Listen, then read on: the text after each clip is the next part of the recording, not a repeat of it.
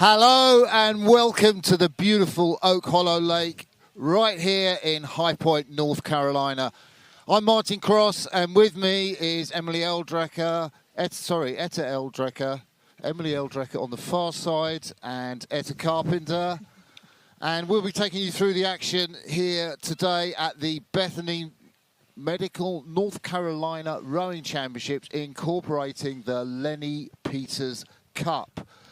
There are over 1,000 athletes here today from all over the world. Yes, that's right, all over the world. And we'll be taking you through the action, the best of the action, right up until just after 5:30 p.m. But before we get into the action, let's hear from our commentators, give them a chance to introduce themselves to you. Good morning, everyone. My name is Emily Eldrecker. I'm the silver Paralympic coxswain from this year, Team USA. And we are good to go. 3 years on the para-national team, and I am here covering the races with the best team on commentating in the world today, passing it off to Etta. Hi, my name is Etta Carpenter. I am a two-time NCAA champion with the University of Texas, and now I am training with the U.S. national team. And I'm so excited to be here. And I'm Martin Cross. I'm World Rowing's TV commentator, and a long while ago I was in the Olympics and won a gold medal here in the States in Los Angeles, and it's fantastic to be here. So you can maybe hear the shouts of the action, which started earlier this morning at 8:15.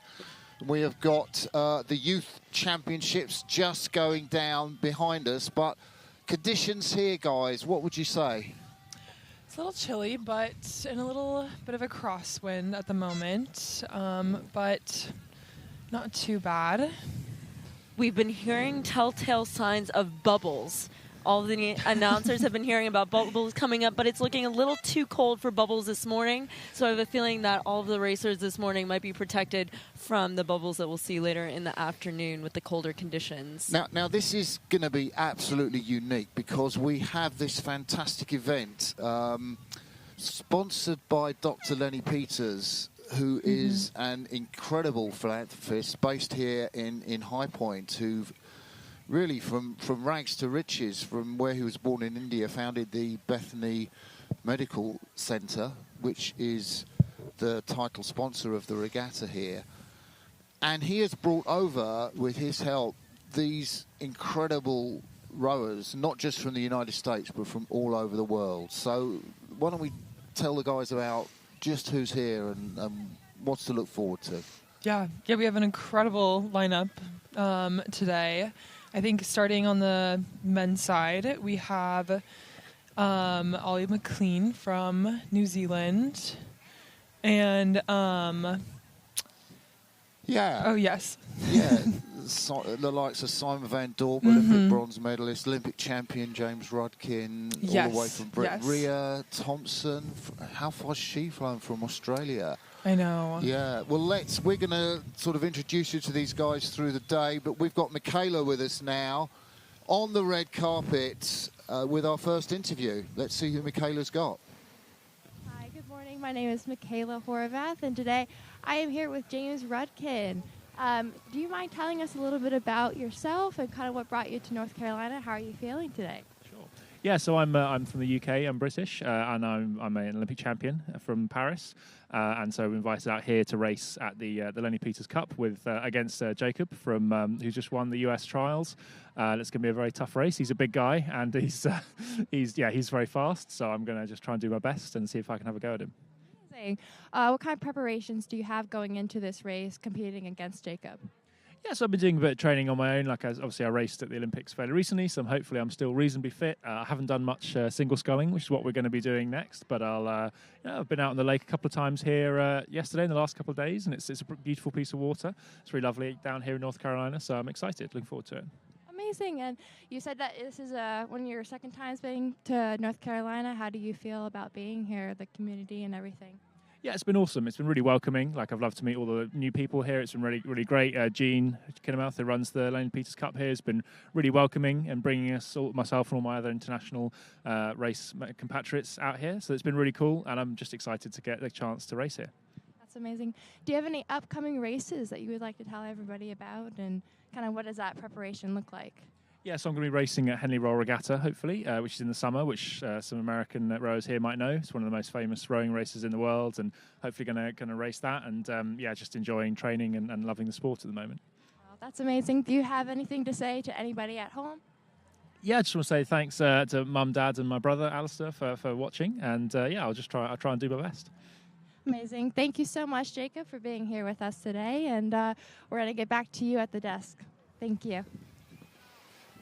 Thank you, Michaela. And we're going to let you know exactly how the racing is going to carry on today. We've got the hundreds and hundreds of kids racing and masters from all over this area and as far away from Seattle. They've come to race here at the lake. And then there is this incredible international competition, the Lenny Peters Cup, which will be going on throughout the day, where Team USA, the best athletes that Team USA has to offer, many Olympians amongst them, will be going head-to-head with the dream team of the rest of the world. And we're going to let you know exactly what that format is going to be like. But, Emily, what are you looking forward to in this Lenny Peters Cup? Well, I don't think there's another race in the world where we have juniors launching alongside Olympians. So what I love watching is the combination of athletes on the dock. We have athletes from junior level up through collegiate racers, up through masters racers here today, but they're going to be on the course at the same time as this dream team from across the planet. And what other race combines that? So just getting to watch that is going to be crazy cool up and down the course. Ada, what about you?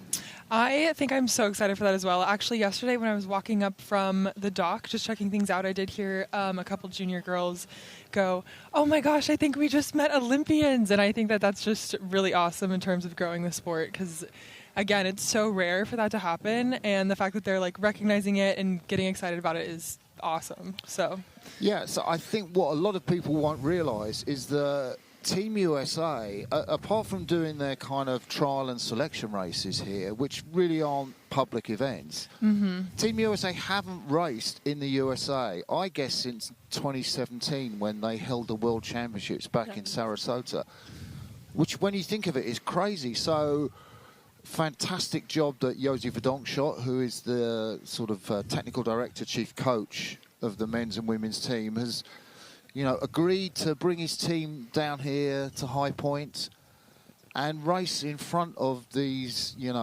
fantastic people here, the kids, the masters, and put American rowing on show to the public.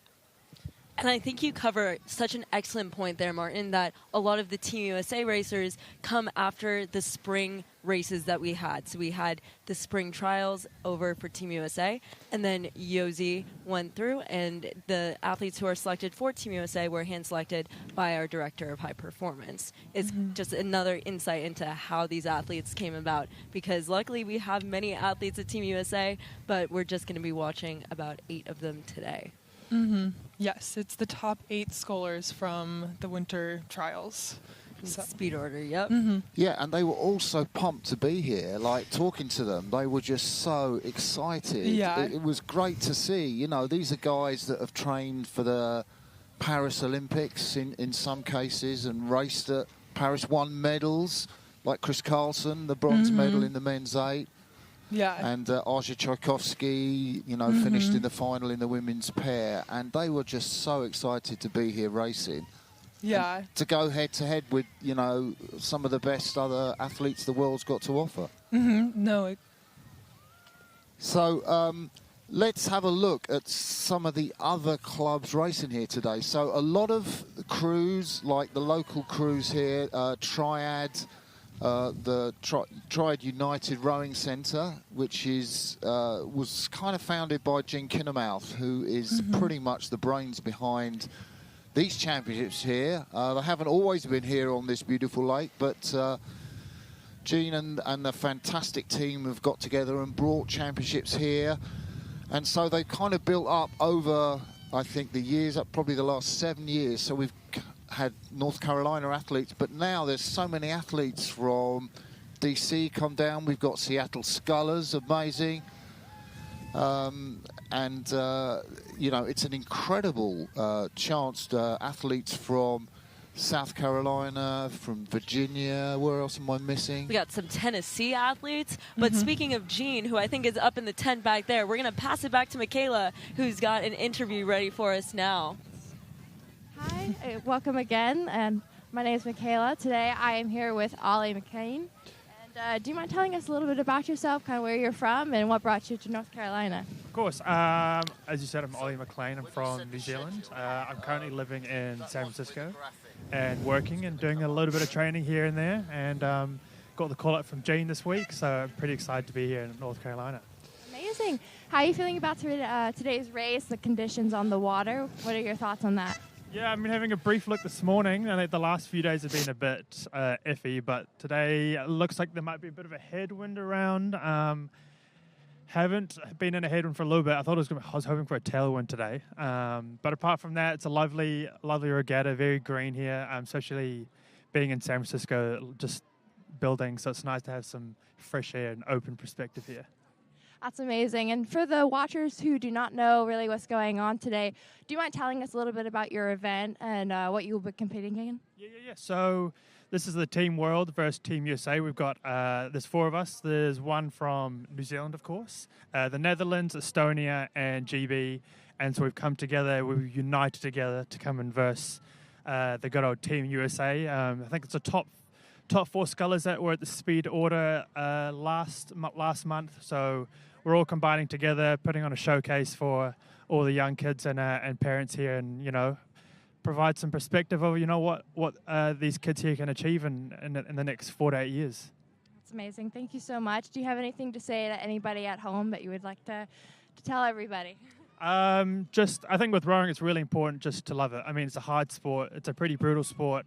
So at the end of the day, it's super important just to love it and enjoy the relationships that you continue on this journey. Amazing. Thank you so much, Ollie, for your time, and good luck out there. I'm sure you'll do great. Thank you so much, and we'll get back to the desk. Thank you, Michaela, and I'm really excited to see what Ollie can do, Olympic silver medalist, and I'm not sure quite how much sculling he's done. He's a bit of a sculling expert in his first sort of iteration representing New Zealand, but best known for winning that silver medal in the sweep. Do you want to do sculling and sweep difference, guys? Some of the people watching might not know the difference between those two aspects of the sport. Yeah, well, so the difference between sculling and sweeping is sculling is, we actually have an example right behind us. It's with 2 oars, and sweeping is with 1 oar. And sculling, you can have a 1-person, 2-person, and 4-person boat. And sweeping, you can have 2 people, 4 people, and 8 people. Thank you. So, let's talk about this course here. There's something special about this course. It is 1,500 metres. So, Emily, why is that distance so important now in the world of rowing? Well, as we look ahead to LA 2028, we know that course is going to be 1,500 meters, but all of the qualifiers leading up to LA will be 2K. So athletes I know are already geared up. Everyone's already thinking about that 1,500-meter course, and having a chance to practice alongside other world's athletes on that distance is just another quiver in your quiver of arrows of feeling more and more confident for that shortened distance and lining up against the rest of the world to see it. But there's something else interesting about this race course. Etta, what is to our direct right? The rubber ducks. The rubber ducks. Yeah, the iconic Lenny Peters rubber ducks. I think in the fall you raced here, and you would row out to the rubber duck and have to spin around it, and then row back, and that was the head race. And now this time they're just watching from the side. But yeah, they are very cute. Yeah, and they've even managed to get the yellow duck upright because it was in a sad and sorry state. So, Etta, you are hopefully going to be in the Los Angeles Olympics in 2028, where it will be over 1,500 metres. Have you ever raced over 1,500 metres? I have not. I think I've done a million 1,500-meter pieces in practice, but I've never actually raced a 1,500. I've raced a 1K. I've done like a 500-meter sprint in high school, but never 1,500 meters, so it'll be an interesting challenge. But I think just in terms of growing the sport, 1,500 meters, and just where the location is at the Olympics is going to be awesome. And so if you've just tuned in and you're watching us, we are taking you through the Bethany Medical North Carolina State Rowing Championships, which are happening here all throughout the day, presented by the Lenny Peters Foundation. And of course, we've been talking about this incredible event with Team USA versus the rest of the world, Olympians, almost all of them, that is happening throughout the day. I'm Martin Cross from Great Britain, and with me, Etta Carpenter from Team USA, and Emily Eldrecker, Paralympic silver medalist coxswain from Paris. So, conditions, just the wind is blowing up a little bit. It kind of looks like a tailwind, which you might want to explain, one of you guys, what a tailwind is? So we may have just heard, if you're just tuning in, Ollie mentioning that he was hoping for a tailwind. When we have a little extra boost from the wind, it's going to make that race a little bit shorter. So that means tailwind, that the wind is blowing in the direction that we are racing. And a headwind is going to be when that wind is holding us back, giving us extra drag. And so what we'll want to see as the wind changes is athletes with a tailwind, are they drawing that handle up and through and completing the stroke, not getting caught up by that tailwind? And if the winds change and we get a little bit more of a headwind, making sure that we get those blades in. So it'll be interesting to see how the conditions change over the day and how each race handles each change in the conditions. We've been hearing that it's a bit of a fast course with a couple of currents, and so that's also going to be compounding with that tailwind for what looks to be, at the moment, a pretty quick and swift race course. Yeah, definitely. And I think that we've got some tremendous racing that we've seen already behind us. It's great when you see some close finishes. And just to let you know that the start is kind of right behind us, 1,500 metres practically. We're here on the finish line, and just maybe about 50 metres away from us are the judges who will be setting up the finish. And when the crews pass, someone calls Mark, and the judges press the timer, so we get times of the finish. So we're going to go to event 9, and we're going to have a look at that. Will be our first race that we'll be presenting for you today. And event 9 is the men's collegiate 8s.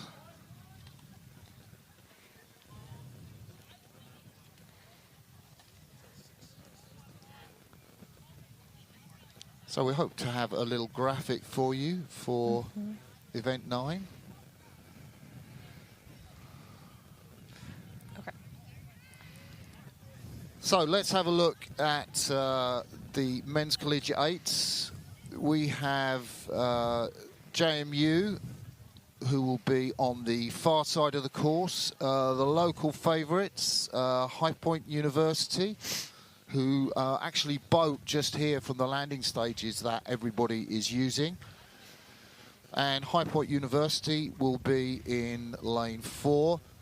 North Carolina State will be in lane 5. And then University of Richmond crew from Richmond, Virginia, they will be in lane, 6. So they will be furthest away from us, and JMU will be closest on this side. And we will see all the action and bring it to you very shortly. Yes.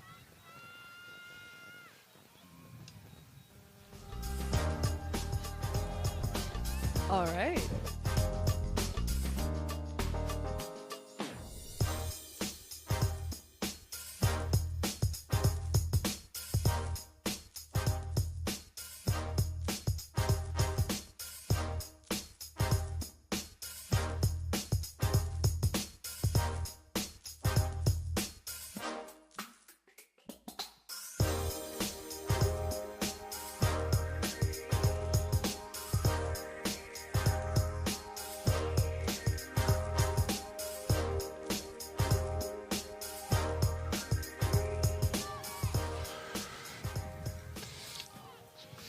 Okay, so we got a little bit ahead of ourselves, thinking we were going to be doing event 9, but actually we are going to be on event 8, which, hey, is the Lenny Peters Youth Cup for Women's Quadruple Sculls. And we can see the lineup there for Event 8. Western Albemarle from Charlottesville, Virginia. Triangle Rowing Club from Raleigh, just north of here, North Carolina. River City Crew from Midlothian, Virginia. Williamsburg Boat Club from Williamsburg, Virginia. Hilton Head Island Crew from Bluffton, South Carolina.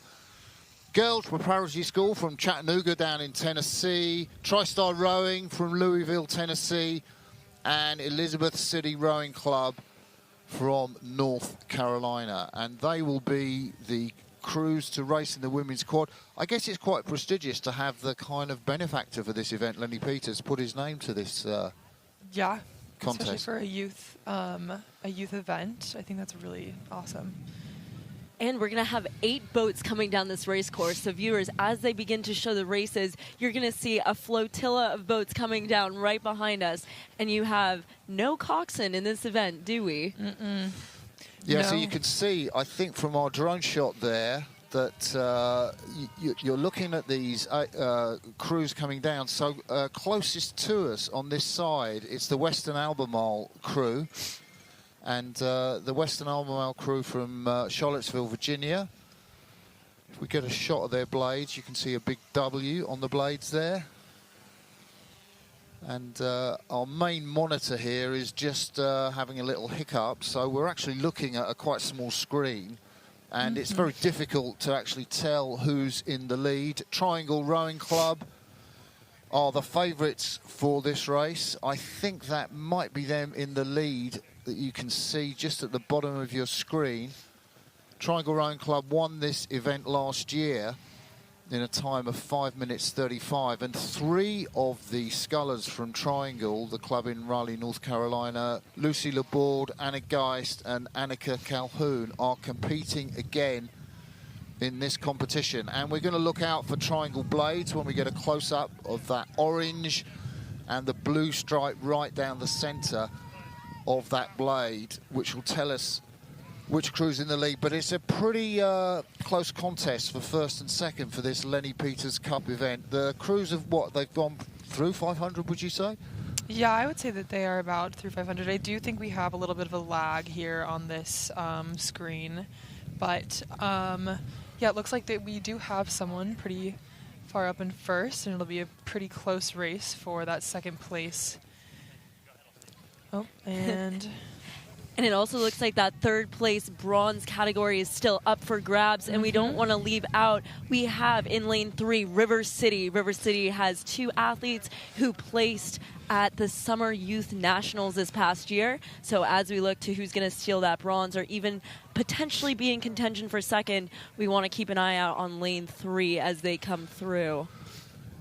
So I'm guessing, like on the far side there, that could be, I want to say that's TriStar Rowing from Louisville. That is right out in the lead. Over on this side, we've got Western Albemarle and then Triangle. And I think on the far side, that might be TriStar that are leading. What do you reckon, guys? I would agree with you. Oh, I think this shot's this angle is a little difficult to tell at the moment, but if I shift a little bit, you guys can see as they're coming down, we're going to be able to see, because we are standing right by the finish line. So though we're getting our angle set up here, we will definitely be able to see who's shooting out ahead as they get ready to come into what looks to be the last 400 meters of the race. Yeah, so there's a very clear leader, and it's over there on the far side, and I'm calling that as TriStar Rowing. That's Emma Farmer, Elliot Taylor, Carla Landis and Isabel Nelson from Louisville, Tennessee. And they are just destroying the field in this race. Look at the go. Beautiful scully. Awesome. How exciting to come all this way and have such a good race early this morning. And as we see them go, they just know that they are owning this field here. They look very much in control, and they just know that they are owning the front field of this race. And it looks like that far side is also coming up pretty quick. but with the angle, it could be anyone's game here for second. Yeah, that's Elizabeth City Rowing Club on the far side. MMA, Elizabeth Brown, Ella McFadden, and Kira Rogers. But for my money, that is TriStar Rowing Club that are going to come up and take the Lenny Peters Cup Youth Women's Quad. And over on the far side, it's Elizabeth City Rowing Club. And I kind of want to say that might be River City Crew. Coming in at third. Coming in third place. And River City Crew with that sort of blue blades with the white stripe. Some tight racing for with fourth Summer here. Kerr, Ryan McKinney, Lucy Ward, and Emily Costa. And Triangle just crossing the finish line now. That's last year's winners. And they are back in fourth or fifth place. That is a surprise. I kind of had them marked down to be leading the field for the whole race. What did you make of that, guys? Yeah, that was a exciting race. Definitely the not who we expected to win, especially with 3 returners coming from Triangle Rowing Club from last year. But what an exciting race this early in the morning. Yeah, and I think it's going to be really interesting. We're just getting the drones set up to give you the best shots possible of the racing, and we had some great views there of the finish. The umpire, I can see, is holding up a white flag. And just to let you know, we are calling this from what we think, but we need to confirm the result of that race when the judges do let us know what the 1, 2, 3 result was. But we think TriStar got that. Yes, yeah, I think throughout the day there might be a little bit of a lag in getting the results just because we have to wait for the refs to input all of the data. So just for those watching at home. So you can see the athletes, they just look absolutely destroyed, don't they, after that 1,500-metre race. Even with this tailwind, spectators just all over the place here. Everyone comes with their tents. It's very colourful down by the lake, isn't it? Fantastic sight. Yes, yeah, it's gorgeous here, even though it's a little chilly. There's still an awesome show out for everyone coming to support their team. Thank you, Etta. Let's go to Michaela for another interview. Hi, everyone. We're back, and today I'm here with Tõnu. Could you mind telling everybody kind of where you're from and how you're liking North Carolina so far? I'm from Estonia, a small country near Russia and Finland and Latvia, and yeah. It's amazing. So I know that you're one of the, not older, but oldest one here. How are you feeling about, competing against kind of the younger crowd, and what's your mindset going into this race? Well, its distance is 1,500, and the water conditions are a little bit tricky here. I haven't, rode such tricky conditions in my career, actually, because, it is. But with younger people, it's the same with older people. Yeah, amazing. And you said that this is the first time that you really rode the 1,500, so how are you feeling about that, kind of the mentality going into there? It should be easier because it's 500 meters less than we usually do, because Olympic distance is 2K, and of course in LA it's going to be also 1,500, and so it's good to do here also 1,500. That's amazing. Do you have any upcoming races that you would like to tell everybody about, and what are your preparations going into that? Well, we'll see. It's quite cold here, so we're going to be a good warm-up here. So we have single today, and then we do quad, plus we do mixed quad, 2 women, 2 men. So it's going to be an interesting day today. It's amazing, and for me at least, I have never really gotten the chance to see the quads. So how do you feel about having the 2 women, 2 men? Is that something that you think more sports should incorporate, or what are your thoughts on that? Yeah, I think it's going to be interesting. Of course, we will be on water first time with this squad, the mixed squad. Yeah, yesterday we did our men's squad. It was quite okay, but mixed squad we will be honestly first time on the water and straight to the start. So it's going to be a surprise, full of surprises, I think. That's amazing. Thank you so much for joining me today on this interview. Is there anybody that you'd like to say hello to at home? Yeah, hello to my family, of course, and of course I want to thank for inviting me here. And actually, I haven't seen so many boats. Even World Championships and Olympics are less boats than here. The atmosphere is very good, and it's good to see that it unites like young people and older people, and like grandparents comes to cheer, and it's great. It's amazing. Thank you so much for joining me today on this interview, and good luck out there. Oh, thank you. Thank you, Caileigh and Tõnu.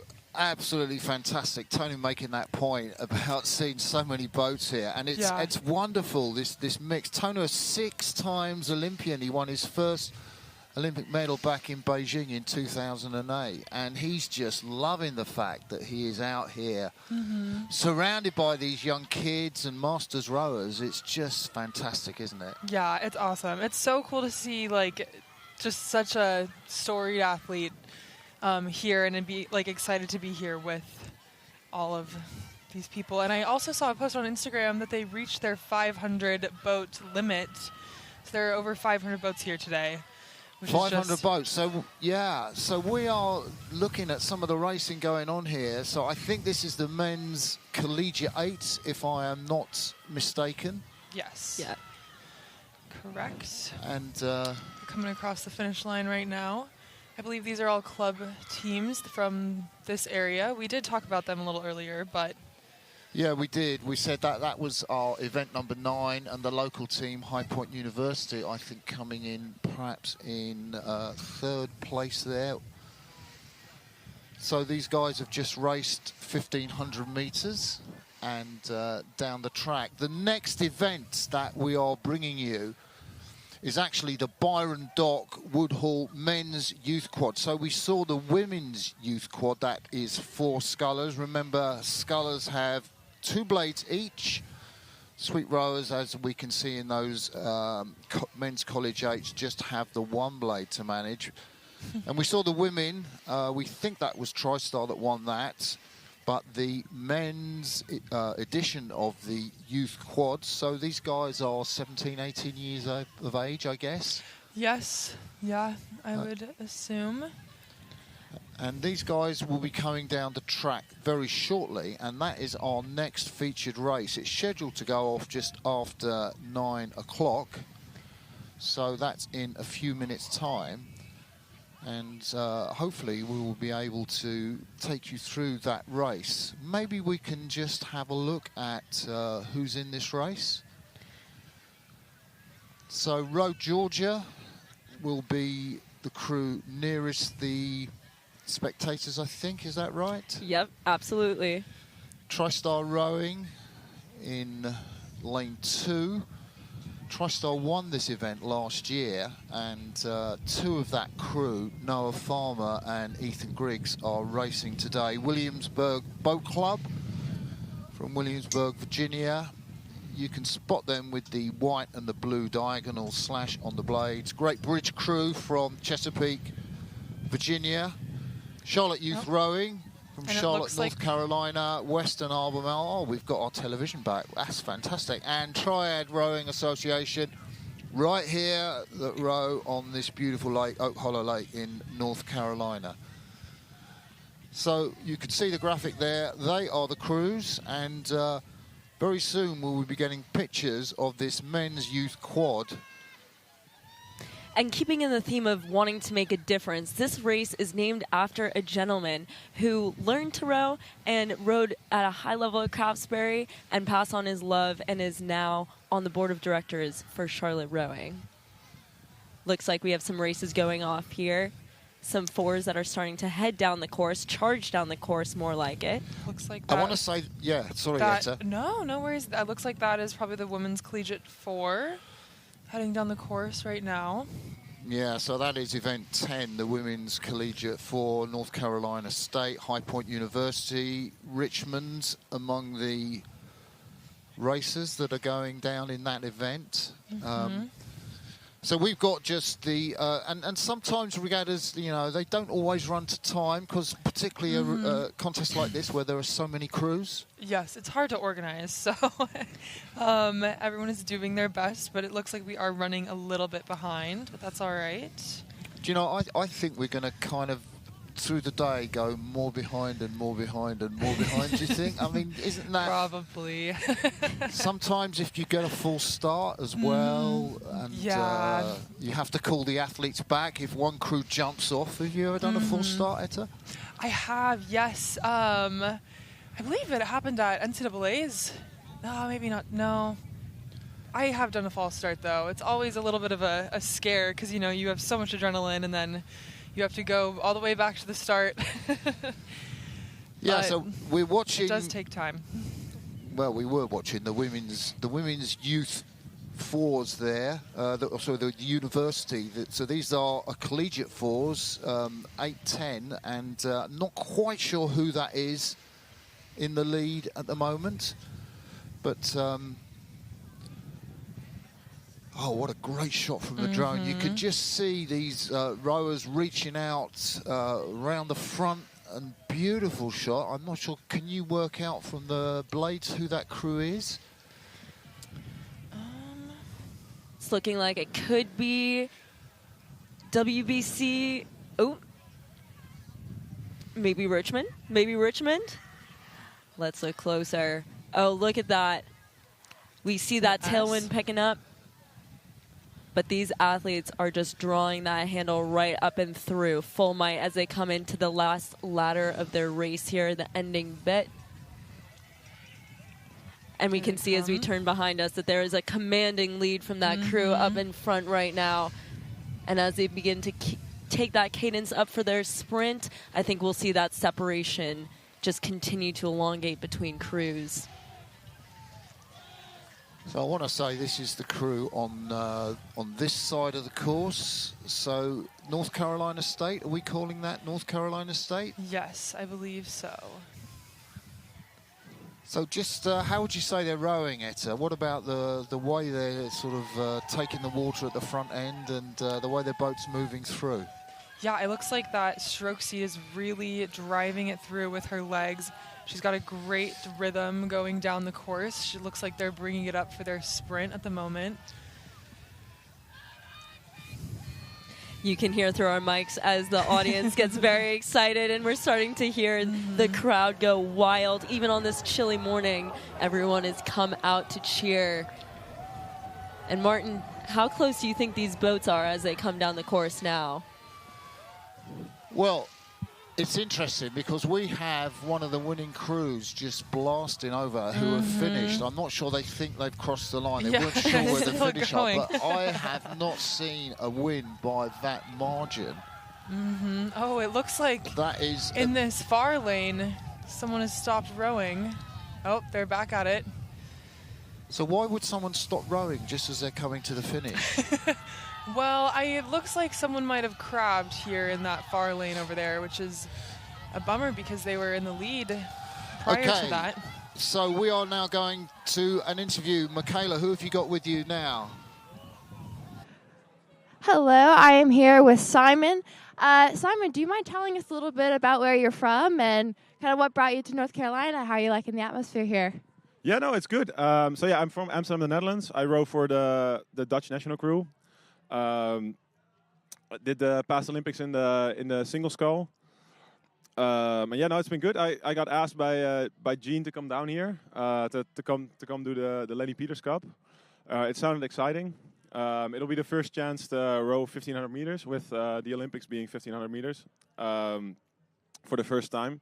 So I think it's good to get a 1,500 meter race underway, get some practice in early, and yeah, no, the atmosphere has been good. It's fun to see how like 2 days ago there was nothing here, and now it's a big race. I think I was talking to Tõnu earlier. There's probably more people here, more rowers here than at the Olympics, so or even at the World Championships.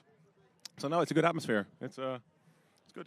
That's amazing. What were kind of the preparations going into the Lenny Peters Cup, and kind of what was the mindset behind that? So I have my my national championships next week. So that's the main thing I'm targeting.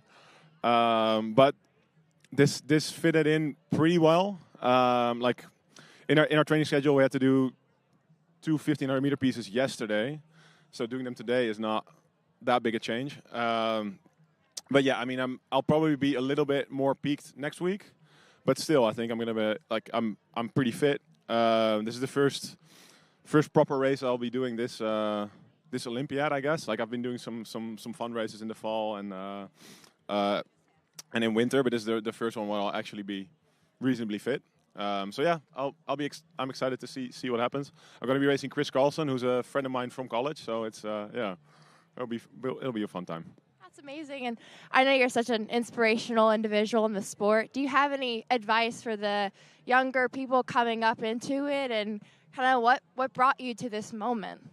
I think, yeah, keep enjoying what you're doing. I think rowing should be fun, and that way, I mean, like, if you want to make it to the top, you need to do a lot of hard training. But I think if you can find a way to make that fun, to enjoy every day, then it's a lot easier to do the miles that are required. I still really enjoy what I'm doing every day. So, and I've been doing this for almost 14 years now. So yeah, just go out on the water, enjoy yourself. If you want to make it to the top, good. If you don't, also good. You know, it's a sport. It's there to be enjoyed. So yeah, I think that's probably my big takeaway. Amazing. Thank you so much for joining me today for this interview. And as the rest, good luck out there. So we hope you do well. Oh, sorry. And thank you again. Thank you, Michaela, and great to listen to one of the towering figures in more ways than one of world rowing, Simon van Dorp from the Netherlands. We're going to take you through to the race introduction here for the Byron Dock Woodhull Men's Youth Quads. And you can see the lineup there. Row Georgia from Peach City, Georgia. They are in the lane closest to us on this side of the course. TriStar Rowing, who won the event last year with Noah Farmer and Ethan Griggs from that winning crew. Williamsburg Boat Club with the white and blue blades. Great Bridge Crew Club, we're going further away, so these will be on the far side of the course away from us. Charlotte Youth Rowing, Western Albemarle from Virginia, and the local crew Triad United Rowing Association from High Point, North Carolina, that row on this beautiful Oak Hollow Lake where we are bringing you these Bethany Medical North Carolina Rowing Championships right now. And once again, this cup is named after a gentleman who loves rowing so much. He's been a head coach in Charlotte for 22 years. As these boats take off and start to storm off of the start, here they come. Wow, just look at that speed coming down as these boats start to stride. Do you think they're hitting their stride, Edda? I do. It looks like they might be settling at the moment. Oh, it looks like we've got a crab in this boat, but they're back at it. No worries. It's early in the race, so you can still make that up for sure. So we're looking at these guys. They're racing in the first 500 metres of this race. Well, actually, no, they're coming through to the finish. So we have kind of missed the first part of this race. Oh, and it looks like that was event 11. So we haven't started the men's youth 4 quite yet, but oh, so this is the Division 2 men's youth 4, isn't it, that we're looking at now? Quad, yes. Yep, we got the men's youth quads coming down, Division 2. So the Division 1 is actually what we've given you the graphic for, the Byron Dock Woodhull event. And these guys aren't quite as fast. They're kind of like the second varsity guys. And over there in lane 2, we can see that are the team from, I want to say, TriStar.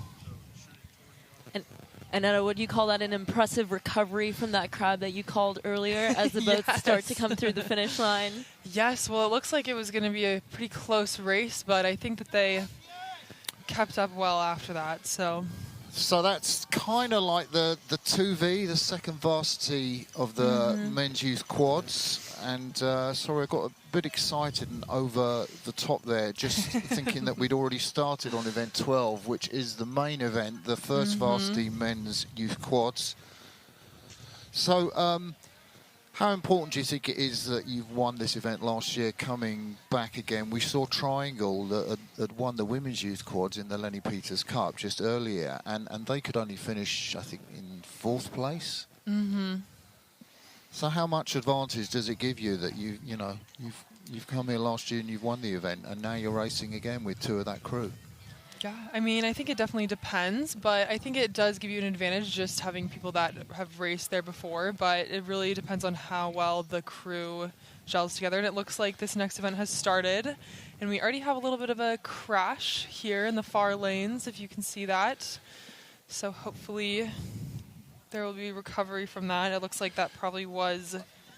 I want to say that's TriStar in lane 2, just like so. Road Georgia on the side nearest to us, but TriStar looked to be just flying. Yeah, there look they at them go. Look at Wow. that. Taking off, absolutely. And as we begin to go here, we see that they're still in their high strokes. We have not yet hit a stride, it looks like, as everyone just takes off of the course. It looks beautiful on the lake with the little fingers going off. But these are last year's winners from TriStar. And they are out in front, and you can see the leading crew. Our drone is just bringing you these fantastic shots. The boat from Louisville, Tennessee. Owen Schumack in the stroke seat. He's the guy setting the rhythm. Behind him, one of those winners from last year, Noah Farmer. You can see just how commanding the lead is, but what a great race for the silver medal here between the crew over there on the far side, the local crew from Triad, and then it looks like going in Charlotte Youth Rowing, perhaps not in contention, and look at them go. They just look like they are so together. yeah, so going from left to right, Owen Schumack, he's right on the left of your picture. Noah Farmer, Nolan Lee, and Ethan Griggs. To your question about confidence coming from a win last year, Martin, I think we're seeing it play out in real time here. Just how much confidence in your warm-up, your preparation, how you know the course can just play out as you begin to take the middle part of your race. So Road Georgia not out of it. They're in 4th place at the moment. That's the crew on this near side. We're concentrating on the white blades of TriStar. I mean, sometimes you see the little 3 stars on their blade, but I think they're just rowing with white blades today. And in 3rd place, Williamsburg Boat Club. Well, I think actually it might be Great Bridge Crew Club, and Great Bridge. There was they row on Virginia, from Virginia, and there was a very famous Civil War battle that happened at Great Bridge Row on the Elizabeth River. There, it looks like they are in 2nd place at the moment, as the crews are just what are they? They're probably going through. They've gone through halfway. Yes. And that's a very high rate of striking these guys are able to sort of put. That's the number of strokes per minute that the crews do. They're rowing with those interesting blades. You want to say anything about those blades, Etta? Yeah, I think, well, I mean, they definitely don't have their stars on them as we expected, but it looks like they are... Looks like, would you call those comps, Martin? Yeah, I call them comp blades. Yes. So they're kind of the blades are kind of shaped like cleavers or hatchets, and that's interesting. Is that the bubbles the athletes were talking about? That is a line of bubbles. And that will be kind of affecting the boats and maybe pushing them in one direction. But we can see a shot of those blades, and they're quite sort of fat from top to bottom. That's the white spoons. And the fatter they are, that's sort of, we call them comp blades. And the athletes will be using different types of blades here. But is that Great Bridge crew still in 2nd place? It looks like it's a toss-up right now between Great Bridge and Charlotte. So as we look round from our commentary point, which is maybe about 50 metres ahead of the finish, there's no doubt about this fantastic crew from TriStar Rowing charging down to the finish line. They've looked fantastic the whole way. High rate of striking, up about 35, 36 strokes a minute. And they will be coming through to take the gold medal in this Byron Dark Woodhall Men's Youth Quads by some margin. And they are through that line. It looks like it can still be a toss-up here. There's just enough space. It's going to be a tight race for 3rd. But a clear separation, it looks like, for that 2nd place being cinched right now. I want to say that's Charlotte Youth Rowing, but I'm not 100% certain. I think Great Bridge are in there maybe for the 3rd place, but the crew over on the far side, Western Albemarle, really came up right in the last part of that race, and they could have grabbed a 3rd place. And the results from the judges are taking a bit of time to come through. So I do give you those calls with a proviso. I hope we've got the right crews, but no doubt about the winning boat there from TriStar Rowing Club. They're having a fantastic regatta, aren't they? Look at that. They just look so tired. Even though it's 500 meters shorter than what we usually race, it does not mean it's any less hard, for sure. And Etta, what are your takes on the fact that we have these quads coming down the course with no lanes? So this is a 7-boat race with no buoys. Oh, definitely going to take a little extra focus. And as we saw towards the beginning, there was that a little run-in with, I think, lanes, what was that, 2 and 3? But, yeah, definitely going to take a little extra focus from these crews today to make sure that that doesn't happen. And I think also in a lot of the drone shots, you can kind of see when they start, there is a little bit of turning to kind of get straight. But I think for the most part, they're doing a fantastic job. Martin, just how important do you believe a bow seat is in a race like this? 7 boats across in a quad. You know, I think it's fantastic. Normally you're racing 6, but 7 you get such an extra buzz. And look at the guys from TriStar Rowing there in lane 3. You can see TSR on their backs, and there's plenty of supporters. You get a great shot from the drone there. The Lenny Peters Duck, High Point USA, that advertising sign. But behind us, there is an awful lot of noise, and people here, they're wrapped up because it's a little bit chilly. I must say, I'm looking for it to warm up later on in the day, but certainly hundreds and hundreds of spectators come to cheer on friends and family. Yeah, it's awesome to see. But I think at the moment we do have another interview over with Caileigh, so we'll hand it over to her. Hi, welcome back. And right now I am with Sam. So Sam, do you mind telling us a little bit about where you're from and how you like North Carolina so far? Yes, I'm from New York. I rode the New York Athletic Club. And yeah, we got into North Carolina a few days ago, and it's been good so far. You know, it's really excited to race here. You know, it's the first year of the Cup, so it's awesome to be a part of its first year too. And yeah. It's amazing. And you know, what competitions are you, or events that are you entering today, and how are you feeling about going into that kind of mentality behind it? So I'm racing, like all the USA athletes, we're racing, each racing a single, and then hopping in a men's quad after that, and then mixed quad at the very end. And for the single, I'm really excited. I'm racing Tõnu Endrekson. You know, he's 6-time Olympian, multiple Olympic medalist. So, you know, it's, you know, being in this country, it's really great opportunity to get just racing people like that. I'm excited. Looking forward to it.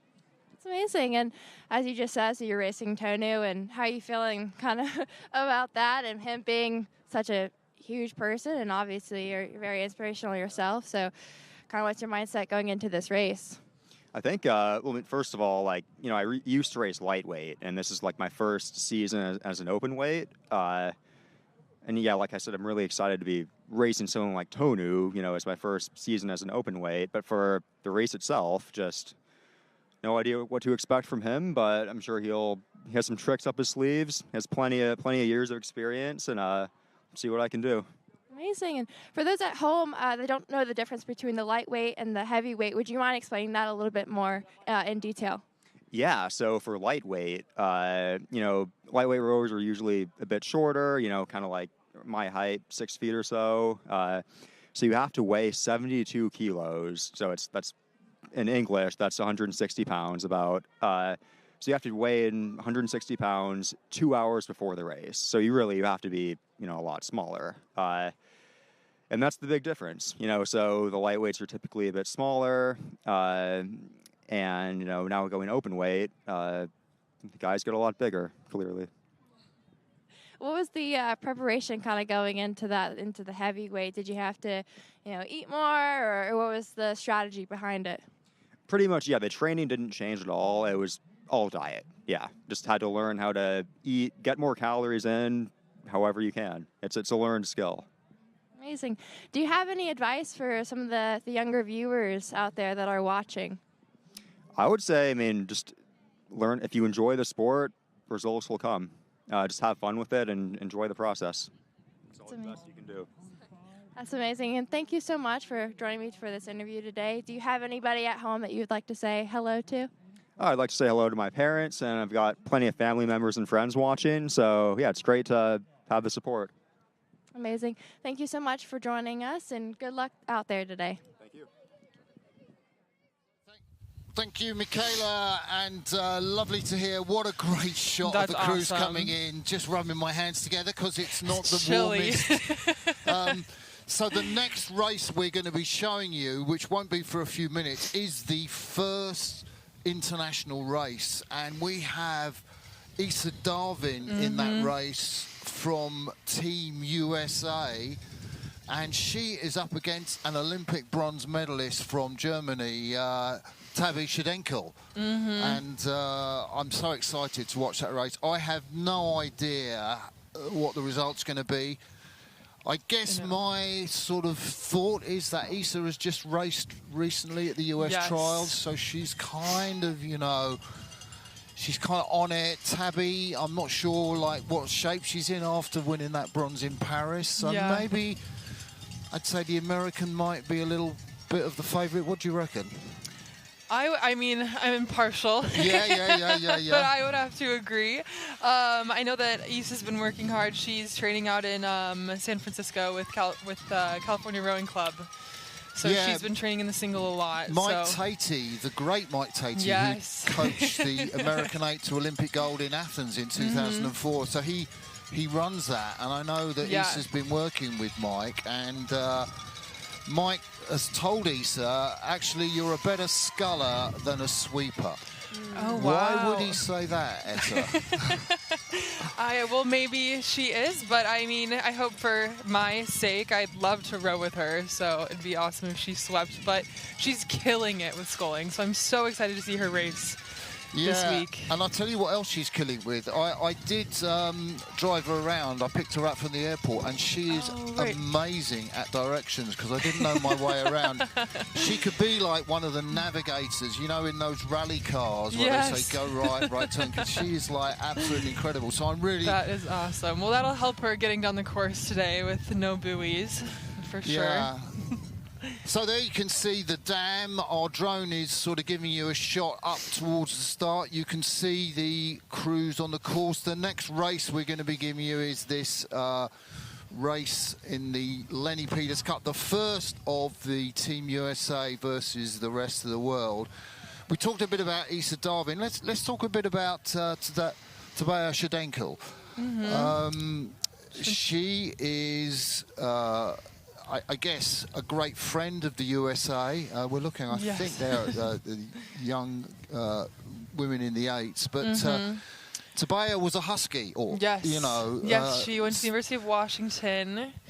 I'm not entirely sure when she graduated, but... So she was there at the same time as a couple of other racers here today. She was there at the same time as our Netherlands sculler Van Dorp, and they were definitely getting to have a little bit of a reunion the other night when we had dinner with the whole team. And I think that's something that's very also special when you get the world together. We have 3 athletes who are overlapping. We have Chris Carlson, we have Simon or Simone, and then we have, of course, our German single sculler. Yeah, and really what I respect about Tabea is, that sometimes she has had a struggle with not feeling great, maybe about herself, and she is a fantastic advocate for people, and particularly athletes, talking about their mental health and being open and seeking help. And I think it's so fantastic that she managed to sort of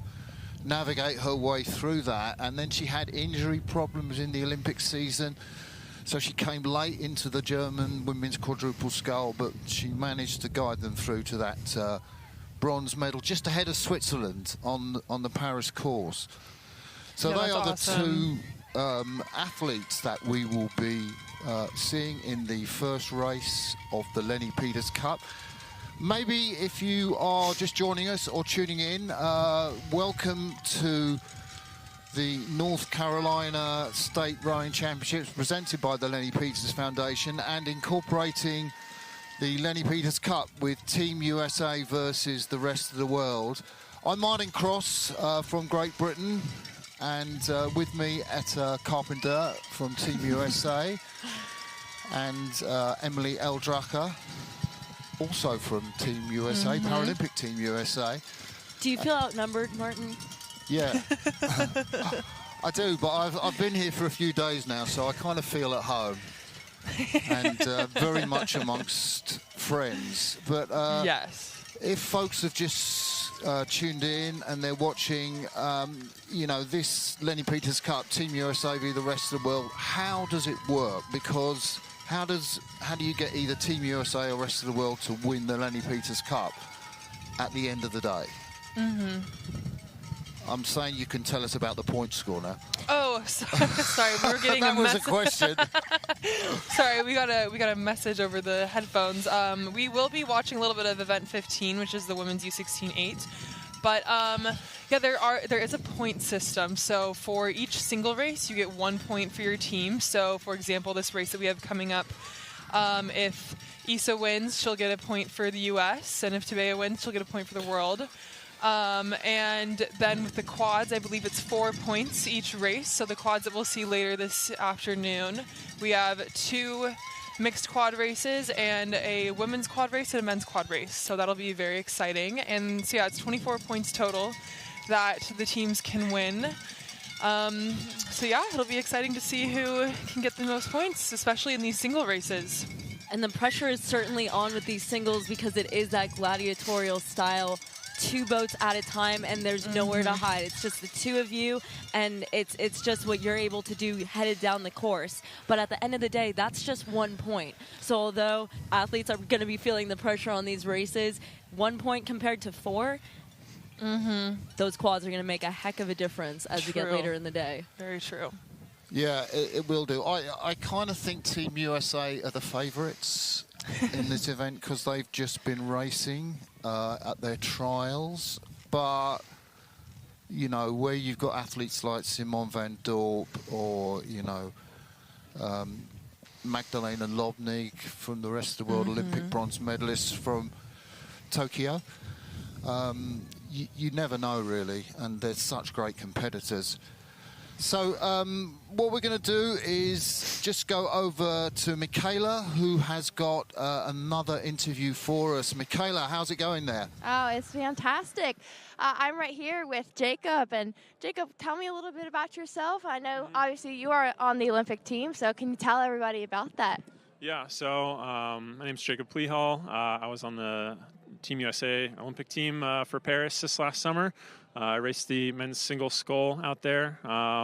Would have liked to have done a little bit better. I got 13th in the end, so missed the podium by a bit, but had some good conditions and good weather for the final that I was in. I was able to set the American record for my event, so a silver lining out of that, and excited to build forward. And obviously being here for the Lenny Peters Cup is a great opportunity to race some very high-quality international talent. So I'm looking forward to lining up against James today in the singles, and then against the rest of the squad in the quads and mixed quads. So that's going to be a lot of fun. Amazing. And that's such a huge accomplishment. What did that experience feel like when you got such a huge thing? Yeah. I don't know. It felt pretty surreal. I had tried to make like one of the team boats last year for the USA, and I had gotten cut at the selection camp. And so kind of had to work my way through like a trial system and a final qualifier race. So just making it to the games for me was pretty surreal because I wasn't quite expecting to after getting cut from like the team boat selection process. So being able to go and race and do, you know, reasonably well is a big confidence boost. And I feel like I've unlocked some speed that I'm excited to bring into obviously this year and this season and these races and hopefully into the next 3-4 years into LA. So. Amazing. Thank you so much for joining me today, and good luck out there. Awesome. Appreciate it. Thank you. Thank you, Caileigh. And if you're thinking there was a disparity in height between Caileigh and Jacob there, you're right, because Jacob is 6'10", isn't he? He's 6'10". Yeah. 6'10", that's crazy. I know. It's Whoa. awesome. All right. Looks like we have some... Yeah, so we are singles warming up looking here. at Darvin from Team USA, and she will be in the lane closest to us, and Tabea Schendekhl from Team World. She will be sort of furthest away from us. That is on the far side of the course. And that is the first race in the Lenny Peters Cup.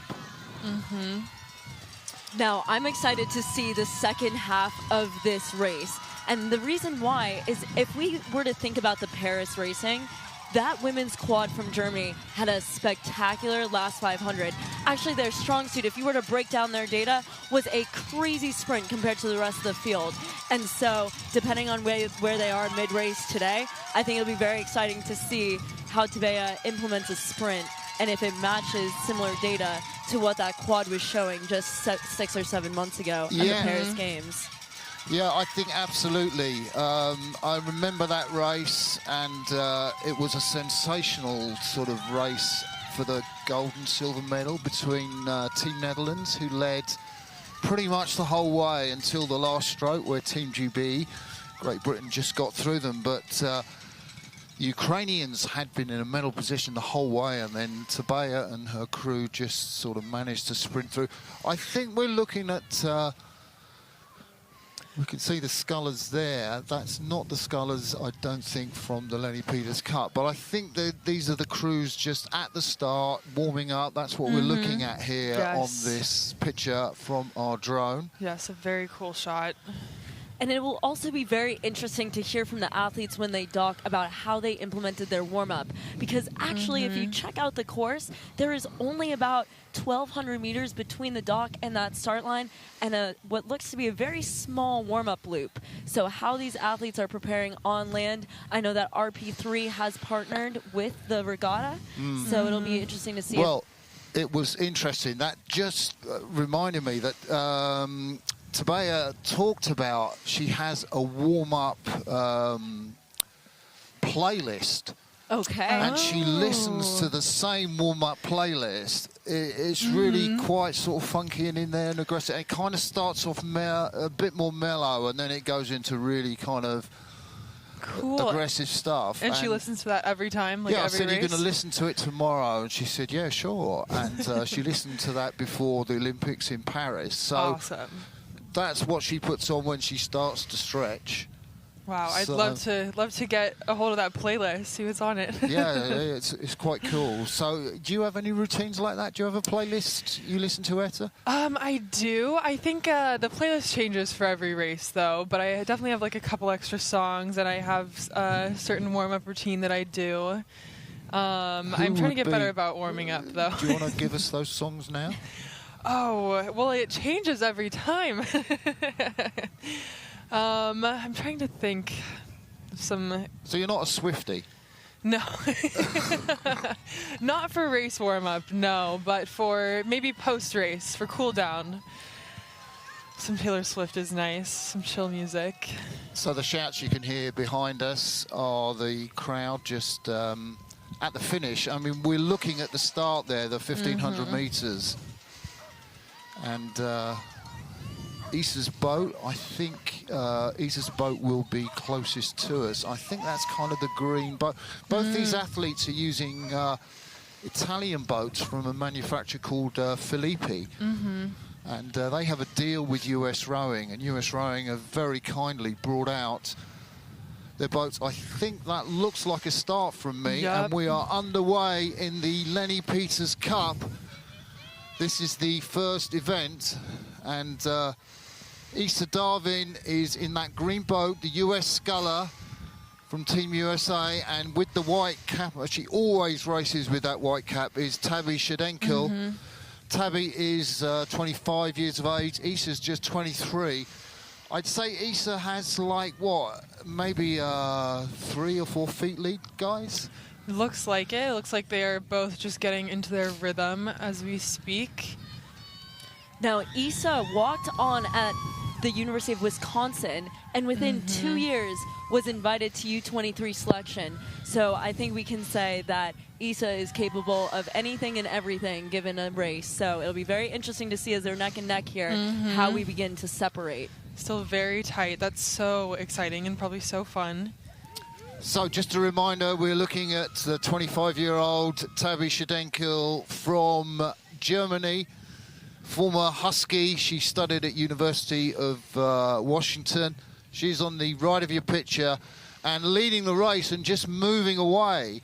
Could that be a decisive move that Isa Darvin, the 23-year-old, has made? She's a gold medalist in the women's pair at the Pan Am Games. That's just with one blade, but she's now, from the advice of her coach at California Rowing Club, where she trains Mike Tatey, she has turned to 2 blades, and she is now establishing a decisive lead over the German, and she's an Olympic bronze medalist, Tabea. And she hasn't looked over her shoulder, but, you know, you said, Emily, that Tabea has got that capacity to sprint at the end of the race, and I guess Isa will be well aware of that. Exactly. If we look back at that Paris final, we'll see that that German quad just hung back confidently and really started to go at that 700 meters to go. So I wouldn't be surprised if Tabea has some tricks up her sleeve in the best way for the second half of this race.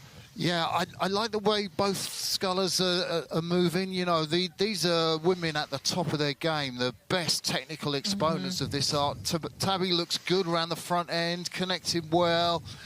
Maybe just not quite the power of the drive-through that Isa has got over there in the green boat on the far side. So we're certainly coming through to over halfway in this race, so probably about another 700 metres to go.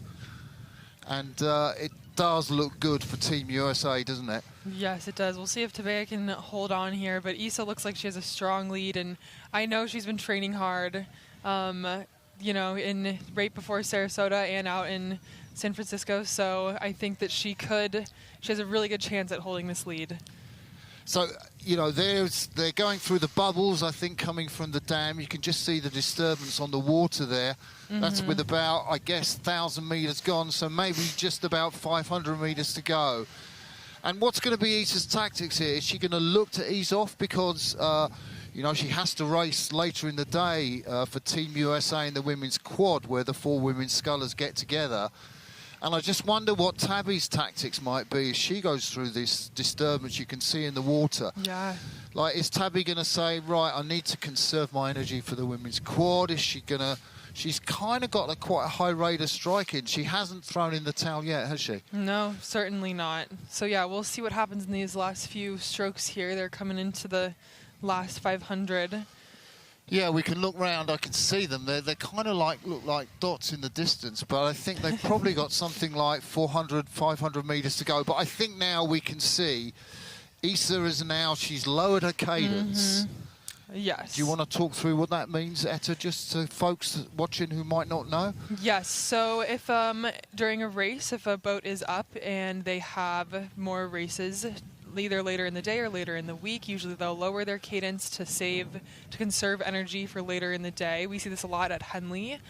But yeah, we can see Isa doing this now because she will have 2 races later today.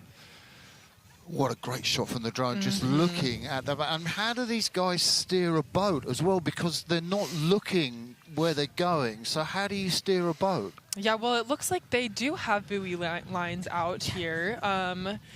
We were not aware of that earlier. But so as you're looking down the course, looking ahead, you can kind of see where your stern is pointed to, and you're able to kind of adjust yourself in relation to where the buoys are. I mean, this has been a fantastic race for Isa. She powered off this. Well, I think Tabea powered off the start, didn't she? Yes. Maybe there's a little bit of a sprint from Tabea, but she's not going to make it up in the time to the finish. They have about maybe 100, 150 metres to the finish. And Issa has just sculled this race to perfection. The yellow duck is pretty much on the finish line, and you can see the graphic on the bottom of the screen from the Lenny Peters Cup. The famous yellow duck. Issa Darvin has, I would reckon that's about a 6 or 7 second lead. And looks like she is bringing it up a little bit for a sprint, and she just looks awesome. You can just see that acceleration in the second half of the drive. That bow ball keeps moving even after Issa is then on the recovery. Yeah, she crossed the finish line there. No little beep sound like you might hear in the Olympics. So the scullers just might have to race through it to make sure they've got there. But Issa Darvin absolutely nails that first point for Team USA against the rest of the world. And Tabea Schendekhl, well, she'll be hoping that she can do something different when the women's quads race later in the day. And we will see both these athletes later in the race. But fantastic pictures from our team here. And Issa's hand salutes the crowd here. Very strong racing from both crews today as they kick off this inaugural race with the first tick. Okay, so let's go to Caileigh, who's got another interview lined up for us. Hi, everyone. Welcome back. And right now I am with Grace. And Grace, would you mind telling us a little bit about yourself, where you're from? Yeah, I'm Grace Joyce. I'm from outside Chicago. I row for the Craftsbury Green Racing Project up in Vermont. Yeah, I'm just happy to be here. That's amazing. And you said that you had some upcoming things. Would you mind telling us a little bit about that? Yeah, so kind of on the U.S. domestic circuit, we just finished Winter Speed Order, which kind of feeds out into Selection Camp 1 invites. So we'll be heading back down to Sarasota to see if there are any fast combinations that we can send to World Cup 2 and 3. And then from there, we'll be training for Selection 2 and then World Championships in Shanghai. Yeah. Oh my gosh, that's amazing. Do you have any advice for some of the young ladies coming into this sport, and kind of what would you say is a very pivotal moment for you, and you know, just explain kind of what you think behind that? Yeah, I think the main thing is just have fun and spend the time with your teammates and your friends. And really, they talk about the fun part is the journey. And I think building up to the Olympics, having those fun times with teammates and sharing the love of the sport, I'd say setting goals is amazing, and try not to let those become expectations for yourself, and stay proud of yourself. Like when you achieve something that you're working towards, just make sure that you kind of sit in that moment and be proud and share that with your teammates, and kind of just stick to your love of the sport. Yeah. Thank you so much, Grace, for joining me in this interview, and good luck out there today. I'm sure you'll do amazing. Thanks. Cool. Perfect. All right. Thank you so much.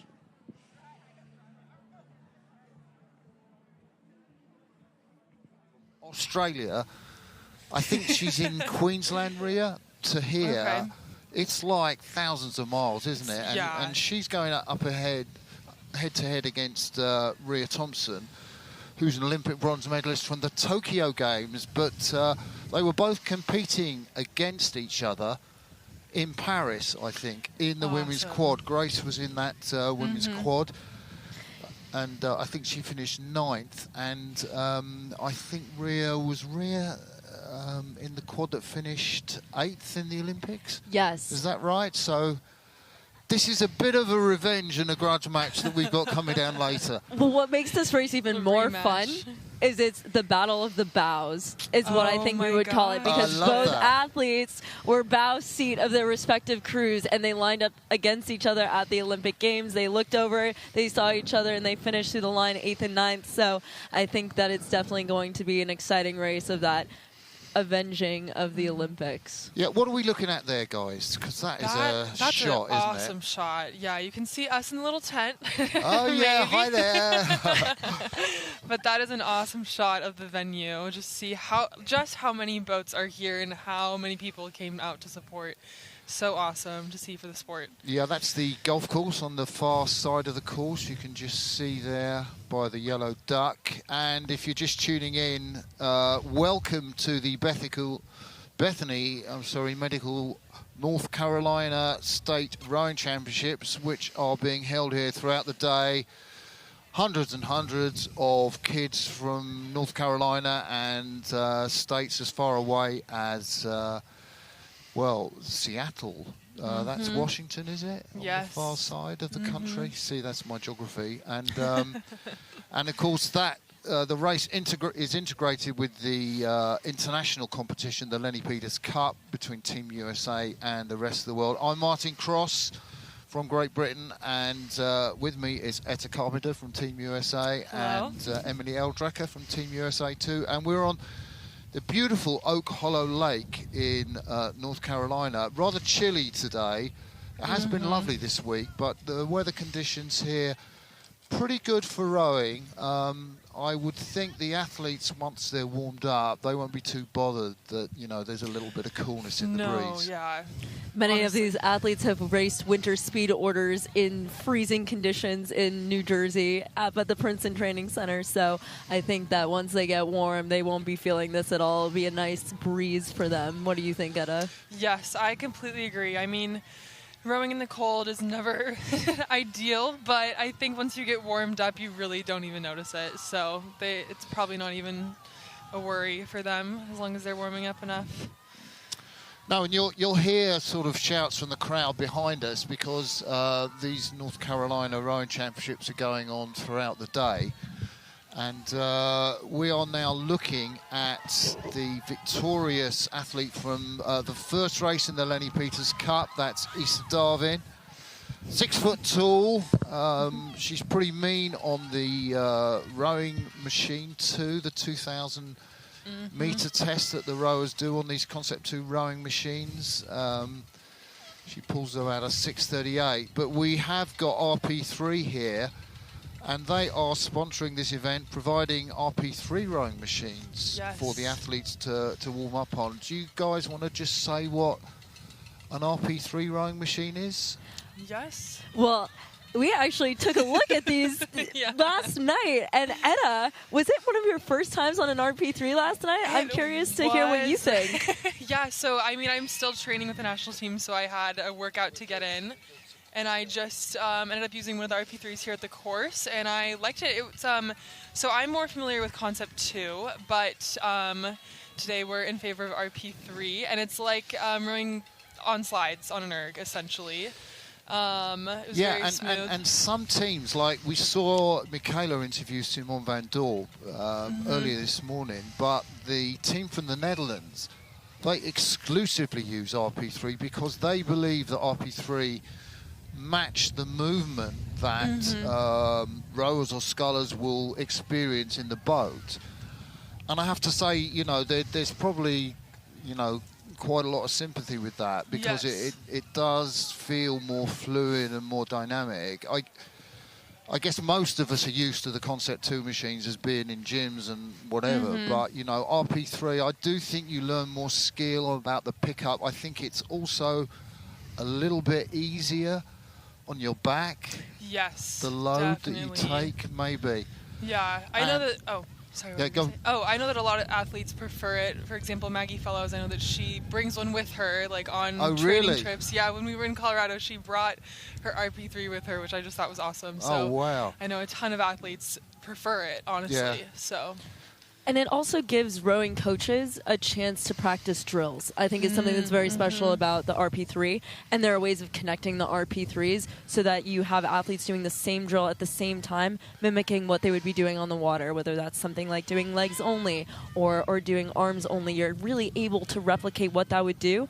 And if you have bad technique on an RP3, what's going to happen is the front of that ergometer is going to slam, and you are going to be slamming side to side. So what's really special about these machines is that they help really reinforce the technical changes that coaches are going to want their athletes to be making on the water. Yeah, this is a slightly geeky conversation. If you don't know about the sport of rowing that we're having, just allow us and tolerate that. We're talking about these sort of specialist rowing machines that the rows spend an awful lot of time, particularly in the winter, I think here in Carolina, although it's probably possible to row all year round, but the rowers do spend a lot of time in the winter on these machines. And there we see one of the women's eights, and they are just coming up through to the finish.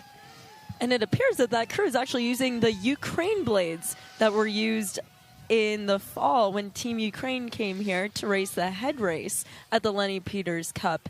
And I got to work with them as their coxswain when we were back here in October. But it looks like those blades came out to play again today for this women's 8.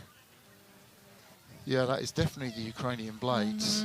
And I think it's amazing, really. I think all over the world that, you know, Ukraine fighting a war on its own territory at the moment, and folks around the world have been so kind, particularly here in High Point, North Carolina. But I know the Americans have also welcomed the Ukrainians, and also Europeans, and helped to buy the Ukrainians boats so they can train and go to training camps, you know, that have been outside of the war zone. So, you know, hats off to all the work that the guys have done over here in the States.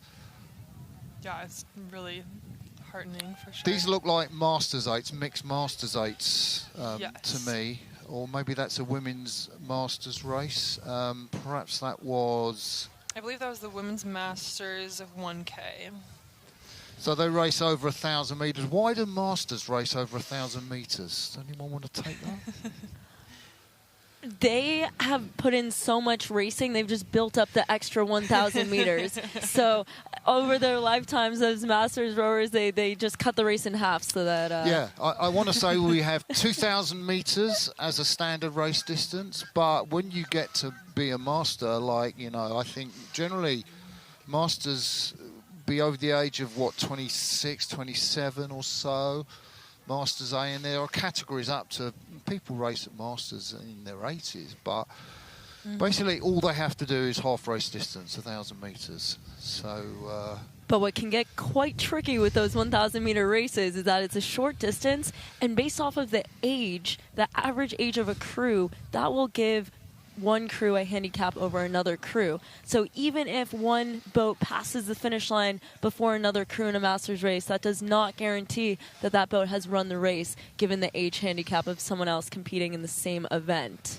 Yes, that is really interesting. And I have, the last race that I did as a master, I benefited from a handicap. We had a fantastic crew that we were competing from the same club. And they beat us on actual times, but on sort of countback, because we were older than they were, we beat them by 1 second. So we got the medals and they didn't, and it was so cool. And speaking of collecting medals, I believe that we are going to pull up a graphic for race number 20. Once again, this is going to be that Lenny Peters Challenge Cup, and we are going to have Team USA versus Team World coming up with Cedar Cunningham versus Ollie McLean on Team World from New Zealand. Yes, Cedar will be closest to us, and Ollie McLean from New Zealand will be on the far side. We are going to get a little bit of refreshments. I can just see the race organiser here, Jean Kinnermouth, with some coffee and lots of nice things, and somebody with just a t-shirt who looks pretty cold. So we are going to be getting some hot coffee just to keep us going through the day. That's very kind of you guys. Extra supplies. Thank you so much. But so excited for this race. And I'm so excited because Ollie McLean, he is an Olympic silver medalist from Paris. He is an experienced sculler. He started off in the junior team. I watched him compete as a sort of 17-year-old, 18-year-old in Rotterdam in 2016 when he was in the finals there. But he's an under-23 gold medalist in quad sculling. And I guess the thing of late, though, with Ollie is that he probably hasn't done as much sculling as he would have wanted. But he has been training on the ergometer for the past 2 weeks, very specifically thinking about this race. So perhaps not in the boat, but definitely thinking about it.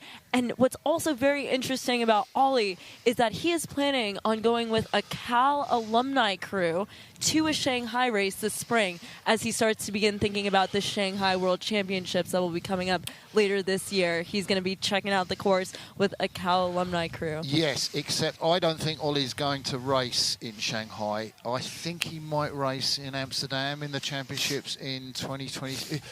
Ollie wants to get a gold medal in LA. He got the silver in Paris and he's targeting LA. So I think, you know, maybe we'll see him come out and play at the World Championships when they're on the Bosbaan in Amsterdam in the Netherlands. But I don't expect to see him in Shanghai this year for the World Championships, maybe just for this great Cal alum crew. They do like their alum crews. So we will see Cedar Cunningham, who is this incredible athlete who really took up rowing at Washington State University. And like we said, Issa was a walk-on. He was pretty much a walk-on. They don't have too much of a men's program. It's more known to be a women's program, yes. Washington State University. Yes, I believe the women's program is D1, but the men's program is club. So it was not really sponsored by the university. He was telling me that they had to do a lot of fundraising in order to get the club going. So really, like, helped with that, with this program. So there are a lot of scullers in this race. Yes, I believe the order might have been switched up, and this might be the U17 women's single going before. That is a great spot. Yeah. So why do they have different categories? Like when you say U17, is that normal in the sport? Yes, it is very typical for the sport. It's just to, you know, show which ages are which. Oh, and it looks like someone might have flipped. There is a single on that launch.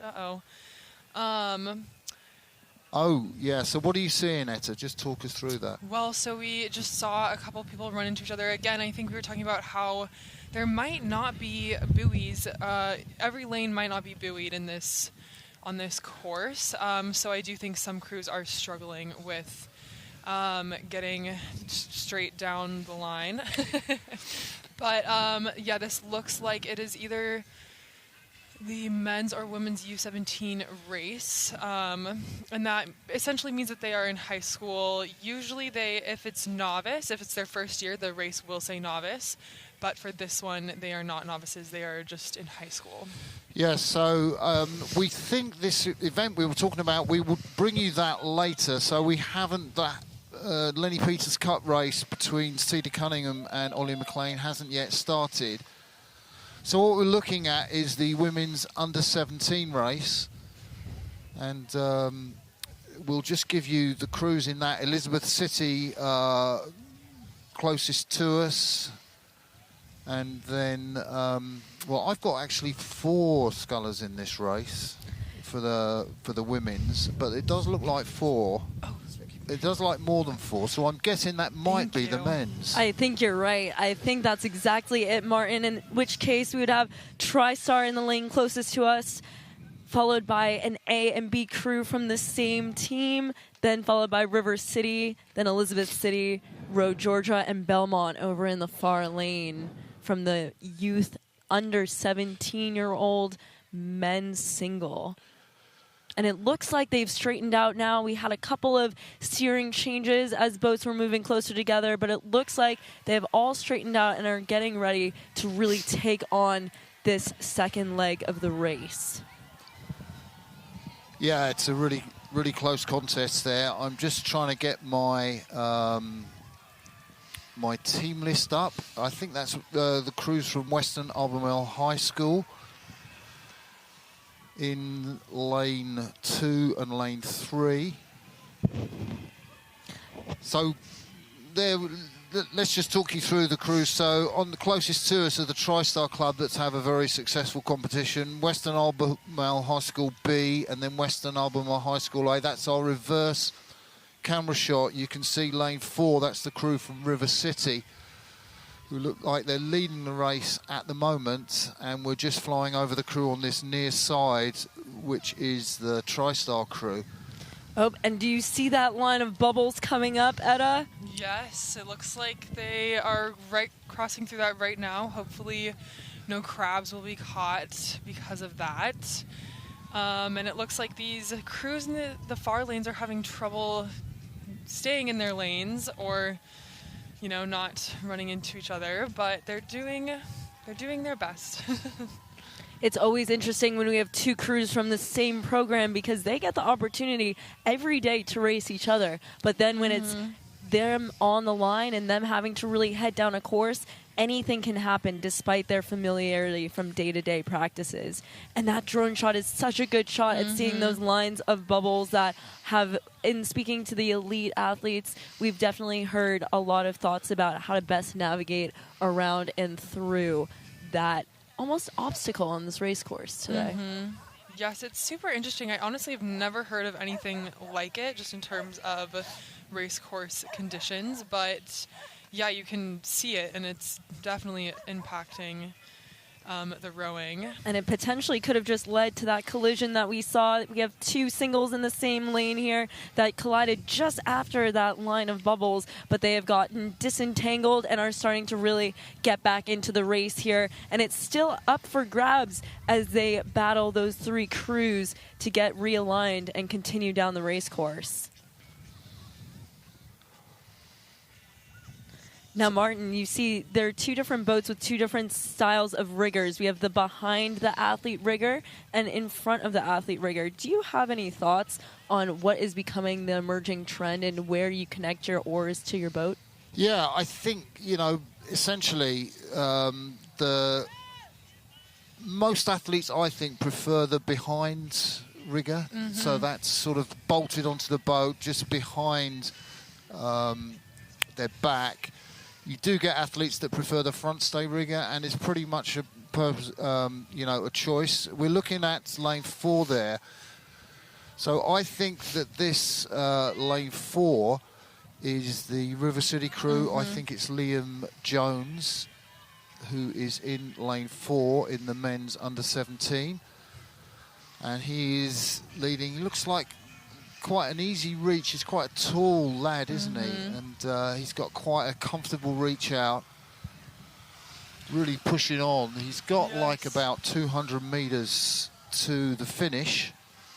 Other crews are not too far behind, but I think where this athlete stands out is just in that calm confidence with the collisions and slight crabs that have been happening behind him. He looks very unfazed, and he is just focused on his own race plan, eyes ahead, just making sure that he completes his own path. He actually looks pretty exhausted. He's kind of looking around for the finish, but there's not too many landmarks. But what a sprint on this near side. That is a fantastic finish. You can see from lane number 2, that's Western Albemarle High School B, I think, who is going to grab that finishing slot. And that was a great finish from, I'm just trying to look at who that is, but it was a fantastic finish from the Western Albemarle High School Scullet B crew. And you wouldn't normally expect the B crew to beat the A crew. And I'm guessing that was James Young that we saw coming up on the finish line so quickly. But that's what we were saying, especially in this under 17 category, that no matter the fact that you may line up against your teammates every single day, on race day it tends to be a different beast, and it's all up for grabs, to your exact point about a B boat versus an A boat, Martin. And today we may have seen that toss-up that can be classic to a youth men's division. Yeah, I want to say that was the Belmont Club over there on the far side we saw just coming across in the finish. Don't have that sculler's name. But we will bring you news of that Lenny Peters Cup race that we were expecting. It hasn't come past us yet between Cedar Cunningham and Ollie McLean. And Well, he's not one of the Lenny Peters Cup scullers, that young lad. He's got his shades on, looking cool in these conditions.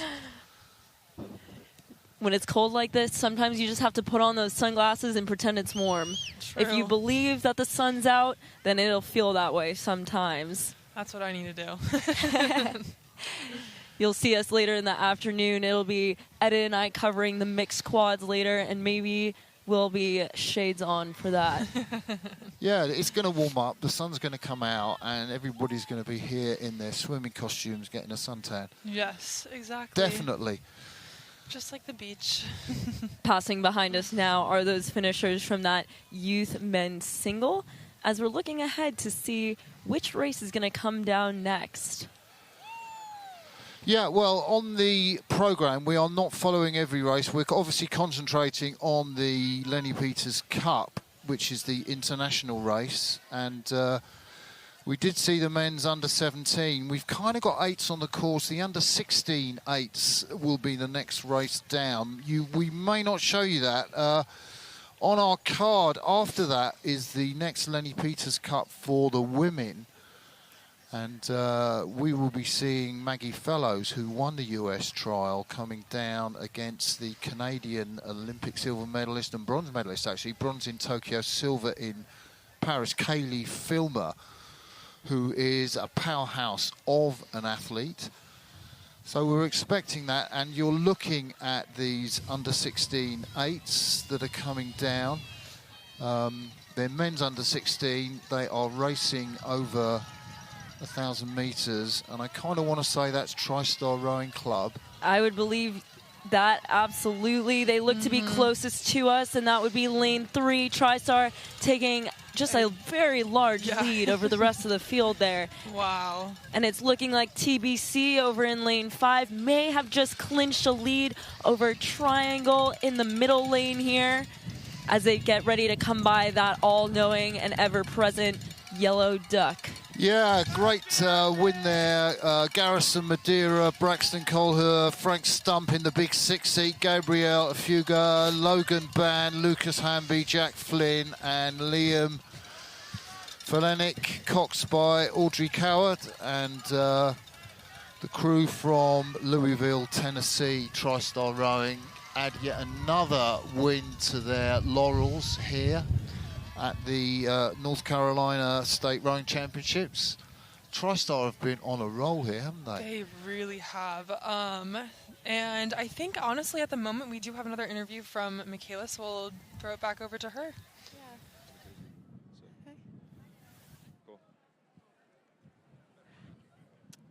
And so right now, if you would like to introduce yourself to everybody, just kind of what brought you to North Carolina and how you liking it here. This is my first time in North Carolina, and my name is Chris Carlson. I'm from Bedford, New Hampshire. Just happy to be here. Amazing. Would you mind telling everybody if you have any upcoming events that you're training for and kind of what the preparation is going into that? I think after the Olympic Games, a lot of us got a bunch of downtime. So, getting back into training, I had an injury in the winter. And, so then just had a couple weeks to train for winter speed orders. And to be honest, the racing before winter speed orders, training wasn't going super great. And then, but luckily got top 4 and qualified to be here, and that's awesome. And so, just happy to be here and see old friends, hang out with the world rowing community, and so it's a lot of fun. Amazing. Thank you so much for joining me in this interview today, and good luck out there. Okay, so thank you very much, Michaela, and great hearing Chris talk about how he's feeling about the contest today. We are going to look at our next event on the schedule. It's the Lenny Peters Cup. It's the women. Margaret Fellows, she's on the left of your picture there. She is the winner of the Team USA trials recently held. She is in amazing form. But she's up against Caileigh Filmer, Not so long ago, I guess about 2 months, Caileigh was in a hospital bed recovering from a hip operation. Wow. She's found her fitness back, and she is on the right of your picture, the double Olympic medalist from Canada. What a lineup. Now I'm excited to watch how Maggie takes on this race. She won the spring speed order for U.S. rowing and played it very, very strategically as she built through, flying a little bit under the radar in the quarterfinal to come out on top in the final.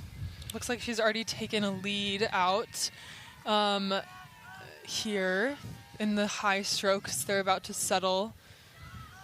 Yeah, it's a great lead from Maggie Fellows. She actually missed a connection here, and she was left on the tarmac, didn't she, in DC? Yes. But, oh, what an amazing lead. And Caileigh Filmer there, she's really quite a good sculler. She's finished second to one of the top Canadian scullers in the trial, Carling Zeeman.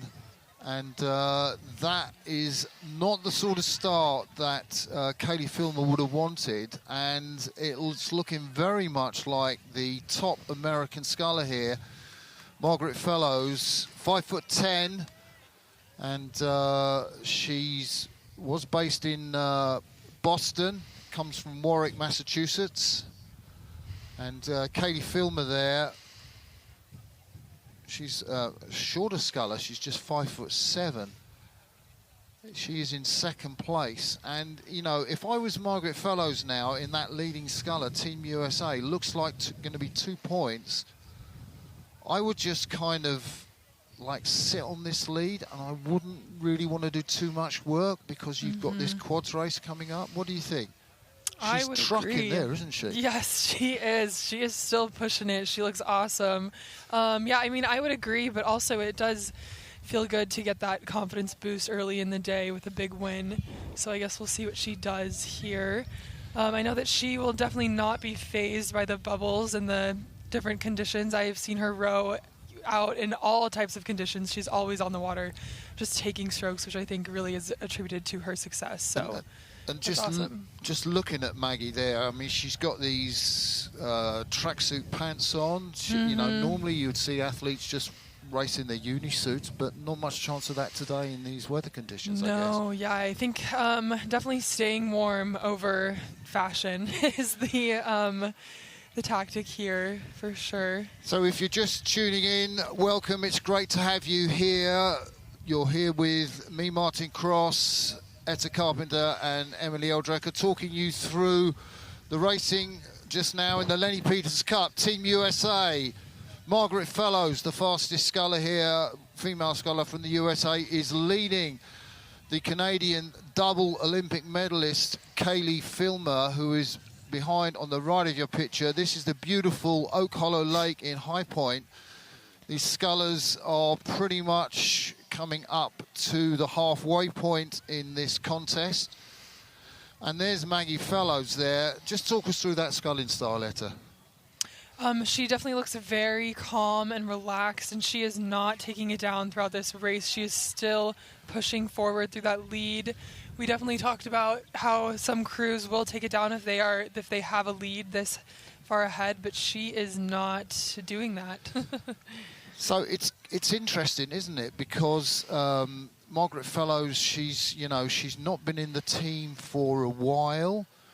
She wasn't in the Olympics, and we've got Josie Verdonschot here as the sort of American chief coach. I mean, how much do you think Maggie is sending a message to Josie, like, you know, I want to be in the team this year, you know, I don't want to be left out? Yeah, definitely a big message. I think that she wants to make a boat for sure, so I think that is probably in the back of her head today.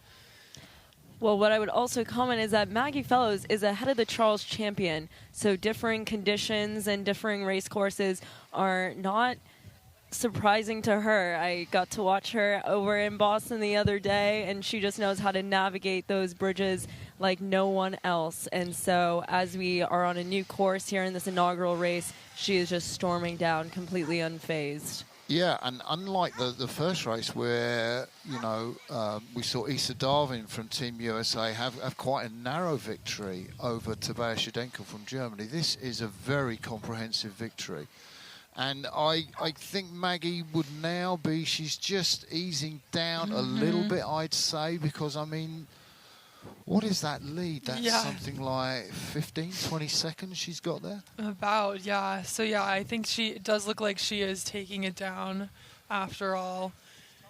So Team USA are pretty much killing this Lenny Peters Cup at the moment. That looks to be like another point in the bag. 2 points to 0 lead. Can Team World come back from this position? I mean, okay, so the race isn't over. You can see we were talking about the kind of way that the riggers are attached to the boat, and you can see that Maggie there has a carbon wing rig, and the sort of, you can tell from the black, that makes them really strong and transmits all the power of the athlete into the boat, but she's got that coming behind her. Yes. Yeah, I think in sculling boats it is a lot more common for the rigger to come from behind, but I will say in sweep boats you will see today that a lot of the riggers come from the front. So we are coming through to the finish now. That yellow duck is pretty much on the finish line, and that is a comprehensive victory. Caileigh Filmer there wasn't able to compete with the pace of Maggie Fellows there, the 34-year-olds. Caileigh Filmer just 27, so the older athlete here has actually taken advantage, and I guess Caileigh will hope that she can turn something round for the women's quadruple sculls races. All these women will be racing a second time in the day. Well, actually, they'll be racing 3 times because they're going to be racing in the mixed quads at the end of the day, but Caileigh is in the women's quad, where she will be going up against Margaret Fellows, who will be in the Team USA women's quad. But honestly, to be in the hospital bed with recovering from surgery and now she's racing just a couple months later is super impressive. So that's awesome that she's out here. Yeah, that's pretty cool.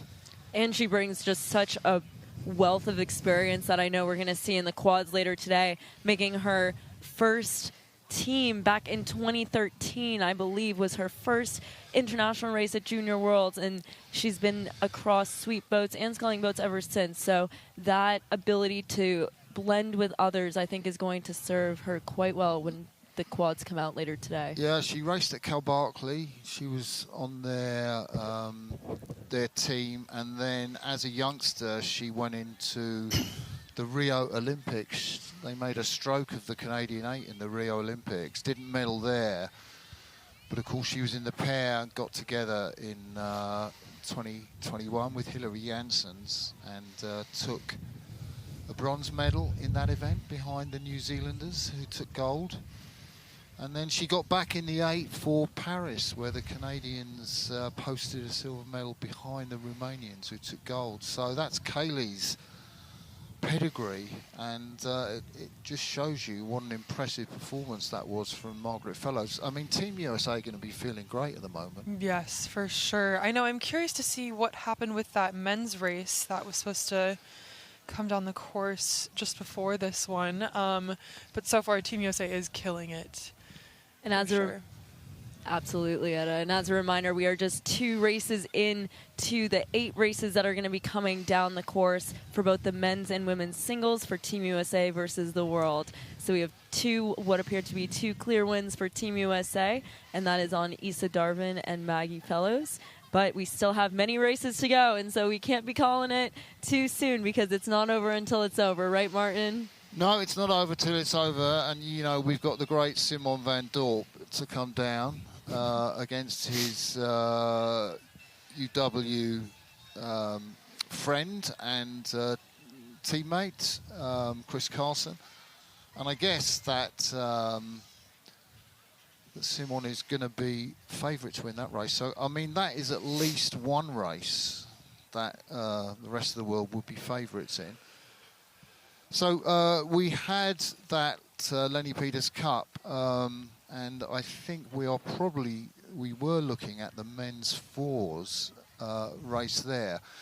I think our next scheduled race that we've got to show you is another Lenny Peters Cup. We're thinking it's race 28 with Grace Joyce, who we just saw being interviewed going up against the Australian Ria Thompson, the Olympic bronze medalist from Tokyo.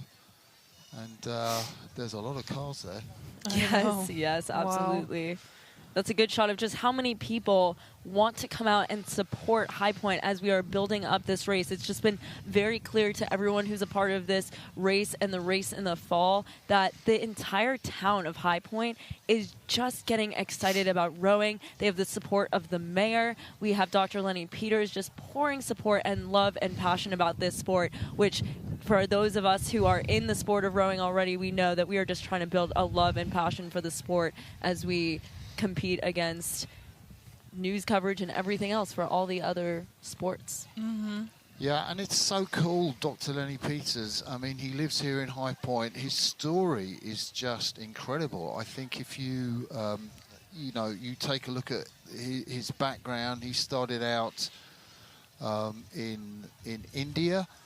And he's worked all over the world as a doctor, and he's got an amazingly inspirational story.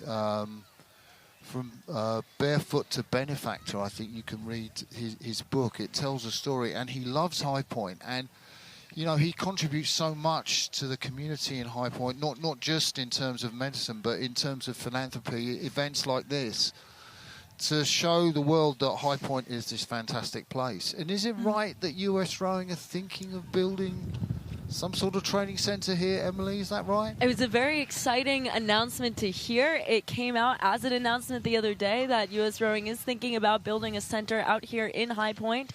But you are seeing, viewers back home, just a small stretch of this lake, but when it comes time to be practicing or any kind of head racing season, the lake does continue pretty far, so it's a perfect Oh, I'm so excited because talking about Dr. Lenny Peters, the power of perseverance and community spirit, we have him with Michaela now. Let's go to Michaela. Amazing. Yes, we have Dr. Lenny Peters with us today, and Dr. Lenny Peters, thank you for being here, obviously, and I would like to know a little bit more about your inspiration behind the regatta and kind of what inspired you to do this.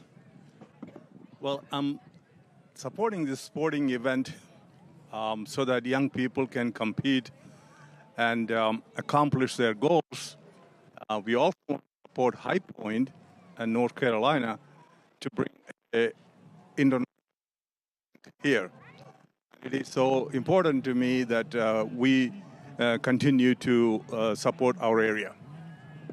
That's amazing. And do you have anything you would like to say to the community? Keep supporting.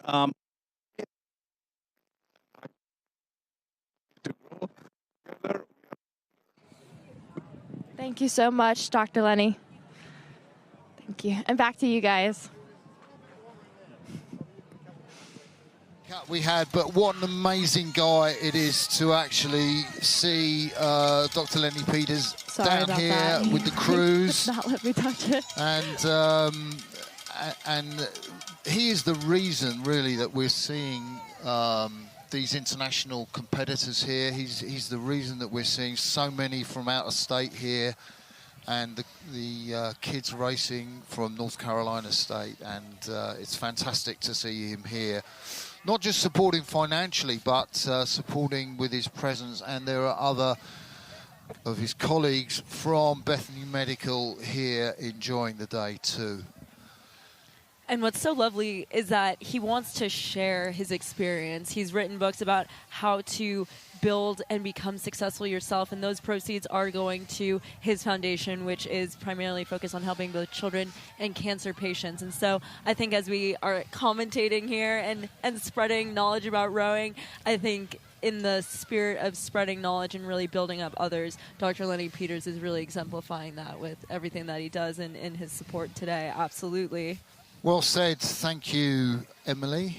And these are just some of the crews that we're looking at as our drone flies over. These are the crews that have just raced at the finish. We are looking forward to bringing you live the next race on our card, which we think is the women's singles. We saw Maggie Fellows of Team USA beat Caileigh Filmer. We saw Darvin of Team USA beat Tabea Schendekhl. What will Grace Joyce of Team USA be able to do up against the Australian sculler Ria Thompson? We think that will be the next race we're showing you.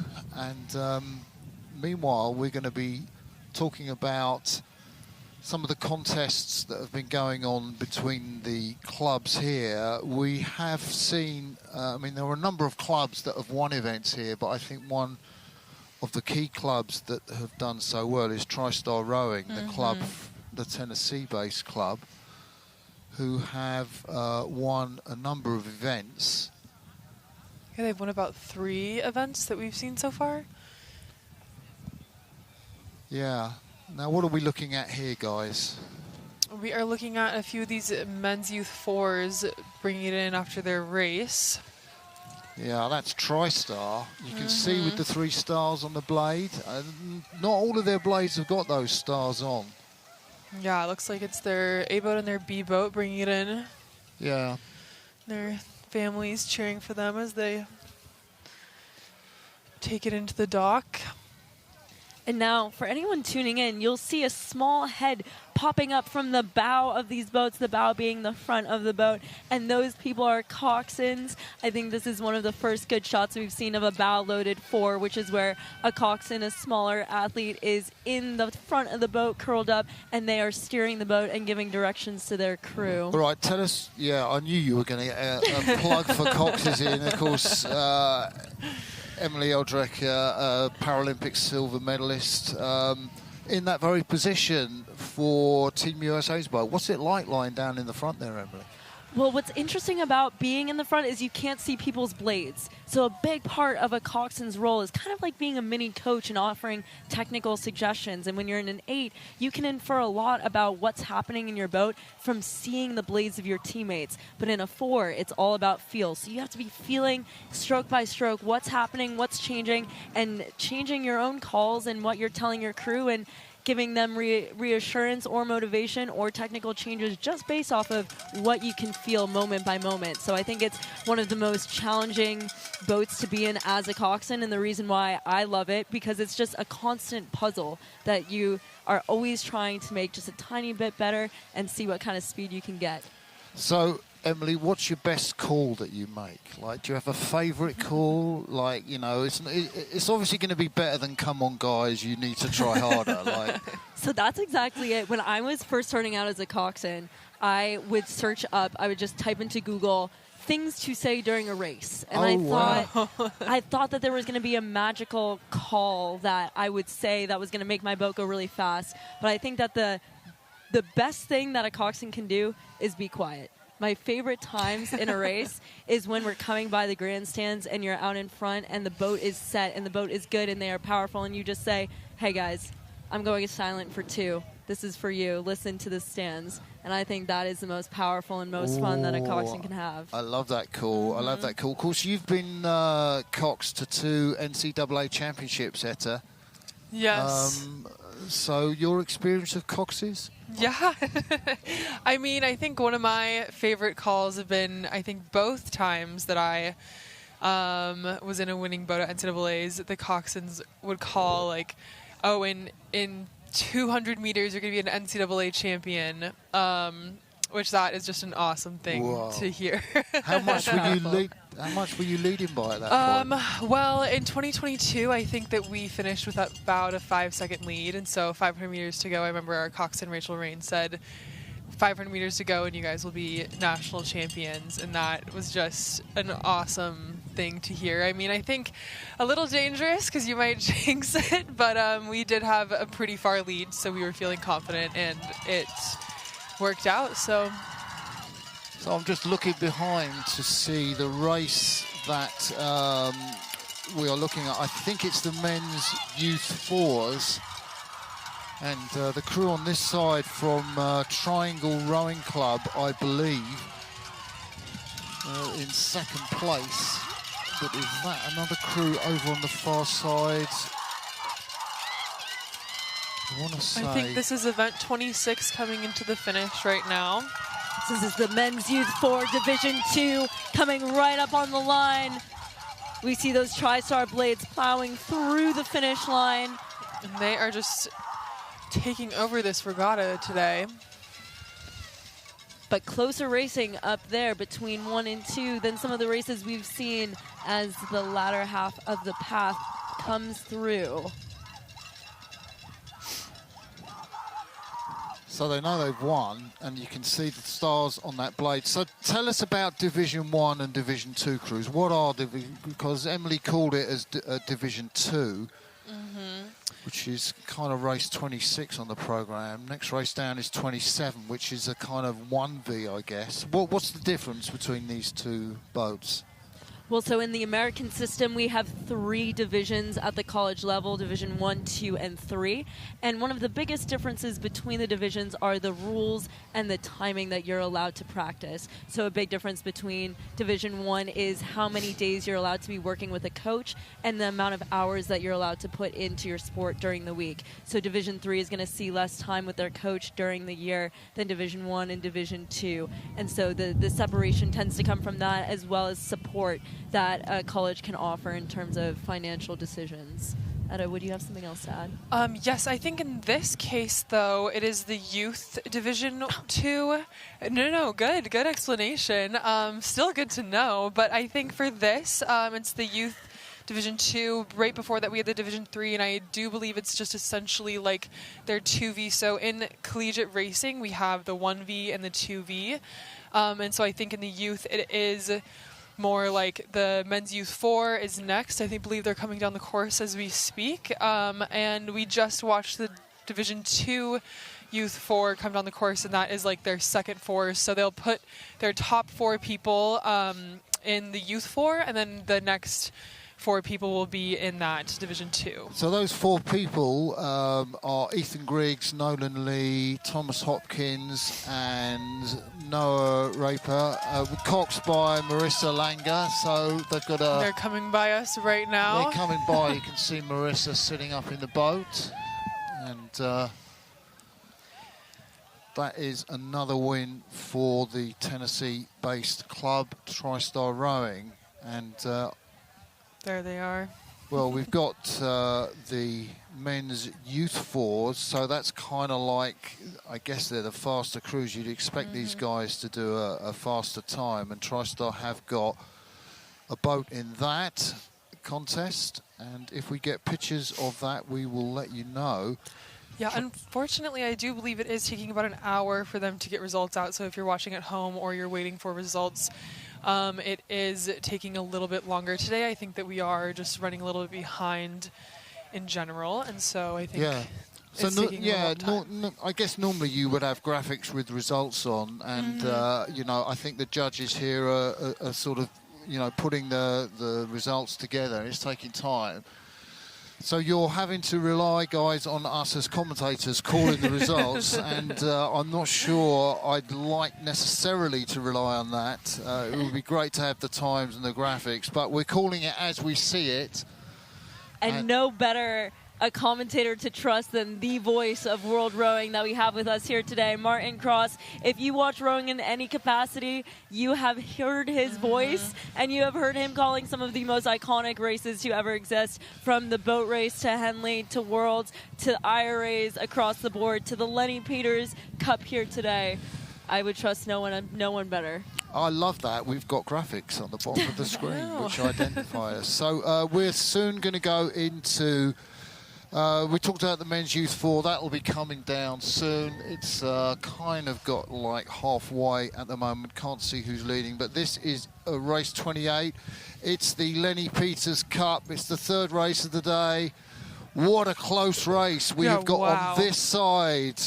We've got Grace Joyce, the Olympian from Paris. She has a narrow lead, but it is a narrow lead over Rhea Thompson, the Aussie from Australia, training to be a doctor.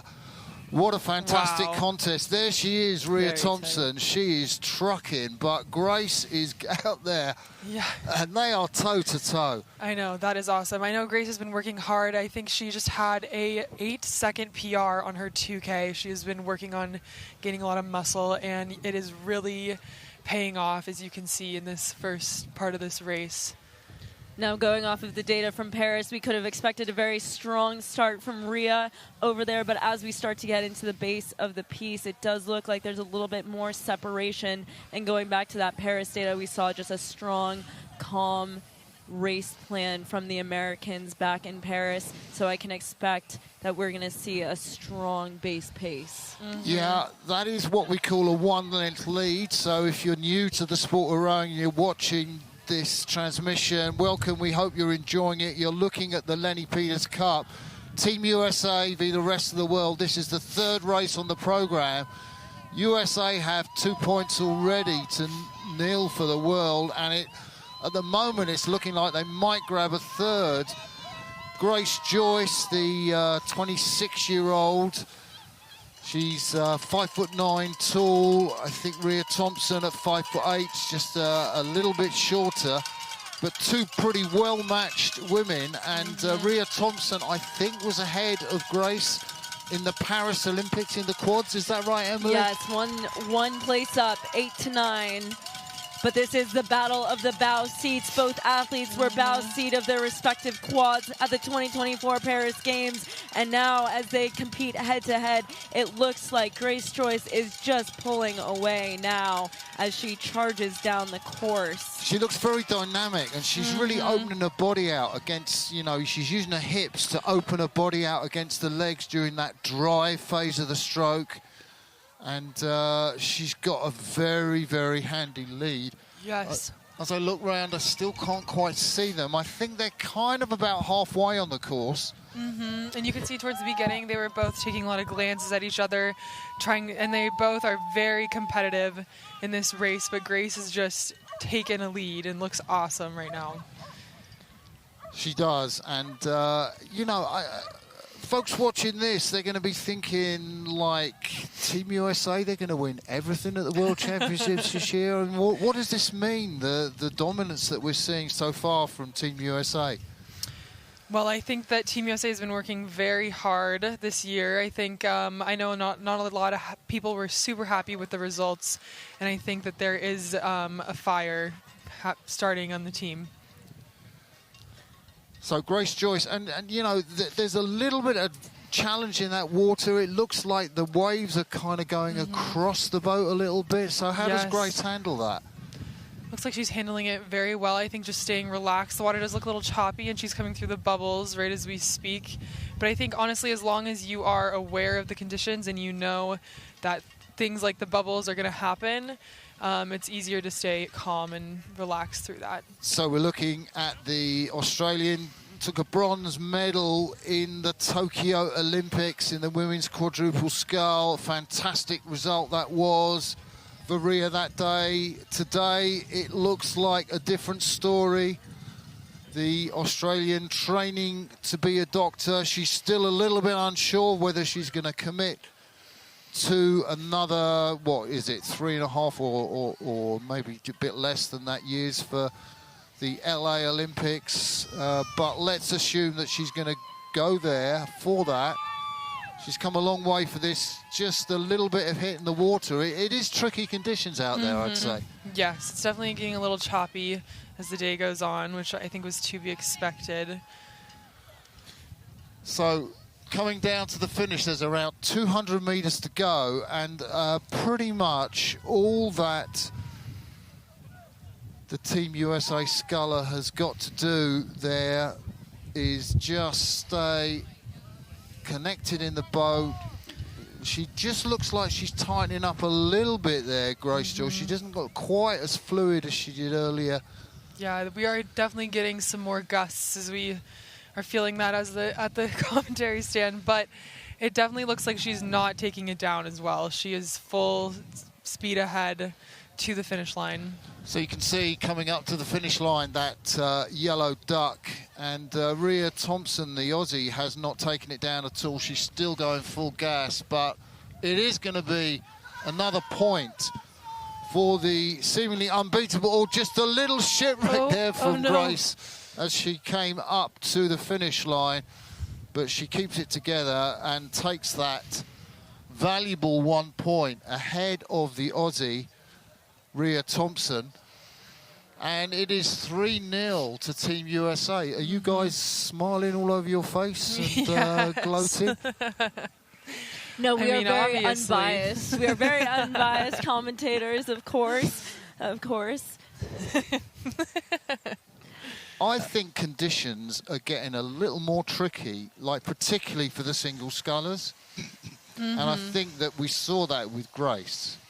Yes, I would agree. I think, these conditions will definitely be a little bit easier to handle in the quad, but we are getting some bigger gusts at the moment. Well, I think that this will be a great race in the quads because, once again, in Paris, these bow seats went head-to-head with Rhea taking that one place above the Americans in Paris, and now today, Joyce taking that lead. And so I think heading into the quads, there's definitely going to be a showdown to come to even the score once again. Well, the thing is, if, say, the American women win all 4 singles races and they got a 4-0 lead, but if they lose the quad, then it's 4-all. So the situation could change in the match to win the Lenny Peters Cup. But And many of these athletes, although they've been racing in one boat for the past couple of years, it seems to be across the board that whether people have been sweeping for the past couple of years, they started sculling, or vice versa, that athletes who started sculling then moved to the sweep boat. So everyone has a history of having to get in a boat and get used to other athletes and get used to a different style of racing. yeah, so we've seen 3 of the races in the Lenny Peters Cup. We haven't seen any of the men come down yet. And on our schedule, we've got next up a men's race. But there has been a little rejigging of the schedule, I have to say, because the Austrian sculler from the rest of the world team, Magdalena Lobnig, who's got a bronze medal from the Tokyo Olympics behind the great Emma Twigg, who won gold there, the Kiwi from New Zealand. And Magdalena was trying out a boat yesterday. She tried out one boat and she said it goes round to the right, and so she came in and Josie Verdonk shot, the Dutch-American chief coach, changed the fin. She went out again. She said, no, it's still going round to the right.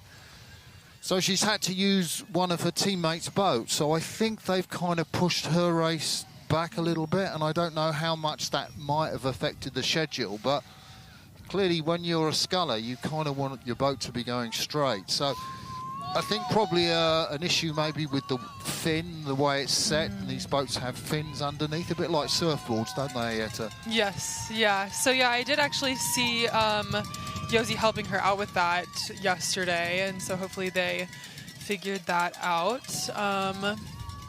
I do believe one of the men's races just came down here. It looks like they're headed down to the cool-down area over there.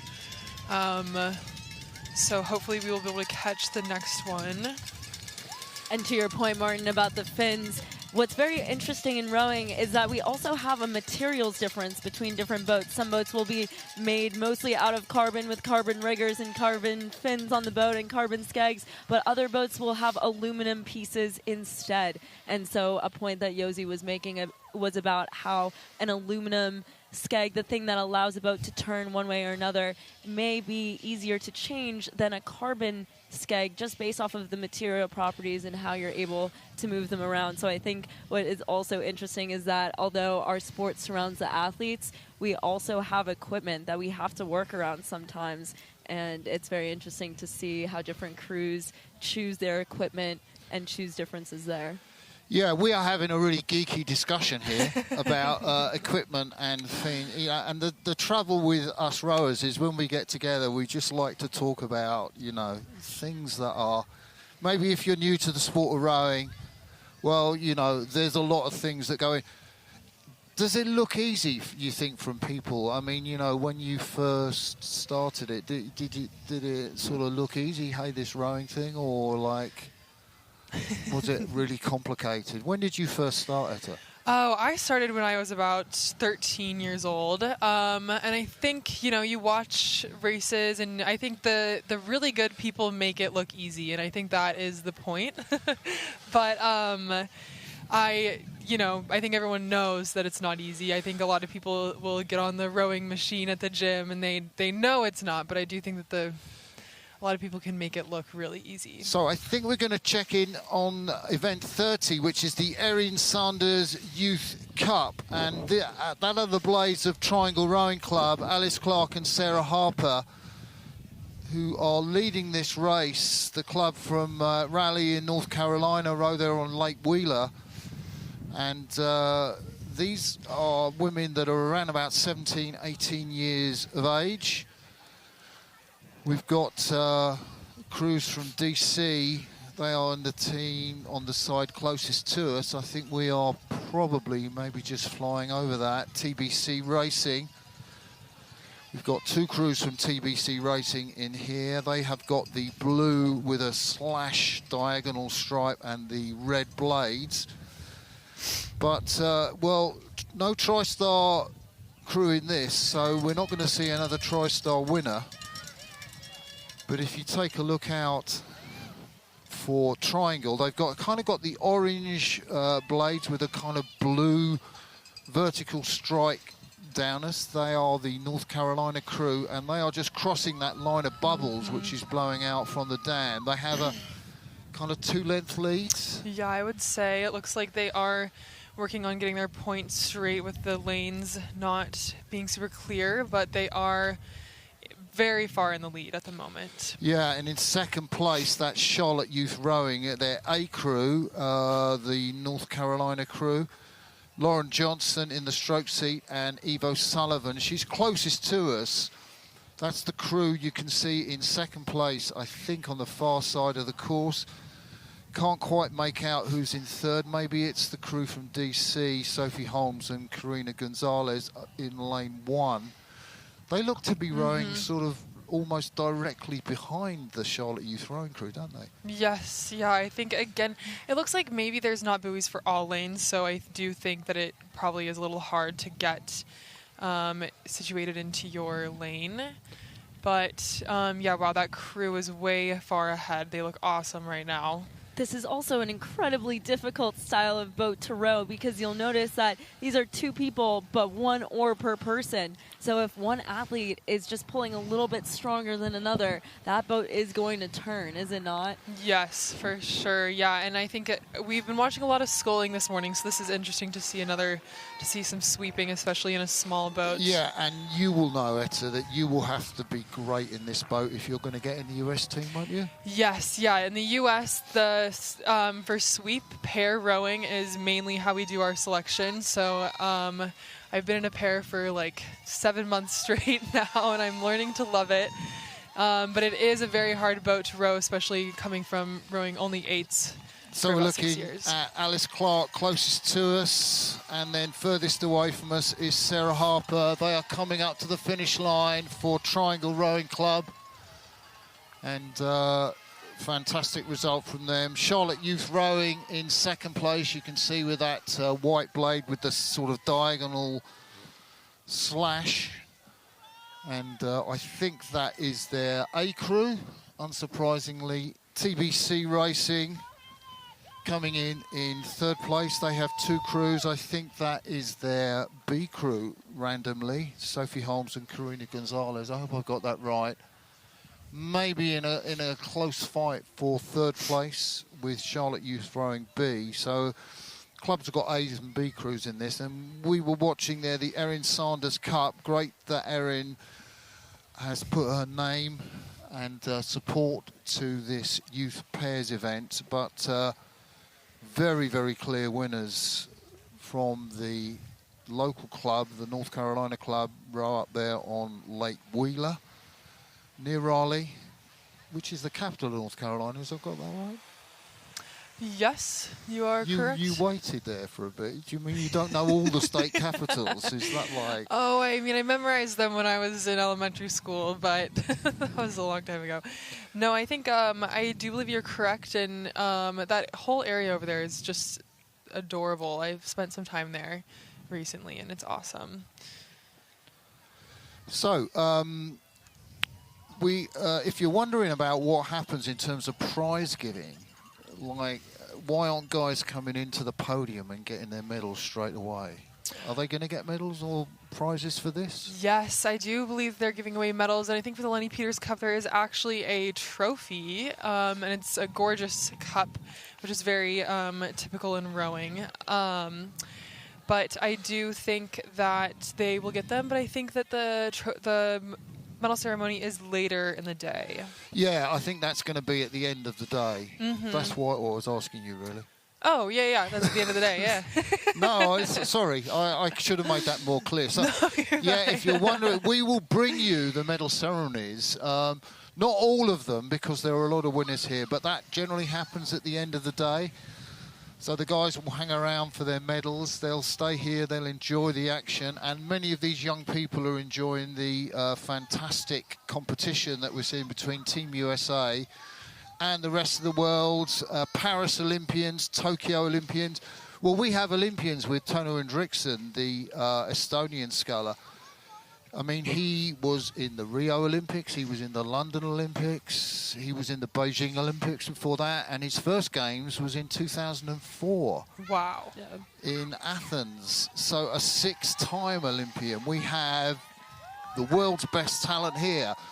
But so far they have been taken apart by Team USA. They lead 3-0, 3 women's races that we've had.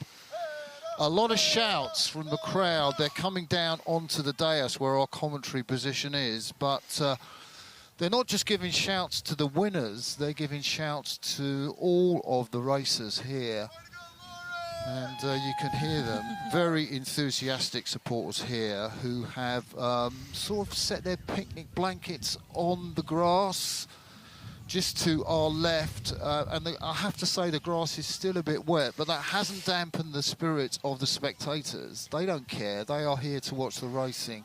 And for those who are wondering about the differences in racing right now, it appears to be in about 2 races. We will have the first men's race for the Lenny Peters Cup between Jacob and James. We should have coming up in about 2 races, as that's the best part about this race down here in North Carolina, that we have masters, juniors, collegiate athletes going in between and around the Olympic and high performance races. But that is why we are calling other regatta races right now, and we are waiting for the next races in the Lenny Peters Cup. Yeah, so the next race, we're going to get a graphic for this, hopefully, and we think this will be the men's race between the top American sculler,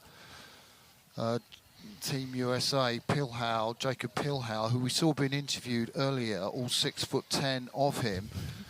And he raced at the Paris Olympics, finished 13th, won the C final in an American record, came down the course in 6 minutes and 41 seconds, which is a pretty mean time. He's racing Olympic champion from Britain. They are off the start there, it looks like. James Rudkin. Now, he won his Olympic gold medal in Paris just over 6 months ago in the men's 8, rowing in the 7 seat. He was a key member of that crew, but he's now with 2 blades. It's a pretty even start. I mean, I would make Jacob Plihal strongest favourite for this, but James Rudkin, he's right up there. Yes, he is. It looks like he is really hanging in there with Jacob at the moment. Well, James's first race ever on the international world stage was in 2012 at Junior Worlds, where he was in a quad. And so his introduction to elite racing was in a sculling boat. And so although we're now seeing him dominate and sweep, this could be a herald back to his time as a sculler at the beginning of his career. I'd say that's a great start from James Rudkin. I mean, overwhelmingly, Plihal, he's on the left of your picture, all 6'10" of him. But James Rudkin, well, I don't think James is going to go on to Los Angeles, but he's been fit. He's been racing kind of the early spring races with Thames Rowing Club in London. Funny enough, you know, his dad, Andy Rudkin, was a sculler himself, and he picked up the sport as a sculler. He hasn't done a lot of sculling, but basically this is not what I expected. I expected Jacob Plihal to just move away, and, you know, that was going to be his race. I don't know how much Rudkin's got in the tank, but this is the tightest contest we've seen yet. Yes, I mean, with the gold medal, he certainly knows how to race, so it's not super surprising that he is hanging on there, but it does look like Jacob is taking a move. at the moment, maybe about 500 meters in, and, you know, trying to break away from James as we speak. Yeah, he does look just a little longer. I suppose it's not surprising with 6'10", but the thing is, Plihal will now be beginning to doubt, you know, am I really going to beat this guy from Great Britain? It's a question of what Rudkin has got left. He's thrown everything in. James Rudkin from Great Britain in the rest of the world team is on this side of the course. The fastest sculler in the USA at the moment, Jacob Plihal. There he is. He holds that great American record of 6:41 that he set in Paris, winning the C final, that for places 13 to 18. And it does look like he's started to dominate now. And James Rudkin's got an awful lot to do. He's got a clear water lead, Jacob Plihal. What does that mean if you get a clear water lead? That means that there is no contact, so there is he is fully broken off of James, so James has no contact, meaning that his boat, the bow of his boat and the stern of Jacob's boat are no longer touching each other when you look across the lanes. Now, as they come through those bubbles, Jacob, he rode at Northeastern, so he is no stranger to obstacles on the Charles, and I believe he is about to just plow through those bubbles right here. Yep, and they are through on the American side, continuing to move ahead and widen that gap. Yeah, it's the closest race we have in the Lenny Peters Cup. There've been sort of bigger margins than that, but I think Jacob Plihal has been given a big surprise. James Rudkin is not a specialist sculler. You see them in sculling with two blades. That's one in each hand. In sweep rowing, you just have one. James Rudkin is an Olympic champion in sweep rowing in the men's 8. He has done sculling, you heard Emily say, as a junior, but not for many years. So he's putting up a great show against America's top sculler. Jacob is kind of looking round for the finish, and he wants it to come. You've still got about 300 metres, Jacob, so stop looking around for the finish. Keep your head in the boat. Is Rudkin going to do a sprint? Rudkin's looking round there. What do you think? I think he might try again. I think with, again, a gold medal, he knows how to race, so I would assume that he would try to sprint. I mean, he's definitely giving Jacob a run for his money with this one, so it'll be exciting to see what he does here in a second. And Jacob won the US trials, I think, you know, by quite a commanding margin over the 2,000 metres. But I think for James Rudkin, this is a pretty decent result. Jacob, to be fair, Jacob's just easing down a little bit there, yes, isn't he? He is, yeah, as you can see. So maybe he's not super concerned about James taking a sprint here, but it does look like he is still trying. Jacob is taking it down. Yeah, he came through, won the US trials in a time of 7:07. That was over 2,000 metres. This is 1,500 metres. Jacob just heading James Rudkin, the Olympic champion in men's 8s. But Rudkin has sprinted for the line there. And hats off to Rudkin. Even though he was behind Jacob Plihal, he really gave his all. And that was for pride, wasn't it? Yes. Well, it was very tight For racing. sure. And if we know anything about these athletes, Ed has been saying it time and time again that they are racers and they know what to do to get their bow ball ahead. They've had to do it over their entire career, and they're going to do it today. So is that a 3-0 lead or a 4-0 lead that you at Team USA have? Oh, that's a 4. That's a 4. That's a 4-0 lead. That is a big lead. And the rest of the world team have not managed to win a race against Team USA, who have come off the back of racing for Team USA selection in the spring trials. Jacob Plihal just congratulating James Rudkin. Both these scullers will have to recover when they race together with all of their teammates in the quadruple sculls. That's 4 scullers, but just having a nice chat. And you can see the camaraderie there, the relationship between the rowers. Well, at this level, in one of the interviews we heard it, that when you start to go to races at the elite level, there start to be less and less people. And so you just get closer and closer with the people that you are in fact competing against. And this, with the conclusion of this race, puts us halfway through those single sculls in the Lenny Peters Cup, with USA currently leading 4-0 with wins from Issa Darvin, Maggie Fellows, Grace Joyce, and Jacob Plihal. That was impressive, the way you just reeled that off. I wouldn't have gone for that, but you did there. That's so cool, Emily. So the next race we have scheduled to show you, that in terms of the whole race, we are bringing you bits of racing here, is race 4 for the women in the Lenny Peters Cup. Azja Czajkowski, who was a Paris Olympian, but with one blade, a sweeper. She's swapped for 2 now. I don't think Azja knows whether she's quite going to be sweeping or sculling in the World Championships, which she hopes to make coming up later in Shanghai towards the end of this year. But she's up against an Olympic bronze medalist from Tokyo in the women's single, the fantastic Magdalena Lobnig. And if I had to pick one race where I thought rest of the world might produce a win, it would be this one. So I think, really looking forward to seeing how there's James Rudkin in shot, Olympic champion. Incredible race from the British 8 to take that gold medal ahead of Team Netherlands, who took the silver just ahead of Team USA. Fantastic result from the Mike Callahan coach crew. Mike Callahan is the head coach of the Huskies, the UW crew, and he was working with that American 8. And we have one of that 8, Chris Carlson, who is going head-to-head against his old UW teammate. So both those guys coached by Callahan. And, well, I'm thinking, right, that's 1 point for the rest of the world, because Simon van Dorp he's not the best sculler in the world. That's Ollie Zeidler, the Olympic champion. But although Van Dorp, only managed, it was fantastic to win a bronze medal in the Olympics. He was going out to beat Ollie Zeidler, so he put everything in early in that race, didn't he? And he kind of got rode through in the finish by the Belarusian sculler who was rowing for the neutral team. But pretty much he beat Ollie Zeidler in Lucerne, so I'd say Simon is the world's second fastest sculler, and of course going back for Dutch trials next week.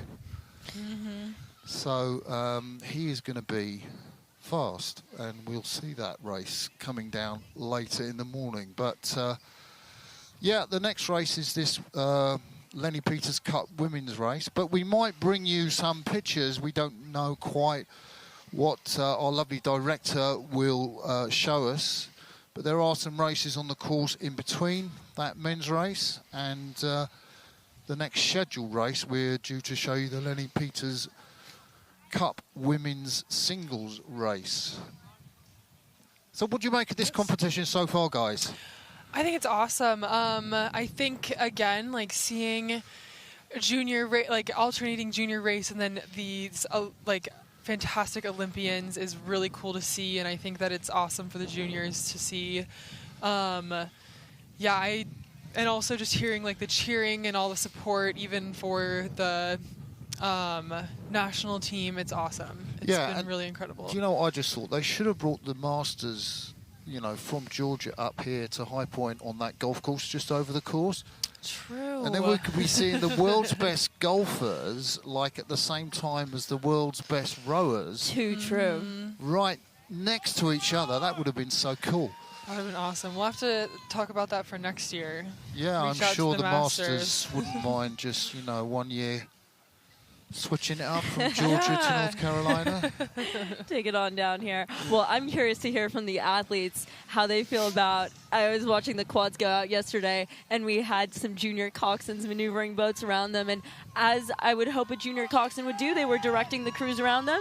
But you have junior crews directing these Olympic quads to move to either side of the dock. And I'm very curious to hear from the athletes how they feel being back in the zone of being surrounded by collegiate and junior crews who are directing them as well, rather than just World Cup athletes. And if you are wondering what the cheers are, they are for women's junior 16 doubles race that are coming down the course. And I can't quite see which crew is winning, but there are, I think, 8 crews or 9 crews across this lake. And they are well spread out. But a lot of racing going on here, you know, 1,000 athletes or more coming down the track today in events of various different sorts. We've got 8s racing. We've seen some of that already.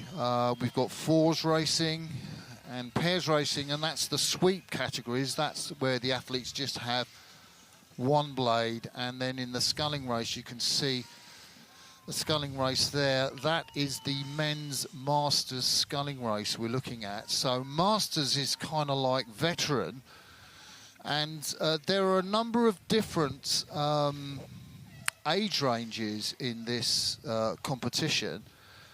And I think what's interesting about that is that there are these handicaps, aren't there, between the scullers in this race. So there will be an older sculler and a younger sculler, and depending on their age, they will have this handicap. So you can actually get people of the same age or different ages rowing in the same event. So if there are any parents or grandparents who are watching right now and you are on the older side but also on the fitter side, I can guarantee that there are crews who would love to have you join them, because again, it doesn't matter necessarily in a Masters race who crosses the finish line first. It really comes down to that handicap. Yeah, and so I just have what I was looking for. So there's a couple of crews from Chaos Rowing in North Carolina. I think they row on Lake Jordan. Jay Woodward, who's 62. Richard Doherty is 64. Hampton Roads Rowing Club. Tony O'Loughlin, who's 36. So the difference in handicap is like, so Jay Woodward would be 30 seconds. Like, he's got an advantage over Tony O'Loughlin, who's just 36. So he's like off of 2 seconds. Auckland Boat Club, Victor Korher, he's on scratch. He's just like, let me get that, see if I can read it, 25 years of age. We've got Russell Slott from Road Georgia, 56 years of age, and up to a 71 and a 72-year-old, Dave Downey and Robert D'Italia, who are rowing unaffiliated. They're not attached to a particular club. But that looks like the sculler over there on the far side who has won that race. Well, he's crossed the line first, but he won't necessarily have won it because they will actually do count back and then activate this handicap system. I got that right, haven't I? Mm-hmm. Absolutely. Thank you. Absolutely. I just was kind of checking. And it sounds like they may be ready to pull up the graphic for the final women's race in the Lenny Peters Cup, but we're going to get confirmation on that pretty quick. But there should just be one race in between the race that just concluded and the final race between Azja and Magdalena. Yeah, one more race will be the Women's Masters, and the Women's, that will be quite quick because they're not racing the full course, I think we've said earlier. And if you're just tuning into this event, you're new to the sport of rowing, it's great to have you with us. Welcome, I'm Martin Cross, and with me to my left is Etta Carpenter from Team USA and Emily Eldrecker, Paralympic silver medalist, and Cox of Team USA. We're here on Oak Hollows Lake in High Point, the beautiful lake, and we're bringing you the Bethany Medical North Carolina State Rowing Championships presented by the Lenny Peters Foundation and the Lenny Peters Cup. And this is a lead, uncharacteristically, I'd say, for the rest of the world team. Magdalena Lobnig, the Olympic bronze medalist from Tokyo, has got a lead. This is the first time the rest of the world has been leading Team USA. And, well, Azja Czajkowski, she's better known to be a sweeper. She came 4th in the Olympics, which was an incredible result, I thought, for Azja and her pairs partner, Jess Tonis, I think. And Yeah, this is early in the race, but Lobnig has gone off. Yes, she definitely has a lead over Azja, but I know that Azja has been working so hard in the single, and it does look like Azja is looking over, trying to make a move, so we'll see what happens throughout this race, because she is hanging on, and I know that Azja is a racer and a powerhouse, so I'm very excited to see where this goes. And two fabulous teammates. We have 2022 U.S. Rowing Co-Female Athlete of the Year with Azja, and then in October of 2024 we had Magdalena as World Rowing Athlete of the Month as she moved into her coastal rowing, where she just dominated across the field in coastal more recently following the games. This is a great race. I think Lobnig had a lead early on, but, you know, Azja is stuck in there, and she is now pulling back on Lobnig. And these two women are very well matched in terms of their size, their physique. Magdalena Lobnig from Austria, 33 years of age, towering figure in world rowing. She's 5'11". Azja Czajkowski is from Imperial Beach, California, and she is 6 foot. And you could not put much between these scullers at the moment. What a fantastic contest. Yeah, that is exciting. It looks like Azja again is hanging on, making moves. She has pulled up even next to Magdalena, and that is very exciting. I'd say Azja's going to go and win this race, basically, you know, because Magdalena went off so hard. She's going through those bubbles at the moment. But, you know, the Olympic bronze medalist in single sculling in Tokyo, what a fantastic contest. She got that medal behind the great Emma Twigg from New Zealand, who won that race with Anna Prokatson in second, and then Lobnig got third. But now she is really battling. And Azja Czajkowski, because she's just pushing now, Azja. I think she's just pushed off the finish of the stroke, hasn't she? Yes, she is, yeah. And it looks like she has pulled up even, maybe might even have a little bit of a lead, but she is really trying to hang on. Wow, this is the best race, isn't it, Yeah. that we've seen in the Lenny Peters Cup. Looks like Magdalena's taking a move right now. She has. Where's Lobnig found that from? What a sensational move from the 33-year-old Austrian. She has half a boat length lead, going to 2/3 of a boat length lead from the Wollmarketer Club down there in the south part of Austria. But it's not over yet, because Azja is pushing again. She's right in there with her. And you mentioned that start, Martin. Magdalena has said that she has that powerful start. And as she normally does workouts with her sister, it's her sister that they tandem to get that middle part of the race. So we saw that strong start. And I think that she's giving a shout out to the, as she said, Watt factory that she has back in Austria right now to really push through the middle of this race. And Azja's right in there pushing every step of the way. And you can really see with these Philippines, that line on the back of the boat, you can see that they are just pushing it horizontally, not much vertical movement, just to show that these are elite athletes who are pushing, pushing, pushing. So we have about 300 meters to go. That pink duck is maybe about 150 meters ahead of the finish line, which will be the yellow duck. Look at the pain on Lobnig's face. She's got is that sunglasses on, but you can see she has worked so hard. She drove off the start.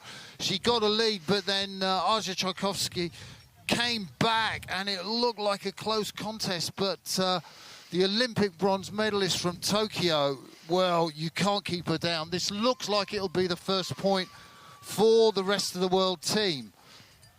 But Azja is powering up, keeping that rate pretty high as we get into the last couple of meters. She is not relenting. She is going for every inch into this end, going for that contact.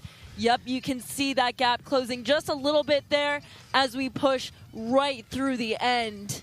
And Lobnig comes across to take the rest of the world's first points. It is now 4-1 the score to Team USA. Azja Czajkowski. Well, no disgrace losing to the Olympic bronze medalist. And Magdalena Lobnig, well, she's going to concentrate on coastal rowing, beach sprints, which is new in the Los Angeles Olympics. The rowers go on the sea and race out round a buoy and sprints back to the finish where they hit a buzzer. But Lobnig, she got a medal in this event in Tokyo, and look how much it's taken out of her. You can see how tough that's been for her. Yes, wow, awesome racing. I think right now we have Michaela with another interview, but we'll be right back. Hi, welcome back to the interviews. I am here with Caileigh, and she just finished her first individual. So tell me, how was that? Yeah, so that was my first time racing in a single. I was doing the math last night, like 8 years, I think. So I primarily race sweep, and I've grown up sculling.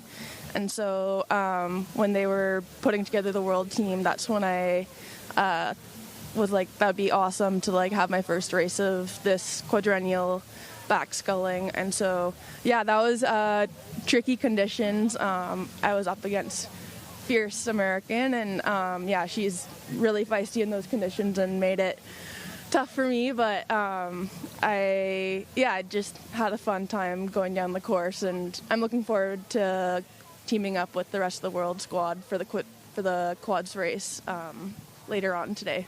That's amazing. And for everybody who is watching and maybe doesn't know as much as rowing, can you explain the difference between the sculling and the sweeping? Yeah, so sculling, that's what I was doing out there. That's when you have 2 oars, 1 oar per hand. Sweeping is where you're going out to one side, either like out to the right or to the left. We call it port and star. And you have both hands on the 1 oar, and that's like a much longer oar versus the sculling oars are shorter. Oh my gosh, do you have a personal preference in which one that you like or dislike? Yeah, so I've only raced internationally sweeping, but sweeping, I'd say, like it tends to be those taller athletes, a bit more leverage, and then sculling, the shorter athletes. But I mean, I'm only 5'7", so I like to make it work. But I'd say definitely like my comforts in sweeping, definitely in conditions like it is out there today. But I love going out and getting to rip it up in a sculling boat as well. How were the conditions out on the water today?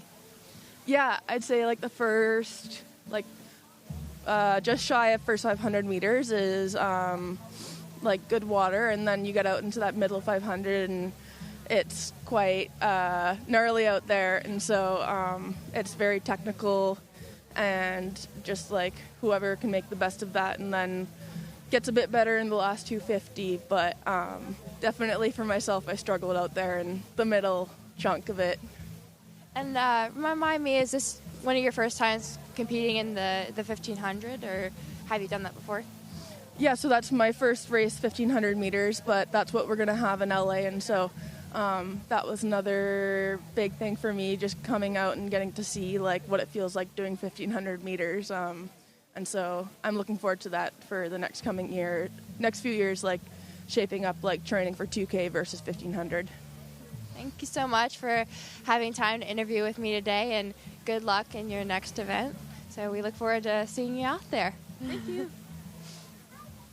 Thank you, Michaela, and thanks, Caileigh, for those words. And it's interesting listening to Caileigh talk about the conditions, because, I mean, as we look behind us, there is one of these fingers of this beautiful Oak Hollow Lake in High Point, and the wind's kind of blowing down that finger, and it's kind of like creating cross waves, isn't it, in the middle 500 metres of this 1,500-metre course, which is what Caileigh was talking about there, where the boat kind of bounces a little bit. Yes, you can definitely, I think you mentioned in one of the races you could see the waves going over the boats, and I think that is definitely what that's from. And with a crosswind, if anyone's raced at the San Diego Crew Classic, you have a part of the race where the waterway opens up and you just get a blast of wind. And right here today, the start is a little bit more protected, and then it does open up to a waterway where that wind can come much stronger in the middle of the race. Yeah, so we'll see how the scullers handle that. We have got, I think, our next projected race is the race that will show you the whole race live is the Lenny Peters Cup, the race between Team USA and the rest of the world. The men's contest between Melvin and Tõnu Endrekson. that veteran Estonian, and that is an absolutely fascinating contest, and we'll talk a little bit about that race coming up. There are some more races which we might show you coming down. There's been a mixed race, which is a new event that World Rowing have just introduced into the World Championships. But of course, your race in the Paras was a mixed race, wasn't it, Emily? Yeah, so it's very cool to see the mixed 8 come out, because up until now, the PR3-4, the mixed PR3-4, has been the only coxed boat where there are both male and female athletes, and now we're going to have an 8-person boat. And I can speak from what I've seen in the past. The rigging is going to be different. The oars are potentially going to be different, and the information that the cox is giving is going to be different, because you're going to be speaking to all different athletes. Yeah, and just coming down now, we saw the, I think that was a quad sculls race. That was potentially, I'm just checking if that was a mixed quad sculls race. I think it might well have been. So we've got a couple of races yet to unwind on the programme before we have this next race of the Lenny Peters Cup. Yeah, go for it. Well, I wanted to ask you a question. Oh, go for that. Caileigh was just telling us about the 1,500-meter pieces and thinking about the change to the 1,500 as we move towards LA. Now, the women's Henley regatta, from my understanding, is 1,500 meters. Do you think that there's going to be a rise in competitors at women's Henley in preparation for that 1,500 meters? Do you know, that is a great shout, and I think coaches are going to look for opportunities, because they will train. You can train over 1,500 metres on whatever course you train at, but to race over that distance is really quite important. And what's odd and weird, people watching will think it odd and weird, is that there are no official, World Rowing run these World Cup events, but there will be no official 1,500 metre races, none at all, except the Olympic race in LA. And that's World Rowing's decision. They've decided they want to race over 2,000 metres, and they want this to be a one-off, because the course doesn't cater, the Olympic course in Los Angeles at Long Beach doesn't cater for 2,000 metres. But it does mean that coaches are going to look for 1,500 metre races. So some of the non-World Cup regattas, I guess in Europe, that would be races like the Bosbahn in Amsterdam, or maybe Essen or Duisburg in Germany. Maybe they're going to put on 1,500 metre races, and as you say, women's Henley, and maybe the sort of the coaches of other crews around the world will say, that's 1,500 metres, we'll send our crew to that race and get experience. What do you think, Etta? Yeah, I completely agree. I think it is going to be a little tough, because the qualifier for the Olympics is still going to be 2,000 meters, and it is interesting because I do think you kind of have to train a little bit differently, and it is just a little bit different of a race. But so it'll be interesting to see what teams do leading up to that. But I do think, to your point, like just looking for races that have 1,500 meters will be really important in the next few years. Yeah, so just a reminder, if you have just tuned in and you're watching the presentation of the Bethany Medical North Carolina State Rowing Championships here on the Oak Hollow Lake in High Point. We are here also watching the Lenny Peters Cup, which is Team USA v the rest of the world, which is our kind of signature race throughout the day. The best athletes from the United States v the best athletes from the rest of the world. I'm Martin Cross, and with me, you heard Etta Carpenter and Emily Eldracker taking you through the races. And yeah, Emily, if you wonder who Emily is, well, Emily is she's slightly shorter than the rest of us, but that's because you're a coxswain. I am a coxswain, so I spent 3 years on the para-national team as the coxswain. This past year competing at the Paralympic Games, taking silver with the closest team. I'm very, very lucky to have the team that we had this past year, but the coxswain is kind of like a mini coach in the boat. You are steering because the athletes can't see where they're going, so I'm the one who's steering the boat and giving potentially technical changes like a coach would do mid-piece or mid-workout, as well as motivation. So for anyone who maybe is not as familiar with rowing, if you do any kind of cycling class and you have a cycling instructor who is hyping up the class and getting everyone amped to cycle, that's kind of like my job to an extent in the boat. Yeah, and these are beautiful shots of the course and the different fingers of the lake. And in the autumn, there is another rowing event here where the competitors row a longer distance. Is that right, Emily? Yes. So earlier this year, back in October, they had several different distances. The first was closer to 5K, where it started up through one of these fingers here in the lake. It came down and around near the golf course where there was a large, this 2-story yellow duck, and you had to make a 180-degree turn around the duck. It is a make or break moment in that race that can really change the trajectory of the course. We got to watch Oxford, the lightweights from Oxford, take on that course with Old Dominion and High Point University, and I got to race it with the Ukraine national team. How cool was that? Oh, it was amazing. It was out of this world, and it was the second year that I got to work with Ukraine, the first time being in 2022 for Head of the Charles, this time back at it at High Point University and then Head of the Charles. And they're just, it's not often that you hear spectators just really rallying around a crew. And when you're warming up and you just have everyone cheering you on and calling Heroim Slava, Slava Ukraine, it's just a very special moment where it seems to be a really rallying and unifying boat. That is fantastic.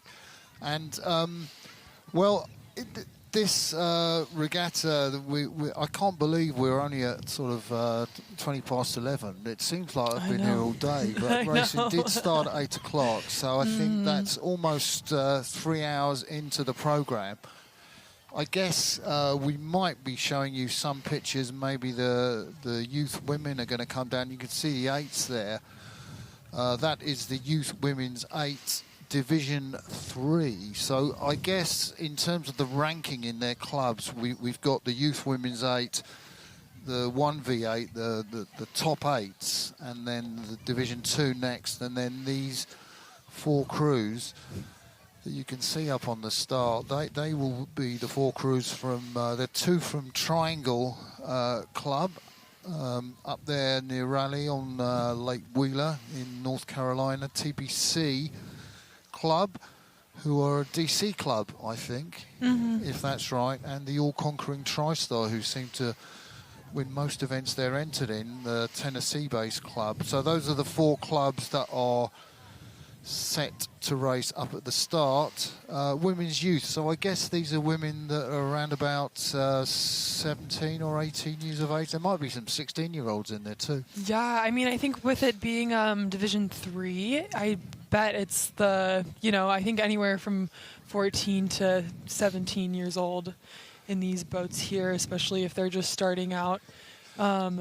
So always exciting. This is probably, I bet there are some girls in here that this is amongst their first couple of races or their first couple of races not being a novice. So I bet it's a very exciting day for them. Yeah, absolutely. And an exciting day to be racing at the same contest as people from the Olympics. Now, how often does that happen? I know the answer to this, but I'm asking you anyway. How often does that happen in the world of rowing?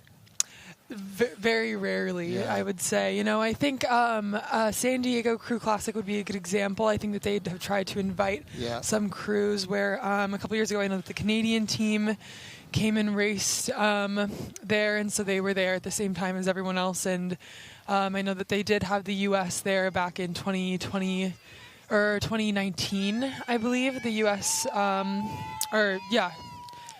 did race there as well. So that is like a good example of that. But I think just in terms of how successful these athletes have been, there's rarely a chance for youth to see that. Brilliant. So we are close to event 40, the Lenny Peters Cup men's single race. And there we see a fascinating matchup between the former lightweights. So this is a guy who would weigh in at like 70 kilos. What would that be? Something like 160 pounds. Sam Melvin on this side from Team USA, 6 foot. And he is racing Tõnu Endrekson, the veteran Estonian up there next to Russia. He is, well, I guess Tõnu is about 6'6", and he's kind of about 115, 120 kilos. You would think on the surface the bigger, heavier man would win, but, you know, Tõnu is, what is he, 45 years of age? Yes, I believe so. He's been to 5 Olympics, so... 6. 6, sorry. Yeah, I know. It's hard to, you know, to think, to get your head around that. Yeah. There is one athlete who's been to 7 Olympics, and that is the Belarusian sculler, Katerina Carlson. And they are off, is what they are. Here we go. This is a tight start. Just the bow ball of Tõnu looks like it's pulling ahead a little bit here, and he just has that crazy breadth of experience of over 40 World Cups, 15 European Championships, and he is putting that experience to use right here. And I think Sam is trying to use rating, that is strokes per minute. He's got a higher rating than Tõnu. Do you want to just talk us through that and the different... They are sculling this race differently, aren't they? Yes, they are. I think Sam, it looks like he is definitely at a higher rate, which means strokes per minute. I think usually in a single, it is easier to rate higher, and he is definitely using that at the moment. And I think it's helping him out quite a bit, as we can see. Yeah, so he's now got a half a length lead. And Sam Melvin, the sculler on this side of the course, he's 27 years of age. He is up against a 45-year-old, the Estonian Tõnu Endrekson.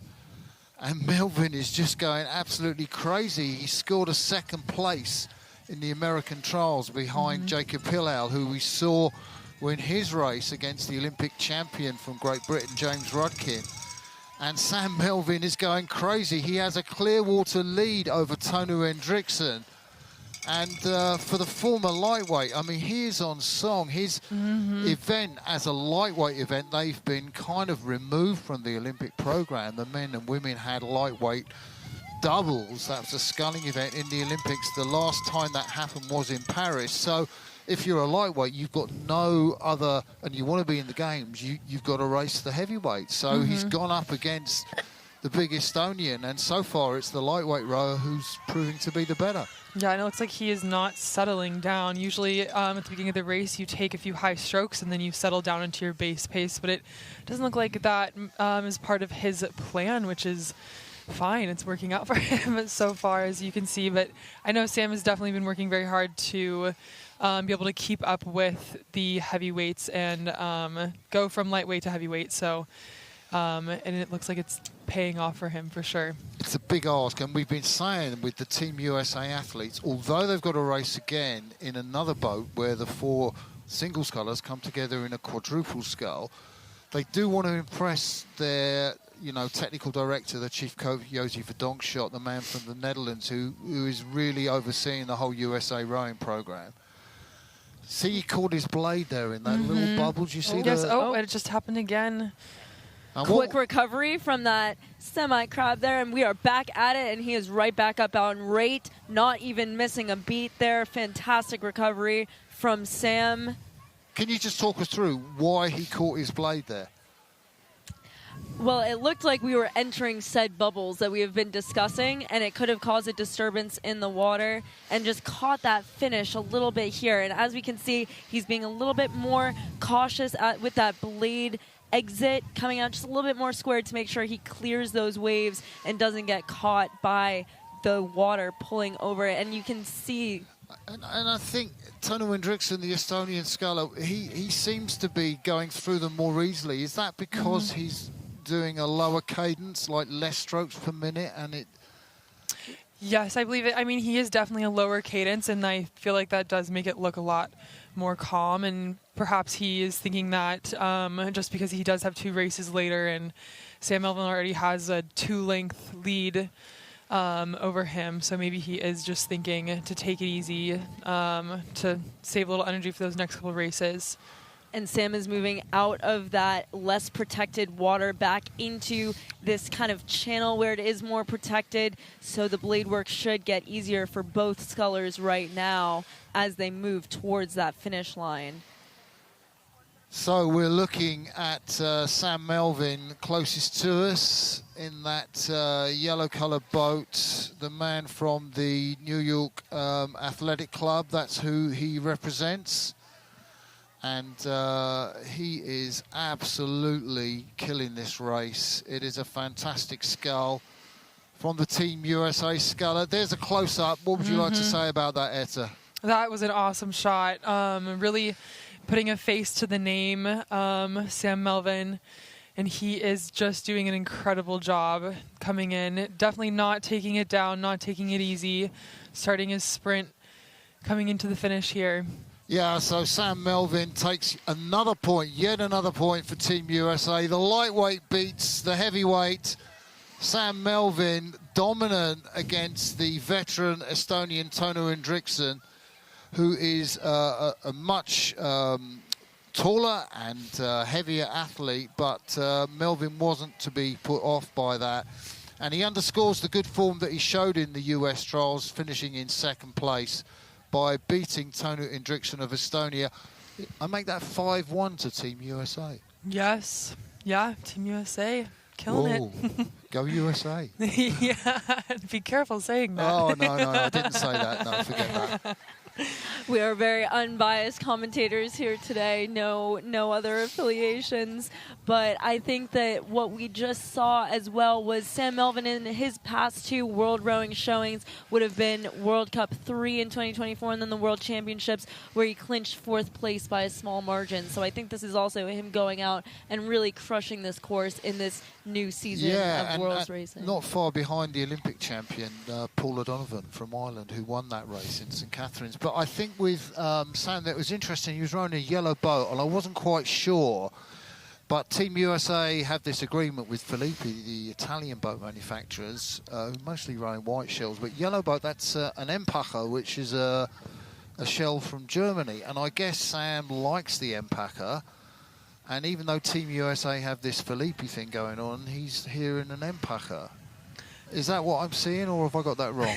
No, I think you were correct. I know that some athletes have deals with other boat brands, so they are allowed to kind of use other shells. And I also think that, especially in an event like this, if you prefer a certain shell, you can definitely use it. So what did you row in at Texas for the NCAAs? We rowed in Hudson's. Whoa. Yes. Hudson's come from?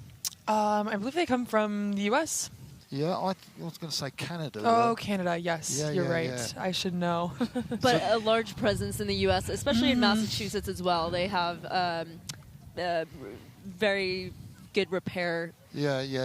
And so Dave O'Neill, who would have coached you there, he just loves Hudson boats, I guess.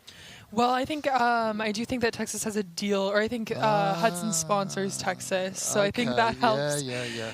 But I don't know. I loved rowing Hudson's for sure. So have you rowed an Empacher? I haven't. Oh, they're lovely. I know. I've heard great things. I've heard great things. But guys love to race Filippis as well, and they swear by them. So I think it's very much personal preference, that of the coach and that of the athlete. I know as a single sculler you do either prefer one type of brand or another. And clearly Sam there in the yellow Empacher boat. But most of the athletes here are racing in Filippi shells, and they do make fantastic boats, the Italian boat manufacturer. We're looking down the course there. There's the bridge just the other side of the finish line. You can see the boat trailers and the boat park. It was pretty much empty a couple of days ago, and now this whole rowing village have sprung up on the shores of Oak Hollow Lake. And we will be bringing you one of the next races quite shortly in the Lenny Peters Cup. And, well, it will be all or nothing for the rest of the world team. Will they get a chance to put another point on the board. It might be a Simon van Dorp, but I think we might have some of the races in the North Carolina State Rowing Championships, sponsored by Bethany Medical, presented by the Lenny Peters Foundation. And with a bit of luck, we will be watching an 8th race, and that's an open event for women's youth. And yeah, we will be hoping to bring you that race shortly, which will be quite exciting, because I don't think we've seen a 1500 metre women's 8th race yet on today's show.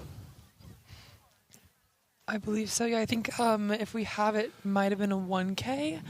So the 1500 will be very interesting to see.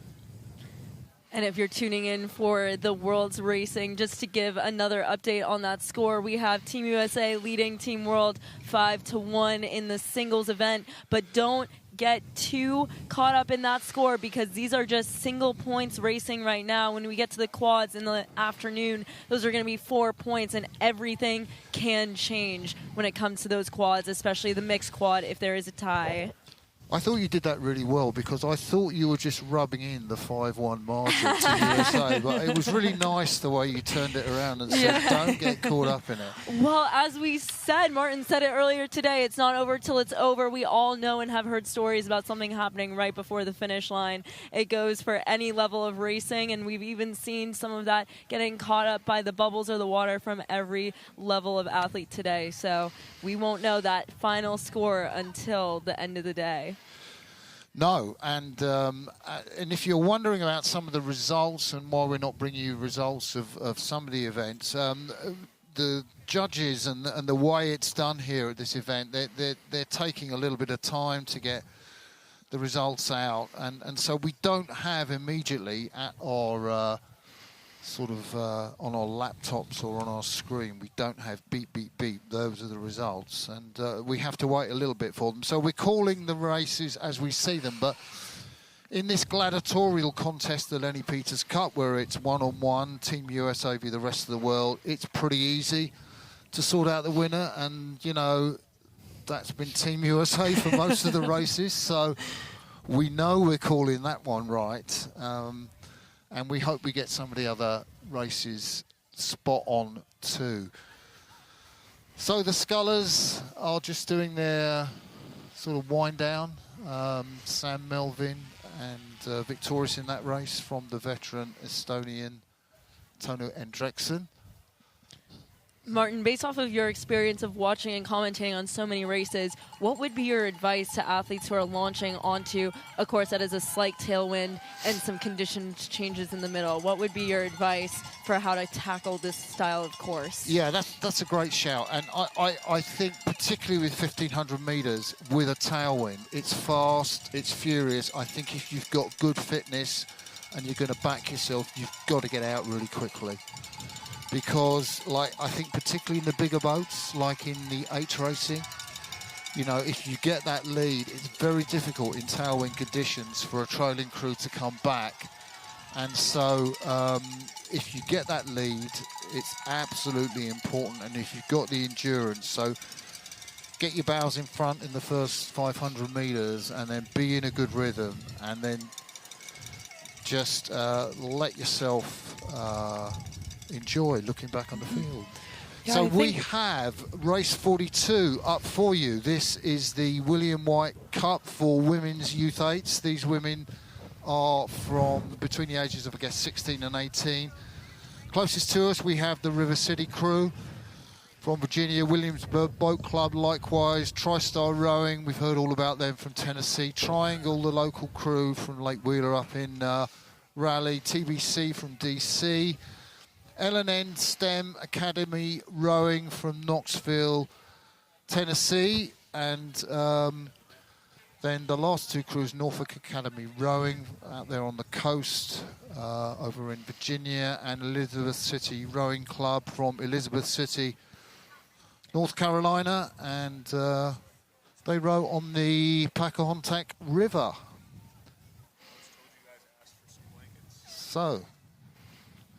And this race is named for William White, the head coach and program director of Triangle Rowing Club, in his honor of the 16 years that he has spent building and working with this program. So we're very excited to watch all of these races come down in his name, as we've seen some Triangle crews racing earlier today. That's a great shout that you mentioned that. And I would just like to mention that this event was won by Triangle Rowing Club last year.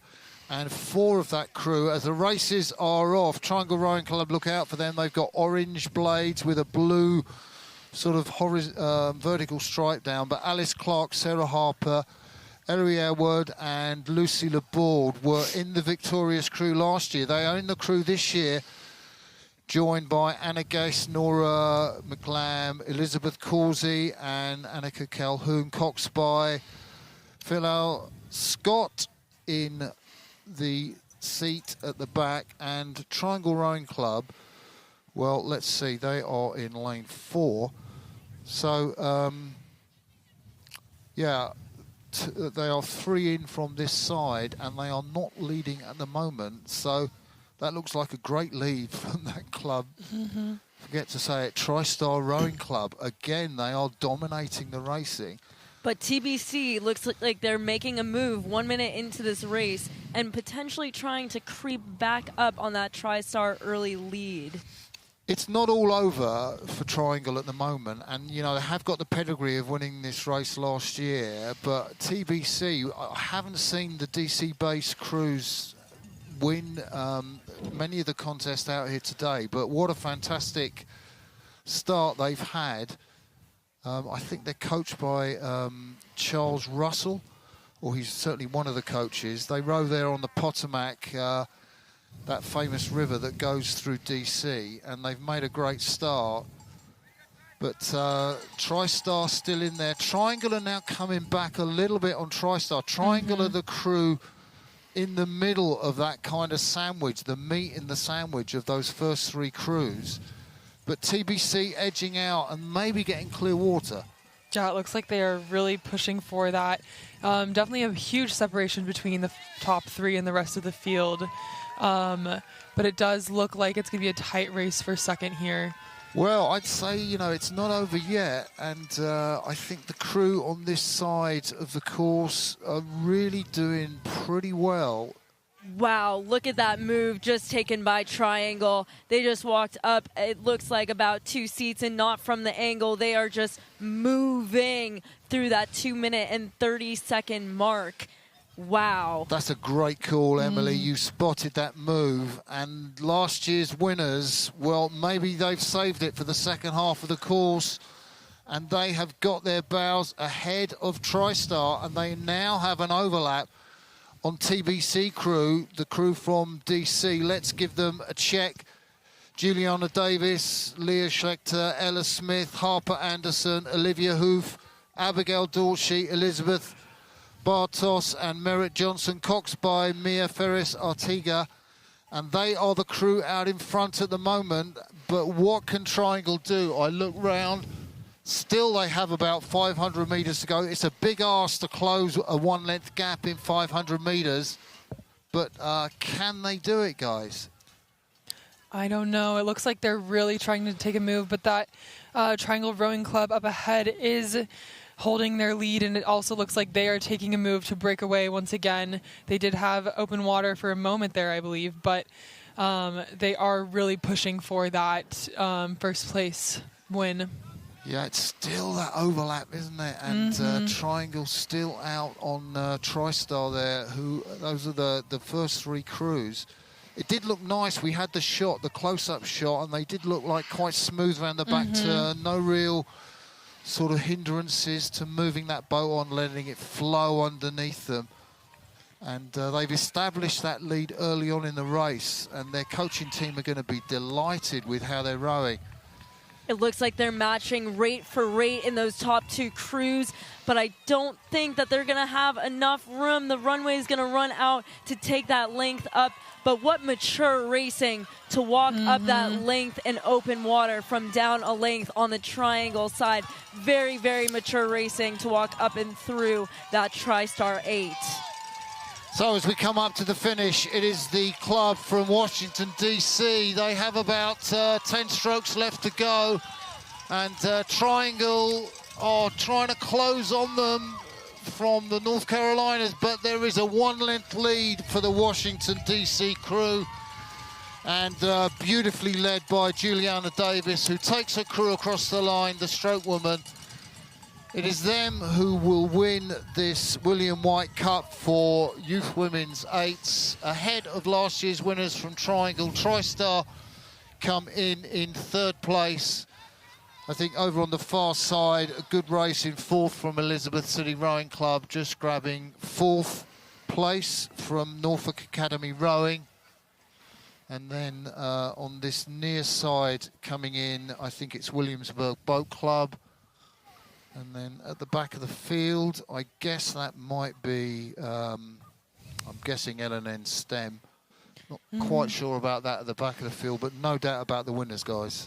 TBC absolutely controlled that race from the front. They got up ahead, and it was just in control of the field. That's definitely for sure. But I just have to re-highlight how mature it was for Triangle to be down a length on TriStar and still continue to go for those inches and just keep clawing up and through to get that open water lead for the end. Yeah, and so exciting to see a whole H race for us and to be able to commentate on the tactics. And it was interesting, you asked me about, you know, what tactics you would adopt, and TBC just nailed it, didn't they? They got out. Oh, absolutely. It was you called it right as they were going into it. It's just that knowledge. We were saying, Anna and I were saying the other day, Martin, that you just know everything. And so it was, you had a premonition about this race coming up. You knew, you were giving them the telepathy of what they needed to do out there to TBC to really take on that race. Etta, what are some of the things that you think about when you're trying to take a move? We saw that big move from Triangle in the middle. What do you think about when a Coxon calls move to get that extra inch forward when you're already going 110%? Yeah, I think a big thing that I focus on is just, refocusing back into the rate and the rhythm, and really just like taking that extra step. Like, I think when it comes to moves and when it comes to coming into that second half, like, you know it's going to hurt anyways. So you may as well just go for it because you're never going to regret it. It's going to hurt. It's going to be painful anyway. So you just lean in. Pain came for sure. Yeah. And that's coming from two-time national champion at the NCAAs. So if we take advice from anyone, especially for eights racing across the field at our highest level, it's going to come from Etta on what to do when it hurts and we need to go, go, go. Yeah, absolutely. So we're going to sort of dial it down in terms of, the speed and power of the eights, which is, I guess, one of the iconic events in the world of rowing, the men's and women's eights. Always so dramatic to watch. But again, another iconic event. And there are lots of, the fours and pairs and so on, but it is the men's and women's singles. And our next scheduled race for you is the Lenny Peters Cup. That is the race between Team USA and the rest of the world, the best American athletes here in Single Sculls against the athletes from the rest of the world, the best that the rest of the world can offer. And the race coming up are two graduates from UW, two Huskies, two former crewmates. I think they both raced in the 2019 UW8 that won the IRAs, that's the Intercollegiate Rowing Association Championships for college rowing here in the States. Chris Carlson and Simon van Dorp from the Netherlands. And if Chris Carlson gets anywhere near Simon van Dorp, he will be having a great scull. Well, I think it's such a fun race because, as you mentioned, Martin, in 2019, not only did they race together, they were pair partners in the Washington 8. I didn't know that. So they were 3-seat and 4-seat. So we had Simon in 4-seat, Chris in 3-seat. Oh, that's so cool. That's awesome. And the year before, Chris was in the varsity 8 at IRAs when Simon was in the 2V. And so they've kind of gone back and forth in their time at Washington. with now this separation, and now they're going to really go head-to-head as former teammates, but former pair partners. I wouldn't like to question anyone as incredible as Coach Callahan, and what an amazing job he's done there with the Huskies. But, like, what was he doing putting Simon van Dorp in, like, the 2V? You know, like the guy who is like an absolutely incredible athlete.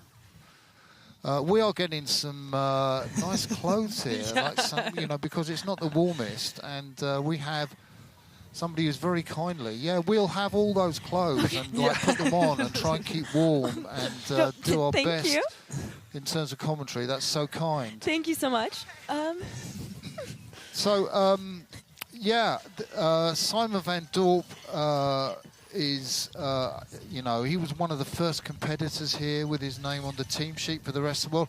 To be quite honest, I had a chat with him early on, and there we see the sort of team sheet for the Cup. Chris Carlson is from Team USA. Now, Chris had a sensational year last year. He got in the Team USA 8 for the Olympic Games in Paris, and he was in the men's 8 that took a bronze medal. So his medal in Paris is the same as Simon van Dorp. So both have an Olympic bronze medal, but Simon van Dorp is one of the world's top scullers.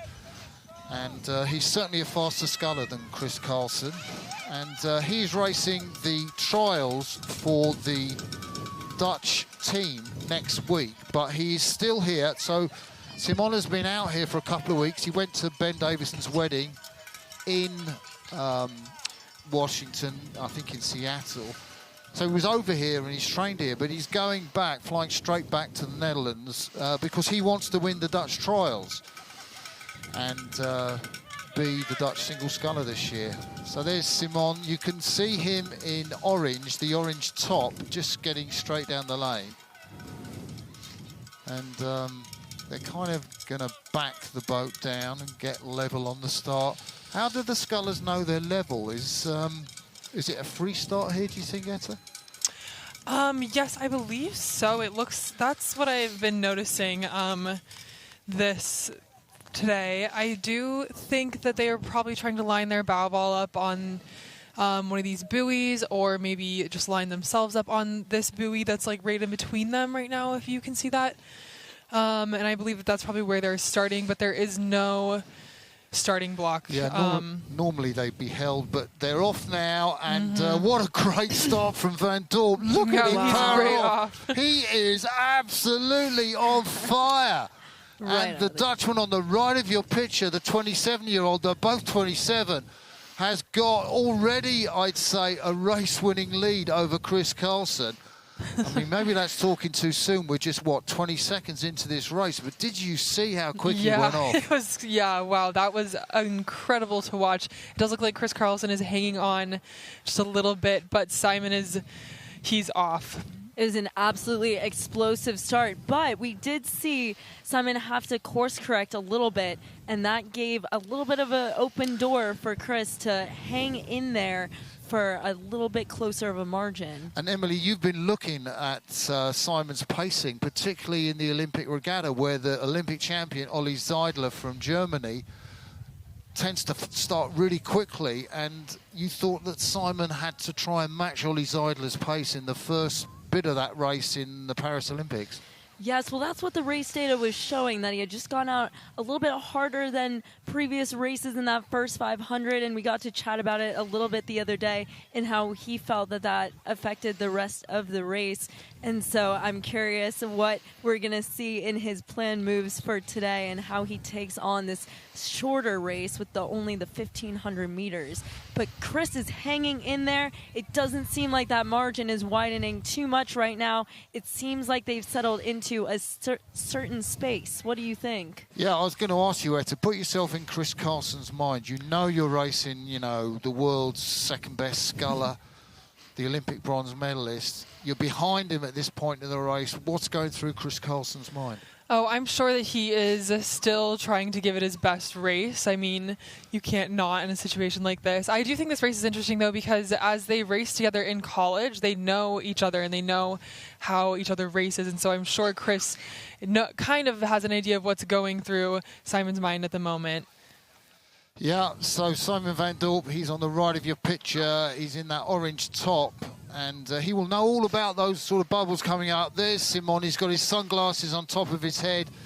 He looks to be sculling beautifully. Look how relaxed his arms are. A lot of people think rowing is an arm-based sport, and if you're tuning in to this presentation of the Lenny Peters Cup, the rest of the world be Team USA.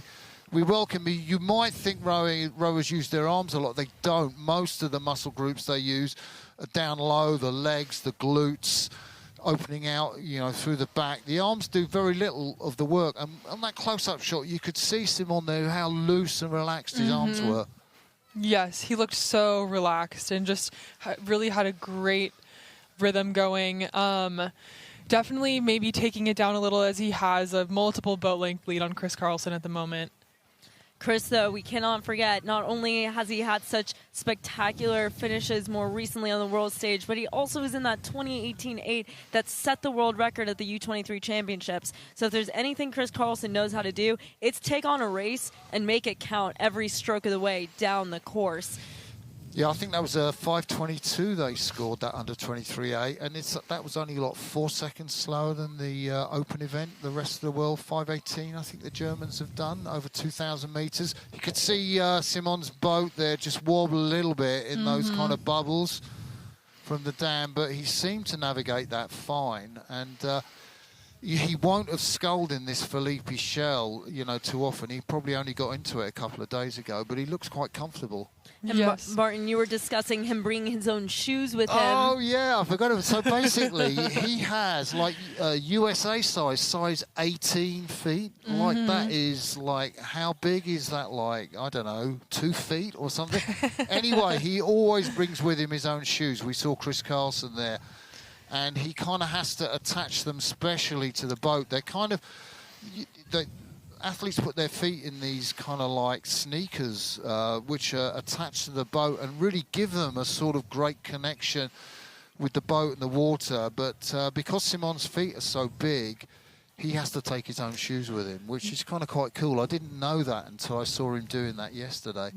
Yeah, and he was telling me yesterday that when he first started, he had to duct tape his feet into the boat because he didn't have shoes big enough. So he would just tape his feet into the boat for racing. Oh, wow.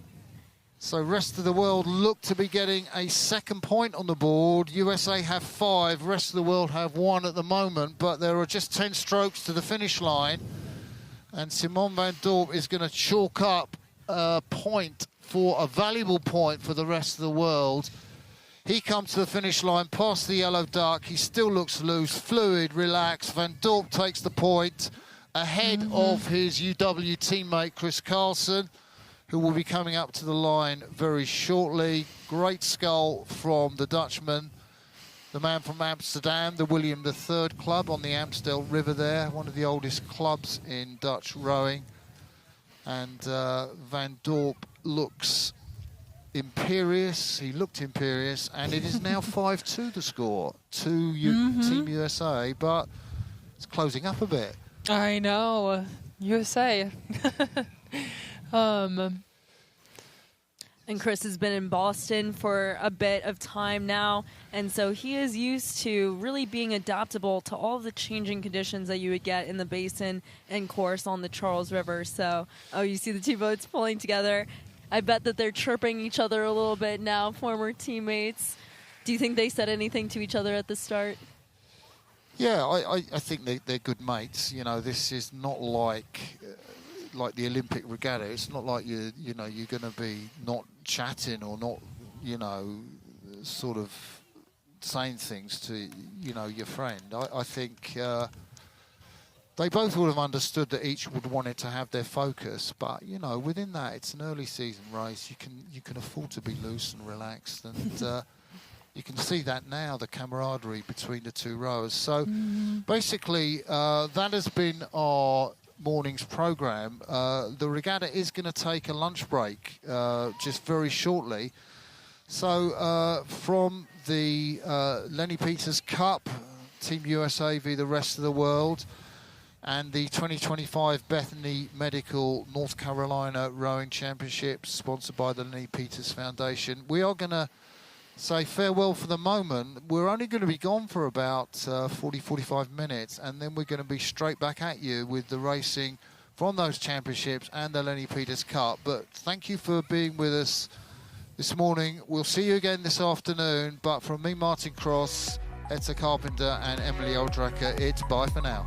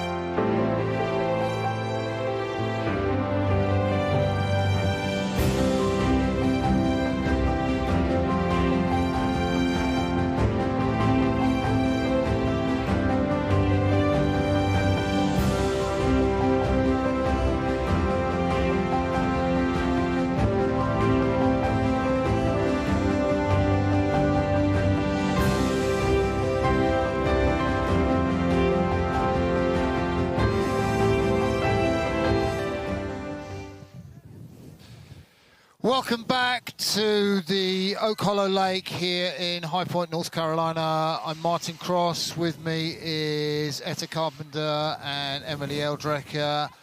And we've been taking you through the highlights of the Bethany Medical North Carolina State Rowing Championships and the Lenny Peters Cup, Team USA versus the rest of the world. And we've got a fantastic afternoon's program lined up for you. Racing has been going on during the lunch break in the North Carolina State Rowing Championships. Crews from all over North Carolina, South Carolina, Virginia, Tennessee, as far away as Seattle, Washington State, would you believe? And we have the men's single sculls, the youth single sculls out on the water at the moment. And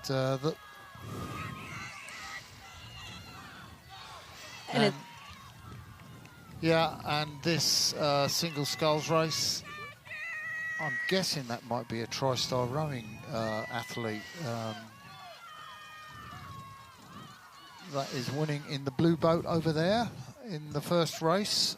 But we are going to take you to event 56 on a program which we believe is the men's collegiate Cox Fours. Yeah, there they are. So if you're new to this, so we've got Rowing Club at North Carolina State, their B crew, University of North Carolina at Wilmington, University of Richmond crew from Virginia, the local club High Point Uni, and then Rowing Club at North Carolina State, their A crew, and then Lane 7 is over on the far side, High Point University Rowing Club B, and the nearest side will be Rowing Club at North Carolina State. They will be on this side of the course, which is the side where all the tents are and grandstands are. So we will get you down here and looking at the crews and seeing how they're going down. So, Emily, you are really best placed to tell us what a Cox 4 is and why it's different from any of the other boats that folks might have seen this morning in the racing program. So anyone who was watching earlier today and saw those 8s coming down, you saw a littler human sitting in the back of the boat. That's the stern, and that was the coxswain steering and watching their teammates' oars and giving calls and giving coaching suggestions from the back of the boat. But in these Cox 4s, the coxswain is in the bow. That is the front of the boat, and they are laying down. Their feet are way in the front of the boat, and they are steering from the front, giving calls, giving coaching to their teammates, but they cannot see those oars. So that means that these coxswains are relying on what they feel to deliver technical and coaching feedback to their boat. And let alone, this is going to be the men's collegiate 4, so these are going to be some of the top 4s from their programs that are going to be coming down. So I have a hypothesis that these lines are going to be pretty straight, meaning that these coxswains are experienced coxswains who are going to be doing their best to steer straight down the course and plow right through those bubbles that we've been seeing as almost a occlusion to the race course today. Yeah, so these 4s are obviously they're not quite ready to start, but we've given you the kind of crews of this. High Point University, they have crews of Noah Craig, Javier Little, Sam Zito, and Joe Casper, and that is their A crew. Their B crew, Andrew Bozzi, Benjamin Gugray, Dylan McGlynn and Kyle Brearley. So Cox, Noah Caileigh for the A crew and Wyatt Poon for the B crew. Rowing at North Carolina State, they have 2 crews in, and University of Richmond, Alex Bruning, Ethan Rogers-Gates, Owen Hoover and Evan Jordan Cox, Anna Lorenzo. How unusual is it for a female Cox in a male crew? I think it's actually pretty common. I know that a lot of men's collegiate programs throughout the country have a pretty full roster of women's coxswains. And I think I do feel like it is because it's easier to find smaller women than it is to find smaller men to cox. I don't know if that is bad to say, but that's always what I thought was the reason.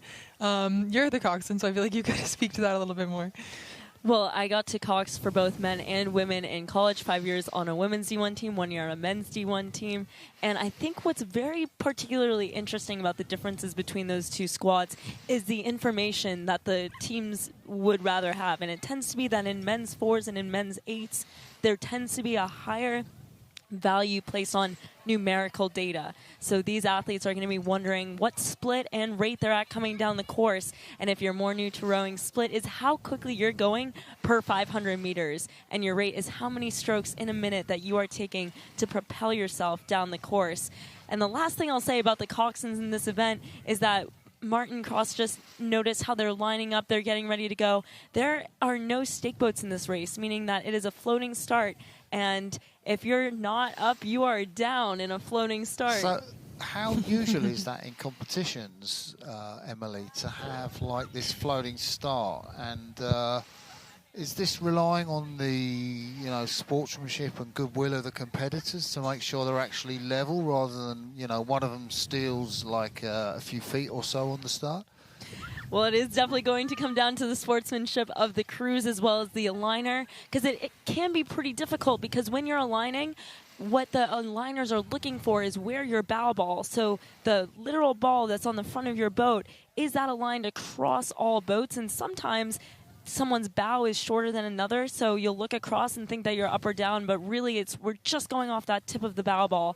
And so some crews will try to sneak up ahead, and some coaches will be teaching those coxswains that you better be inching up as far as you can to really get that lead. So I'm guessing the crew closest to us is the High Point University Rowing Club with those kind of bluish coloured boat next to them. Are there... No, actually, I just want to make sure I've doubly got that correct, because that was the alphabetical order, but I kind of want to go in lane order. So that's North Carolina State, and that crew with the red blades. So now I've got it right. Apologies for that slight correction there.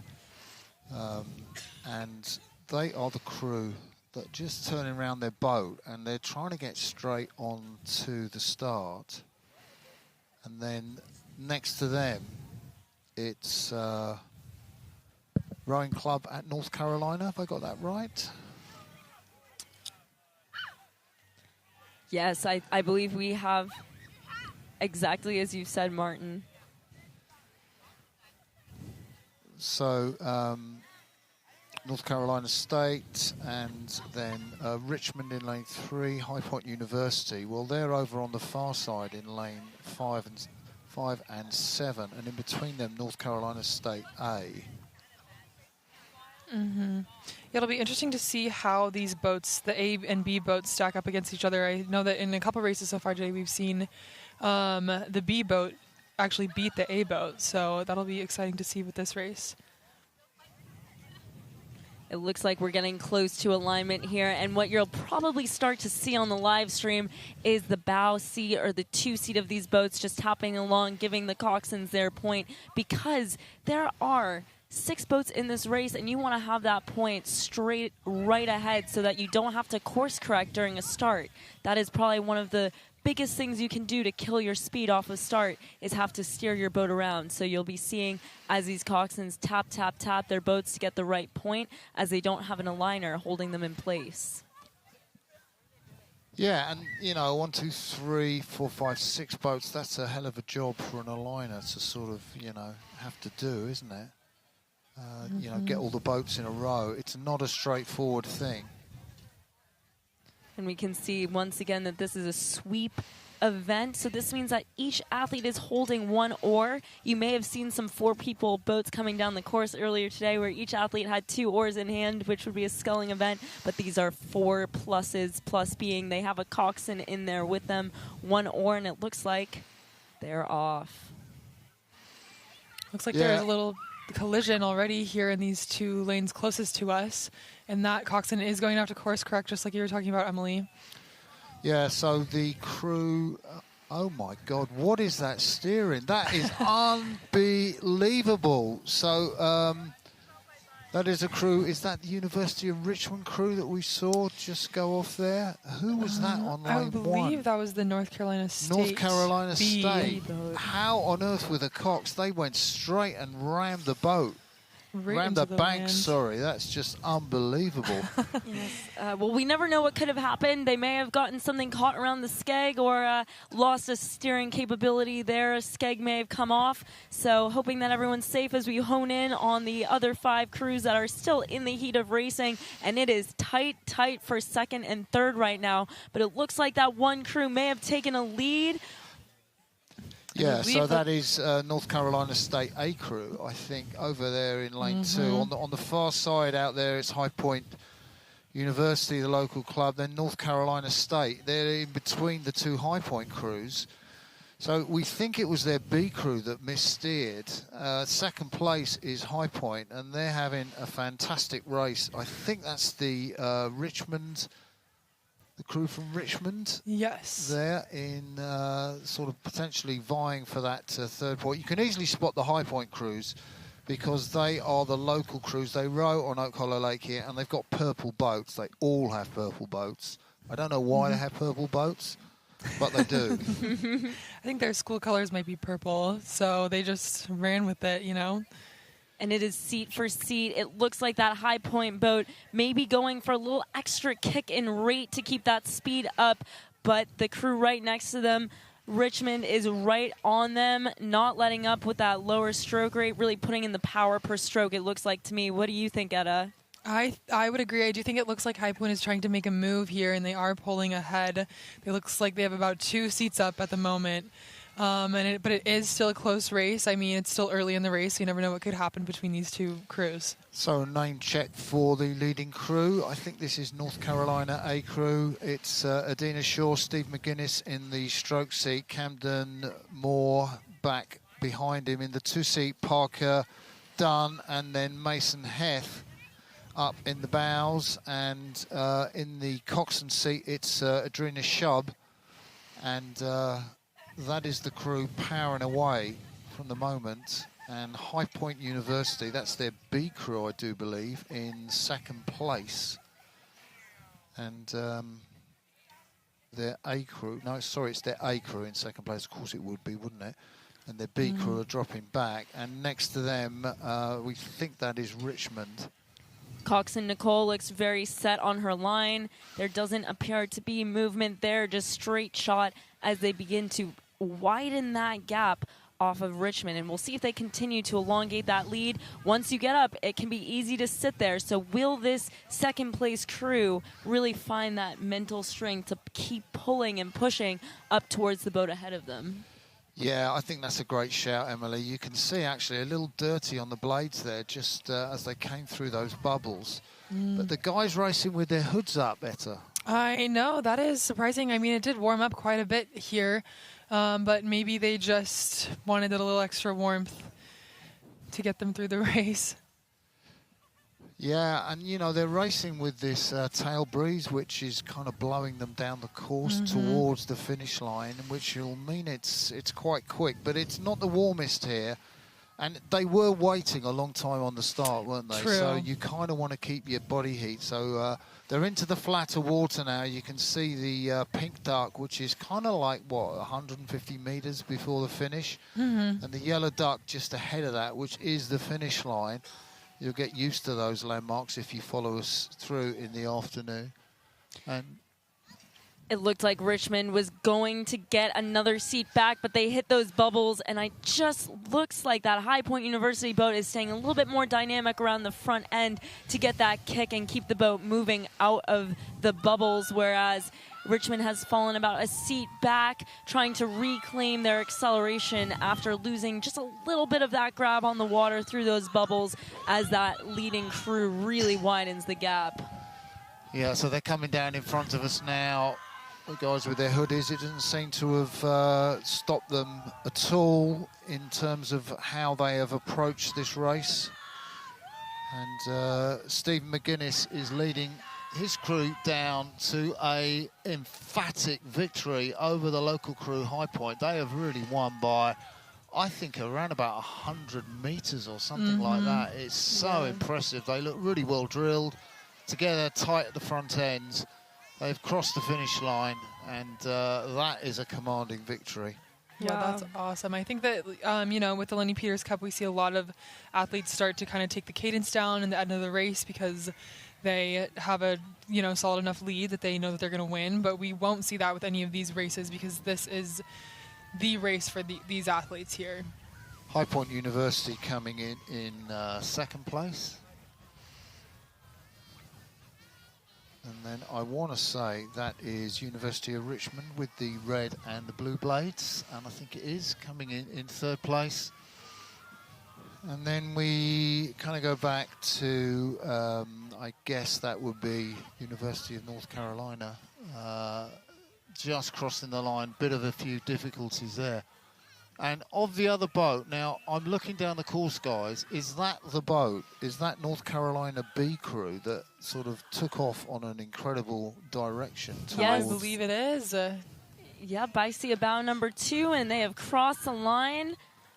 No, Emily, I'm looking back down there, like 300 metres from the finish. There is one crew out on the course. We think it is Rowing Club at North Carolina State, their B crew. Now, their A crew have won this race, but their B crew, if you are just tuning into that and you're getting used to these rowing championships, what happened at the start of this race was one of the crews kind of went off straight and then kind of veered, what would it be, looking at it, to the Coxey's left and hit the bank. It looked like it, yeah. It looked Have you like ever seen that before? I don't know if I've seen a crew hit the bank before, but it did look like they had a little bit of a collision at the start with the crew next to them. And the crew next to them got away, and they just course-corrected right to the shore. But it seems they are making their way down the course, which would insinuate that they have recovered and they are getting back on track. And it looks like there was no damage to the steering, given that they are coming straight down that lane now. So good news is there shouldn't have been too much damage, and everyone seems safe, and they are now reclaiming that race after getting back on the course. Yeah, they're going flat out as well, aren't they? I mean, flat out in terms of they are racing down the course. Certainly a testament to the mental fortitude of that crew to recover and to really own their own race, to get back on the course and not just take it out a lower cadence, but say we came out here to race today and we're going to get a good piece in. So exciting news. We have got our first awards presentation with Caileigh coming up just now. Hi again, we're back at the award ceremony. And I get the pleasure to introducing our gold, which is Sam Melvin from Team USA, and our silver, which takes Tõnu Endrekson from Estonia. And I believe they're going to come on over and join me on this red carpet here shortly. But we're waiting for our little gold medalists come in. Y'all can come on in. We have Sam Melvin with Team USA and Tõnu Endrekson with silver from Estonia. Present the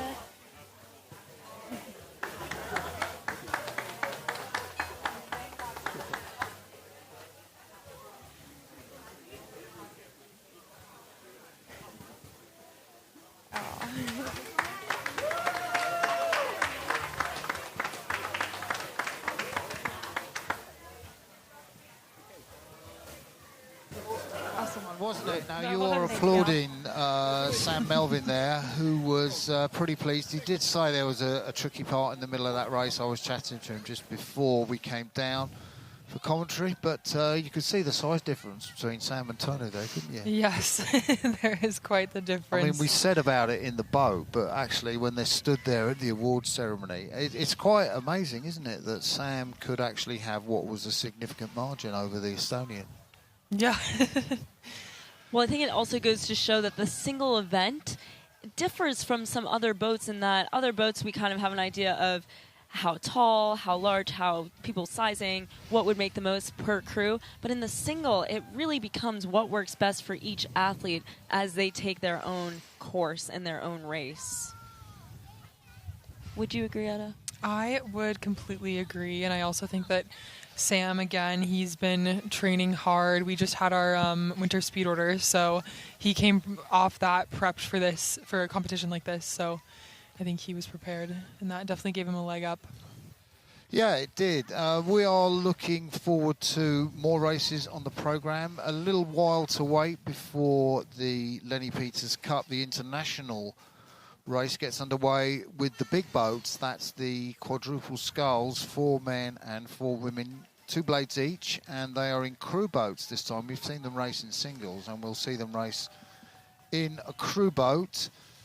So we have some more races coming up for you. We're hoping to cover the Jackie King Women's Youth Singles, which is scheduled to go off around closest to 1:20. The regatta's running a little bit behind time.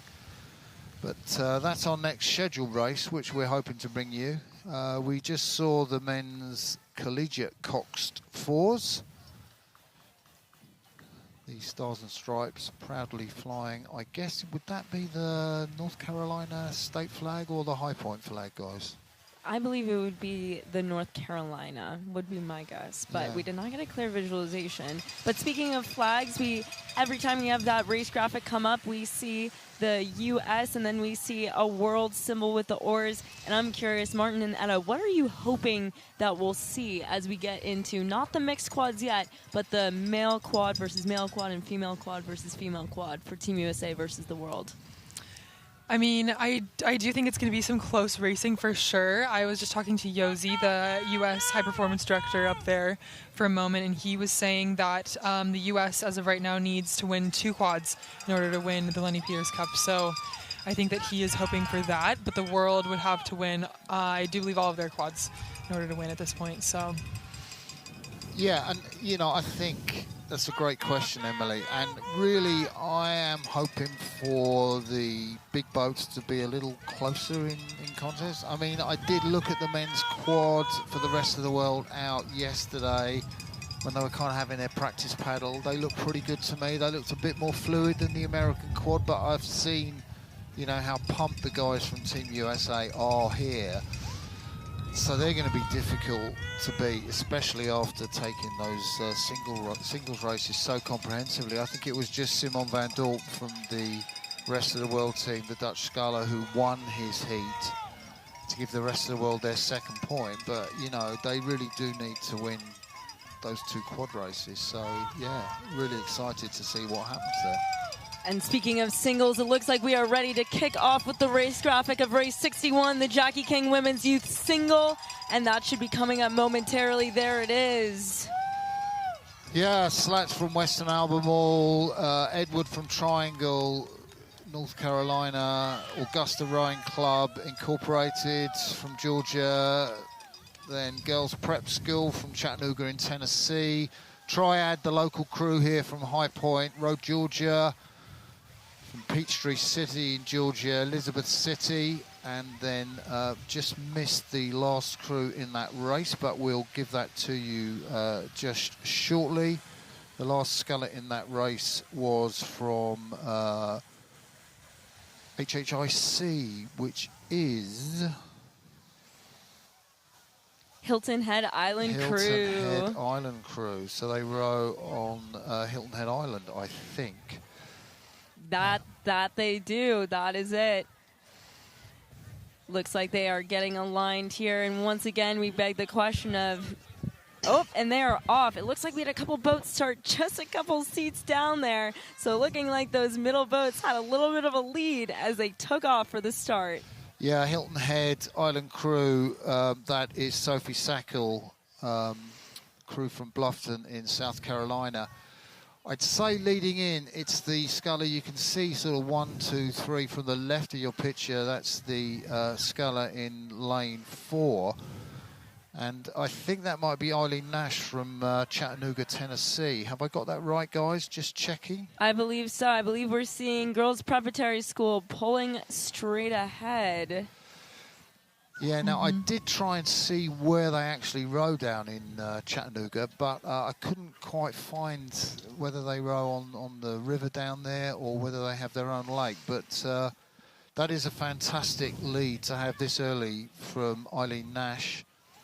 Won last year by the Triangle Boat Club, local club here in North Carolina, in 5:29. Annalise Howell won that race, but there will be a new name on the trophy this year. Hal is not competing here. And it looks to me that Eileen Nash is really solidly making that lead bigger. And the girls' preparatory school had a very, very strong showing 2 weeks ago at the Percy Priest Regatta. And so it looks like they're really trying to keep that momentum going with a strong showing here today. And yeah, I think I'm going to call it that the local sculler, Alicia Blakeney from Triad, is in second place. Triad Rowing Club A crew in this event. And she's in the lane just next to the leader from Girls Prep. And there she is. Great little cadence. She's really out there. Nice straight arms at the front end of the stroke. That's so important, isn't it, Etta? Yes, it is. And it looks like she is using the rate, but not an excessive amount. And she just seems really relaxed and confident going into the second half of this race. She knows she's in the lead, obviously, and she just looks awesome. I love how you can just really see that hinge over at the body angle. She is prepped for the catch, getting right over. And here's our second place from the local club here. And it looks like in the back end there's definitely some tighter racing with the other crews. So it'll be an interesting race to see who gets second and third.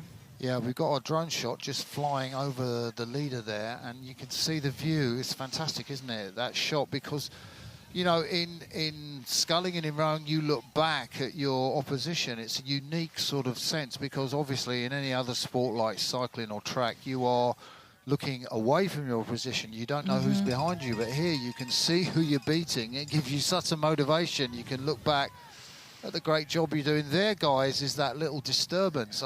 Talking to Sam Melvin, and he thought this was something to do with oxygenation for this lake. There's a lot of fishing goes on in this lake, and it was kind of to pump oxygen in to help the fish have better lives, I guess. Doesn't help the rowers. No. Yeah. So it's one of these multi-use water spaces. Obviously, rowing is so important here, but you know, we share this lake with other water users, the rowing community, and we're so pleased that it's such a vibrant lake and part of the High Point community. And it also looks like these women are definitely handling the bubbles well. Like, none of them really seem super phased by the conditions at the moment. I think we'll keep in tune. We saw some blades resting on the water there. We'll see if they're able to get that blade and get that catch in as they come up on the restless water. So lane number 6 there, that is Georgia Sculler and Row Georgia Sculler. We were looking at Vivian Sweat, and she's one of the scullers that are sort of relative towards the back of the field. Girls Prep School out in front from Chattanooga, Tennessee. Eileen Nash has dominated this race pretty much from the first stroke. We'll see how she goes through those bubbles there. And lane 5 that we're looking at there. So lane 5 is the sculler, the local sculler from Triad, and she's been overtaken by the sculler, I think, from Row Georgia Outsider. I'll just confirm that to you. There's the leader from Girls Prep School. And you'll just see in comparison to other crews, because you can see that straight line across on the Philippi boats, that some boats will go up and down in a vertical movement, indicating that there's a lot of body check at both ends, but we just see that line is not dipping below the water here. This is a horizontal drive, propelling Eileen Nash down towards the finish line. Yeah, and I'd say technically she does look the best technical sculler. I mean, we've seen shots of some of the other women in this race, but, you know, I think we've seen the women internationals, the Olympians, and I think she looks the most like them technically in terms of, you know, she's right on it, front end really well connected, using the body and the hips well through the middle of the stroke. Nice loose arms, and it does look like in second place, whether that's Western Albemarle or Triangle, just coming up on this near side for second place. You can probably hear the crowds going wild in our earpieces here. I do believe that's Triangle here in second place. Yeah, I would have thought Triangle are rowing with their sort of orange and blue blades, but in Single Sculls she might be using her own blades. So that is the sculler from Triangle Rowing Club, Ellery Edward, in second place. But already through the line, it is the girls' prep school sculler, Eileen Nash, has taken gold. And then in third place, we've got the sculler closest to us, and that is from Western Albemarle High School, Colette Slats. And she has taken third place in that Jackie King Trophy for Women's Youth Single Sculls, as the other scullers just move across the line for the lower placings. And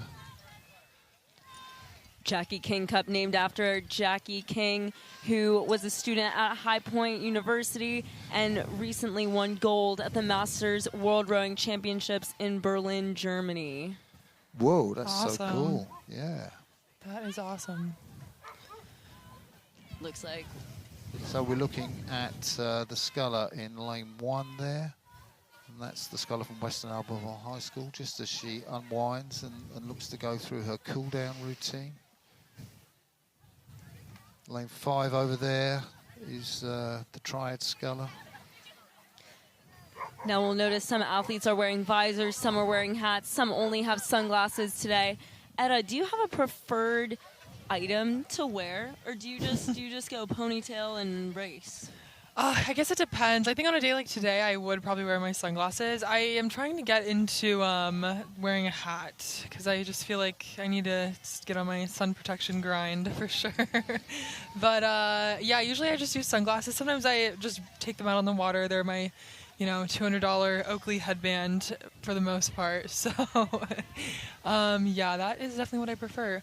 Also, you guys, you might hear some barking in the background of our microphones, but there is a dog show happening right next to on a red carpet. On the red carpet, right next to our commentating literally stand. 20 feet to our left. It's Yes. not on that drone shot right now, but we are looking admiringly at all these pooches. And there will be a winner of the dog, the crew dog of the regatta. And someone is going to judge that crew dog. They all look gorgeous. So, yeah, be very interesting to see. Oh, and they all look so excited to walk the red carpet themselves. They are lined up and jumping for joy. There are a couple puppies who just can't get enough, running around in circles out of excitement because there is a large crowd that has come out to give them all attention. Yeah, and our next race on the programme, because we are here, believe it or not, to talk about rowing as opposed to dogs, but Yes, the that is a Christine priority. Schaefer plate for men's youth 8. So the big boats. Oh, look, There's here we dogs. see. That is so cool. Yeah, nice little shot. We can do dog shows too, can't we? Yeah, we Yeah, can I do it think all. so. We can do it all.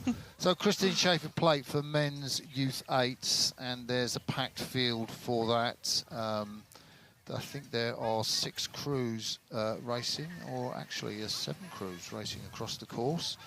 And that race due off shortly, and what we're doing is interspersing the races that you've seen with a little bit of chat around the competition and what's going on here. How surprised were you to see the number of competitors here for the North Carolina State Rowing Championships?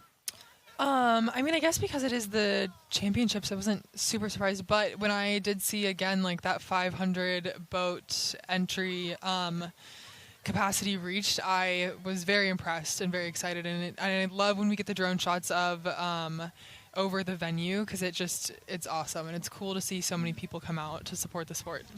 Yeah, and just behind us, I mean, it reminds me, I guess, when I was at the IRA's, the Intercollegiate Rowing Association Championships for college rowing last year, just the team tents, which is a bit like the World Championships, the parents and the supporters set up their tents, but these have got some great things going on, barbecues and, hot drinks, and I saw some of my mates there used to row with Jim Walker and his partner Heidi, and their son Donovan is racing today for Triangle Rowing Club, and they're down at that tent, which is a few tents down behind us. But it is a very exciting atmosphere, and the good news for the spectators and for us commentators is that it's warming up definitely this afternoon.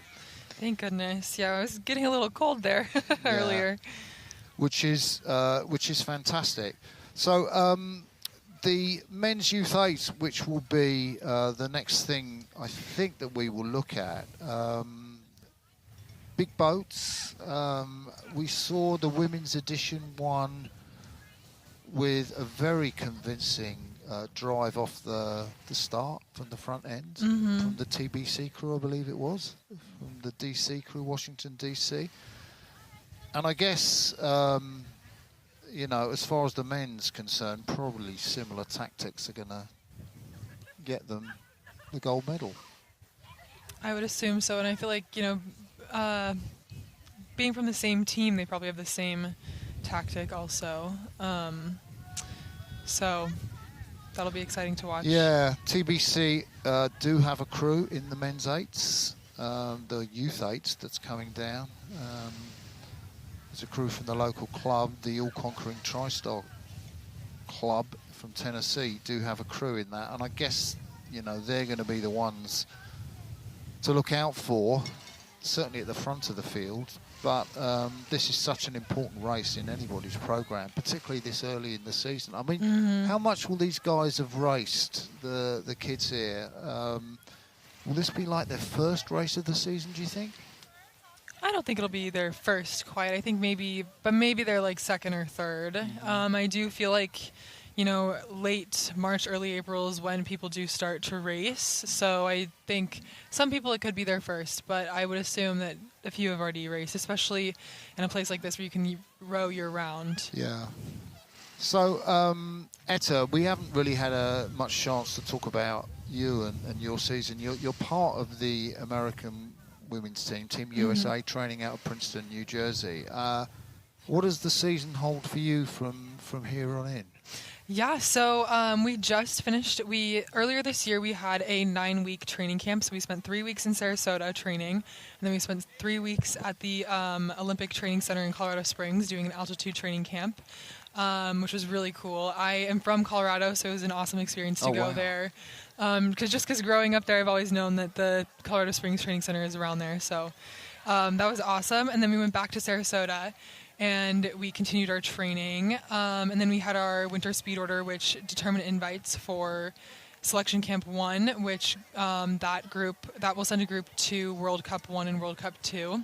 And then that also determines invites to Selection Camp 2, which will ultimately send a group to the World Championship in Shanghai. So I got invited to Selection Camp 2. Wow. So currently I will just be training for that until July. I think I'm going to go up to Vermont for a little bit, to Craftsbury. I know that there are some athletes here racing that train there full time, like Jacob Plihal and Grace Joyce. So I'm very excited about that.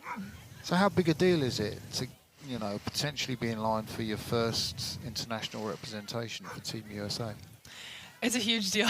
I'm very excited. I'm definitely ready to get back to work. I have been home this week, and now I'm here. Definitely trying to keep up with my workouts. I think we talked about this earlier, but I literally did one of my workouts yesterday on like the RP3 that's here. In the rain, in the cold, in the dark. Yeah. And I was on top of it, making sure that she got those workouts in and was on top of the training plan. That is for sure. Yeah.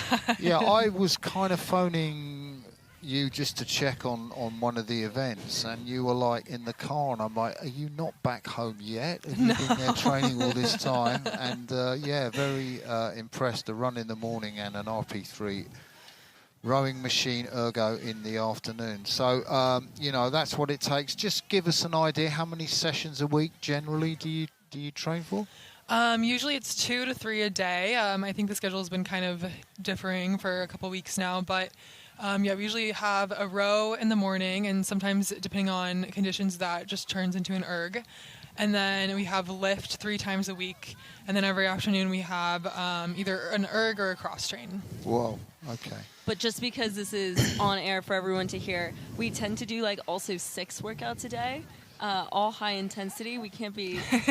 we got to send some confusing mixed messages about the training plan. Martin asking the hard-hitting question. Yeah, I know. So, just for guys who might be watching these, this transmission and they're new to the sport of rowing and they're hearing us use like technical terms like erg, which obviously every rower uses, like erg. Like, what is an erg? It's a rowing machine. So I think a lot of times I get, I use the rowing machine at the gym. So you'll see them at the gym. I know that Orange Theory, it's like a popular fitness workout class.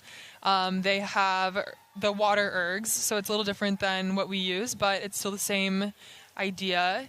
But yeah, I think the rowing machine is a more common word for it.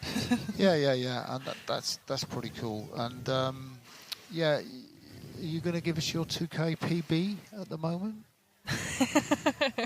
I guess I could. I told TikTok about it, and it got like 100 shares. I was like, oh my goodness.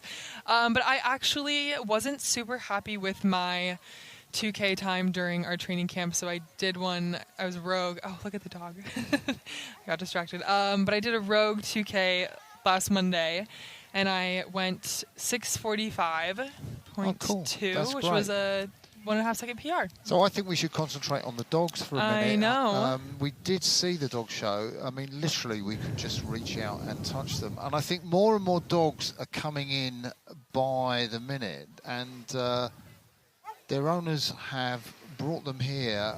There's the famous High Point duck. And we have our cameraman down, sort of, he's getting at doggy height now. You can see him there. Do you know what that dog is? It's a kind of like terrier? Terrier cross, and he loves the High Point duck, or she loves the High Point duck, and there are lots of enthusiastic. I can see a lovely Alsatian dog who is not really ventured onto the red carpet, and I don't know if that pooch is going to come down here. She's certainly walking down, but. Plenty of dogs, and they're not all on the red carpet. I know. They're all having a good time. They're hanging out. And if you're worried that you're missing any rowing action, it's not happening at the moment. This is the action here. It's the crew dog of the Lenny Peters Cup. Right now that they're judging the large dog category, so that is what you just saw. Oh, that's a good spot. Have you made notes on this, Etta? Yeah, yeah, I made notes on the dog show. Not on the rowing, though. No, I'm kidding. Yeah, and actually the Alsatian I was talking about, they are lining up the large dogs. So I didn't know. Apologies, viewers, if you're listening or watching. I didn't know that there were different categories. You know, like sort of the women's youth 8s or the under 16 8s or the masters. Well, it's kind of like that in dogs, but I guess that's determined by size. And that looks like a golden retriever, would you say? Yes. Oh, and he's trying to come say hi to us. He can come over here. Yeah. And, well, he gets his own picture. That's adorable. Think that's pretty cool. Yeah. I wonder if it's a part of the judging category of how well the puppy takes the photo in the, because they have to put their head in that cutout, cardboard cutout. I would imagine retrievers are pretty cool. The next dog up looks kind of like a Weimaraner, but I'm not sure if it is a Weimaraner. But what would you say? He's coming right up to he's the looking camera. at the camera, and yeah, he's seeing if there's any treats down on that red carpet. And yeah, not exactly as placid as the golden retriever, but a beautiful dog nevertheless. Now, is he going to put his head in there? Yeah, that's cool. He kind of knows that he's on show. I didn't imagine that he was going to do that, but he's got a great picture. I think you're very right. He was looking for some snacks there. That nose was just covered the entirety of the red carpet looking for a treat. Yeah, and I think there is that lovely Alsatian dog who I did spot further up, and he's been brought in or she's been brought in by, I can't work out whether, I think it's a he possibly, but oh, he is adorable. he is so gorgeous and placid. And very That's obediently awesome. sitting down. And yeah, we're trying to get a head-on shot, but that is such a lovely dog. Very calm, very friendly, and lovely to see these dogs around at the course. There's like a big line of dogs I know. kind of in front of us. There's kind of one of those crossbreed sort of poodles, something else that's quite tall. It's kind of got browny coloured fur. That the owner is bringing in at the moment. The owner is a rower from somewhere because he's got a rowing top. The dog hasn't got a rowing top on, but he will be in the competition for crew dog of the High Point Regatta in North Carolina. Do you reckon that any companies have made a dog uni yet? Oh, definitely not, but they should. Yeah, that could be a marketing thing for the companies that make these unisuits that all the rowers use to race in. Well, not meaning to advertise, but you are wearing a crew dog sweatshirt yourself. Yeah, nice present from the kids at school, my school, high school, back in the UK, from the team that row in the 1V, and was very touched to receive that. As we're looking at these dogs here, I do recall the crew at University of London back in London. They had a kind of vet as a coach. He wasn't like a full-time coach, but he did veterinary work. Name was called Rusty Williams, and he had a series of black Labradors, and basically they would run along the banks of the river as he was coaching, and he just let them run and follow him. That's awesome. I mean, the dogs that I have, I would never let them off the lead really, but it was just so trusting. They would run for about 16 kilometres, and they're very much part of the University of London fixture. So you know, that's how dogs can be very close to rowing. And I think some of the athletes, certainly in the British team, they have dogs, keep them company, and they do bring their dogs to the training centre in Caversham if they're friendly. So I think Caversham is, I wouldn't say it's a completely dog-friendly space, but I have seen dogs there. Is that the case at Princeton? Do any of the women there have their own pets? No, none of them. Well, maybe a couple that have family or boyfriends that live in the area. They might, but our coach does, and he brings him to practice, and it's always a fun surprise. And he doesn't go out on the launch with us, though. Jesse. Oh. Yes, Jesse. Yeah, he brings his dog, Sparrow. He's so cute. And he just hangs out in the office because it's heated while we're cold and on the water. But as he should. But he did get him a coat for Christmas. Oh. A little Carhartt vest. Too cute. Keeps him warm. It's really cute. Carhartt is definitely the jacket of the North when it comes time for the winter seasons. So I'm afraid that we have to tear ourselves away from the crew dog contest to back at the rowing. Sheds a tear. The Christine Schaefer plate for men's youth 8s is on the start, and we can see them lined up 1,500 metres away from us. Louisville Rowing Club, stroked by Henry Conway. They are on the lane closest to us. L&N STEM Academy Rowing from Knoxville, Tennessee, stroked by Grayson Bishop. TriStar Owen Schumack from Louisville, Tennessee. Triangle, the local North Carolina club. Aaron Hingus, he was one of the winners here last year, rowed in the 8 that took this title. Norfolk Rowing Academy. Fletcher Creek is in the stroke of that boat, and the crew from DC, Jacob Hamilton Rowe, is there for TBC Racing. Triad Rowing Association, that is Jackson Murphy in the stroke of their A crew, and I didn't call them out there in lane 6, but 7 boats in this. Lane 2 is the first lane, so if you've got it, the lane closest to us, Louisville, and then furthest away, closest to them, L&N STEM. TriStar in 3, just not quite straight at the moment. Triangle then in 4, Norfolk in 5, TBC, then it is Triad in 6, TBC Racing over there, I think on the far side.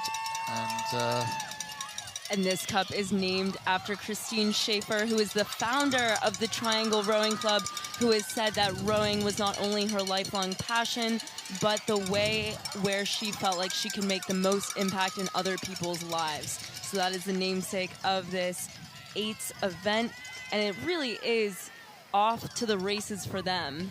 So this crew on the near side weren't straight. There's going to be a collision, and I think the starter could have been a bit more careful the way he started, or she started. Oh, and in the middle here, it looks like they are also closing in on each other. So that is lane 3, the leaders, as we kind of watch the mayhem unfold. That's TriStar out in front. How many times have we said that today?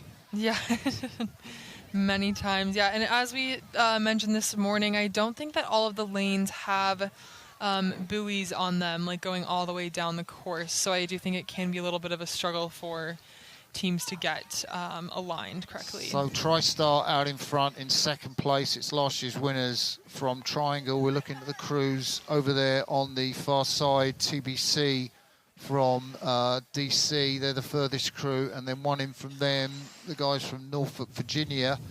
Norfolk and TBC having a great race for 3rd place. Triangle not giving up on that title they won last year, because they are cutting into TriStar's lead. Yeah, they are really just pushing forward, but and it's getting to be a bit of a close race between these. Wow, what a shot we've got there. That is awesome. Oh, wow. Let's just give the Triangle boys, Cox, Rainer Trust, Aaron Hingus, James Barber behind him. It's Aaron with the white cap on, Connor Eriksson, Dominic Cockram, Alex Sanchez, Ethan Christen, who was in that crew that won last year, Jacob DeMarco, and Joseph Fife. He's the guy furthest away from us up in the bows, and they are powering through the TriStar crew. They are really making a move, and you could see in that shot too a number of them looking over, which sometimes is kind of taboo, but it just means that they are excited and so competitive and really wanting to make a move on this TriStar boat here. Well, they've moved right back, but TriStar haven't let them go away. That is absolutely crucial. You just want to hang on to that position, try and get into your rhythm, try and hold the mid part of the race, and you can see how close it is. This is one of the closest races that we've had today. I wouldn't say technically that is the prettiest rowing, but it's certainly really effective from Triangle.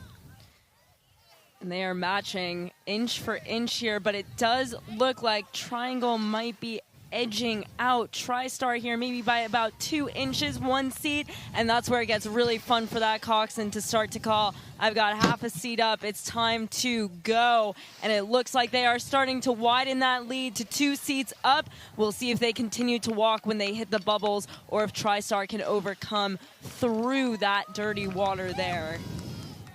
So what a great shot, the 2 leaders there. Triangle, you can see them there with their orange tops. TriStar with the blue and the red tops, the stars on their blades. This race is still anyone's, because although Triangle from Raleigh in North Carolina, right there on Lake Wheeler, have got the lead, it is not a dominant lead. And they have really got to carry on working. They're under the cosh at the moment, TriStar, but they are not out of it. So TriStar, just the drone is going to fly over the 2nd place crew, and we'll try and give you an update onto that 3rd place race. Last we left them, it was TBC, but they have now been rowed through the DC crew, and I think they've been rowed through by the local crew from Triad, that would be. I'm guessing in 3rd place, but we'll confirm that. Look at this fantastic race as we come through, 200 metres. Triangle edging out to almost a length now. Looks like they took a move and they're bringing it up to their sprint. I know that TriStar, as we've seen today, does know how to race, but looks like they are running out of space and Triangle is taking the lead.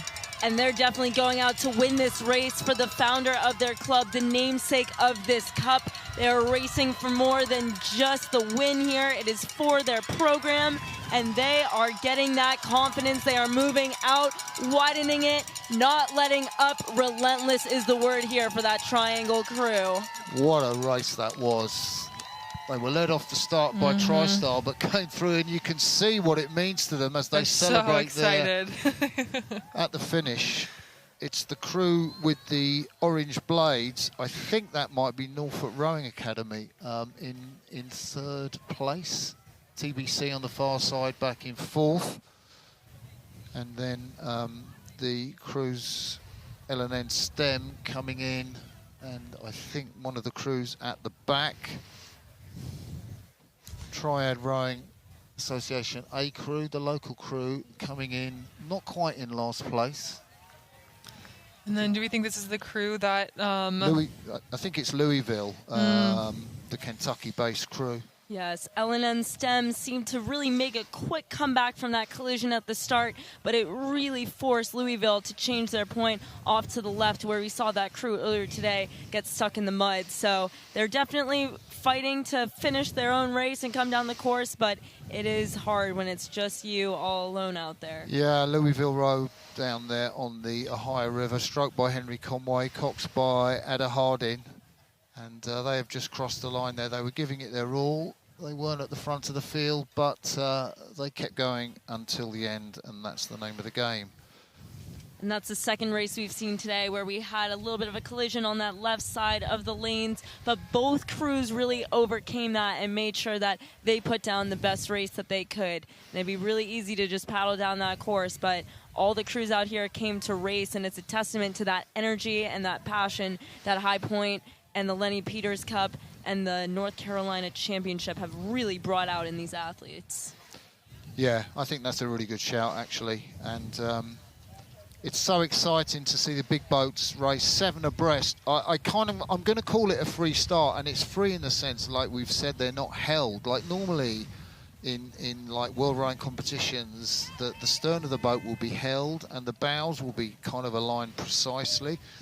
Here it's like I guess I'm going to say it's a more old-fashioned, because kind of a lot of races do start like that, which is free. The boats are floated and you rely on them to get the boats level. I guess there's an aligner on the bank, but yeah, it's really, you know, a lot more challenging. And if you're not absolutely straight like we saw then, you can have these collisions or clashes.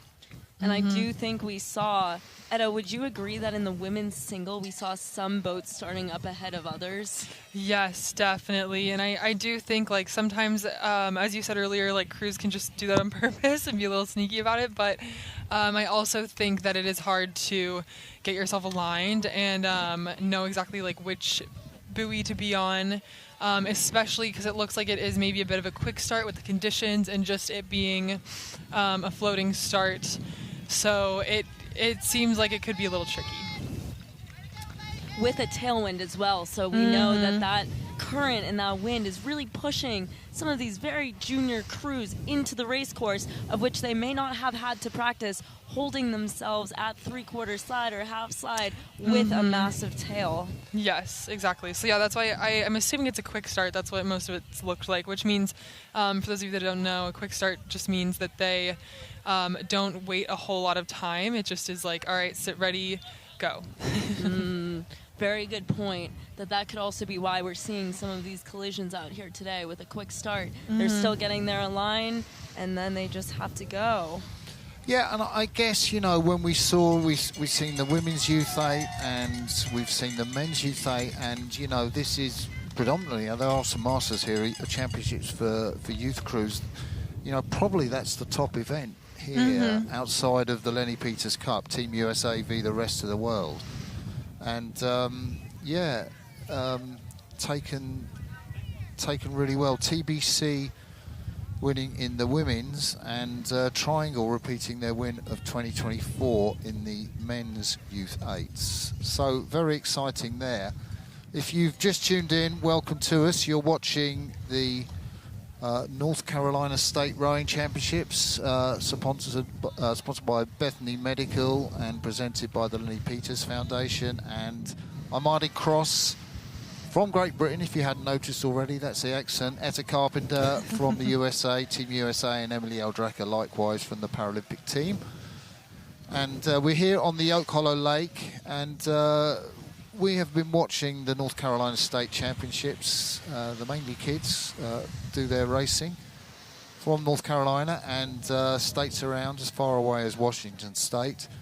And we've also been following the Lenny Peters Cup, and that's the international race. Team USA have a very handy lead over the rest of the world, 5-2 at the moment. And we're going to see how that race unfolds a little bit later in the afternoon. But we do go through the program of racing, and we have interviews for you. We have Michaela, who does our interviews, and she is now with, I think that's Ollie McLean from New Zealand. Michaela.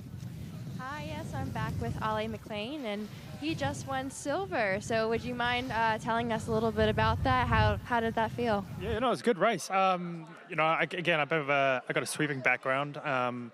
At the last few World Cups, World Champs, and the Olympics, I was in the straight man's four. So to jump into a single, it was a bit of unfamiliar territory. But I was pretty happy with how the race went on. I was first 500, was just holding on to the Team USA, and then managed to get in front in the middle 1,000, and then just my aerobic fitness didn't take me through the line. But in terms of my sculling effort, I was really happy with it, and yeah, I'm very excited for the quad next. It's amazing. How was the 1,500? I know you said before that was a little bit newer, so how did that feel? Yeah, I mean, especially with LA and how it's going to be 1,500 meters now, it definitely changes how your physiology is and a bit of your mental side compared to the 2 kilometer racing. So it's a good perspective now knowing this is actually my first 1,500 meters, you know, with the new Olympic cycle. So it does give it an interesting perspective on how training will alter and almost how your race plan will have to change as well. So it's a good stepping stone heading into the next Olympiad. It's amazing. And you said it was more of a mental challenge. Would you say any advice for kind of people coming into this? What would you say gearing up towards that? Yeah, I mean, when I talk about the mental side, it's just going from 2K to 1,500 meters. So just managing to condense, and it's not so much of an aerobic race now. There's a lot more anaerobic involved. So mentally preparing for a lot more pain and lactic acid. Amazing. Thank you so much again for this interview, and we look forward to seeing you out there. Thank you so much. Thank you. So we're back here, and we are going to cover one of the afternoon's races for you. It will be race 67 on the race program. Appreciate not all of you will have the race program, but it's the men's under 16 coxed quads, which is just raced over 1,000 meters. Why are they racing 1,000 and not 1,500, guys? I have a feeling it's just another way to get people into more races and give more athletes the chance to get those reps in and get some high-intensity work out here today, and just some more of that side-by-side championship-style racing. A lot of race courses won't have the side-by-side 7 lanes across buoyed course, so the more races that are shorter that they can put in, the more athletes can double up and really get a foot in their door to more racing experience would be my guess. Etta, what do you think? I would completely agree. I think it definitely gives athletes another chance. And then I also think, with a lot of these youth quads, I do think that just getting more races in is important, as you were just saying. And sometimes a 2K can just take a toll, so it's easier to get just some experience over a 1K. So that is what I think that they're doing with a lot of these. Once again, we have TriStar in this race. It looks like we have 2 TriStar boats, and we know that they have been dominating the cruise today. So it'll be interesting to see if B can overtake A. Etta, you made a comment about this earlier today, that even though we may label a boat A or B, especially in these youth events where these athletes are going to be under 16s, these are 15-year-olds on race day, anything can come out. Any kind of feisty energy is just going to give you that potential inch. So it'll be interesting to look at those 2 TriStar boats and how they shake out. Yeah, it's hard to see past them, but, the race is only 1,000 metres, so I think that'll be interesting to look at the tactics that these young kids are going to adopt. And, Well, let's see if we can get our drones and cameras all lined up. Predominantly, the race is due to go off at 2 o'clock, and that's the next race that we have scheduled to cover for you. And it's going to be a different event, Cox Quads, isn't it? Because I must admit, when I looked on the entry, I could not see a name for a Cox, and I could just see 4 athletes. So that would seem to indicate to me that they are Coxless quads, which I would say, okay, I understand that. You know, the one person is going to steer with their toe, but Gene Kinnemouth, the organiser, he said, oh no, they'll be coxed.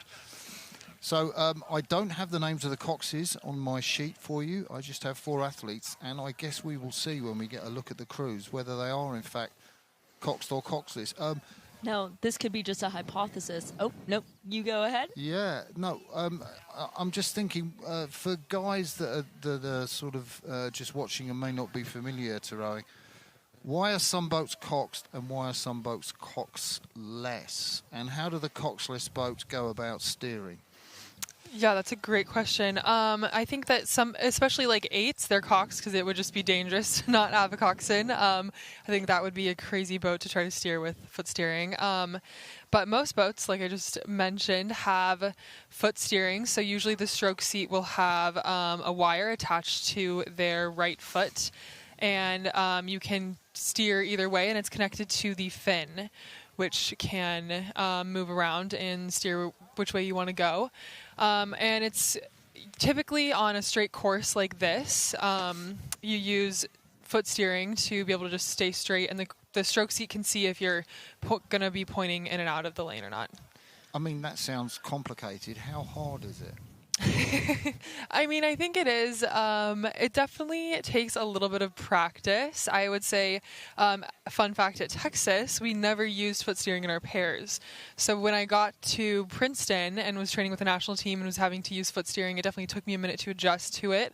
But now I was in a single or like a 4, and now it just comes so naturally. Like I'm trying to move my foot in order to steer, but you can't. Yeah. So I think we've got some information about the Lenny Peters Cup, which you can give to us, Etta. Yes. I spoke to Yosi earlier. I know that we just had an interview with Ollie McLean. But we were supposed to watch and commentate the Cedar Cunningham and Ollie McLean race.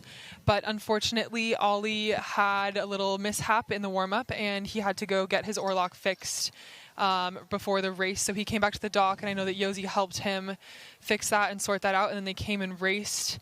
I believe they raced right after Joyce went.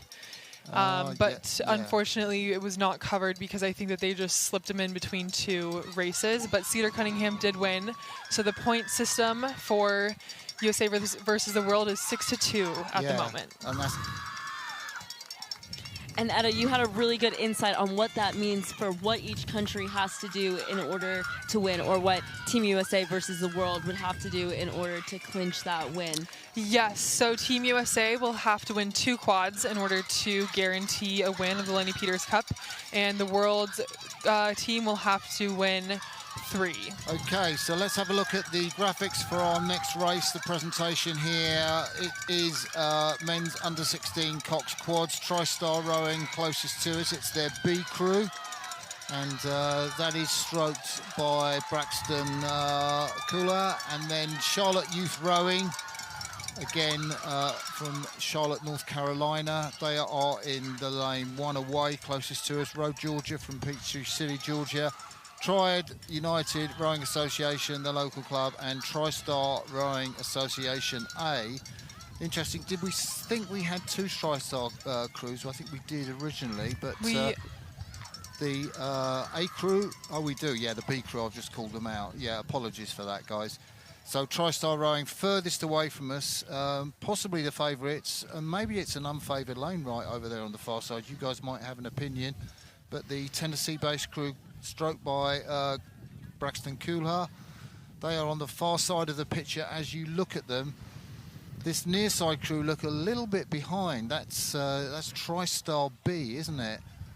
in the white boat, and they are Cox quads, aren't they? Yes, they are. I didn't have the names of coxswains on my entry sheet initially, but they're not totally level, but this is a free start, and it's the responsibility, I guess, I would say, of the bowmen, really, more than the cox, because they can look across, and the bowman can take things, you know, under their control, and that's the crew in lane 3 that really want to get a little bit more level. And Edda, you called it though, that, you know, there is a chance here to sneak up and through, and especially with that quick start that you were talking about, if that official has their hand raised and you can get that extra stroke up, I guarantee that some of these crews are going to try to take it. And they're off. It looks like those middle two crows are starting a little bit close together, but they are evening out. yeah, and that's kind of a little bit of an unfortunate start for the crew, the Triad crew, the local crew, who are getting led now. Top of your picture, I think they maybe just have the lead. That's the TriStar A crew. And then in second place behind them, it is the crew from Road Georgia, down there in Peachtree, just south, I think, of Atlanta. And they are in third place.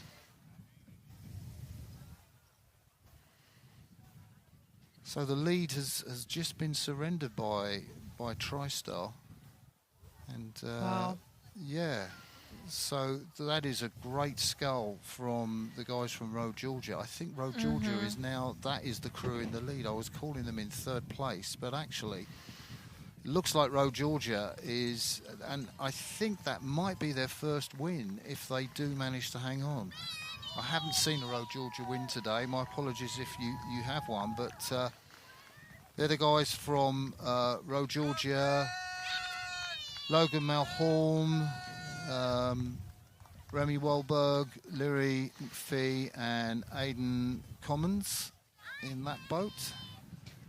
It looks like that boat out on the outside is definitely trying to make a move and come into the lead here. They have about 2 seats of contact at the moment. So if that's TriStar B, we're looking at Braxton Callahor leading his crew right down, followed by Logan, Jack, and Graham. It looks like they're really trying to give that Road Georgia boat a run for their money as they continue to walk. It looked like a clear separation, but now they just appear to be inching up and up. I'd say that's TriStar A on the far side. TriStar A. Emily, yeah, and TriStar B on this close side here. So it looks like Road Georgia out just as they come into the final part of this race, about 300-400 meters from the 5 guys in that team from Peachtree City. Love that name.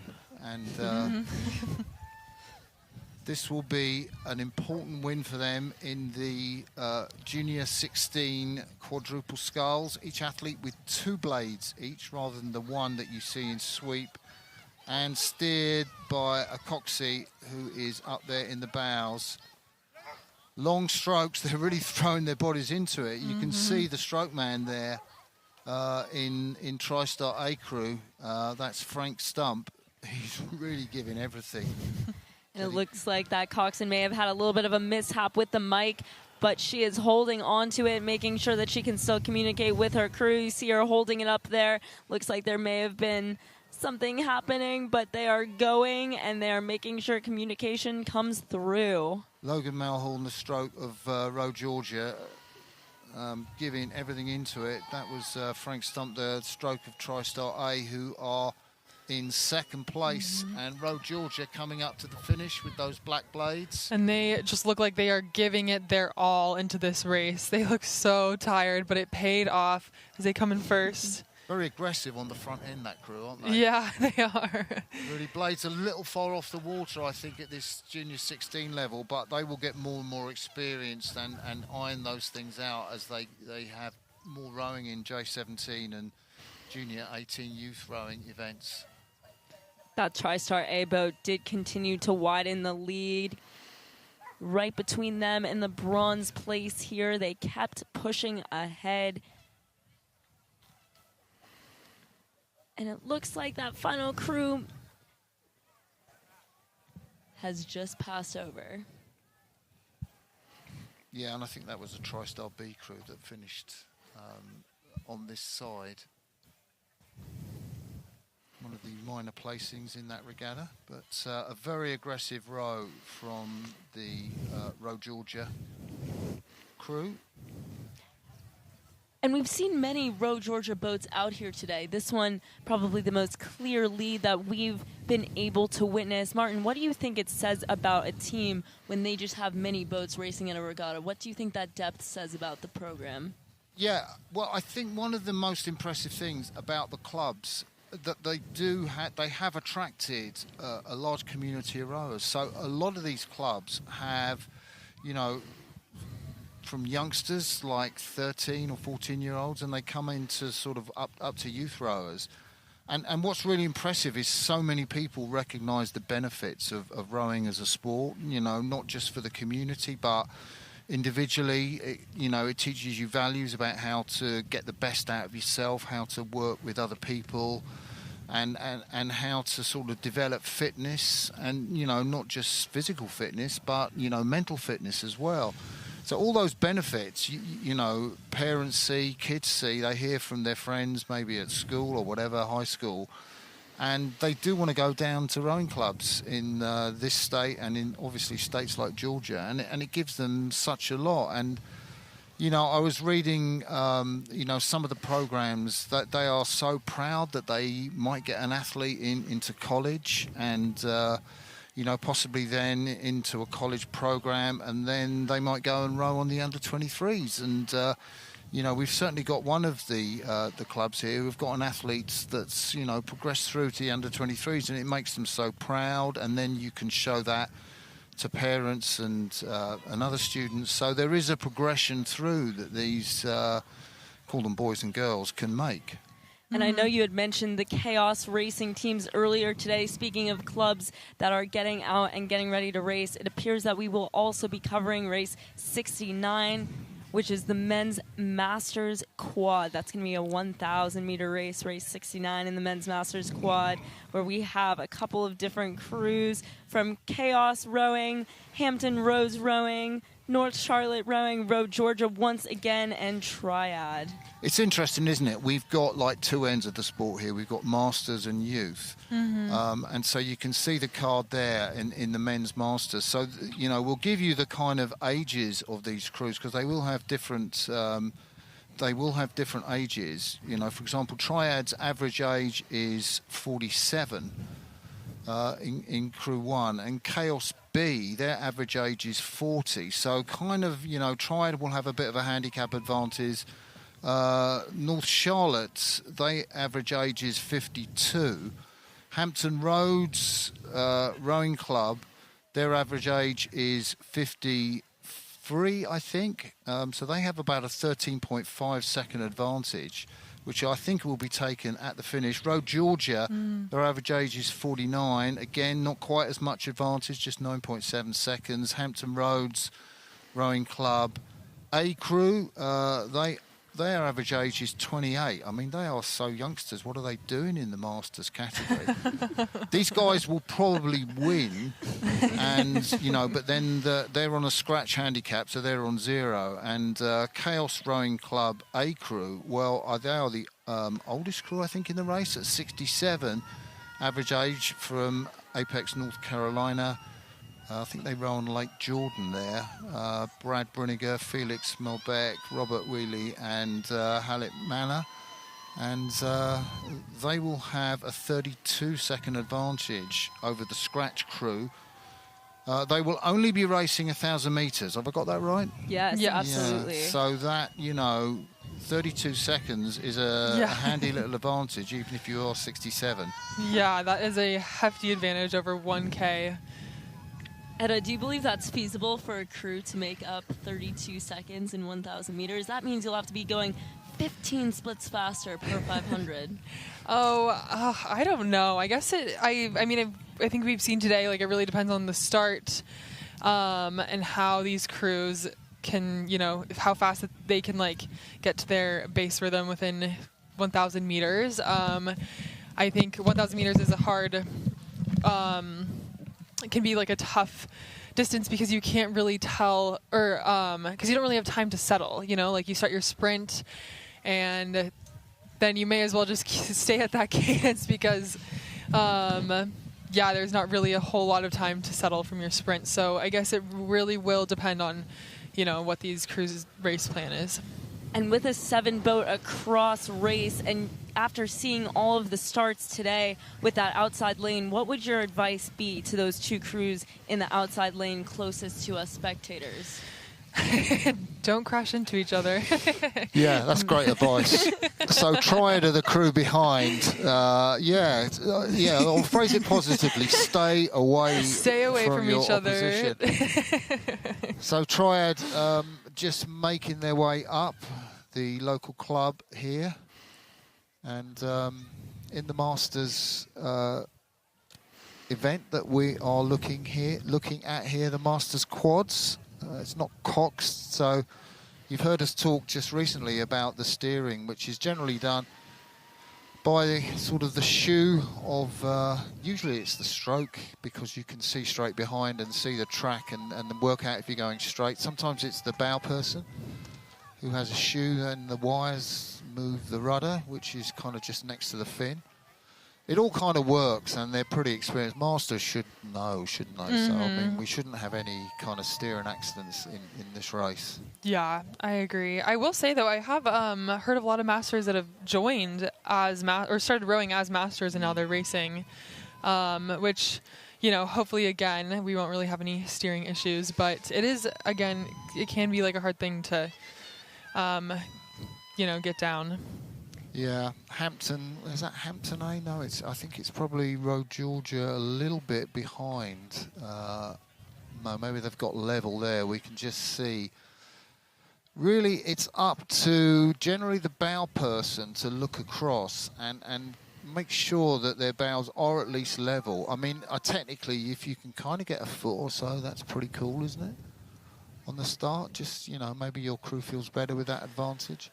Uh-oh, I'm worried about this crew in the far lane. They're pointed in that direction that some crews have tried to get off in earlier today that will suck you a little bit to shore. Yeah, the starters keeping them there a long time. They've been kind of sat and they look pretty much level. You know, if you've been listening to our commentary earlier, you'll hear this is kind of a free start. Normally, I guess in world level and Olympic level competitions, the boats will be held by somebody at the stern. But looks like a good start from all crews. I think the crew on the far side, that is the Chaos A crew, and we were talking about their age. They are 67, so gentlemen, you're entitled to be in that position, and you do have that 32-second advantage. But it's the crew next to them who are leading the race, and I believe they are the youngsters in this boat, the Hampton Roads Rowing Club A crew. 20-something years of age, 28 years of age. They're rowing off a scratch, so that they need to beat the crew to their right, the Chaos crew, by 32 seconds. And if they can beat them, then they will have beaten them in this competition. But they've got to put seconds on the other crew in these races. And for anyone who likes to look at splits, that would be a 15 split, 16 split difference each 500. So every stroke is going to count as they continue to try to push away from that Chaos crew and really elongate that lead. But it looks like we have two crews in contention here also for that second place on finishing. Very, very tight. Etta, what were you seeing there with those two crews side by side? Yeah, definitely some very tight racing. I think that the far boat is definitely trying to take a move right now. It looks like they have about a seat up, and they are moving. They are pushing off that other crew. Definitely very exciting racing, though. Yeah, that's Hampton B crew, and then we have got the crew next to them that are rowing really strong. That's a nice technique, those crew with the white blades. I believe that may be Road Georgia. Yeah, Road Georgia, lane 4. We're looking at in this men's masters, that's Hampton B. So Hampton B have an average age of 53. And that is them in lane 4, and that is out there in lane 5, that crew, which I think would just be in second place. That is the crew from Roe, Georgia. And Roe, Georgia have that average age of 45. So they're the younger men in this race. And they really did push away. Etta, we were just discussing them side by side, and they have just started to pull away and almost look like get open water on that other Hampton crew.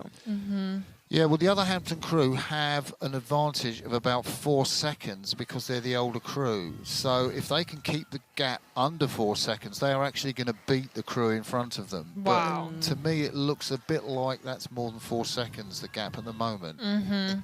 So this, I would agree. Yeah, so this crew here from Roe, Georgia, if they finish within 9.7 seconds, or say 9.6 seconds ahead of the leading crew from Hampton Roads Rowing Club, who are the youngsters, off a scratch handicap. So they need to be 9.6 seconds behind them. And there's Hampton Roads just finishing. And to me, that looks within 9.6 seconds. So I'm going to say they might have beaten the crew that have actually won on handicap time. And I think the third place crew. So again, I'm looking for the Uber veterans on the far side, and they're just coming up to the finish line now. They had that 30-second advantage, so we won't be able to give you the results. You kind of have to look a little bit for yourself. But the Chaos A crew, the 67-year-old crew, pretty much competitive. I think with the crew on, not in this near side directly, but the Chaos B crew.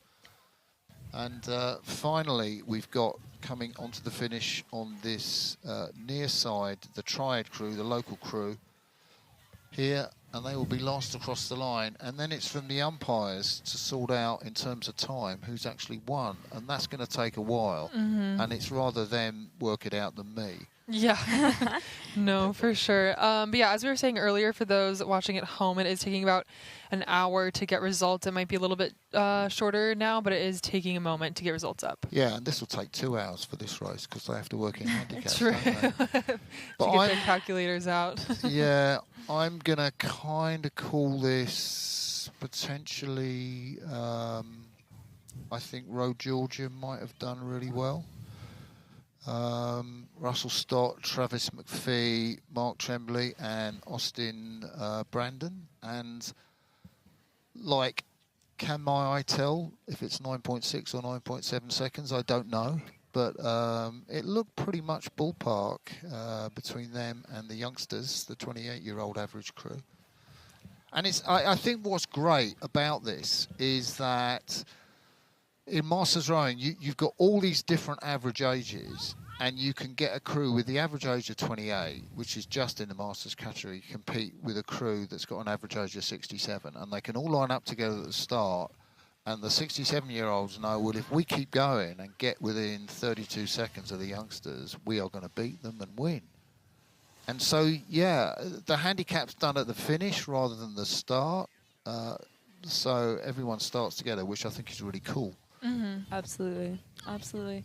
And this crew, this Chaos crew that's in green and yellow, is kind of heralding the colors of Australia. And for those who are tuning in, who are curious about the Lenny Peters Cup, rest assured we will have races between Team USA and the world coming up in the next about 20 minutes. It should be that we start moving back in around 2:30, just after 2:30. We should be seeing those first races in the quads of USA against the world. And I bring up Australia because, of course, we do have Rhea Thompson, who will be representing Team World from Australia, racing in one of these quads coming up soon. Yeah, and Rhea obviously has that Olympic bronze medal to her laurels in Tokyo that she won. I think she was bow seat in that quad. Coached by Andrew Randell. He came into the program with that Australian women's quad relatively late. He was coaching the men, but it didn't kind of work out, so he coached the Australian women and did so well there. And, when Great Britain were looking for a new coach, for their women's coach for their program, they got Andrew Randell. He's now in Britain with his partner, And Andy heads up the women's program, but more importantly, he coached the women's quad that took Olympic gold for Great Britain in Paris in that unforgettable race where they pretty much won on the last stroke. So, yeah, great for him. And Rhea thinks he's lovely. She hasn't been coached by him for a while, and she's here without a coach, but be fascinating to see. Where is she sitting? Is she sitting at bow in that quad again? I believe so. I believe that's what we saw yesterday when we were taking a look at all crews as they went out in their quads. I believe that was the lineup that was going out. Definitely after 2 Olympics, I can imagine that feels like home in a quad. So I could definitely see that being the seat for the day. It's interesting how the American team, Team USA and Team World, have actually decided who sits where in that quad. What would you say, what factors would you say went into the decision about where these guys actually sit, and how much does it matter? Yeah, I mean, I think it will matter quite a bit. I do think a little insider info from Yosi. They were considering who was in, especially when it comes to the mixed quads, they were considering who was in the other boats and how to stack their mixed quads. But I think for the women's and men's, they based it off of experience and what they have done in the past. I don't know, Yosi seemed very confident when he was picking lineup. So. And Edda, can you tell us, was there a weight question on the boats?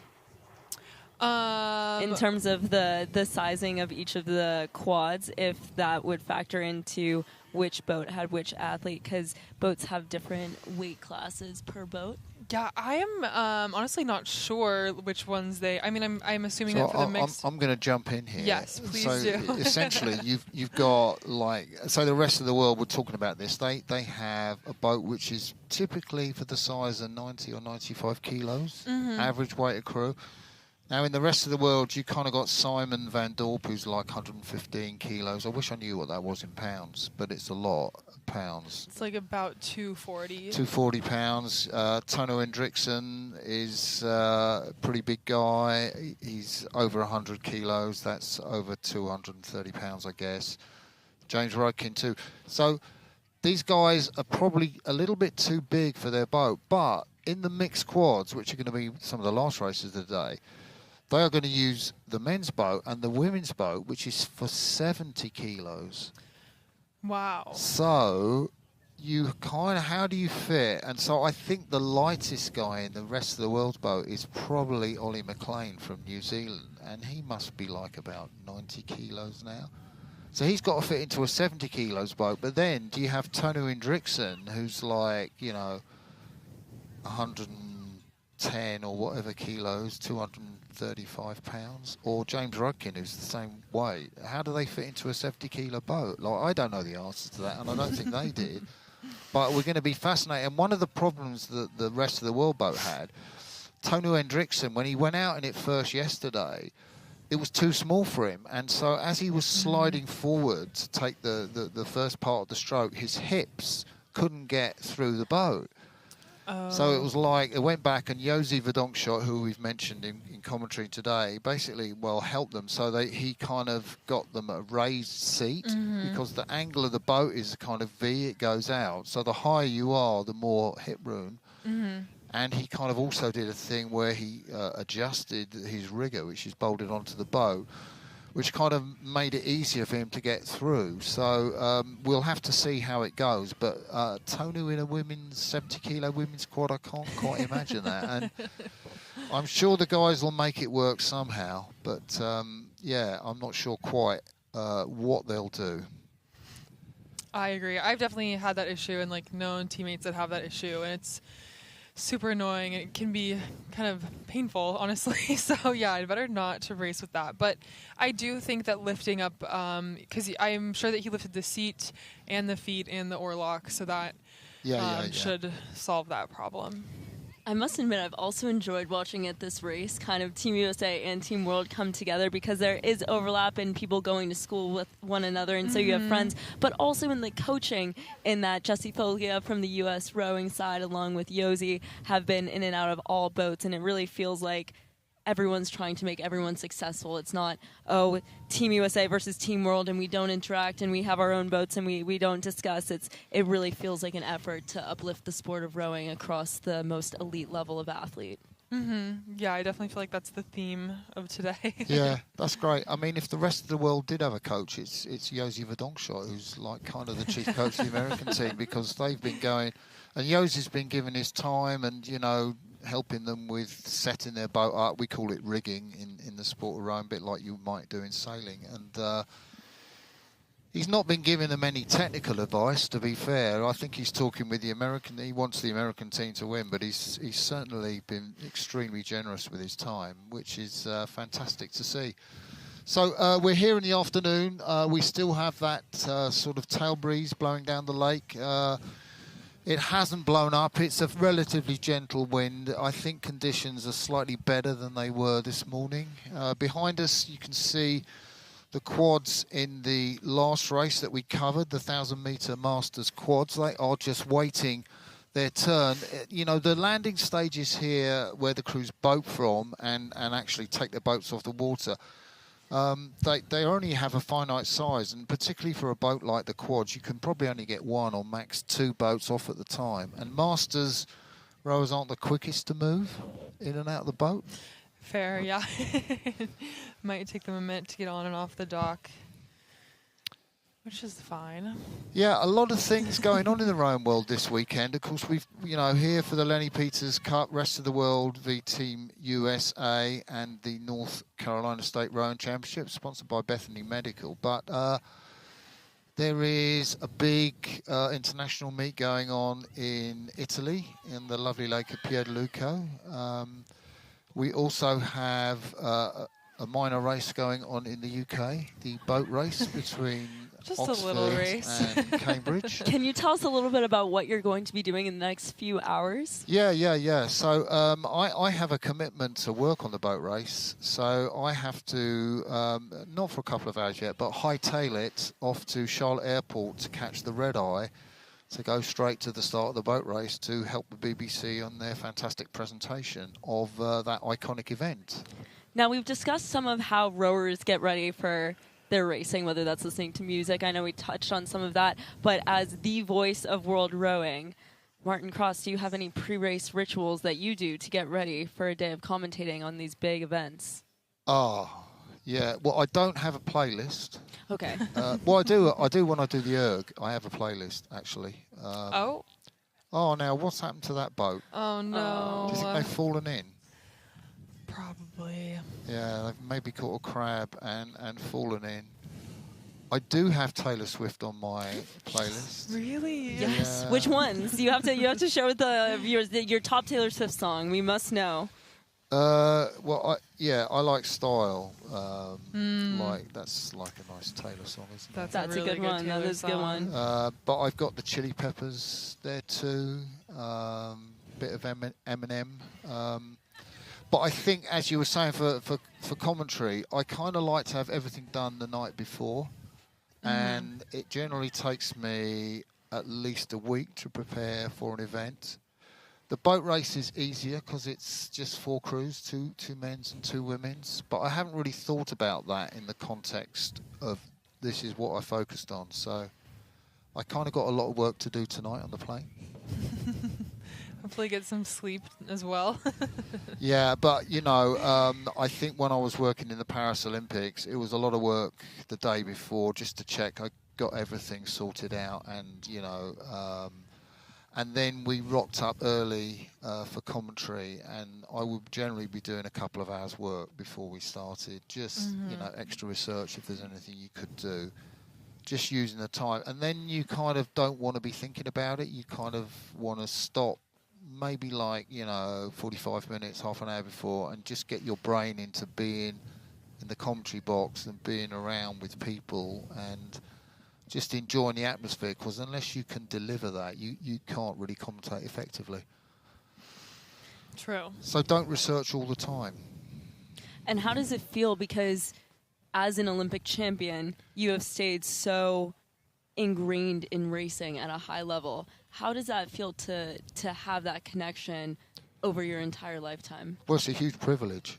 I mean, you know, I think we've talked about before that there are so many incredible stories in the sport, and it's a privilege to be able to tell them to people and to learn them for yourself. And you know, we were talking here about some of the athletes. Caileigh Filmer. I mean, we talked about her medical problem that she had with her hip, and she was in hospital not so long ago recovering from an operation. But Caileigh's also been through periods of not feeling so great about herself, and it's a wonderful testament to her. I mean, the stories are incredible. She's also she's a fantastic cyclist, and you know, she's come off kind of the front of a bike on the downhill stretch in BC where she was training, and she's had to recover from that injury. And you kind of hear these stories, and you hear the rowers tell them, and it's, you know, it's such a privilege to listen to them, and then it is great to be able to share it with the wider world. Definitely. And on the flip side of that experience, Etta, how does it feel to be moving into commentary? It's definitely very exciting. It'll be a fun thing to put on my resume for sure. I would love to do it again. It's a lot of fun. But yeah, it was such a surprise that they asked me. But Not at all. It's been super exciting, especially because I know the people that we're commenting on, so that's been a lot of fun. But you're not shy in putting yourself forward. I know you obviously were rightly outspoken about some of the conditions at the NCAA's at the course in Ohio. And you obviously felt passionate enough to tell the world that story. Yes, yeah. Well, I mean, I figured I have a platform, so I should say something about it. But yeah, last year at NCAA's, it was just definitely very frustrating. I think a lot of rowers didn't understand quite why I was complaining, but I just think that the NCAA has an opportunity to really amplify the sport, and they were really dropping that ball by not providing an excellent championship experience, because also the NCAA Rowing Championships is the largest gathering of female athletes in the country. There's over 800 female athletes in one place in one weekend, and no other sport in the NCAA does that. So it is also just really frustrating that in an era where we're really trying to amplify women's sports, the NCAA decided to put us at a course that was 45 minutes away from Cincinnati, and a lot of the hotels had issues, and it just was not a super excellent experience. But anyways, back to the racing. So we're looking at the Lenny Peters Cup, the women's quads. Team USA closest to us, Team World on the far side. And Em, do you fancy taking us through the cruise there? No, I can do that. Sorry to drop that on you. So, Team USA. So, we are going from the right. That's the stroke woman, and that is Grace Joyce. She won her singles race. She is a Paris Olympian. She was in the quad, and she finished ninth in that quad. Issa Darvin, who won a singles race, is behind her, the walk-on at Wisconsin. She's from Madison. She's got that Pan Am's gold medal, trying to break into the USA senior team. Azja Czajkowski, she is a Paris Olympian. We've seen her win her singles race. She went up against Magdalena Lobnig, the Austrian bronze medalist, and won that pretty well after being down off the start. And Maggie Fellows in the bow. Now, Maggie has been in Team USA in the quads in 2022, but she didn't make the Paris team, but she was the fastest American sculler at trials, and she's up in the bow. Interesting, they put Grace Joyce, the experienced quad sculler, in the stroke seat. That's probably their chief coach, Josie Verdonschot. The rest of the world team, well, they had a rather different selection procedure. Kind of sat around and said, who wants to stroke? And nobody put their hand up. So Tabea Schendekhl, bronze medalist in the quads in Paris for the German team, 5'11". The former Husky from Hansa Dortmund club in the west of Germany. She is sat in the stroke seat. Lobnig, well, you would put her behind the most experienced sculler. That's who you want in the 3-seat. You know, long, powerful. I guess that's why he's a Darvin is in 3 in America quad. But Lobnig is in 3. Caileigh Filmer, we were talking about her, is in 2 as the crews go off. And then up in the bows, it's that Aussie Rhea Thompson. And the rest of the world were pretty pleased with the start they had. I'd say they got a slight lead at the moment. Yes, I would agree, and they look so together. But the U.S. crew is definitely right in it, right in the race. Going to be an exciting one for sure. So 4 points at stake in this race. 6-2 is the score. If the rest of the world can win this race, they will even up the score. It will be 6-all. But I think at the moment the rest of the world are slightly dropping back. Team USA, they're closest to the bottom of the screen with the blue chevrons on the top of their boat. They are taking a good lead. It's at least half a length. A little bit of parallax angle. It maybe looks like more, but rest of the world still in there at the moment. And Tabea Schendekhl really determined, driving that boat on, the former Husky. And it is a close race. No, it definitely is for sure. It looks like they are both rating about similar rate, which means stroke per minute. And it looks like actually the U.S. crew is the one in the far lane. Yeah, I know, and we had that's a different call. USA have been in the near lane, so my apologies for that. But that is the USA boat on the right of your screen that we're looking at. Rest of the world have a lead at the moment. USA boat. They're looking controlled. They're kind of smacking it along. Blades going along the buoys, but still the rest of the world. Rhea Thompson there, you can see on the far side, just looking across the red top of Magdalena, Lobnig, Tabea Schendekhl in the stroke seats, and Caileigh Filmer providing the grunt in the 2-seat. But a little bit short, I'd say, the USA crew. In terms of their length forward, I just think they need a little bit more time, maybe, just to gather themselves and maybe get a little bit longer forwards. But they are moving through the rest of the world team now. They are. It looks like their 2-seat is right up on their bow ball, and they are making a move to push forward. And they just look very composed. I agree, they definitely are a little short, but I don't think it's slowing them down that much, as we can see as they pull ahead here. And you see that cycle of the hands right out of bow over on the American side, really getting out of bow to take that next stroke. They are keeping that cadence pretty sharp and quick as they push it along here. The rest of the world is right in there, though. Team World is not letting up, and they are led by that medalist from this past year's Paris Games. Yeah, Tabea Schendekhl with the white cap on. She always races with that cap on. You can see the gap. It's just over half a length, so we call that kind of 2/3 of a length. And at the moment, they are still in contact, but it looks good for the Team USA to grab those 4 points to go to a 10-2 lead at the moment, unless Tabea Schendekhl, Magdalena Lobnig, her fellow German speaker behind her, the Austrian with the bronze medal.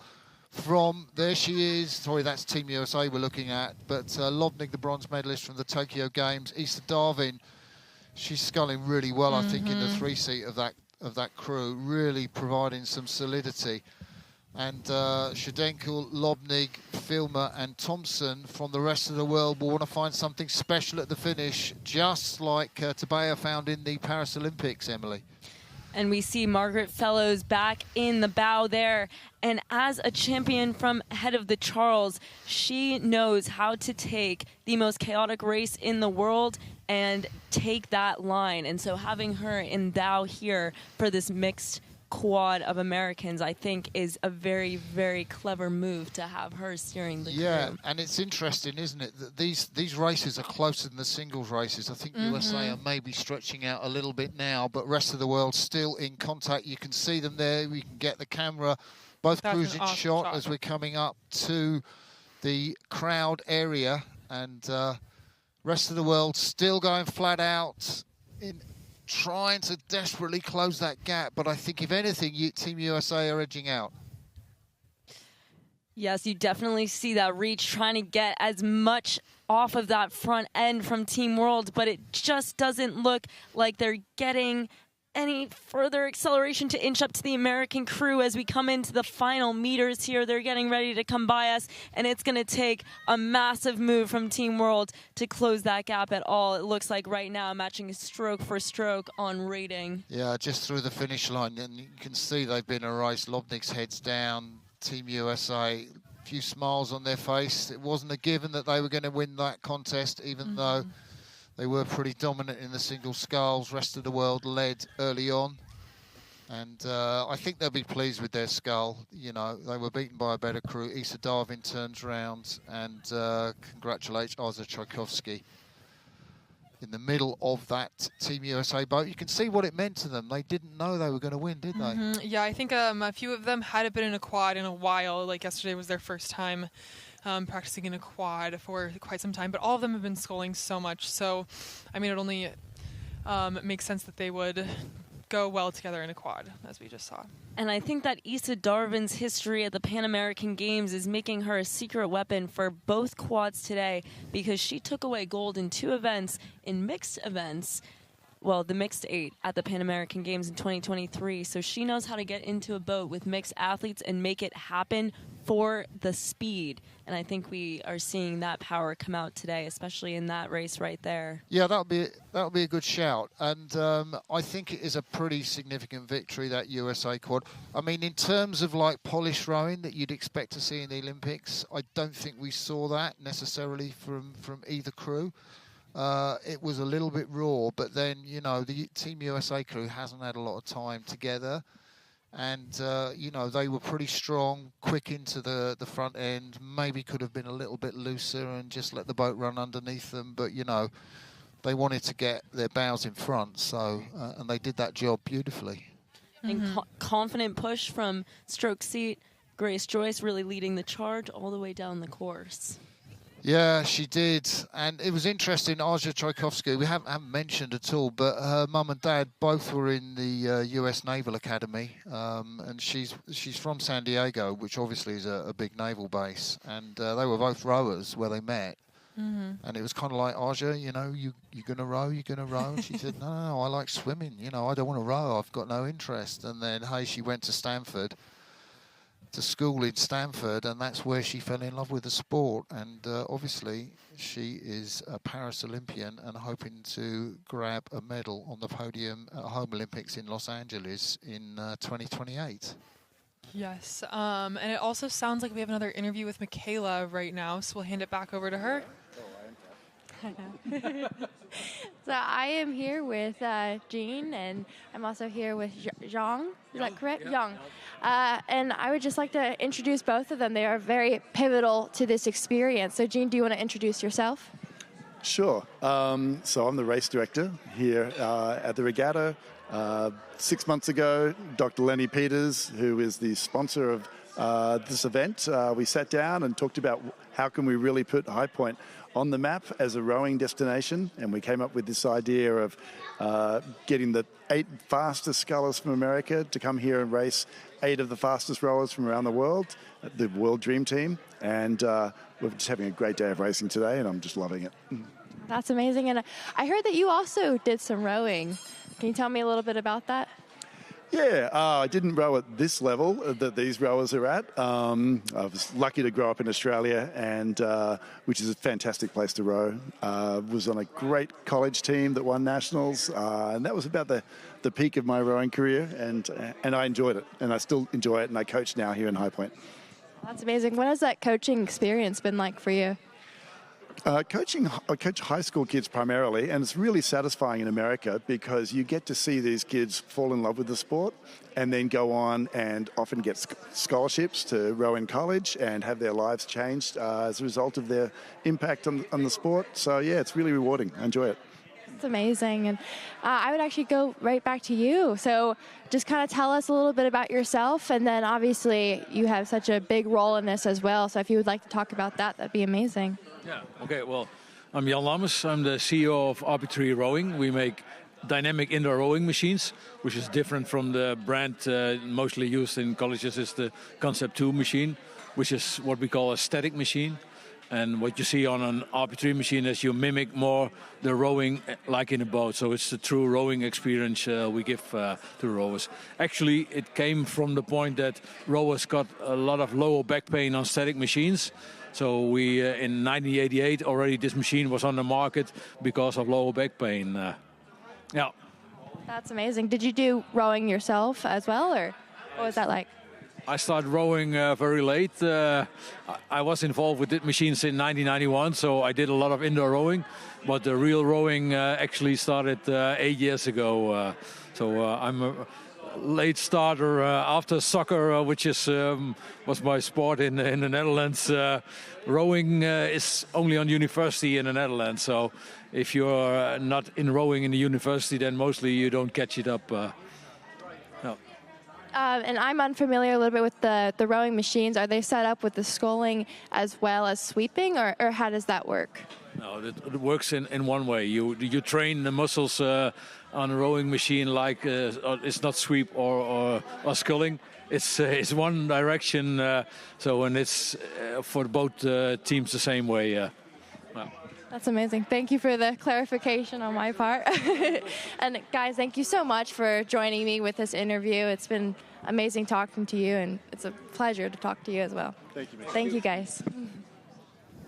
Thank you, Michaela. And I love that question about, are they rowing or sculling rowing machines? Great question. And I guess you would say that scullers use them and rowers use them and they're the same action. But I know Olivia Coffey, who was in the Olympic team, she's also rowed for Cambridge. She's American, but her dad, I think he's Chris Coffey.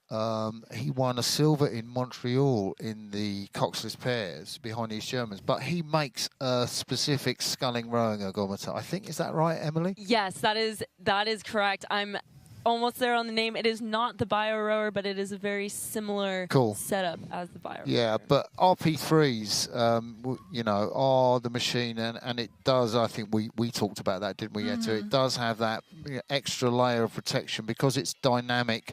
You've got a moving cage and a moving seat, and it does provide that extra protection for the back on those sort of heavy training loads, which is why teams like the Netherlands use that machine exclusively to train and to test. I think our next race that we'll show you, and we have got the North Carolina State Rowing Championships going on, sponsored by Bethany Medical, and but it will be the men's quad from the Lenny Peters Cup, and I think, like the women's race, this is going to be a pretty close contest.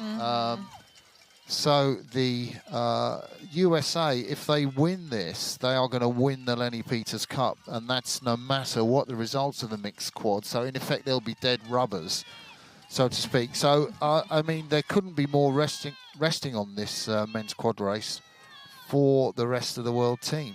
Yes, I agree. Yeah, they haven't gotten a lot of points this morning. I think that it's 10-2 at the moment, so this is a very important race for them right now. For those of you who are just tuning in and wondering what you are watching today, this is Team USA versus the world for the Lenny Peters Cup, but it is in tandem with the North Carolina Rowing Championships down here at High Point, North Carolina, and you are being commentated to by the iconic Martin Cross, the Etta Carpenter, and I am Emily Eldrocker, and we're bringing you some of the bigger races today, and it will be about 15 minutes till that next, just under 15 minutes till that next race in the Lenny Peters Cup, where we have the men's quads coming down of Team USA versus the world. Yeah, that's right, Emily, and it's been such a pleasure to be by the side of this lake. I have to say it was probably more fun a couple of days ago when the sun was out, and yesterday when the rain was here. Yeah, but everybody's here, particularly today. The kids are out doing their flick-flacks and handstands. The parents are out having had a picnic. A few of the spectators have got blankets over them, and what a wonderful course to actually watch rowing on. Wildlife here, you can see that is kind of like, I want to say that's a heron. But there's plentiful bird life and wildlife on this lake. It's a beautiful lake. It's actually a reservoir, this 800-acre lake for the town of High Point. It was made to be a reservoir, and you can probably have noticed the dam, which is on our side of the course. And it is home to multiple users, so not just the rowers, but we have kayakers. You can come down here and rent a kayak. You can fish by the side of the lake. You can come out and use a little, but it's plenty of room for all the sports and all the leisure activities that you can imagine. And no wonder that US Rowing is considering building a training venue down here. Yes, I agree. I think it'd be an awesome venue. I mean, the water seems awesome. It seems like you can row forever. I know that you did a head race here in the fall, and it just seems like a really pretty place to row. And yeah, it'd be an awesome place to have a training center for sure. Now you may be peeking behind us that there are some two-story ducks, one pink, one yellow, and they mark just about around the finish line as boats come up and through. But in the fall races, they also mark a gigantic turn in the main head race that is hosted here, about a 180-degree turn mid-race. And so these ducks also offer a challenge, but the challenge out here today at the Lenny Peters Cup are the bubbles that are coming up mid-course as an oxygenation of the water, causing a little bit of extra excitement to the races that are coming down. Okay, we're going to step aside for just around 3 or 4 minutes, get our heads together before we have the last of the quads races, the sort of single gender quads races, the men in the Lenny Peters Cup, and we'll be back shortly.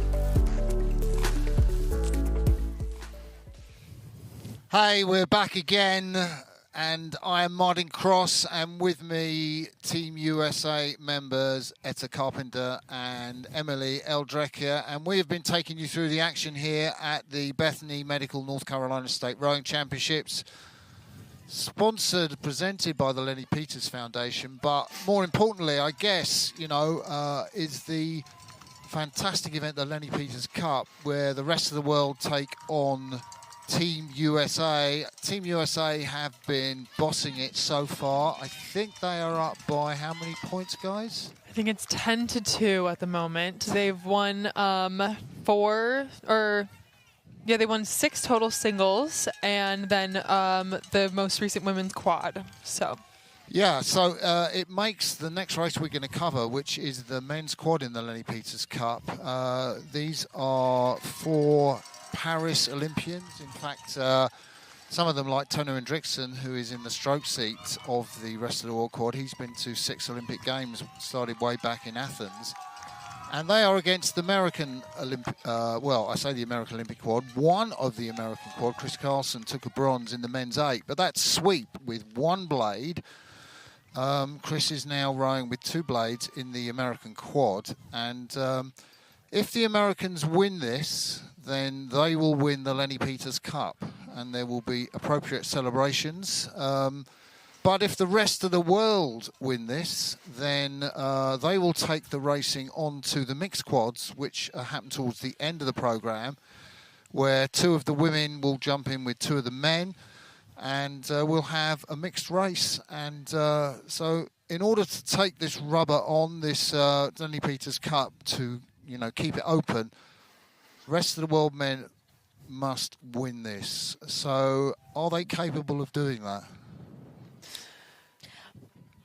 Well, I think you got Tõnu Endrekson up there in stroke seat, and his first elite race was in 1996 at Junior Worlds. And so you just have an amount of elite racing experience up there in stroke that is unparalleled, followed by 6 Olympics. So I think you're going to have a lot of confidence coming from stroke. And, of course, back there in bow with Ollie, who bowed the men's 4 to a silver medal just this past year from end to end of the world's crew. There is going to be confident, calm racing. And I think that experience is going to bring a lot.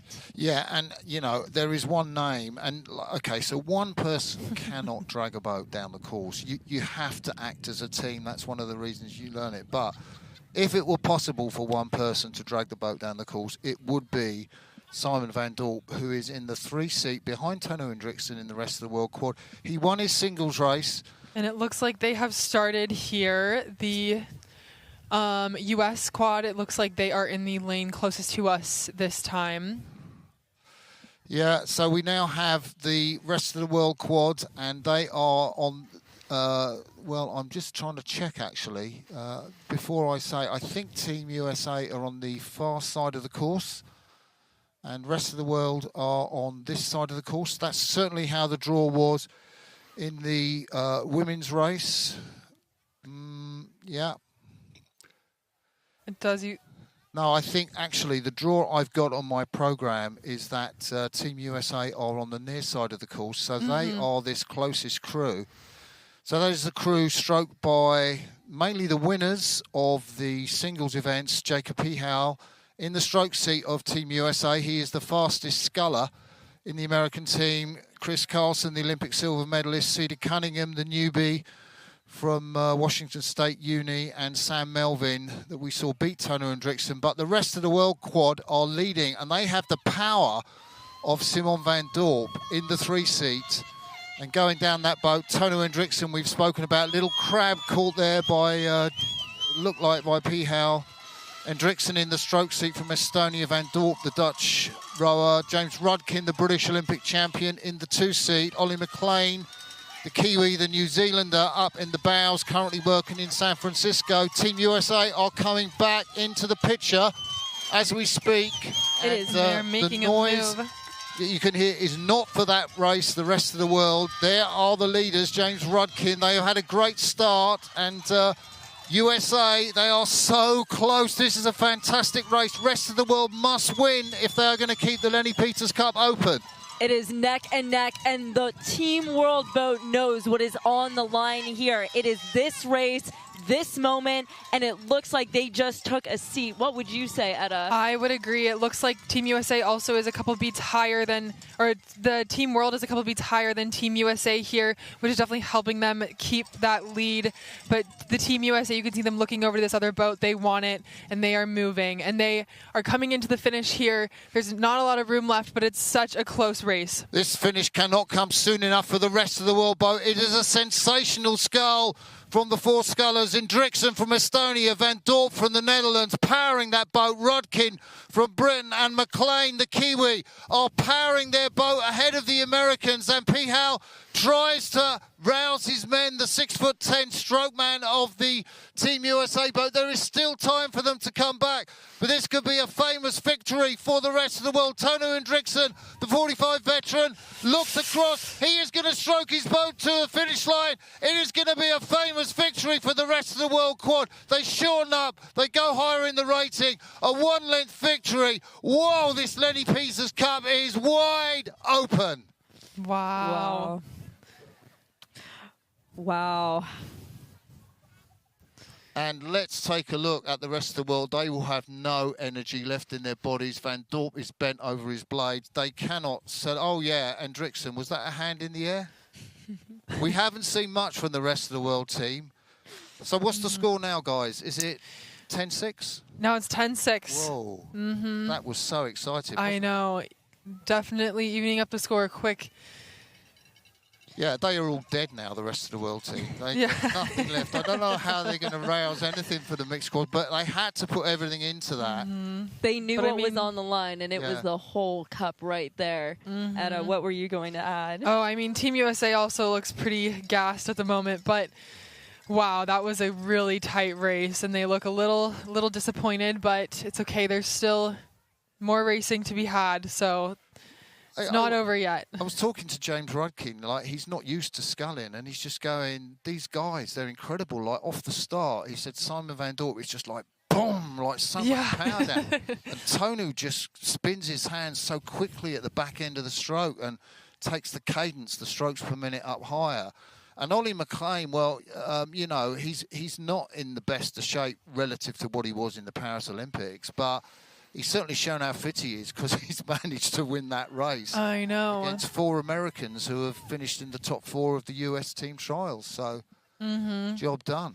And if we look at the data from Tõnu's race back in Paris, we saw a big bump up at 500 meters to go where they just grabbed the speed and went. And I think that we saw a little bit of that confidence in the final leg of the race come in this race right here as they did pull away and gain seats in those final meters as they came past the giant ducks here in the Lenny Peters Cup.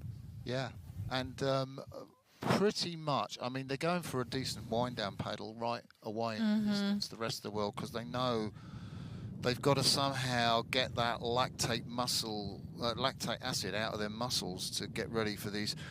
The quads, the mixed quads will be a sprint event. And do you know what? If you put Endrekson and Van Dorp in like a mixed quads and the 2 women can hang on, over 300 metres, I would take them to win over a mixed USA quad. And I reckon if they go first, they might make it 10-all. I'm just saying, I'm just putting it out there. But, you know, the power of Van Dorp, he's going to race the Dutch trials. The Dutch have got the best scullers in the world, really, as a whole team. I mean, I know Ollie Zeidler from Germany is the Olympic champion, but Germany can't boat like scullers like Simon Van Dorp, and we've got Lenny van Leeuwen, who won the European champion Olympic gold in the quads, and a number of other scullers, Finn Florijn, brother of Caroline, who was the Olympic champion in the women's single sculls.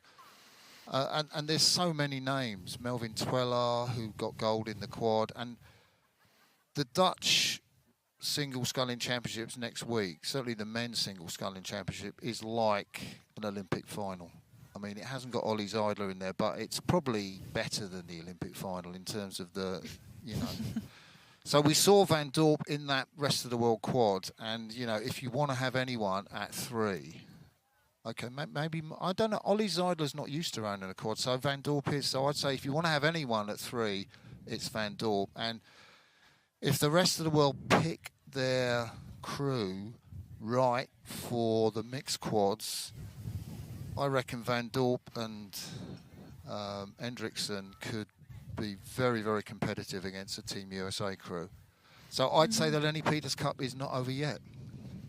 Absolutely not. And I'm curious, do you, both of you, think that, Etta, you had mentioned you saw Chris Carlson looking over at the other crew trying to gauge where they were. Do you think that he was having flashbacks to the men's 8 final where Great Britain was just there, just up ahead with a little bit of crossover?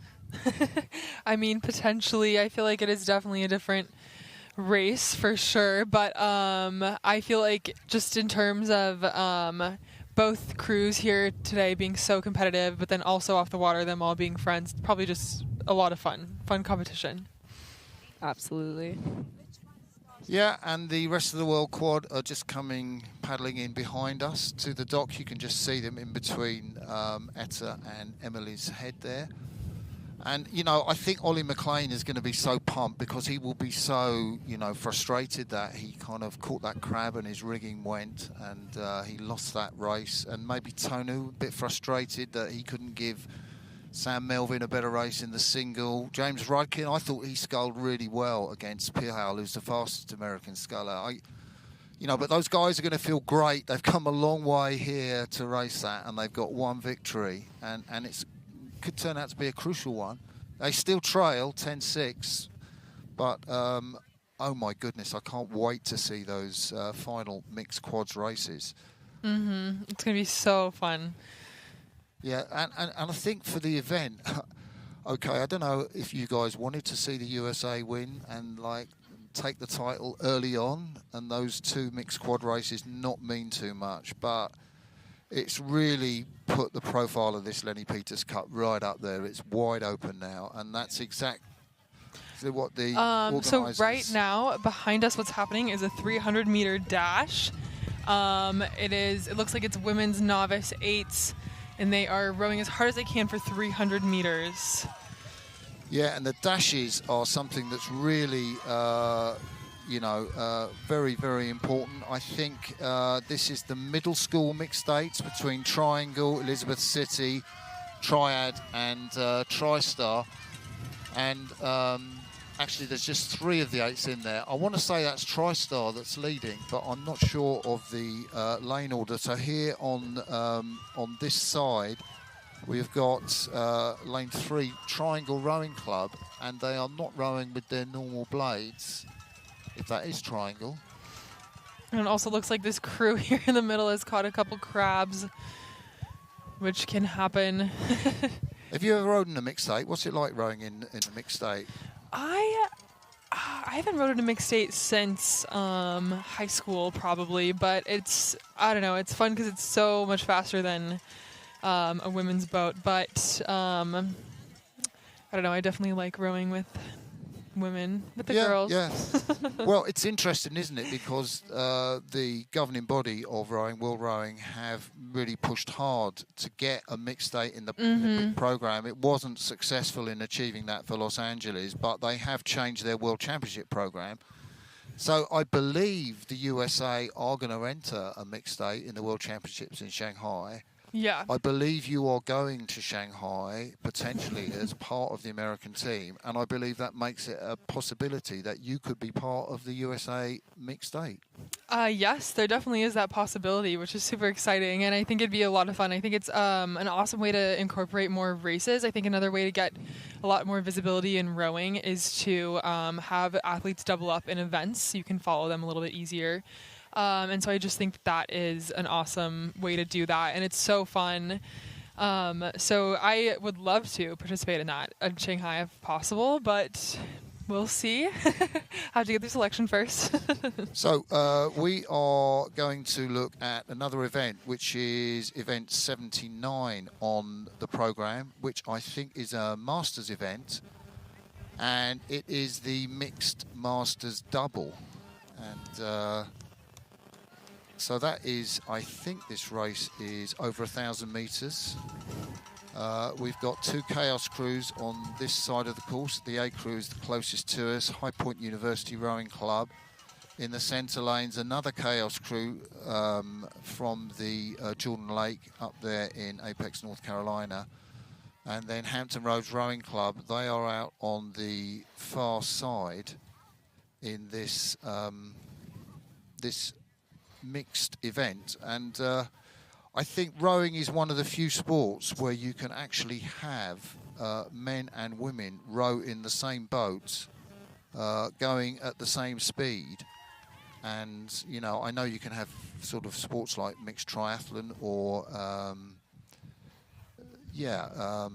what else do we have on track? You have mixed relays, but they're as individuals. This is the only boat you can have where you've got this mixed format and everyone's going the same speed. So I think that's pretty cool, really. I agree. Not that I'm biased or anything like that.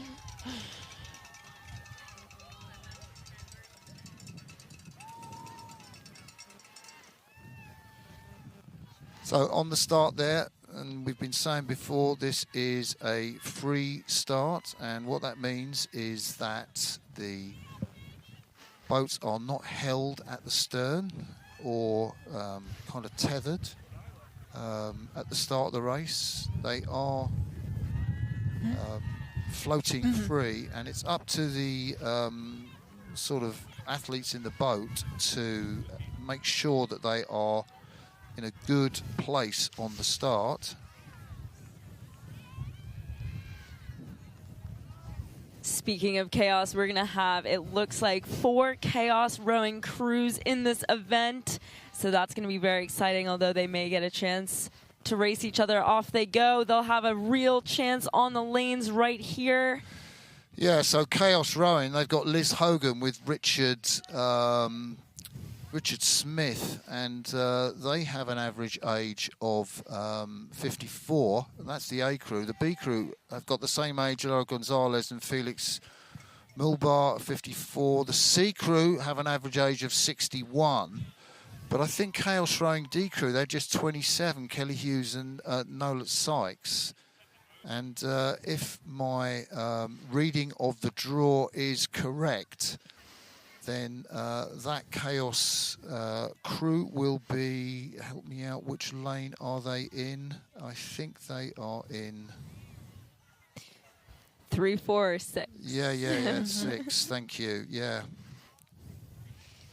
So you can see they're at different speeds, these Masters crews, but they do have a handicap. So I think the top handicap is something like 43 seconds. And as we saw earlier in the day, even making up 32 seconds is going to be a very difficult thing to do on this 1,000-meter stretch. So it's up to the crews to just take every stroke and make it count, because that handicap's going to get you when you're not even expecting it. So it really comes down to every inch and every grab that you can get with that catch and that clean release at both ends, especially coming through the bubbles here. Lane 7, we have Hampton powering through on that far side. Yeah, it definitely looks like there are some struggles rowing through the bubbles, which is to be expected. Most crews have had that today. But this crew up ahead might be grabbing that 40-second margin, but we will see at the end. That first crew really just unfazed by any of the water that's getting turned up here on the course. They are through it and away. Wow, look at them widen that gap. It is lights out for that boat up ahead. They have just clinched that race. Yeah, but we have to see the handicap, obviously, in this mixed doubles race. So that is boat number 7 in this race on the far side. That is Hampton. And we think that's Hampton Roads Rowing Association. And that could be the 38-year-old average crew, Marion Balker and Robert France. Not completely sure if that is the 2 athletes, but that would figure the 38-year-olds being the crew out in front at this point of the race. And that looks rather more stately, doesn't it? But, you know, these guys are racing. They do have a handicap. And make no mistake, they are going as hard as they can in this race. Hampton Roads out there on the far side.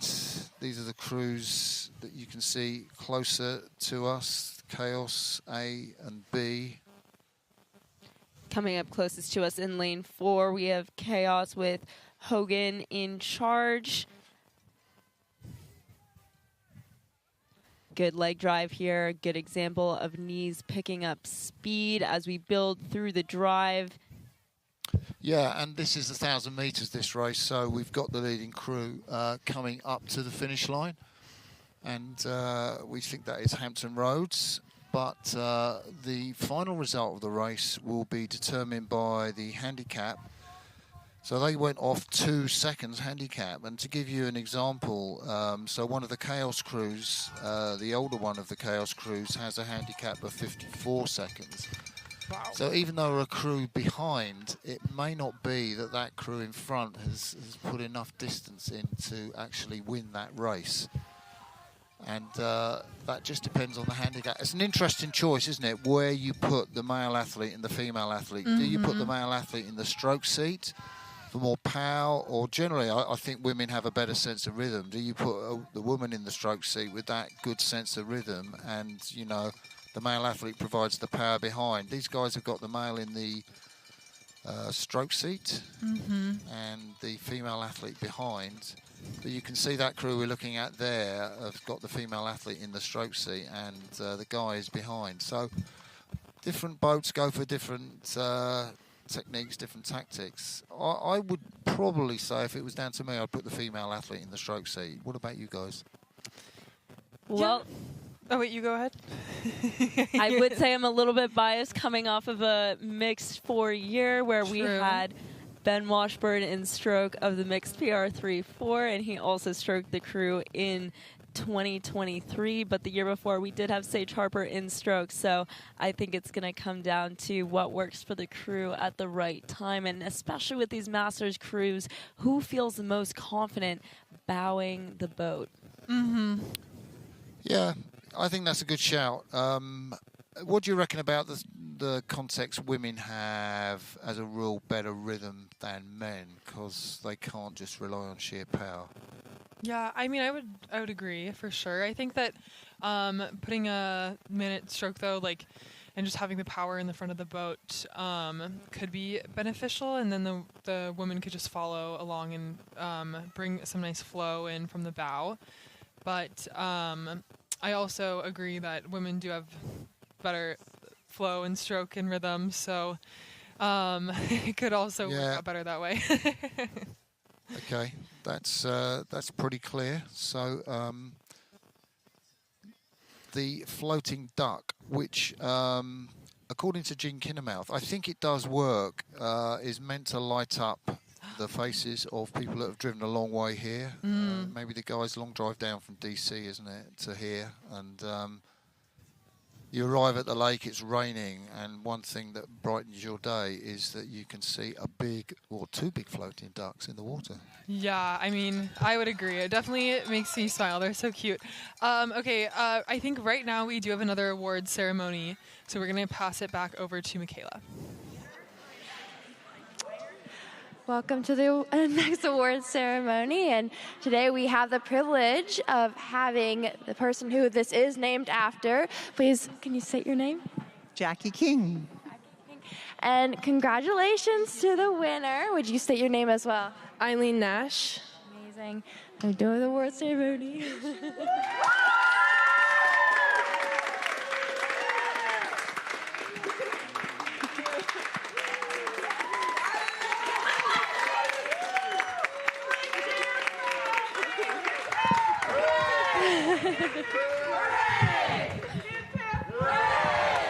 Yeah, so you'd think that was a crowd of thousands, wouldn't you, there, the noise they made in that tent? Yeah, we saw that race. I think that was one of the events that we did televise with our great drone shots and training launches.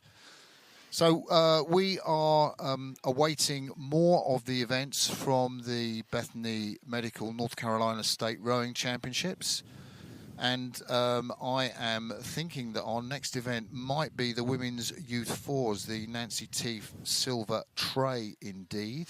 And that is scheduled to be coming up in around about 10 minutes' time. But you never know, Josh, our director, might throw in another little race for us before that. But we have a little bit to wait. I guess it's almost a couple of hours. And, and it would be for the internationals of Team USA and the internationals of Team World to get their breath back. Yes. I did talk about, I was conscious I was using a technical term, and I'm looking at two young girls doing roly-polies down the hill just to our left, which is cute. But I did use a technical term, lactic acid. Now, guys that are watching, folks that are watching may think, what was he talking about? So I thought from you, Etta, you could explain that.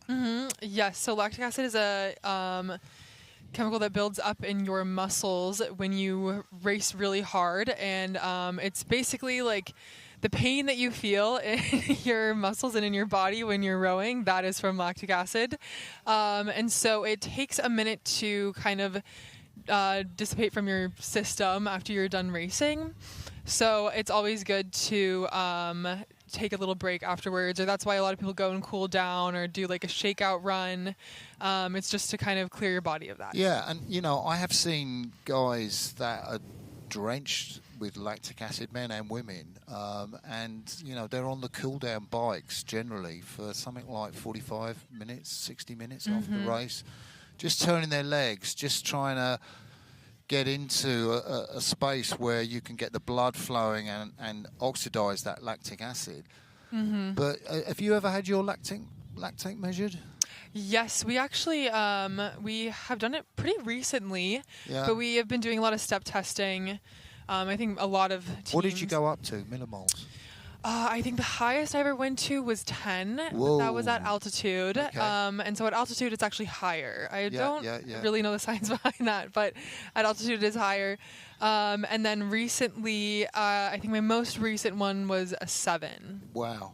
So I guess typically, doing a lot of the training, athletes would train around 2 millimoles, if I've got that right. Yes. Yeah, they're kind of steady training. I did know, I think it might have been Philipp Adamski. I'm not sure if I got that name, but one of the German rowers, I think he was at Bauer, the German 8, that won in 2012 at the Olympics. And he would have a lactate score of 19 or more. Wow. Which is, I know, is crazy, crazy, crazy. He was good at a sprint finish. He could tolerate high lactate levels. And yeah, so I don't know what the rest of the world team and Team USA, I haven't noticed any exercise bikes. They have gone for a little paddle down, the men's team, but, whether the women and the men are going to do a little jog or, some stretching or try and get rid of that lactate. Because basically that's what they're going to produce in this 300-metre sprint. It's almost going to be entirely lactate-based, isn't it? They don't get a chance to get into what we call aerobic, or where in the middle of a race you're not really producing so much lactic acid. You tend to do it at the start and the finish of races, but 300-metre sprint is all about lactate production. So, which is a question that I think sometimes coaches may get of younger athletes saying, "Well, I don't want to do steady state. Why don't I just practice sprinting all the time?" And so would your answer to that be around that aerobic level of building up your endurance in a race?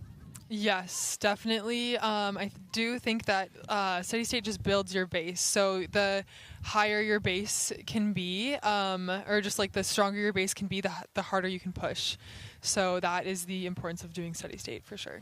Yeah, and coaches do some work to try and raise people's lactate threshold. It's the more sprinty type of work. I think it's more difficult to raise your lactate tolerance, but I think if you're really good at endurance, you'll find that your lactate tolerance does also improve. And I think the Dutch team, they're famous for doing these very, very long, low intensity.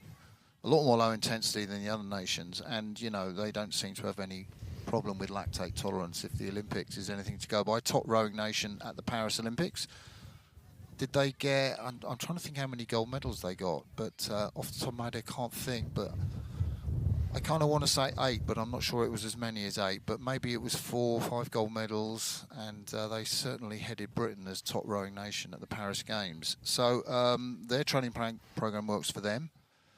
And we've seen how it worked for Simon van Dorp, the Dutch sculler here, who won his opening race in the men's single against his husky friend and colleague Chris Carlson, and then helped power the rest of the world quad to that pretty iconic victory against Team USA in the men's quadruple sculls to keep open, to keep in doubt the result of the Lenny Peters Cup. And once again, if you're tuning in and wondering what the score is for Team USA versus the world, we are looking at the fact that Team USA has not yet closed the race because of the last quads race. The Lenny Peters Cup is open to everyone. And am I correct, Etta, that we are at 10-6? Yes, we are currently at 10-6. The men's quad, the world men's quad won over the U.S. It was probably the tightest racing we've had all day in terms of the Lenny Peters Cup. It was very exciting.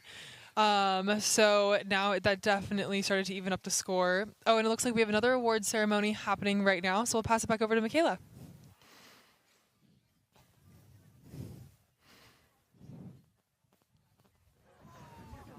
Well, Michaela wasn't there, but those guys, they looked kind of appropriately we're being photographed. Yes. And not quite sure. I guess when they're older and something, yeah, they'll be like smiling and whooping and fist pumping. Maybe they've done that, but... yeah, they look very composed for winning. So much so that the camera followed them. The camera was there, definitely and absolutely.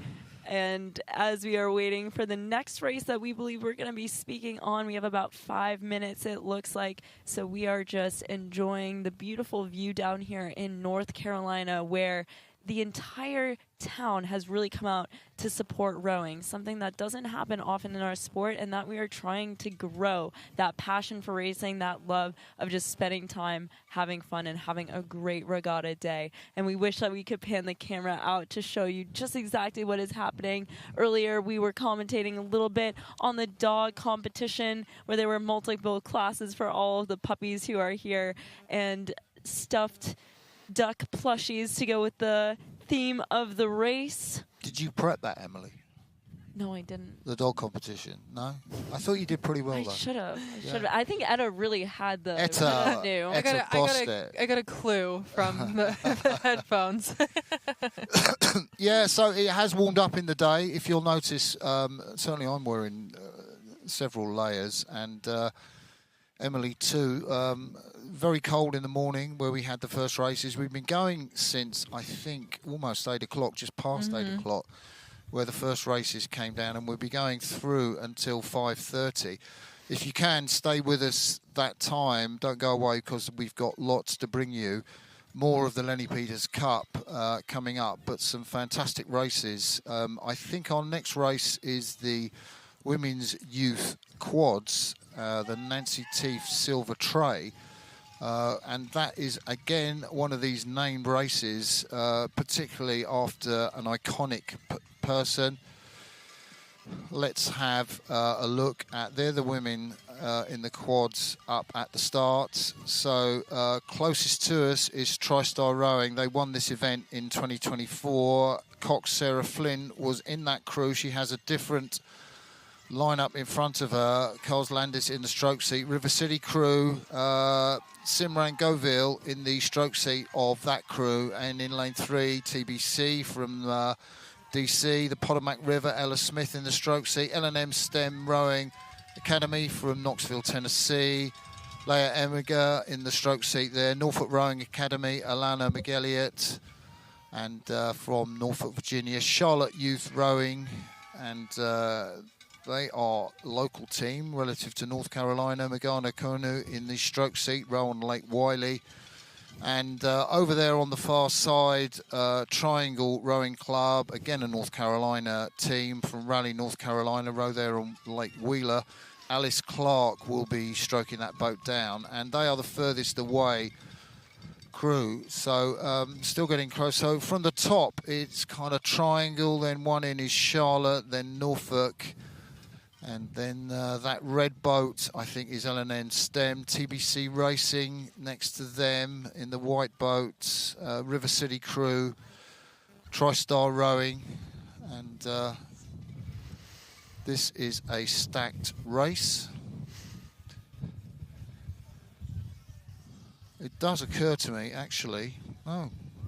Well, it would appear. I'm counting. There are 1, 2, 3, 4, 5, 6, 7, 8. And on my entry list, I have 7 crews. Yes, that is because we are a little bit ahead of schedule here, and we are looking at race 81. We got so excited to commentate on race 82 because we just cannot wait to see that cup race come down the course. But this is in fact 81. So this is an 8-boat race, which means that those boats on the outer lanes will not have buoys, and this is going to be a testament to those coxswains of how they can steer and keep everyone safe and on the best, shortest line down the course.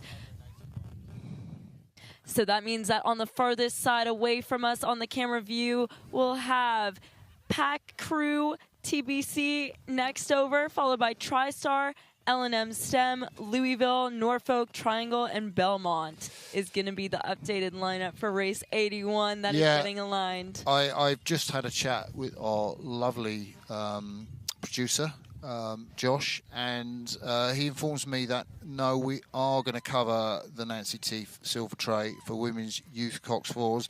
So the Division 2 event that we saw lined up at the start, which confused us because there were 8 crews rather than 7, we'll just see that cross the line at the finish, but we will go back again and do the call over for the women's youth cox four.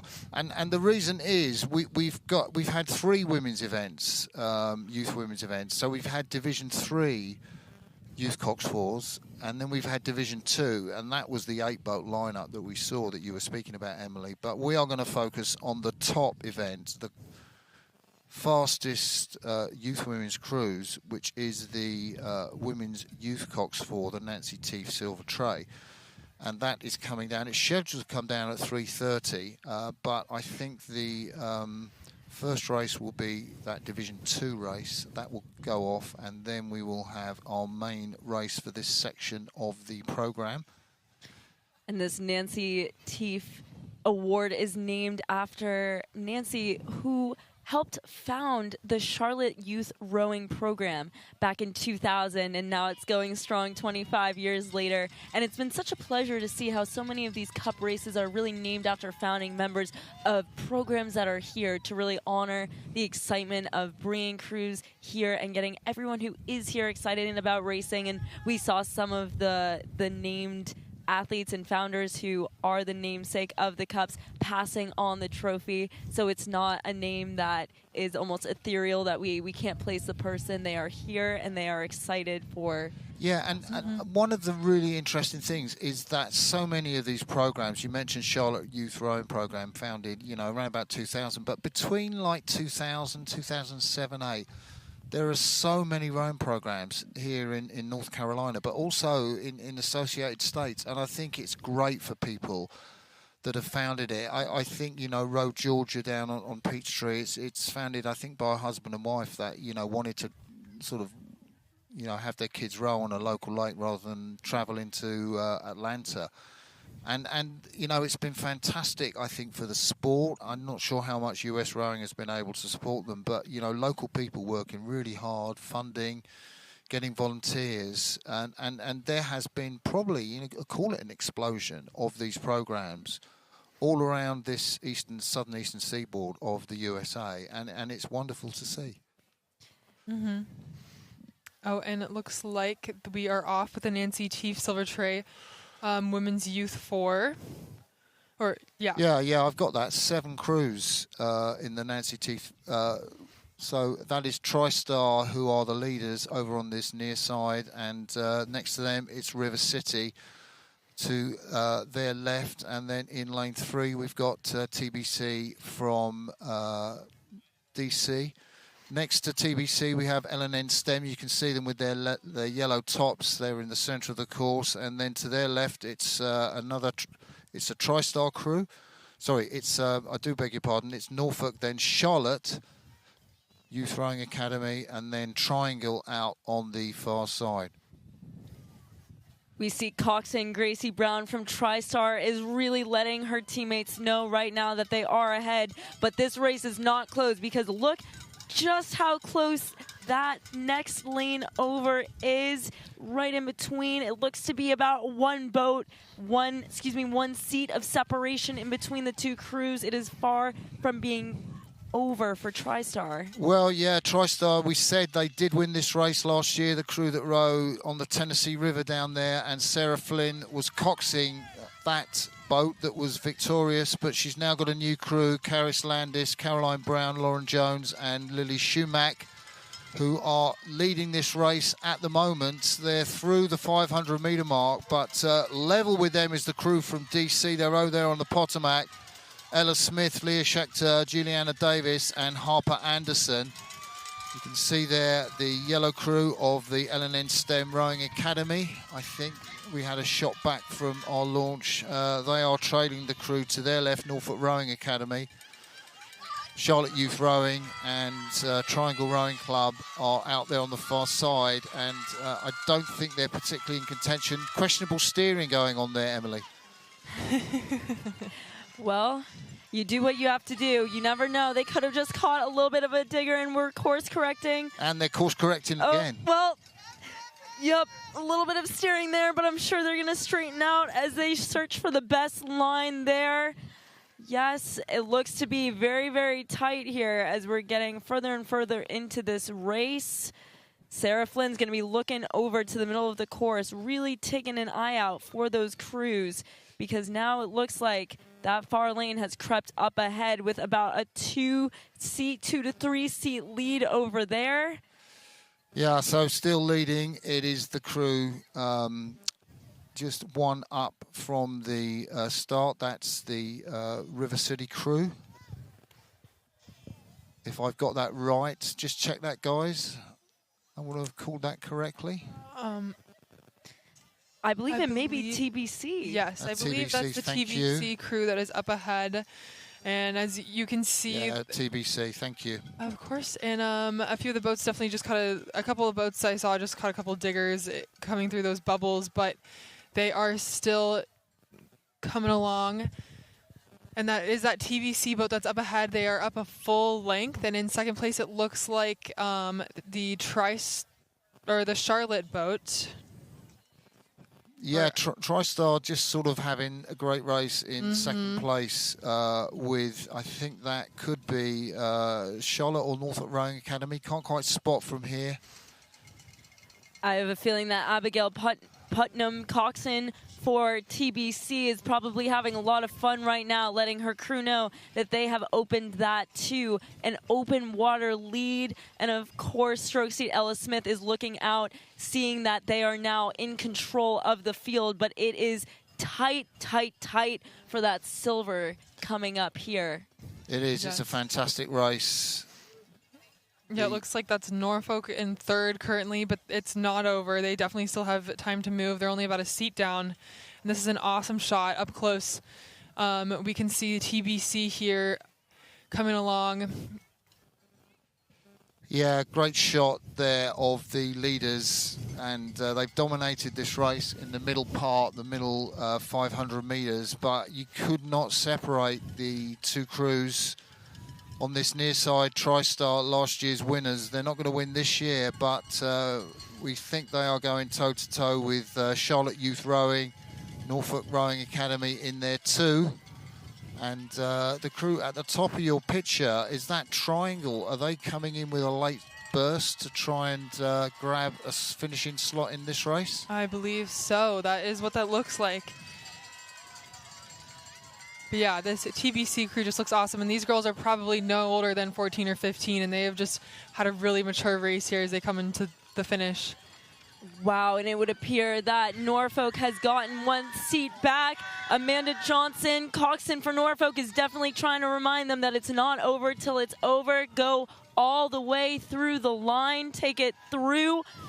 Crew led by Alana McElgett from Norfolk, taking it right through. Well, that was an exciting race, particularly for the minor positions. L&N STEM Rowing Academy just coming in across the line there with the yellow tops.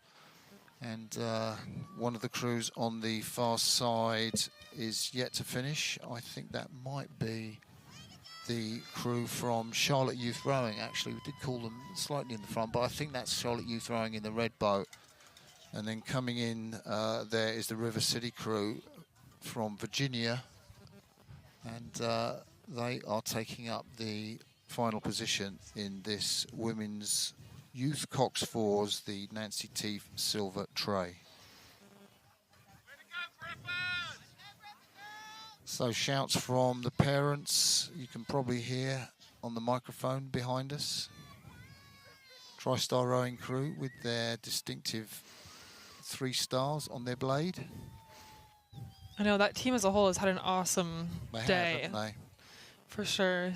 I mean, second in this race, and they definitely won themselves a few first place races earlier this morning.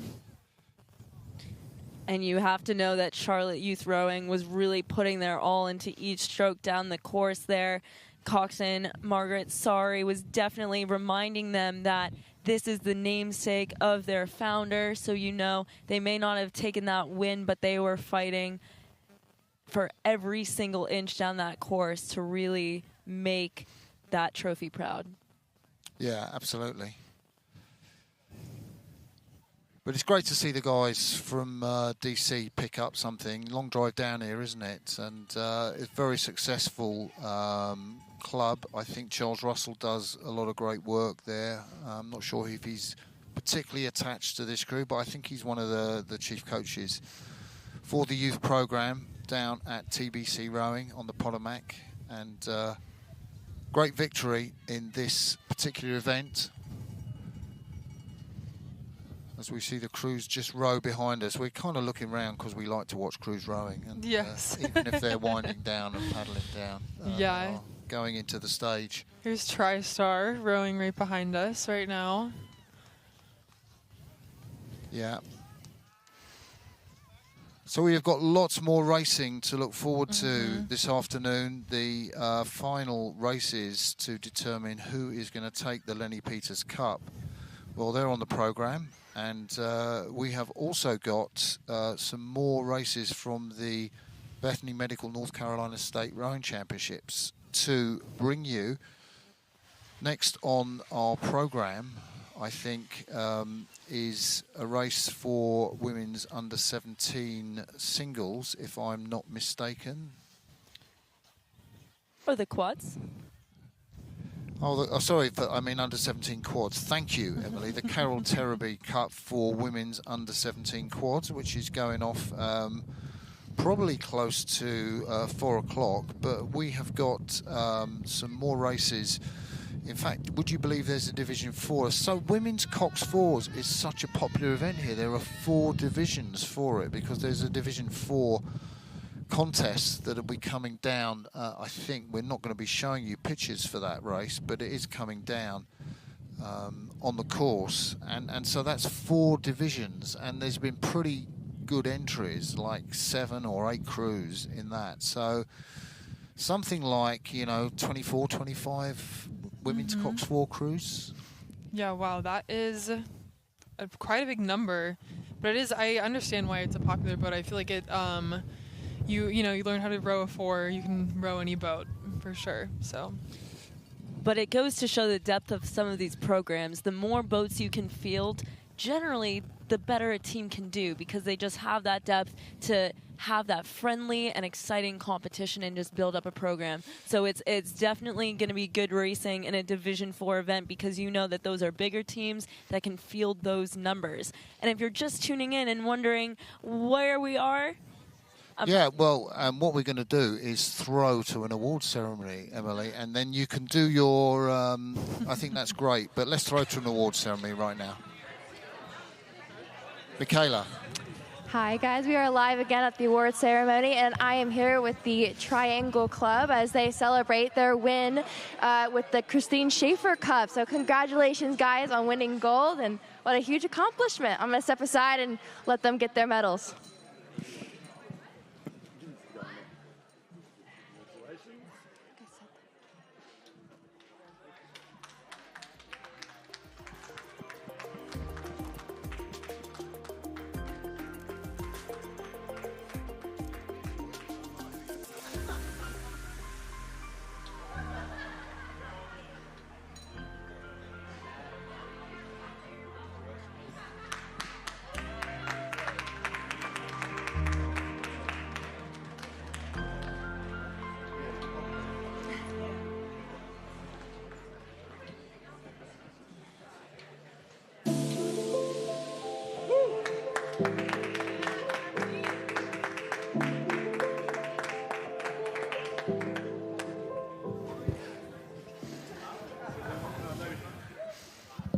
So those guys look pretty happy, didn't they, on the medal ceremony, receiving their awards for that 8th event. And Emily, we kind of cut you off in your prime. Well, I just have to start with such big smiles from the men's crew as they take in that cup. And I think we never do it for a trophy, but it is so fun to always see the excitement and the joy that clinching that win will bring crews. But I was just about to say that if you are joining us today and wondering what you are watching 2 races. We have the North Carolina Championships, Rowing Championships, in tandem with the Lenny Peters Cup, where we have Team USA versus Team World. And we have already raced singles gladiatorial style down the race course, 1 athlete against 1 athlete, followed by female and male quads. And right now we are looking at a score of 10-6 in favor for Team USA, but that means that these mixed quads races at the end of the day are going to mean absolutely everything for who takes home the overall win. USA versus Team World, of which we have several national team and several Olympic champions. Yeah, it's exciting stuff, isn't it? You can see behind us the boats just in the background there, and they are the women's 4s, and they're waiting to go into the stage. And it does take a while to get these boats off the water. You could probably fit 2 boats onto the dock, and so you kind of have to wait in turn. We're looking and you're hearing in one of the races, I think that would probably be the Division 4 women's Cox 4s, and we talked about the strength in depth of all these clubs' programs, the fact that there are 4 divisions of women's Cox 4s, and what that means for the strength of women's rowing, which is only great for American rowing, isn't it? Yes, very much. You know, it's exciting. It's so exciting to see so many younger girls want to get into this sport, just because there are so many opportunities. I mean, obviously for men too, but there are just so many opportunities. So it's very exciting to see that there are so many boats here. So next up that we're scheduled to do will be the Carol Terryberry Cup for women's under 17 quads. And if you've been a bit confused between, well, what are 4s and what are quads? I mean, we kind of call boats where each athlete has 2 blades to propel the boat along. We call them sculling boat, and so we kind of go doubles, quads, or singles. And in sweep boats, we kind of go, if there are 2 athletes, we call it a pair. If there are 4 athletes, funnily enough, we call it a 4. And 8 athletes, we call it an 8. And that's the technical terms we used. If you're new to them at first, it might be a little confusing, but I'm sure you'll get used to it. So 4 athletes in the next event we're covering, each with 2 blades. It is the women's under 17 quads for the Carol Terryberry Cup. And meanwhile, we have plenty of races, plenty of action going on. Shortly down the course, we will have another 8s race. We might get some pictures of that. Depends if our director can manage to organise the cameras. But the men's under 17 8s event is a strongly subscribed event. There are 6 crews coming down the course in that. And it's fantastic. You've got youth 8s as well as under 17 8s, and you've got under 16 8s. And I guess that does show the strength of youth rowing in so many clubs here, that you can get clubs that boat these 8s. And I guess some of these athletes will have raced earlier, maybe in 4s or possibly pairs. Yes, I am sure that there are a lot of athletes that have doubled up in racing, but it is just awesome to see that these teams have rosters big enough to field this many boats, and I'm sure that a lot of them doubled up, but it's just cool that they're getting so much racing experience today. And so, yeah, right now we're watching the men's U17-8. In lane 2, we have TriStar. 3, we have Triangle. 4, we have LNN, TBC, Triangle, and Norfolk. And that was an impressive course correction from L&M STEM. You may have seen that they were on a collision course and came within 1 inch of the blades, but they were able to recover, and both L&N STEM and TBC were able to take the course that they wanted and reconfigure to have that nice straight line down the course. Nicely done, Coxsons, on that one. You are giving a lot of coxing love out here today, Emily. It's just the things that I look for. It's the things that I spend all my time watching on videos of myself, and so you gotta give the shout outs when you see it, especially when a crew comes within that close of having a collision and manages to just move away at the last second. Etta and I have been commenting on some of the starts where, with a quick start, some crews have been seen to shoot off into a different direction today, and so watching those crews recover has also been a highlight of just the mental fortitude of all of these youth crews that are coming out to put everything on the line for these races. The distinctive blades of Triangle Rowing Club, orange with that vertical blue stripe out there towards the front of the race. Those are the 2 crews at the back, and they are battling for the honour of, I guess, avoiding the last place. It's a fantastic race between those 2 crews, isn't it? At the back of the field. And I kind of want to say they are Yellow Blades. Is that LN yes. STEM? Yes. Yellow Blades is LNM STEM, and it looks like the boat next to them is taking a few seats at the moment. And as they enter this part of the course, they're going to have a little bit more of a crosswind to grapple with. So this really becomes a test as they enter not only this unprotected area of crosswind, but also this unprotected bubbling of the oxygenation of the water. Who's going to handle it as the chop picks up? And it looks like that boat out ahead is just plowing through, really unfazed by any of the bubbles or that crosswind. They are just continuing to truck ahead and widen that gap, but it is still up for grabs behind them. Yeah, it's a beautiful race, and I'm just looking across at so on this near side we've got Triads local club B and then Triad A. Sorry, I'm looking at the men's under 17 course. TriStar, Triangle A, LNN STEM, TBC from Potomac, Triangle B, and Norfolk, who are the crew over on the far side. And that is the crew from Triangle that we're looking at. Spectators are ringing the bells. They're kind of like the Swiss cowbells that you get in Europe, aren't they? Generally at the Lucerne course, where they have lots of cows around the side of the lake. But that is the Triangle crew. All right, and it sounds like the Carol Terryberry Cup for the women's U17 4 has started. So we are just going to catch the end of that in a moment.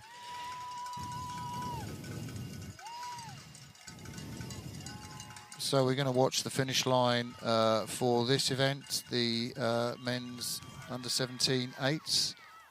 And the Triangle crew, stroked by Reese Christier, Henry Young in the 7, Brady Erickson in 6. Time to give them all a name check. Anders 5, Gavin McCormick, Karsten Barr, Oliver Scott Innie Moorman and Cox Penelope Johnson, and had time to do that name check before the crew on the far side of the course. I think that might have been another triangle crew actually. Comes in second place.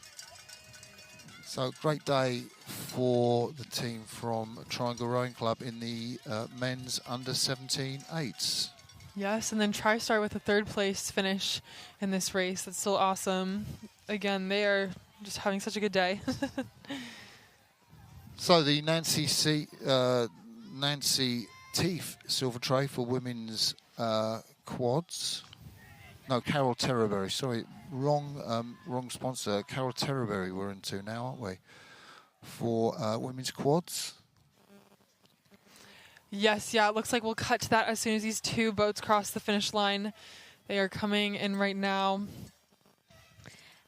And this upcoming race, race number 86, is named after the head coach for Elizabeth City, and it looks like also the founder of Elizabeth City. So once again, a crew that has a large showing out here today has this cup named after their head coach and founder.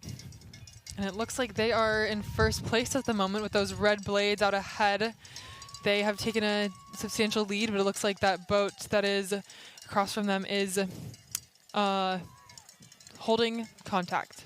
Yeah, Elizabeth City won this event last year, and 3 of the athletes were in that boat: Kieran Rogers, Elizabeth Brown and Ella McFadden. Gina Rogers is the newbie up in the bows of that leading boat from Elizabeth City, North Carolina.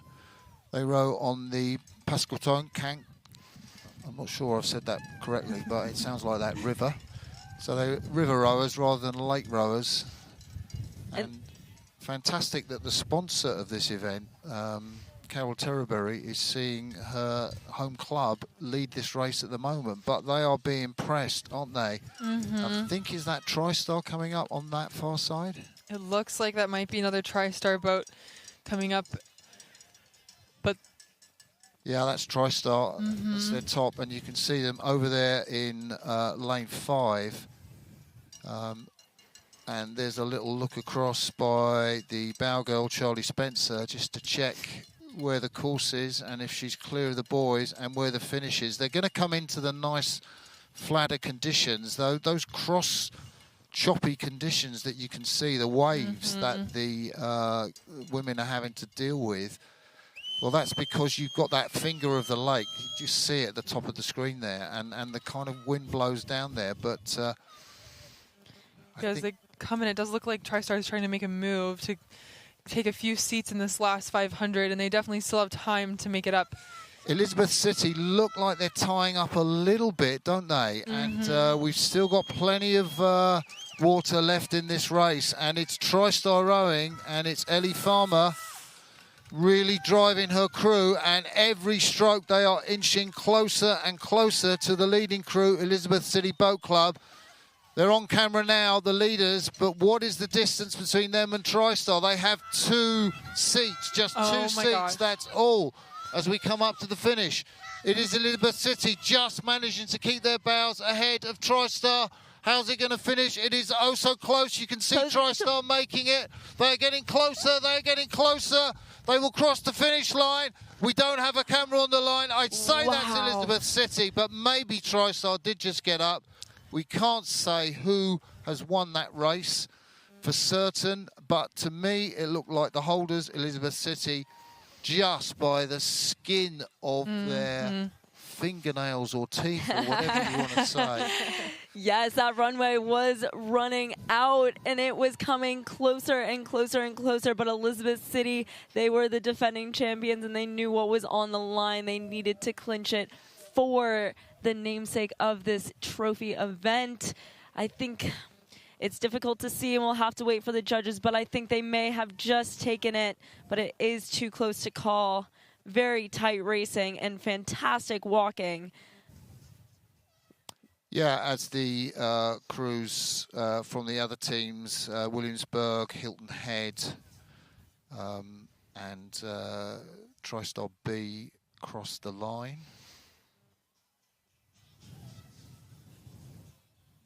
A lot of gap between the women at the front of that race and the women at the back. It just shows you the standard and quality. And what happens when you have someone directly beside you to really push off of. I think that style of racing is one that, of course, we always want to win by a lot, but it does make the racing meaningful when we have that tight race, because we know that we're putting in absolutely everything, and that is what we got from those first two crews out ahead, which would be Elizabeth City and TriStar, really just pushing each other inch by inch down the course, and really, really mature racing from TriStar, who really took control of the race from behind and did not care in the slightest that they were going to have to make those moves to walk up. What would you say, Etta? I would completely agree. That was awesome racing. I think it's a great experience for a race that close. So, yeah, that was very exciting to watch. Martin, I was getting, your commentating was getting both of us very excited. Well, you know, I felt it. But you know, when you've been in close races, I think what happens when you're calling the race, your mind clicks back, not consciously but unconsciously, to when you've been in close races and what it's like. And it's kind of like you generate that excitement that those young athletes are putting into their performance on the water. I completely agree. Yeah, it's a great privilege to do stuff like that. Absolutely. So we have got plenty more races from the North Carolina State Rowing Championships, and that, of course, is brought to you by the Bethany Medical Federation, presented by the Lenny Peters Foundation overall. And we've seen that Carroll Terraberry Cup. We have got under 17 races, men's youth quad races to come down, and a number of races before, I guess, our next featured race, which is intended to be the men's youth quad race, which is a doubles race, our next name race, where there's actually somebody associated with that race, a sort of rowing alumni, Craig Reedinger, and there is a silver bucket going for that race. I don't know what a silver bucket, but I guess you keep champagne in it or something like that. Yes, yeah. I mean, for the youth double, I don't know if that's what they're gonna give for that, but that, I guess that would be what that's for. Yeah, so we're going to take a few moments to make sure we're ready for the next races to come down. Don't you go anywhere. We'll be right back with you in the blink of an eye.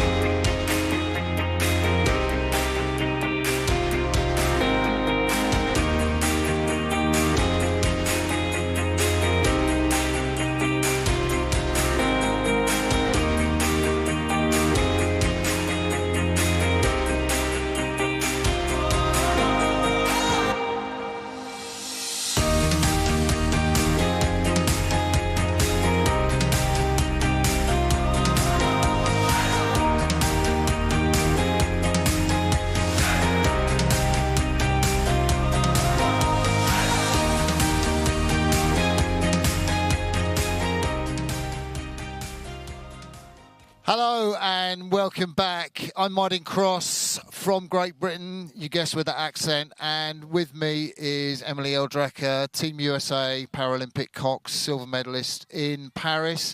And we are here at the Bethany Medical North Carolina State Rowing Championships presented by the Lenny Peters Foundation.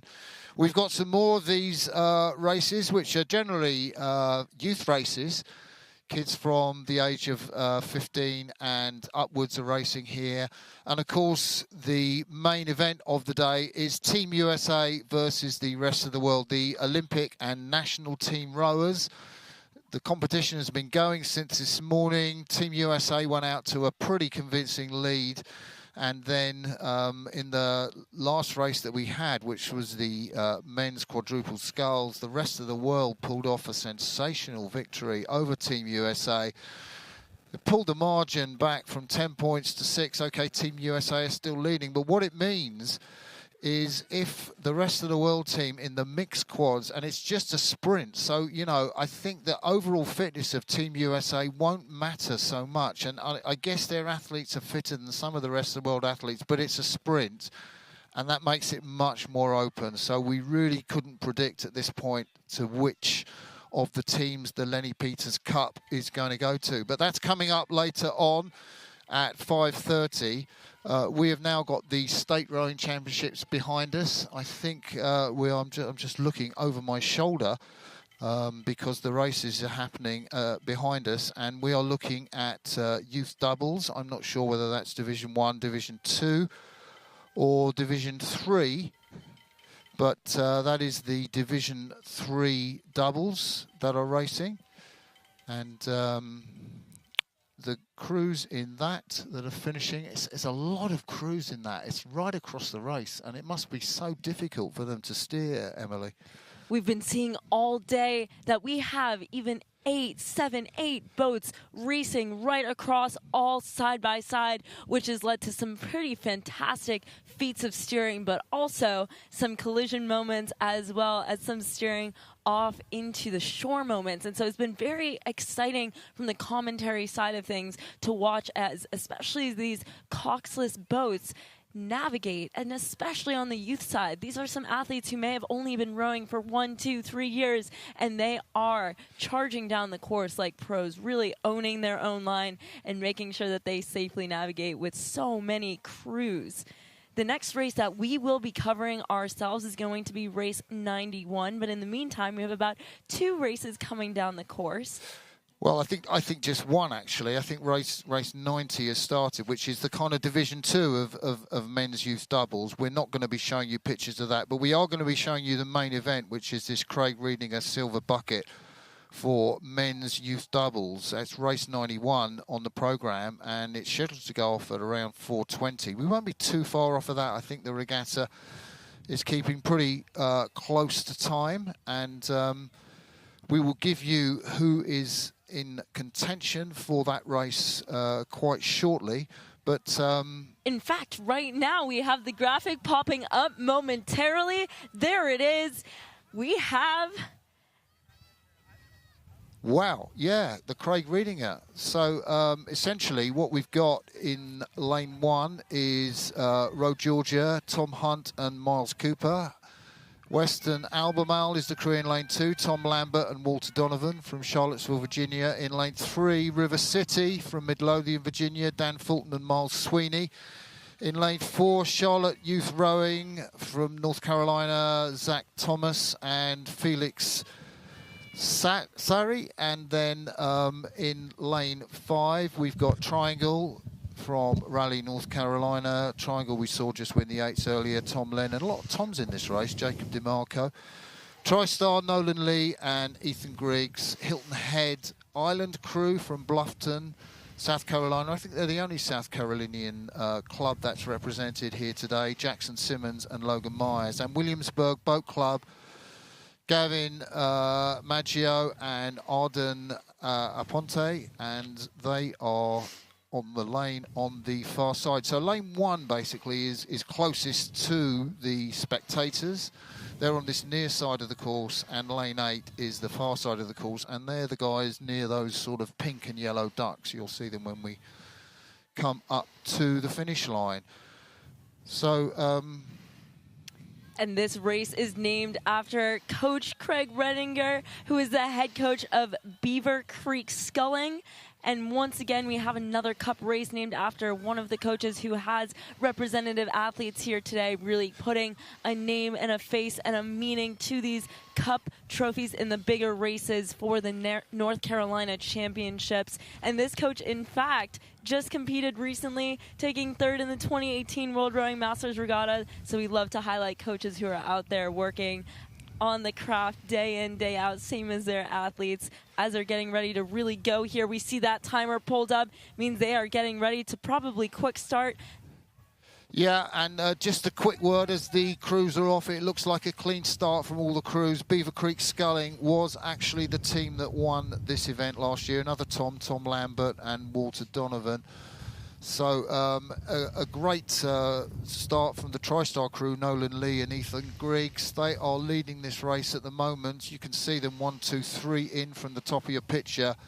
And in second place, 2 in from the bottom of your screen, it's Hilton Head Island crew, the South Carolinians, Jackson Simmons and Logan Myers, look to have got a great start over there. And those are the 2 crews out in front, but it's very early stages in this race.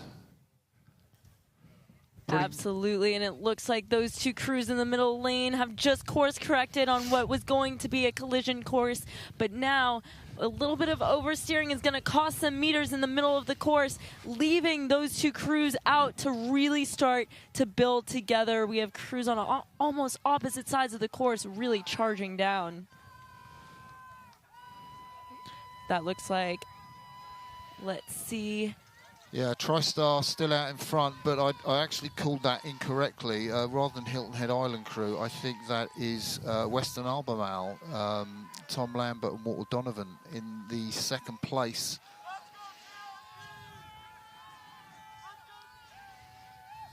So you can see how close the race is at the front of the field. At the top picture, that's TriStar, and they have led. But I think, is that Western Albemarle that have just come through on this near side and to take the lead? They've got a very high cadence, haven't they? High rate of striking. But it's an impressive scull from Jackson Simmons, from Tom Lambert and Walter Donovan, who look to have taken the lead just as we go through the 500-metre mark. Probably about 800 metres of this race left to go. You can see bound number 2 of Western Albemarle there. That is the crew on this near side who are currently leading, and TriStar Rowing, they are Nolan Lee and Ethan Griggs, and they are in second place. So what can they do about that surge from Western Albemarle?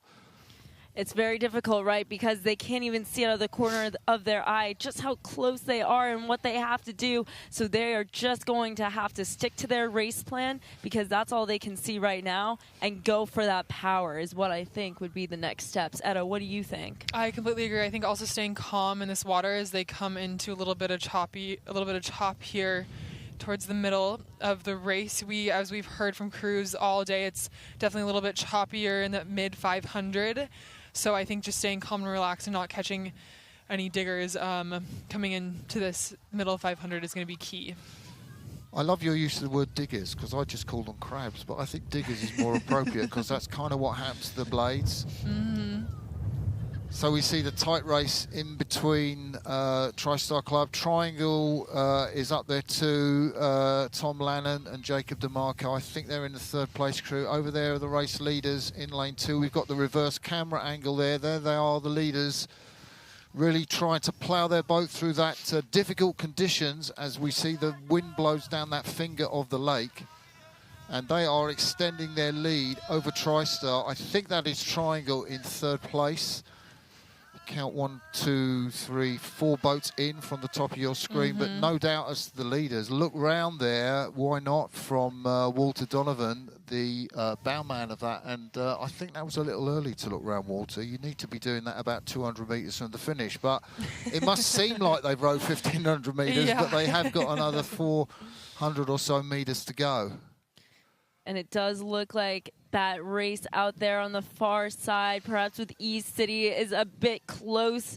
All those 4 boats in that middle of the pack back are quite tight, and we could see some interesting moves take place in the back.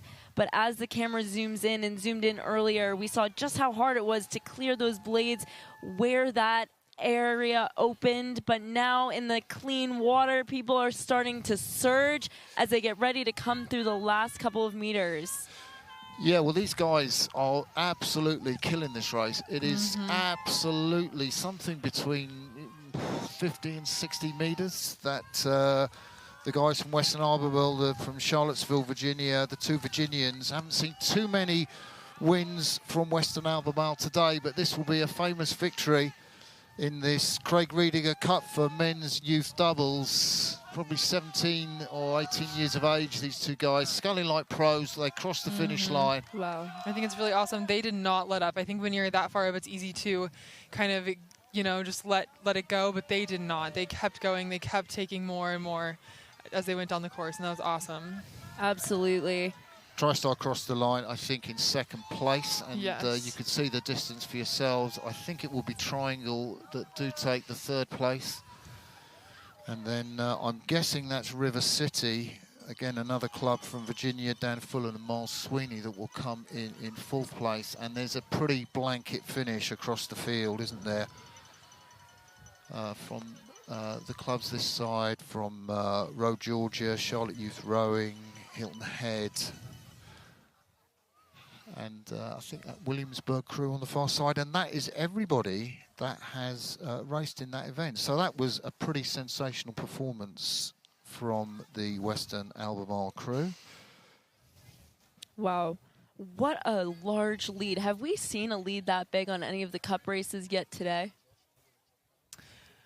I am not sure. I don't think we've seen a lead that big. I know that definitely in some of these like Masters races that we were watching a moment ago, there were some bigger leads, but I think especially in a smaller boat race, we have not.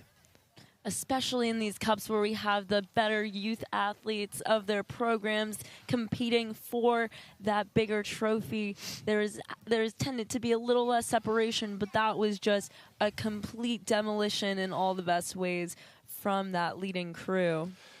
So we are going to step aside shortly. I'm Martin Cross, and with me has been Etta Carminder and Emily Eldracker. Don't you go anywhere. Well, except I'm going to go somewhere. I have to go back to London to commentate on this little race called the boat race, so I'm going to hot-foot it back to Charlotte Airport. Hopefully I'll make the red eye to get back there. It's been an absolute privilege and pleasure working with you two guys, and also the important people doing all the hard work in the truck. Thanks to Josh and your crew at Maverick Media for putting on the presentation today, and I'm sure there's lots of great races. So we're going to step aside, but don't go anywhere, because Etta and Emily will be back with you to take you through the final races of the day. See ya.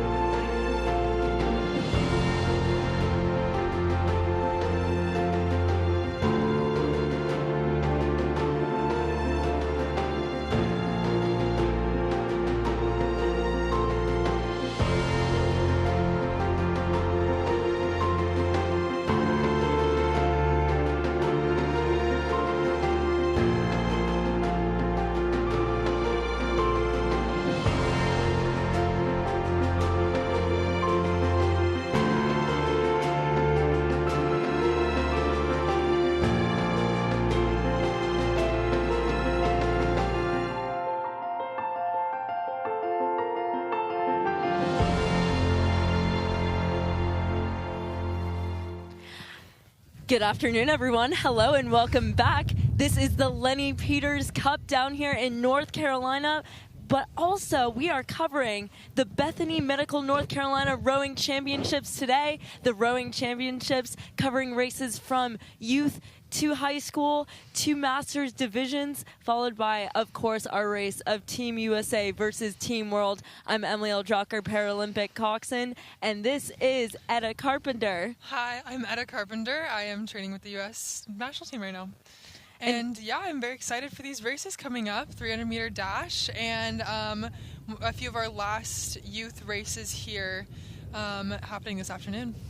And we have, it looks like, one final race to be commentators for in terms of the North Carolina Rowing Championships, and that is race number 96, the Katie King Silver Tray for Women's Youth 4. And coming up, we have that graphic. Etta, do you want to give us those crews? Of course. So yeah, for the Katie King Silver Tray, we have Charlotte Youth Rowing in lane 1, Charlotte Youth Rowing B in lane 1, Triangle Rowing Club in lane 2, Triad United Rowing Association in lane 3, Charlotte Youth Rowing A in lane 4, TriStar Rowing A in lane 5, TBC Racing A in lane 6, TBC Racing B in lane 7, and TriStar Rowing in lane 8. And just to reiterate those lower lanes, so lane 1 is going to be closer to the spectators, closer to our side of the camera, and further up in the lane, so lane 8, lane 7, those are going to be over to the golf course side of things. And what better way to end the day than with this trophy that is named after the head coach of TriStar. Now, Etta, what would your take be on the TriStar races today? I think they've been killing it today. They won a handful of races this morning, and they've been placing in the top 3 all afternoon. So it seems like a very strong crew and a very strong team. So it's awesome that this race is named after her, Katie King, because she's obviously killing her job as a coach, and she's really helping these athletes succeed. And this race is going to be a youth 4 without a coxswain. So if anyone's following along at home, you're going to see this minus sign after the 4, and that means that there is no coxswain for this race. If there were a plus, there would be a coxswain in the boat. So that means that these athletes are steering themselves down the course themselves, and there are many boats in this race. Etta, how have the conditions changed since this morning? I think it's definitely gotten a little windier. I think in the middle of the day, the wind did seem to die down and it got a little warmer, but right now the water is looking a little choppy. We've had a few gusts come through here, so it'll really depend on how these crews are able to manage that, but it does seem like it is a little bit of a crosswind at the moment. And you can see these Coxus 4s trying to get ready to get aligned into their lanes, and it looks to be like there is a solid amount of wind up there on that course. And once again, this is a floating start course, meaning that we don't have stake boats holding the athletes in place. So we may see athletes trying to get a little nudge up ahead. Etta, have you been seeing any of that today? How have the starts looked to you? Definitely a little bit. I do think, whether it's on purpose or not, I do think it's hard to fully get aligned without any stake boats. And it looks like they are fixing some equipment issues that they might be having at the moment. And you can see just how brutal that wind is up there at the start line. From this drone footage, it looks almost calm, but then once you get close, you can see just how chaotic those lanes are, just a little bit. Mm-hmm. And so I think all of the boats are trying to line themselves up along that buoy towards the bottom of the screen next to the yellow boat, or a little bit further up, just so that they are all even when they start. But yeah, typically, not in this race, but in a lot of world rowing races, we have stake boats that are at the beginning of a race, and they hold the boat until the race starts so that it is an even start. But here we have just been seeing a floating start, and it seems like because of the wind and because of the conditions, it's a quick start, which means they don't pull the crews, they just do the start sequence. So that means it's going to be going off any minute now. They vaguely have alignment there. Etta, would you feel confident about all of these lines not becoming a collision course? I think they look good. I think this looks better than some of the crews we've seen this afternoon, especially in the closer two lanes here. I think those have been the hardest lanes just because they don't have a clear buoy line on both sides, I think. And so that definitely makes it harder to get a straight course off the start. Yes, it's been very easy for that lane 1 to shoot off close to shore, closer to us, the viewer. But it looks like that Charlotte B boat has a good setup, and they are looking ready to go. They just need to tap it up just a little bit to get into line, make sure they don't start down. But it looks like any moment now, we're going to have this race really take off. So there they go. All right, Etta, what do you think of this start?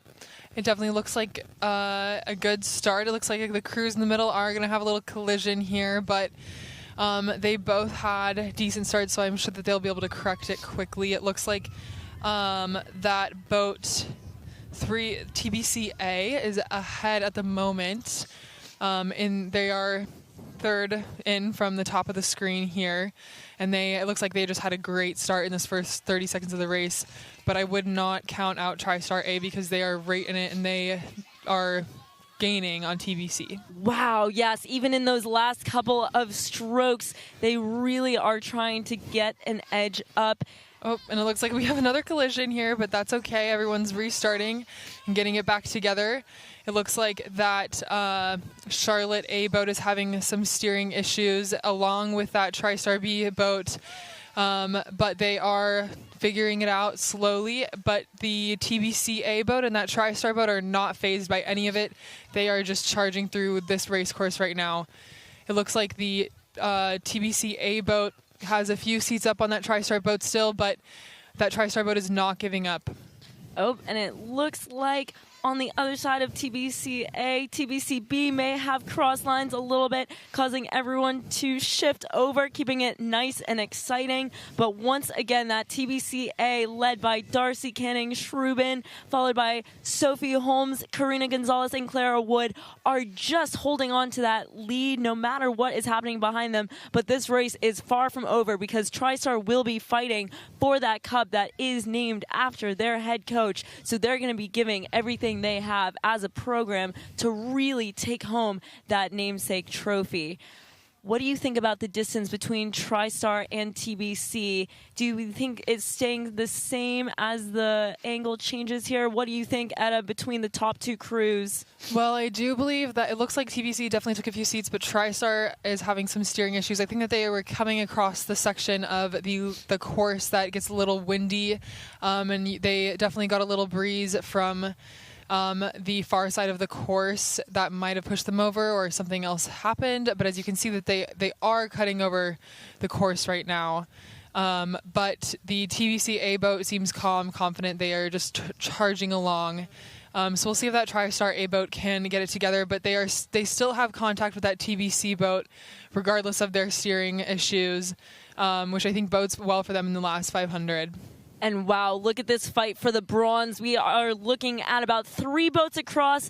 That is really anyone's game still in here. And that looks to be the Charlotte B boat. And then perhaps that is Triangle. Yes, I do believe that is Triangle in the in the second lane away from us here. It looks like all of these boats here are getting very close in contact, but that might just be the angle at the moment.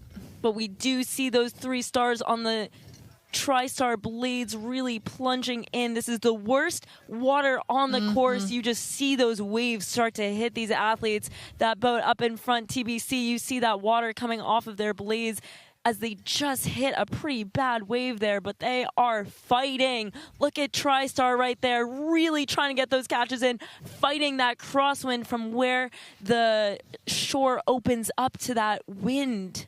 Yeah, and as we've been seeing with races all throughout the day, that middle 500 is just brutal with that wind, and you can totally see how choppy it's gotten for these athletes. It also looks like a few of these boats have been steering into lanes and are probably getting a little discombobulated just from the wind, but they are coming into that more covered area now, so it should get a little better.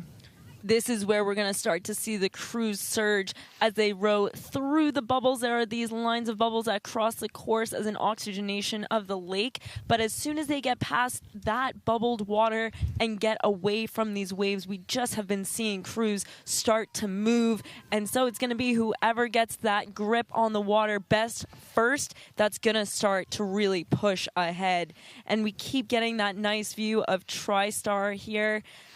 TriStar A, that would be led by Carrie Landis, followed by Lauren Jones, Lily Shoemake, and Caroline Brown, really trying to represent TriStar in this cup that is named after their head coach. Yes, and it also looks like TriStar is now, they are, oh, sorry, I was mistaken, but they are still pushing through. There's a nice close-up of them right here. Yes, and they are really, really fighting to get their hands out of bow and make sure they're keeping that cadence up as they're clipping along at a little bit of a higher rate. You can see them really trying to turn it around both ends, and it's looking close here for that second place.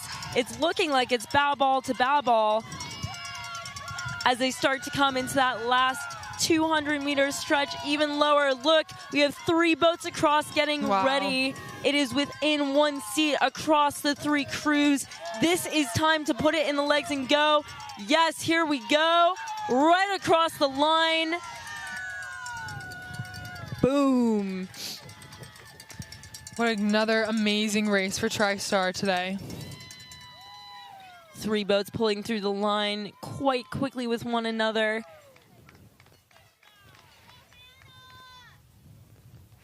Beautiful racing as the last crew comes through the line, really pushing away from that poor water up in the middle of the course. Yes. Nicely done. Crews in the Katie King silver tray for women's Youth 4 without Coxon. Very, very impressive and mature racing from these crews as they hit all these obstacles. We saw people changing lanes a little bit and really fighting for their lives a bit in that water.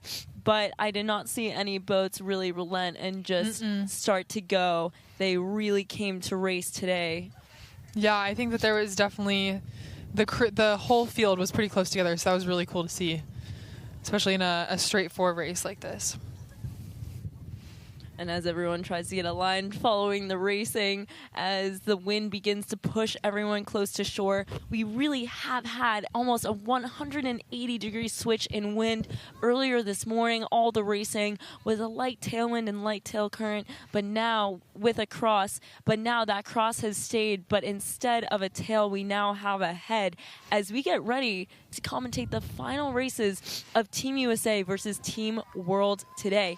Etta, can you tell us a little bit about what that racing is going to be like in the upcoming races? Yes, so this race that we just watched was the last 1,500-meter race. The rest of the races for this afternoon are all 300-meter dashes, which is so exciting to watch, especially for these more experienced Team USA and World crews. It's really just essentially a race to the who can do the best start.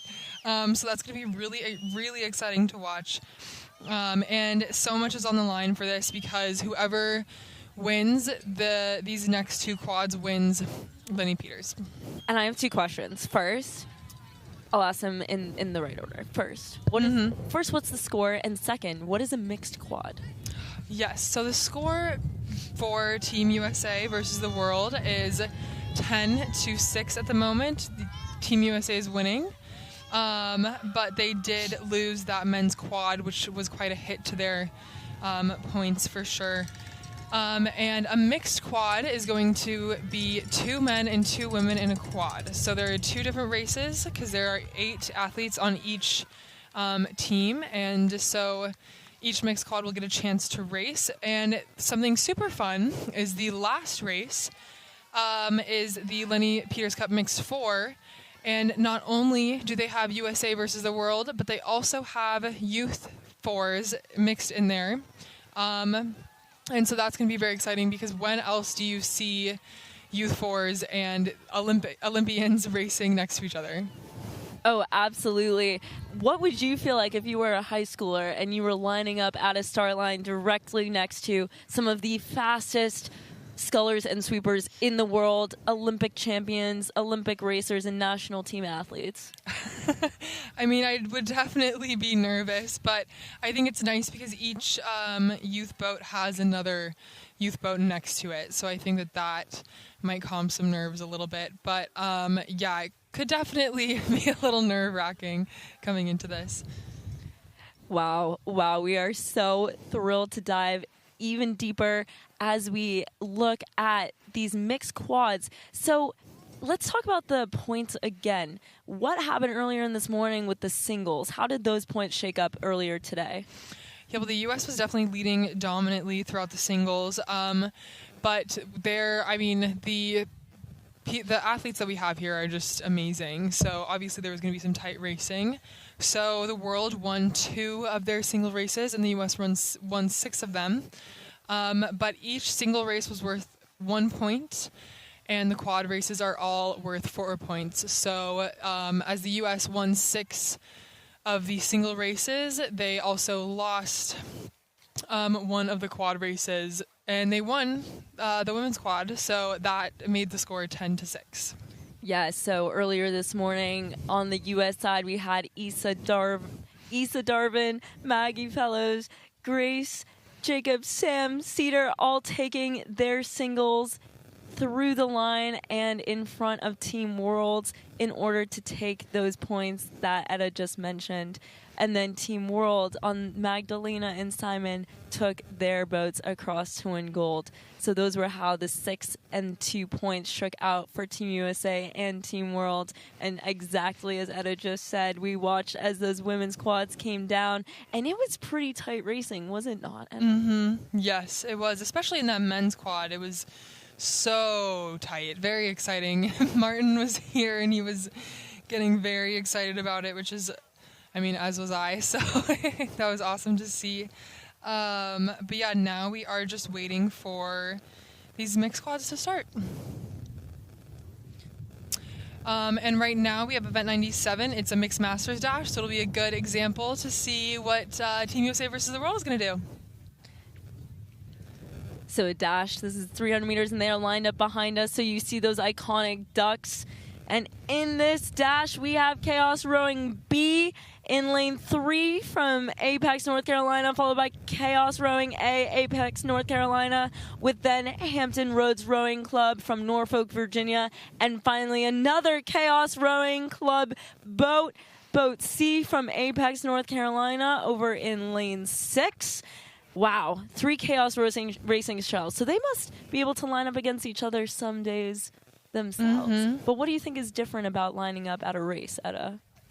I mean, definitely that there's just other competition. I feel like that can always bring another level of nerves here. But I think a 300-meter dash, it's so fun. It's so exciting. So I feel like that is also the difference, is that it's a fun time. Off they go. 300 meters is just about a start. So would your strategy, Etta, be to just do your start and continue high? Yes, definitely. I feel like that's really what you have to do. And these 2 chaos boats here on the end seem to be almost colliding, but they are trying to correct that. They just happen to be sharing a lane here, but they have moved away from one another and are successfully, safely continuing down. It looks like we have lane 4 really starting to take the lead here. I believe that's Chaos A starting to move ahead. Mm-hmm, yeah. And they're coming into the finish here. Again, a 300-meter dash is basically just a start, and then you don't settle. So they are just giving everything they have through the line. Oh, yep, you see it. They have emptied the tank on the 300 meters, all out. Nicely done, all crews. Full out start sprint. Yeah. What is your favorite distance to race, Etta? If you were to choose between the races today, 300, 1500, or 1K, out of the distances we've seen, what would you be most excited to race? I don't know. I honestly, this might be a hot take, but I am a fan of a 1500. Every time we do 1500 pieces, like either when I was in college or now, those are always my favorite days. So I definitely think I would choose that. And I know that we've mentioned it several times today, so not to be repetitive, but for anyone joining in, can you remind us why 1,500 is such an important number right now in world rowing? Yes. So in the 2028 LA Olympics, 1,500 meters is the distance of the course that is going to be in Long Beach, California, and that is where the rowing Olympics will be held. And right now, happening behind us is mixed masters 300-meter dash,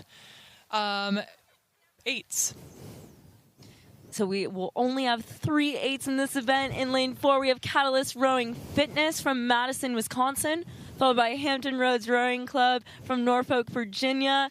And finally, we have Triad United Rowing Association from High Point, North Carolina. We've seen several Triad boats out here today. And the Triad group have just come out in numbers with volunteers to really make this event happen. It's been so impressive, and nothing can ever run without our volunteers. Wouldn't you say, Etta? I agree. So it's been awesome, and we'll see how they do here in this race. 300 meters, especially in an 8, is so fun. It goes by so fast because it's maybe 35 strokes total. So this is probably such a fun event to be a part of. It looks like they're still getting lined up back there, so we might be a moment. But yeah, the amount of people that have come out to help with this event is awesome. It's so cool to see, again, like we've been talking about all day, just the amount of support that there has been for the sport of rowing here in High Point. Now, if you were lining up yourself to do a 300-meter piece, knowing that it would probably be just a start and all out, and you saw that you had this cross headwind, what would you technically be thinking about to really help you own this 300 meters into a headwind? That's a great question. I think that I would definitely be thinking about just staying relaxed. I mean, in an 8, I would hope that the coxswain would have a good line.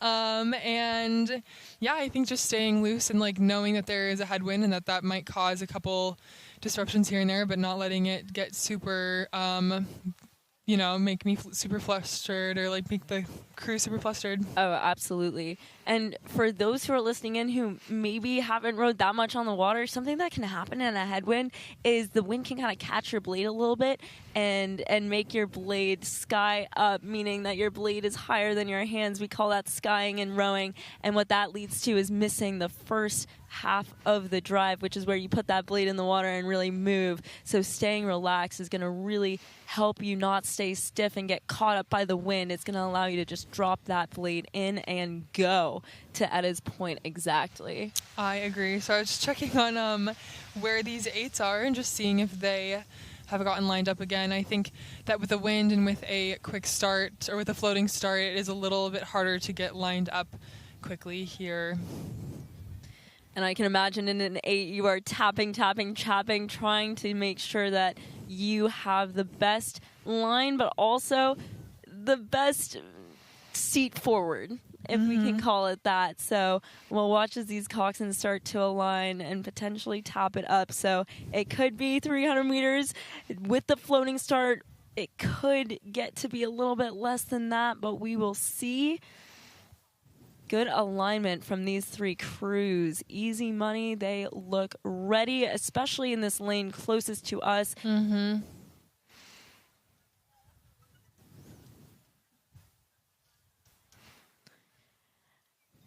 And this lane closest to us has those Ukraine blades. The Ukraine national team raced here earlier this year in the head racing at this event. I got to cox them with those oars. And the Ukraine team did happen to win the 300-meter dash, so I'd like to think that they've got some lucky oars out there in the lane closest to us. That'll be Catalyst in the lane closest to us, Hampton in lane 2, and Triad in the far lane. And they are off. Just look at them go. And you might be right. It looks like Catalyst is up off the start. And again, it's only 300 meters, so they really don't have to hold it for long. But also, Hampton is holding on, so you never know. It is tight with just about 1.5 seats of separation. That can be made up in 300 meters. This race is not over yet, even though there's not that much room to make a change. Oh my goodness, this could be our tightest photo finish of the day. Look at them go. Wow. As they come up on the line. Hampton is pulling ahead just by a hair, and that is that race. By just over 1 seat. That was extraordinarily tight. I think, Etta, that was the closest race of the day. What do you think? Yes, for sure. We've definitely had some tight racing, but I mean, over 300 meters, you would expect it to hopefully stay pretty close. Wow, fantastic tight racing from Catalyst and Hampton. That was, for first place, the tightest, closest photo finish to a photo finish that we have seen today. Wow, fantastic racing. And Etta, what does that leave as the final next race of the day, or races, but overall race? What do we have next? Well, we have 4 races total left, but right now this next race is the USA versus the World Race 1. So it looks like those crews are just launching or just finishing warming up, and they're going to get lined up, and we'll see how it goes. Wow, Team USA versus Team World. So what do you think we can expect from this mixed group? I'm not sure. I really think that it's going to be a surprise just because, again, the women's quad in the U.S. won, but the men's quad with the world won. So I think it's really going to depend on how these crews gel together. But again, it is over 300 meters, and you know, anyone can go for 300 meters. So I think it's going to be super close and very exciting. Well, I think what's totally cool is Jacob and Issa, they raced in the mixed 8 at the 2023 Pan American Games, winning silver. And so they are used to having to hop in a boat and make it work, a mixed 8. And so do you think that that experience that they have is going to lend well to this crew, even though they're not racing in the same boat, but that experience, you think that's going to help them kind of be used to this mixed style rowing? I think so. I think that definitely is another tool in their toolkit that they can use now. So I think that that'll help quite a bit. And yeah, I'm not sure that. Do you know if the U.S. got out for a practice row yesterday in the mixed squads? I do not know. No. I'm not sure if the world team did either. So it'll be exciting to see what they do in their first row. We know that all athletes got out in the singles and in their respective quads. So the male and female quads did go out for a practice row. But in terms of these mixed quads, this may be the first row for these mixed quads. Again, we have some of the fastest athletes in the world who are just hopping in to go fast. So this is going to be some exhilarating racing.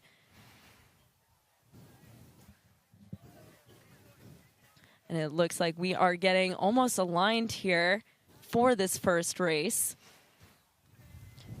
Anna, do you think we can call that this is the Jacob Plihal boat? Oh, here we go. And they are off. Yeah, it's a little bit hard to see right now, but it's either going to be Jacob Plihal or Cedar Cunningham in stroke seat of one of these boats. And it looks like it is the Jacob boat, and they still have contact on the world's boat. But again, it is such a short race that the start really, really matters with this one.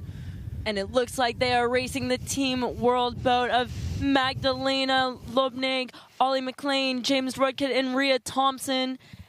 And here they come across the finish line. Oh, very close racing, but a win for the world team. Wow.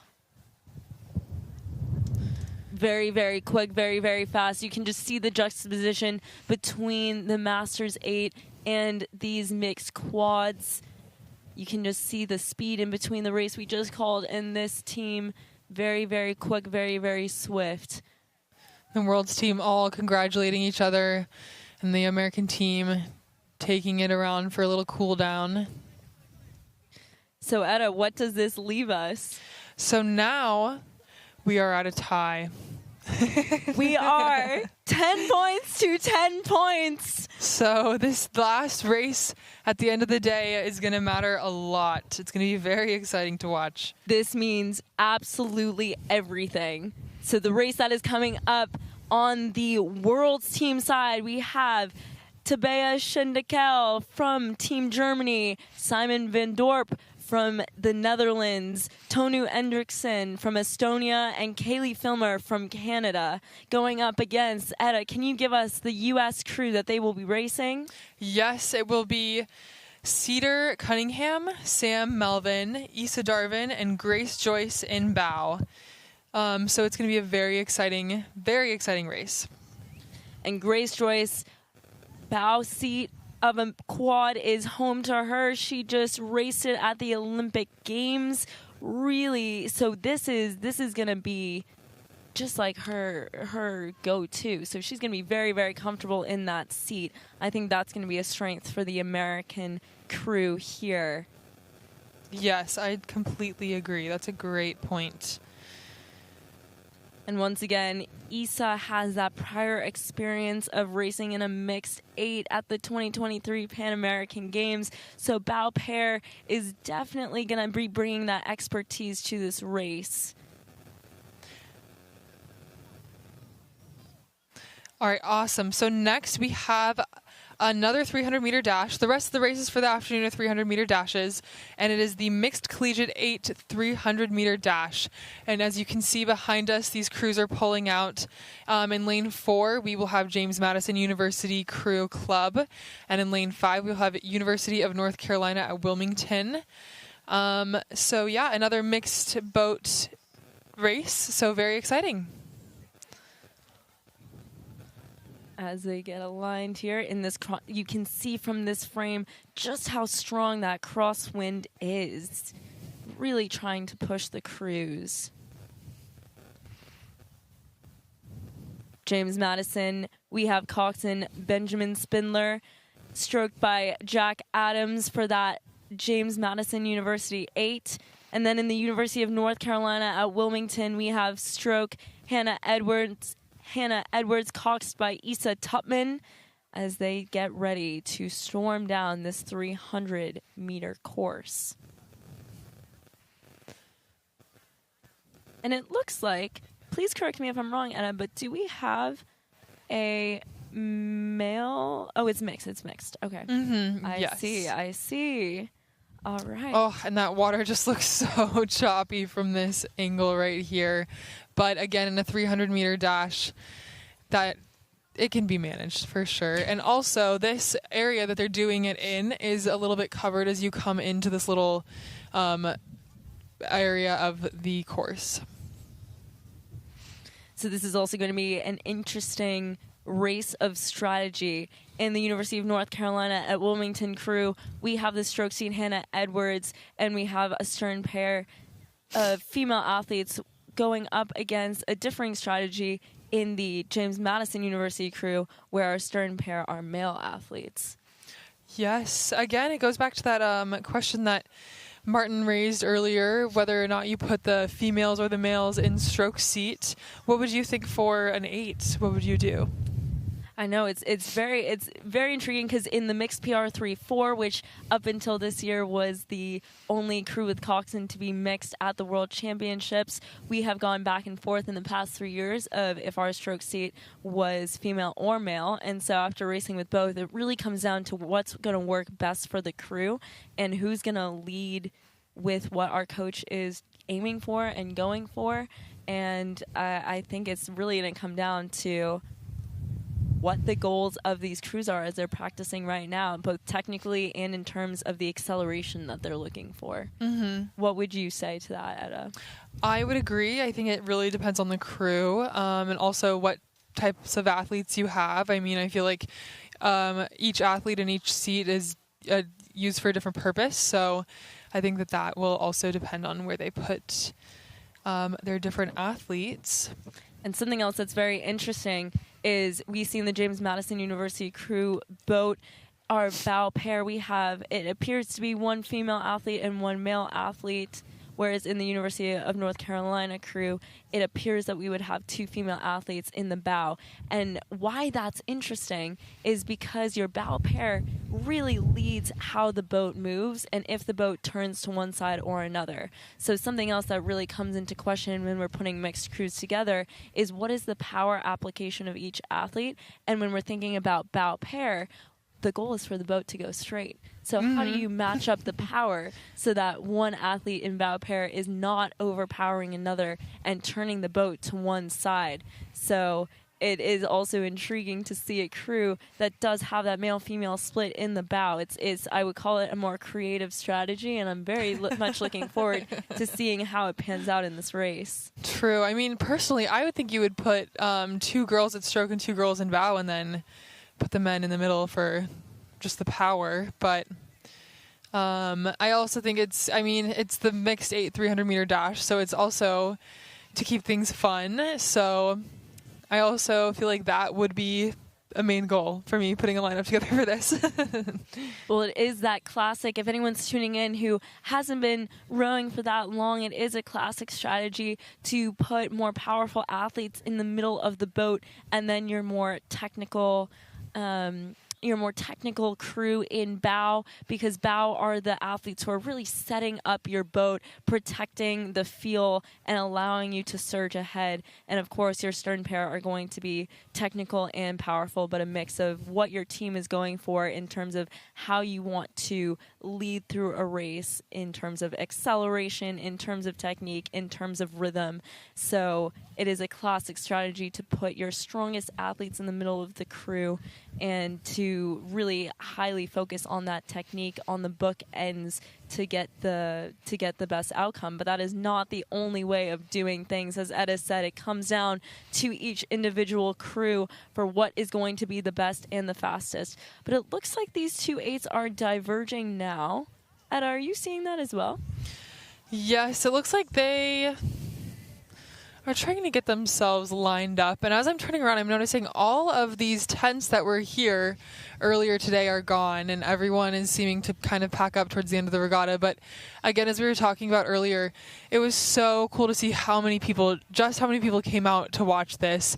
The whole little grassy area behind us, obviously you at home can't see it now, but it was just packed with people, and now everyone is cleaned up and gone home before the last few races, but it was still just awesome to see everyone come out. And there is still so much to see, because right now, once again, we are tied for Team World versus Team USA at the Lenny Peters Cup here in North Carolina. These athletes have flown out for this moment, and it was looking early in the day like it was going to be a pretty clean win for Team USA, but that is not how it's shaking out now. We have a tie, and it's come down to the very last race, which just makes it all the more exciting, and why, if you're here at High Point, you need to stay and watch these races, because this is really what it's going to come down to, the very, very end. Mm-hmm. Yeah, definitely going to be the most exciting race of the afternoon, for sure. And it looks like the announcers and the aligners are really trying to get this race aligned. We see that timer come up, as in they are getting ready for a quick start. But it looks like these crews are still just trying to get themselves into position. It almost looks like they're going over to the further lanes, because I believe that the water is probably a little bit better over there, just in terms of the wind. Because as they showed that shot of the flag, the wind is pretty crazy right now. But if you go over towards the shore, as these 2 boats are, it looks like pretty flat and a little bit more protected. So that I do believe that is why they are going over there. Especially for the 300-meter dash, I think that the conditions matter quite a bit. Great call, Edda. Yes, you really do see that. And in a weekend that is also hosting the boat race, another race that is famous for its changing conditions along the tideway, where you see coxswains maneuvering to get the best water. We see these 2 coxswains really hunting down the best water for their crews. So well done on these teams, fighting to get that best line through the best water in order to have the most successful race. And once again, it is JMU in lane 4 and the UNCW boat in lane 5. And they are trying to get aligned right now.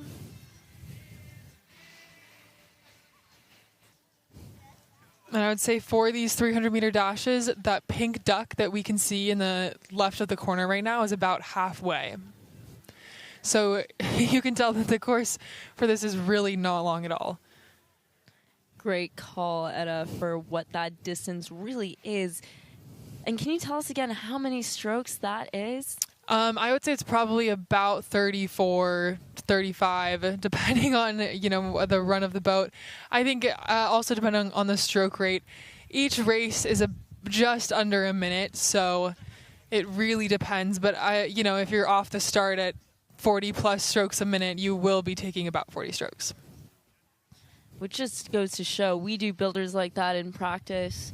Most teams have done a 30, 40-stroke piece, so it's really not that long of a distance. It's just like something you would do in your warm-up, but it just matters a whole lot more here, and it could be the difference of Team USA versus Team World when they come down this 300-meter stretch for that overall Lenny Peters Cup. Yes, well, I'm super interested to see what they do. So there's this race right now, which is race 100, and then we have race 101 that has about 10 boats in it. So I'm really curious to see how they're going to manage the conditions with that one. But we will find out in a moment. And it looks like these boats are getting lined up and ready to go here.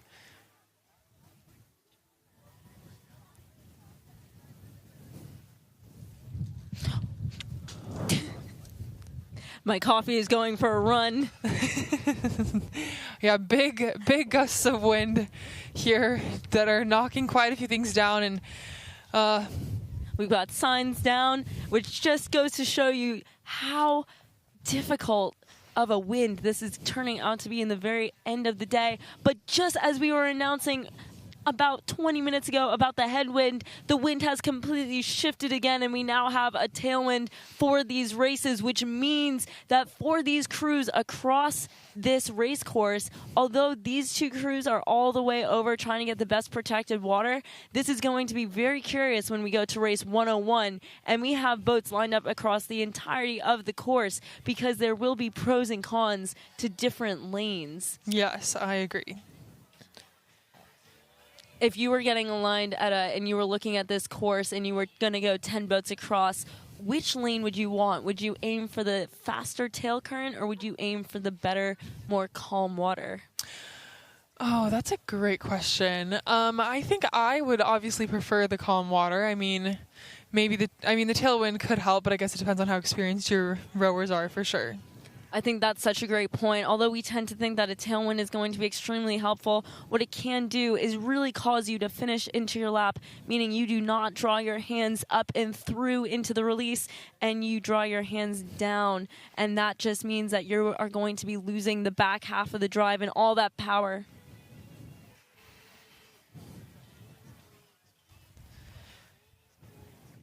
All right. And it looks like we now have 3 crews in this event. Etta, are you seeing this as well? Yes, well, I'm kind of curious because as we can see behind us, you can't really see it in the drone shot at the moment, but behind us you can see there are like 10 more 8s pulling out from the dock right now. Yes, you can see behind us right now. I feel like a weather woman, that there are 10 more boats pulling out. So I have a feeling that race 100 might have just been combined with race 101, because I do think that they would have started it by now, but I could be completely wrong. Wow, so if that is the case, let's check on those numbers. That would be many, many crews. Can we even count up that many crews? Yeah, right. Right now in race 101, they do have 12 boats listed already. So I'm not really sure how they're going to do this, but this area of the course is wider than up by the start. So I do think that they could fit 12 boats across. But wow, what this is pretty exhilarating. We could have 12 boats across for this race. How wild is that? That is so exciting. And it looks like your hunch is correct, Etta, because those boats are staying in place over there as all of these other 8s come to line up. But it does seem to be that the early bird gets the worm on that nice water. Going back to the point, Etta, you just made about which lane you would want. JMU and UNC have that better water over to the side, a lot calmer, probably easier to complete the stroke and not wash out, which when you're doing a 300-meter dash, you're going to want just all of the water that you can get. You don't want to be really shortening up on this. Of course, it could be a little shorter off the start, but you don't want to be washing out and losing that water to other crews. I completely agree, and it definitely looks like they are starting to get all these crews lined up. It looks like they're going to try to do 14 boats across, which is awesome. I have never seen anything like this, but it's very cool. What an awesome experience for all these kids here. And also, as we can see, the conditions are still not great, but there are definitely about 3 or 4 boats that have flatter water than everyone else. So that'll be interesting to see, especially in a crew where, like Emily, you were just mentioning, like the first 5 strokes really, really matter. So this will be very interesting to watch. And it is in conditions like this with a strong tail, it is quite difficult to get your point. But as we can see with the crews right now, it is already looking almost like we have collision courses. So for those boats in the middle, it is going to be paramount that their bow pair keep tapping and continue sculling to get that cox in their point, or else we are going to see potentially 4 collisions at the start of this race. Yeah, I will be surprised if we don't see any collisions in this race, which is fine. It's to be expected, but this is going to be so fun. Oh my goodness. And also it looks like it's turning into about a 100-meter dash with everyone floating closer to the finish line. So hopefully they will do a quick start here momentarily and get everyone going. Now I will admit there are some crews here who... They're all sitting ready at the start. We have a couple of boats down. I'm willing them in my mind to tap it up. I know. You definitely don't want to be starting down on a distance as quick as this. Every seat is going to matter for all of these crews. And also your line. I think the benefit of the middle crews is if they can just get out in front pretty quickly, they won't have to worry about the crews behind them and they can just cruise, whereas it looks like even the crews in the better water are having to steer a bit around the shore and a bit around that duck. So although they have the better water, they may not have the better line. So if these center crews, I'm talking Road Georgia, Louisville, TriStar, Triangle, if they can just get out quick, they probably will have an advantage over the rest of the field. Oh, this is going to be so much fun to watch. Looks like almost all boats are sitting ready to row. I don't see that they have the flag up just yet, but there it goes. There's the flag, and they're off. And it looks like we already have a little bit of a collision here in the middle. But other than that, every other boat has seemed to get out and get to that finish line pretty quickly. This is absolutely fantastic. It almost looks like the crews closest to us, that would be TriStar A, maybe clinching it, but it is just so close to call. But fantastic racing from TriStar A in the lane closest to us. I would agree. It looks like they are doing a little bit of a celebration, I can see from here. So it looks like they may have won, or at least they think they won. So that is so exciting. It is a little bit hard because I don't know that they are in the same lanes that we have here in front of us, but the boat that was closest to us seems to have taken the dub on that one. What a cool, fun race. I do wish that they had done the full 300 meters, but with that wind, it just was so probably a little too crazy. And as we are looking, it does look like they're lining up for another Oh, the quad dash. But again, this last dash has quite a few boats in it as well, and including the USA and the World boat. So in total, it's going to be 11 boats. Which is just pretty wild. And you have these Olympic and national team athletes in the center. Do you see a potential collision with the Olympians? I mean, honestly, I don't think so. I think that both boats will probably get out pretty quickly, and they won't have to deal with they won't have to, get in the mix with the youth boats that they will be racing with. But just honestly, what a fun experience for these kids. That's awesome. No, I agree. I can definitely conjecture that we will probably see these two crews get out and ahead right off the start. But it is just too cool to be a junior rower getting in your quad and just getting lined up and looking over and seeing those crews. Totally fantastic. And once again, these lineups for the tiebreaker. Well, first, Etta, do you want to give us the lanes? Yes, of course. I was also mistaken. There's 9 boats in this race, but that is still many. So many. In the first 2 lanes, we have Triad United Rowing B and Triad United Rowing A. And then in lanes 4 and 5, we have Team USA and Team World. And in lane 7, we have TriStar Rowing. And then 8 and 9, we have Western Albemarle. I totally just butchered that name. No, that was perfect. A and Western Albemarle B. So yeah, very exciting racing. I think it's also fun that some of these crews are racing their home teammates in this. So that will be also very exciting to watch. Once again, the Team USA lineup, we have stroke seat Cedar Cunningham, followed by Sam Melvin, Issa Darvin, and Grace Joyce. And on the Team World side, we have Tabea, Schendekhl, Simon Van Dorp, Tõnu, Endrekson, and Caileigh Filmer for this final race that is going to decide if it is USA or the world on top today. What are you thinking about the athletes in these two crews, Etta? I mean, both have amazing, incredible resumes, rowing resumes at the moment. So yeah, I do think it'll be quite the toss-up. Again, it really is going to depend on how fast these athletes get off the line. I know that Simon has just an insane start that I heard he is bringing into the boat, and that all the athletes in that same boat are recognizing and trying to go with. So it will be so interesting to see how they all get off the line.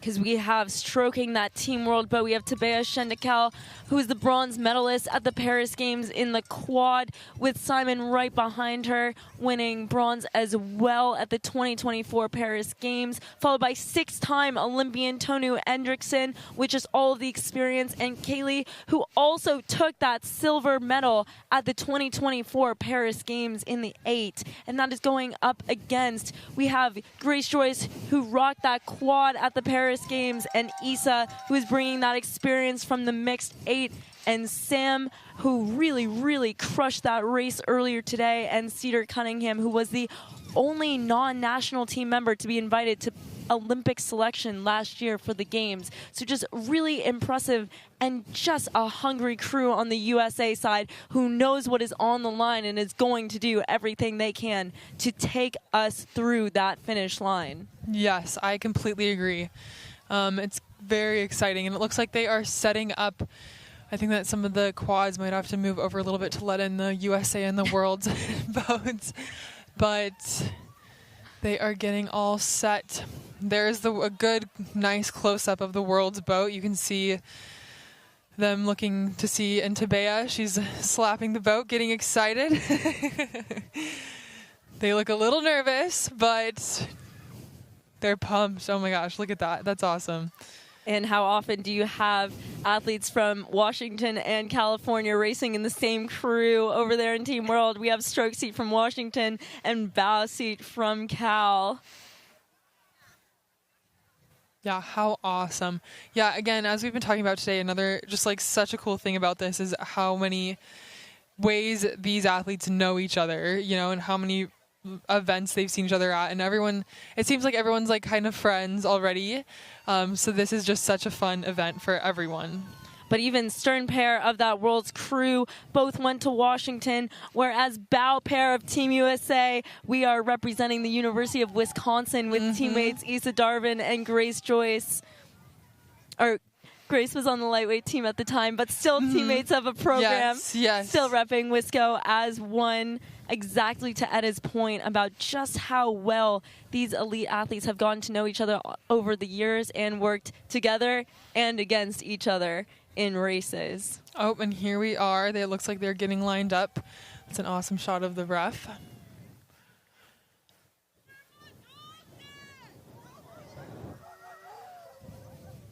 And behind us, you can hear some teammates cheering for their mixed 8 that's pulling into the dock.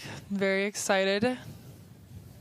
And it looks like they are trying to draw all athletes a little bit over, trying to get them the best water that they can for this final race of the day. Once again, this is not only just the Team USA versus Team World Lenny Peters Cup, but it is also the Bethany Medical North Carolina Rowing Championships, where we've had everyone from youth through masters through collegiate athletes also racing alongside that Lenny Peters Cup, which was that cup race between Team USA and the world. And we cannot say thank you enough to all of our sponsors and to Dr. Lenny Peters for really bringing the joy of rowing and making this possible between USA and the world. Yes, I completely agree. This has been such an awesome event today. And thank you to every single volunteer who we were getting to see yesterday and meet a little bit yesterday, who put up every single sign and were shining up those trophies and making sure that they were going to look absolutely perfect for today. And I have to admit, Edda, that I am a little bit nervous here getting ready for this race. I know. we've attempted to stay unbiased all day as your commentators, but as both of us train, I know we're both hoping that Team USA is going to take us over the line here, and we have full confidence in this absolutely fantastic and fast crew. Yes, I completely agree. It looks like they're trying to get some of these junior quads to back it down a little bit so they can all start with the 300 meters, because again, those 8s only at about 150 meters for their dash. So it looks like they are trying to get the full 300 meters to really make the most of this last Lenny Peters race.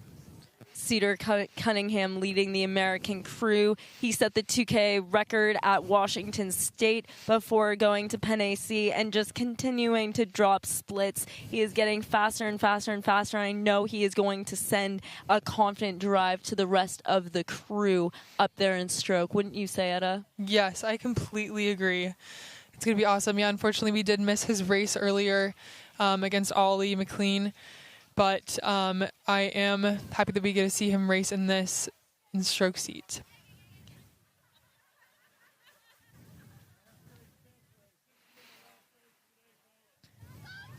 And here they are.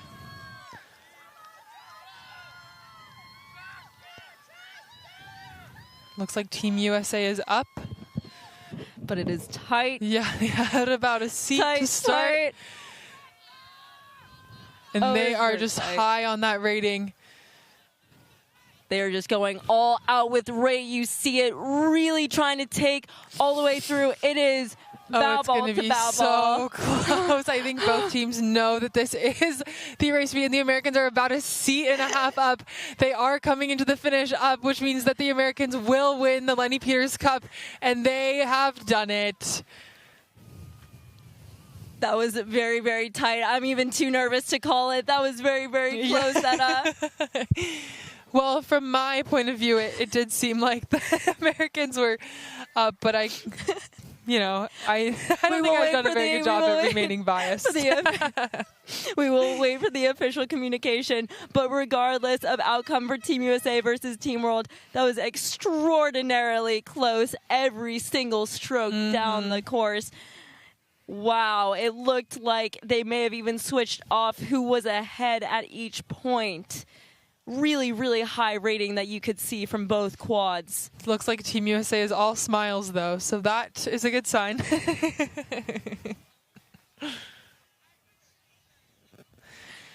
Awesome. What a great day. What a great race. That was super close. I'm not even going to lie to you. I could not tell where they were off the start. Like maybe a little trickery of the eyes, but I couldn't see where they were, so that was super exciting. What incredible just racing. I think the love of racing is what Dr. Lenny Peters wanted to bring to this regatta and just make it available for all athletes of all different levels to come out and see each other and be seen. And what a highlight, yes, of the U.S. national team, which has been the coolest thing to watch, but also to have some of the most iconic athletes from around the world be here and out on the course alongside the juniors, collegiate, and masters athletes. I completely agree. Just what an awesome day. And it really was coming down to that last race. I think this is what this sport always is about, right? Whether it's Team USA versus Team World and it's come down to the last second, to the last 100, to the last inch, or it's a race that we are racing with our collegiate team at home, there is always going to come a moment where everything is on the line, and we find out how we respond when we face that moment. And so I think that this is just a great example of us really going for it all out and making the decisions to really go for it, which we've seen from all crews today, especially crews that either had a misalignment earlier in their race or a little bit of a collision. We saw them really taking on adversity, not yielding in the face of adversity, and getting reconfigured and ready to just storm down the course. Yes, I completely agree. Definitely some steering mishaps towards the beginning of the races, but I think almost every crew made it all the way down the course. We definitely saw some boats on launches after flipping probably, but for the most part, almost every boat made it down the course, which was awesome.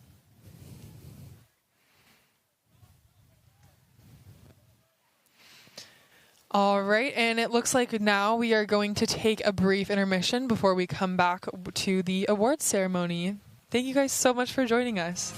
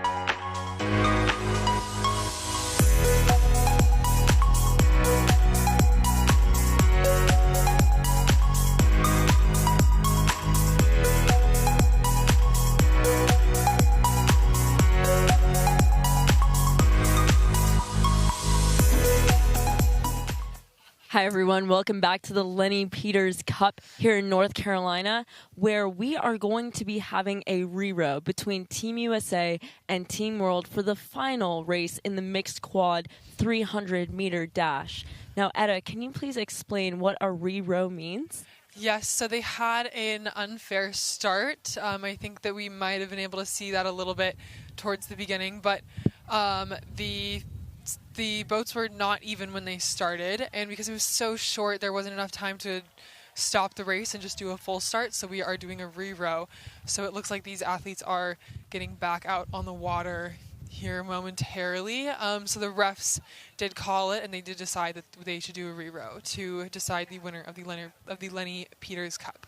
And this will not be a re-row with all of the boats, because in that first race we had Team World and Team USA racing alongside youth quads. But this time around, it is just going to be those two crews going head-to-head. We are back to that gladiatorial boat against boat, and everything is on the line here today. This is the tiebreaker for Team World versus Team USA. And Etta, how would you feel? Because both of these boats just laid it all out on the table to really try and take that trophy and that name and that glory for their team. What would you be thinking if you just had a re-row or told to re-row? I mean, if I was the crew that won, I'd be a little disappointed, but obviously you want it to be fair, and you want it to be a fair win, because that is really the only way to feel satisfied in this sport. So, yeah, I think it's only fair, so I do think I would understand for sure. And they are all up for the challenge. We know that each athlete who's going out there is an experienced racer, a knowledgeable racer, and a very, very smart racer. So I think that we can expect just some real speed out there on the course, because this really is the end of the day. There is no one else out here on the course. It is just going to be these 8 athletes and whatever they can put down for the end of this international racing event of this season. Once again, these lineups will be on the U.S. side. In stroke seat, Cedar Cunningham, followed by Sam Melvin, followed by Issa Darvin and Grace Joyce on the Team USA side. And for Team World, we have Tabea, Schendekhl, Simon Van Dorp, Tõnu, Endrekson, and Caileigh Filmer on that Team World quad. And it is all coming down to this re-row.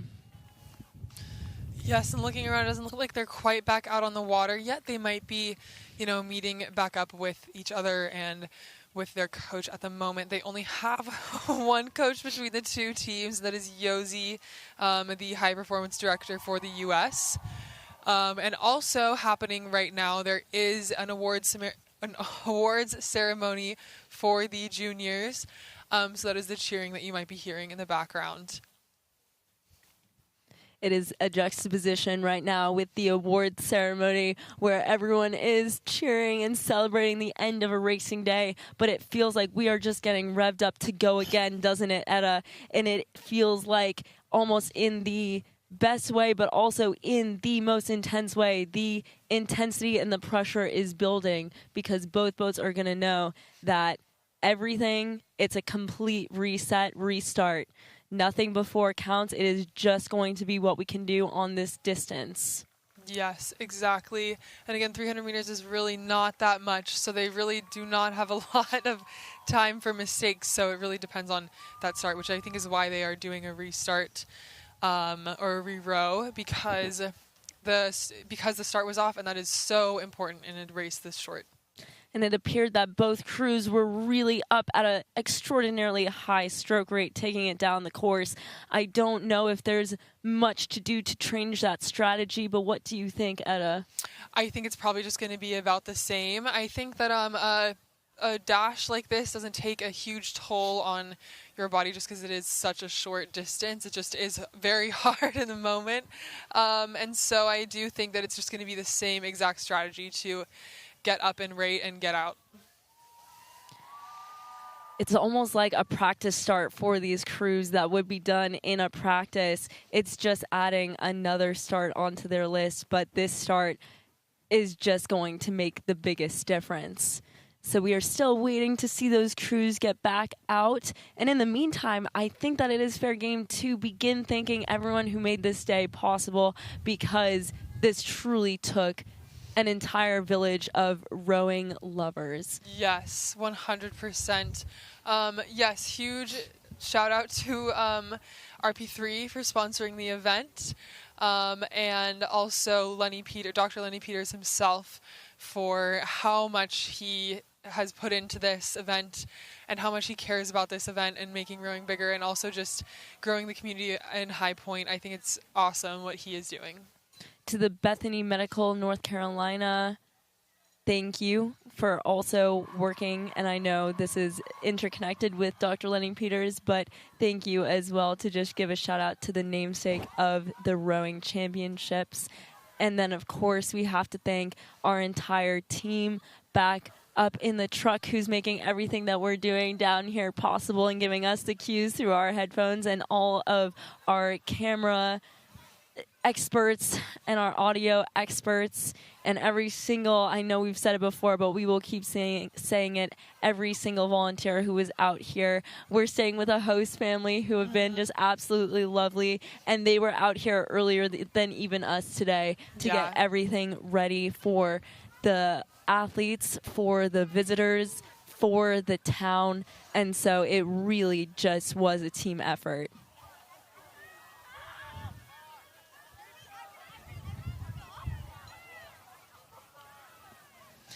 Okay, so we just got some news. We are not going to do a re-row because the disadvantaged team ended up winning. So we will not be doing a re-row. So sorry to hype everyone up again, but we are not going to do that. I am not entirely sure exactly which team that was. So it is still... Okay. We are getting the information that Team World has won, and that was going to be the re-row, and that means that was the tiebreaker for the Lenny Peters Cup here in North Carolina, and the result is Team World has triumphed over Team USA today in North Carolina. And we will be right back with awards here soon.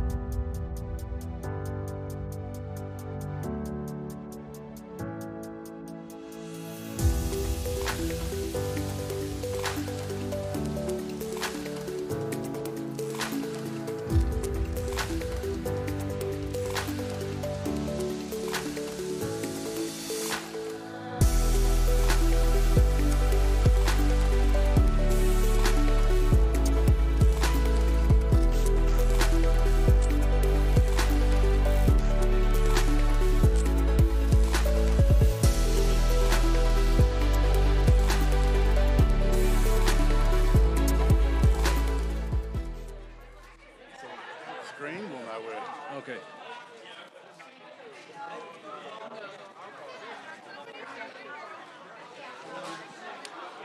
And there has been just some amazing racing here today at Oak Hollow's Festival Park in High Point. We've witnessed just an absolute incredible amount of Olympic racing between Team USA and the world. And at this point, we are now going to go to the RP3 Raffle. We have people who have purchased tickets for this raffle from all over the world. And we're going to have Jan Lammers, the CEO of RP3, who will draw the ticket from the Lenny Peters Cup. Jan, will you do us the honors? Sure.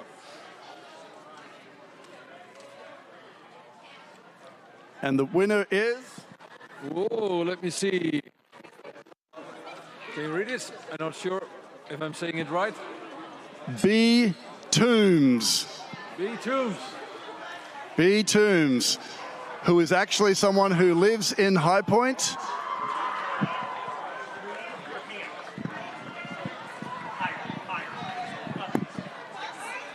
Okay. Okay, so Bree Toombs, wherever you are, congratulations. You've won a brand new RP3 ergometer. And Jan, would you like to say a couple of quick words about what this machine is? Okay, that's good. Yeah, okay, good. Well, this our newest model, the Model T, is the double rail machine, which gives a lot of feedback on rowing, gives you the true rowing experience, which will help make you faster on the water and save your lower back while training. So congratulations with a nice prize. There are a lot of Olympic medalists who are training on these RP3s. So if you're looking for a high-tech machine to improve your rowing performance, RP3 is the way to go. Jan, thank you for your support of this regatta today with your RP3 row zone, the athletes warmed up on. And we're going to go back to the desk perhaps at this point, and thank you. Coming up, the awards celebration.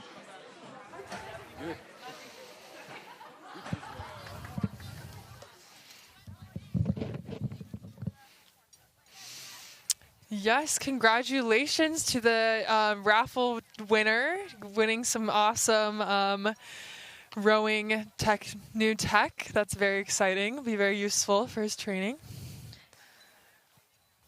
Stay with us, and awards are coming right up.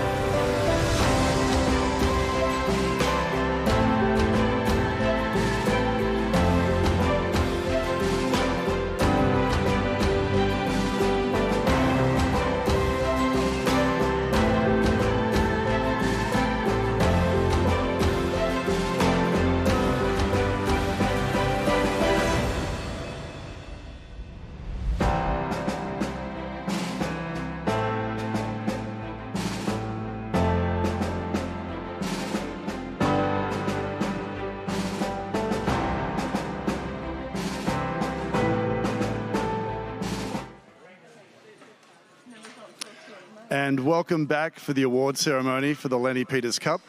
I'd like to thank our commentators today who endured some really cold weather, Martin Cross, Etta Carpenter and Emily Aldraka. True professionals, you really captured the inspiration and excitement of racing today with your Comcast. Thank you so much. And now we're going to present some medals. What I'm going to do is we're going to have the captains of each team introduce their team, and we're going to start with Grace Joyce with Team USA. Hi, my name is Grace Joyce for Team USA. We have the Team USA squad right here. We have Issa Darvin, Maggie Fellows, Azja Czajkowski, sorry, Sam Melvin. We have Cedar Cunningham, Jacob Plihal, and Chris Carlson.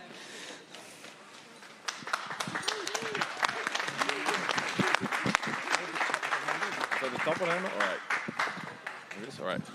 All right. Hello, everyone. I'm Simon van Dorp. Yeah, this is our team world. On the far end, all the way from New Zealand, Ollie. Then we have Tabea from Germany, Ria from Australia, Magdalena from Austria, Tõnu from Estonia, and Caileigh from Canada. Yeah. Sorry? Congratulations. And congrats to you guys. Yeah. We would also like to congratulate Team World as well. Are we? Yeah. You're holding. And now we're going to present the medals and the cup. It came down to the last race of the day, as you would always hope it would come down to. Thank you, Team USA, and to our World Olympic athletes for coming to High Point, North Carolina. We're going to start by presenting the silver medals to our Team USA team.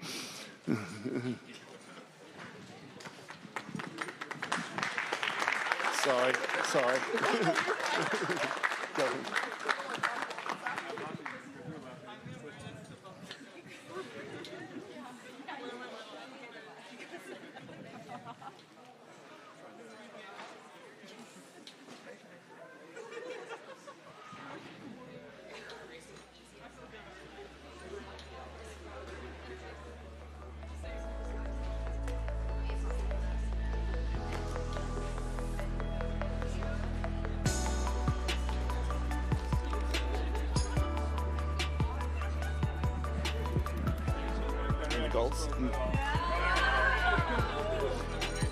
And now to the winners of the Lenny Peters Cup, the gold medals. It all came down to 1 foot in the end.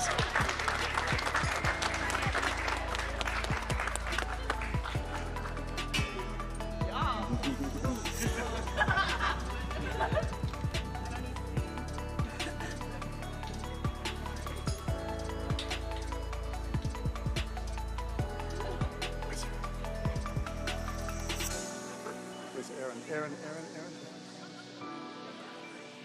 Can you run up to...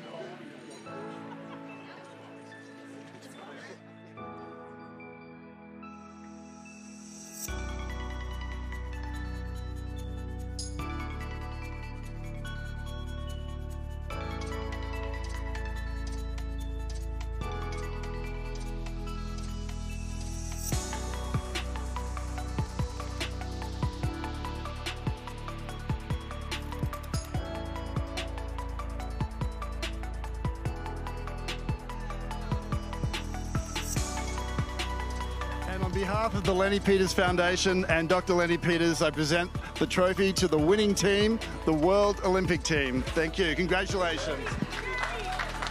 One each. You can spray them. Go ahead and open that up. Can you get two more? Two more.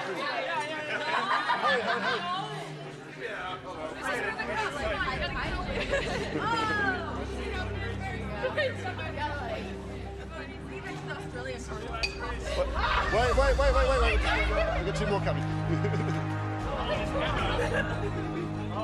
One each.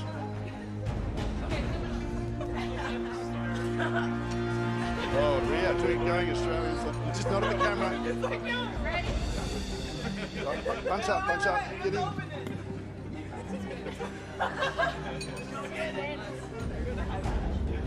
But be careful with the I'll go that way. Yeah.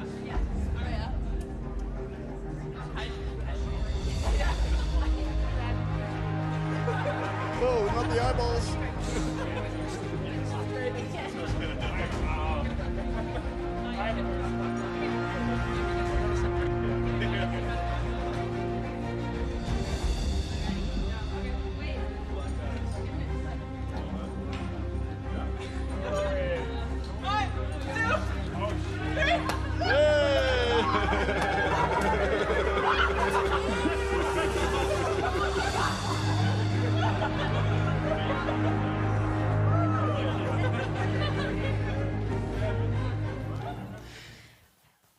That was awesome. Totally cool. And congratulations to both teams. Congratulations, Team World, for winning the Lenny Peters Cup. And congratulations to Team USA. Yes, that looked like so much fun up there. I'm like, wait, let me get up there. Yeah, what an awesome day. Thank you, everyone, so much for tuning in today. And we will see you next year.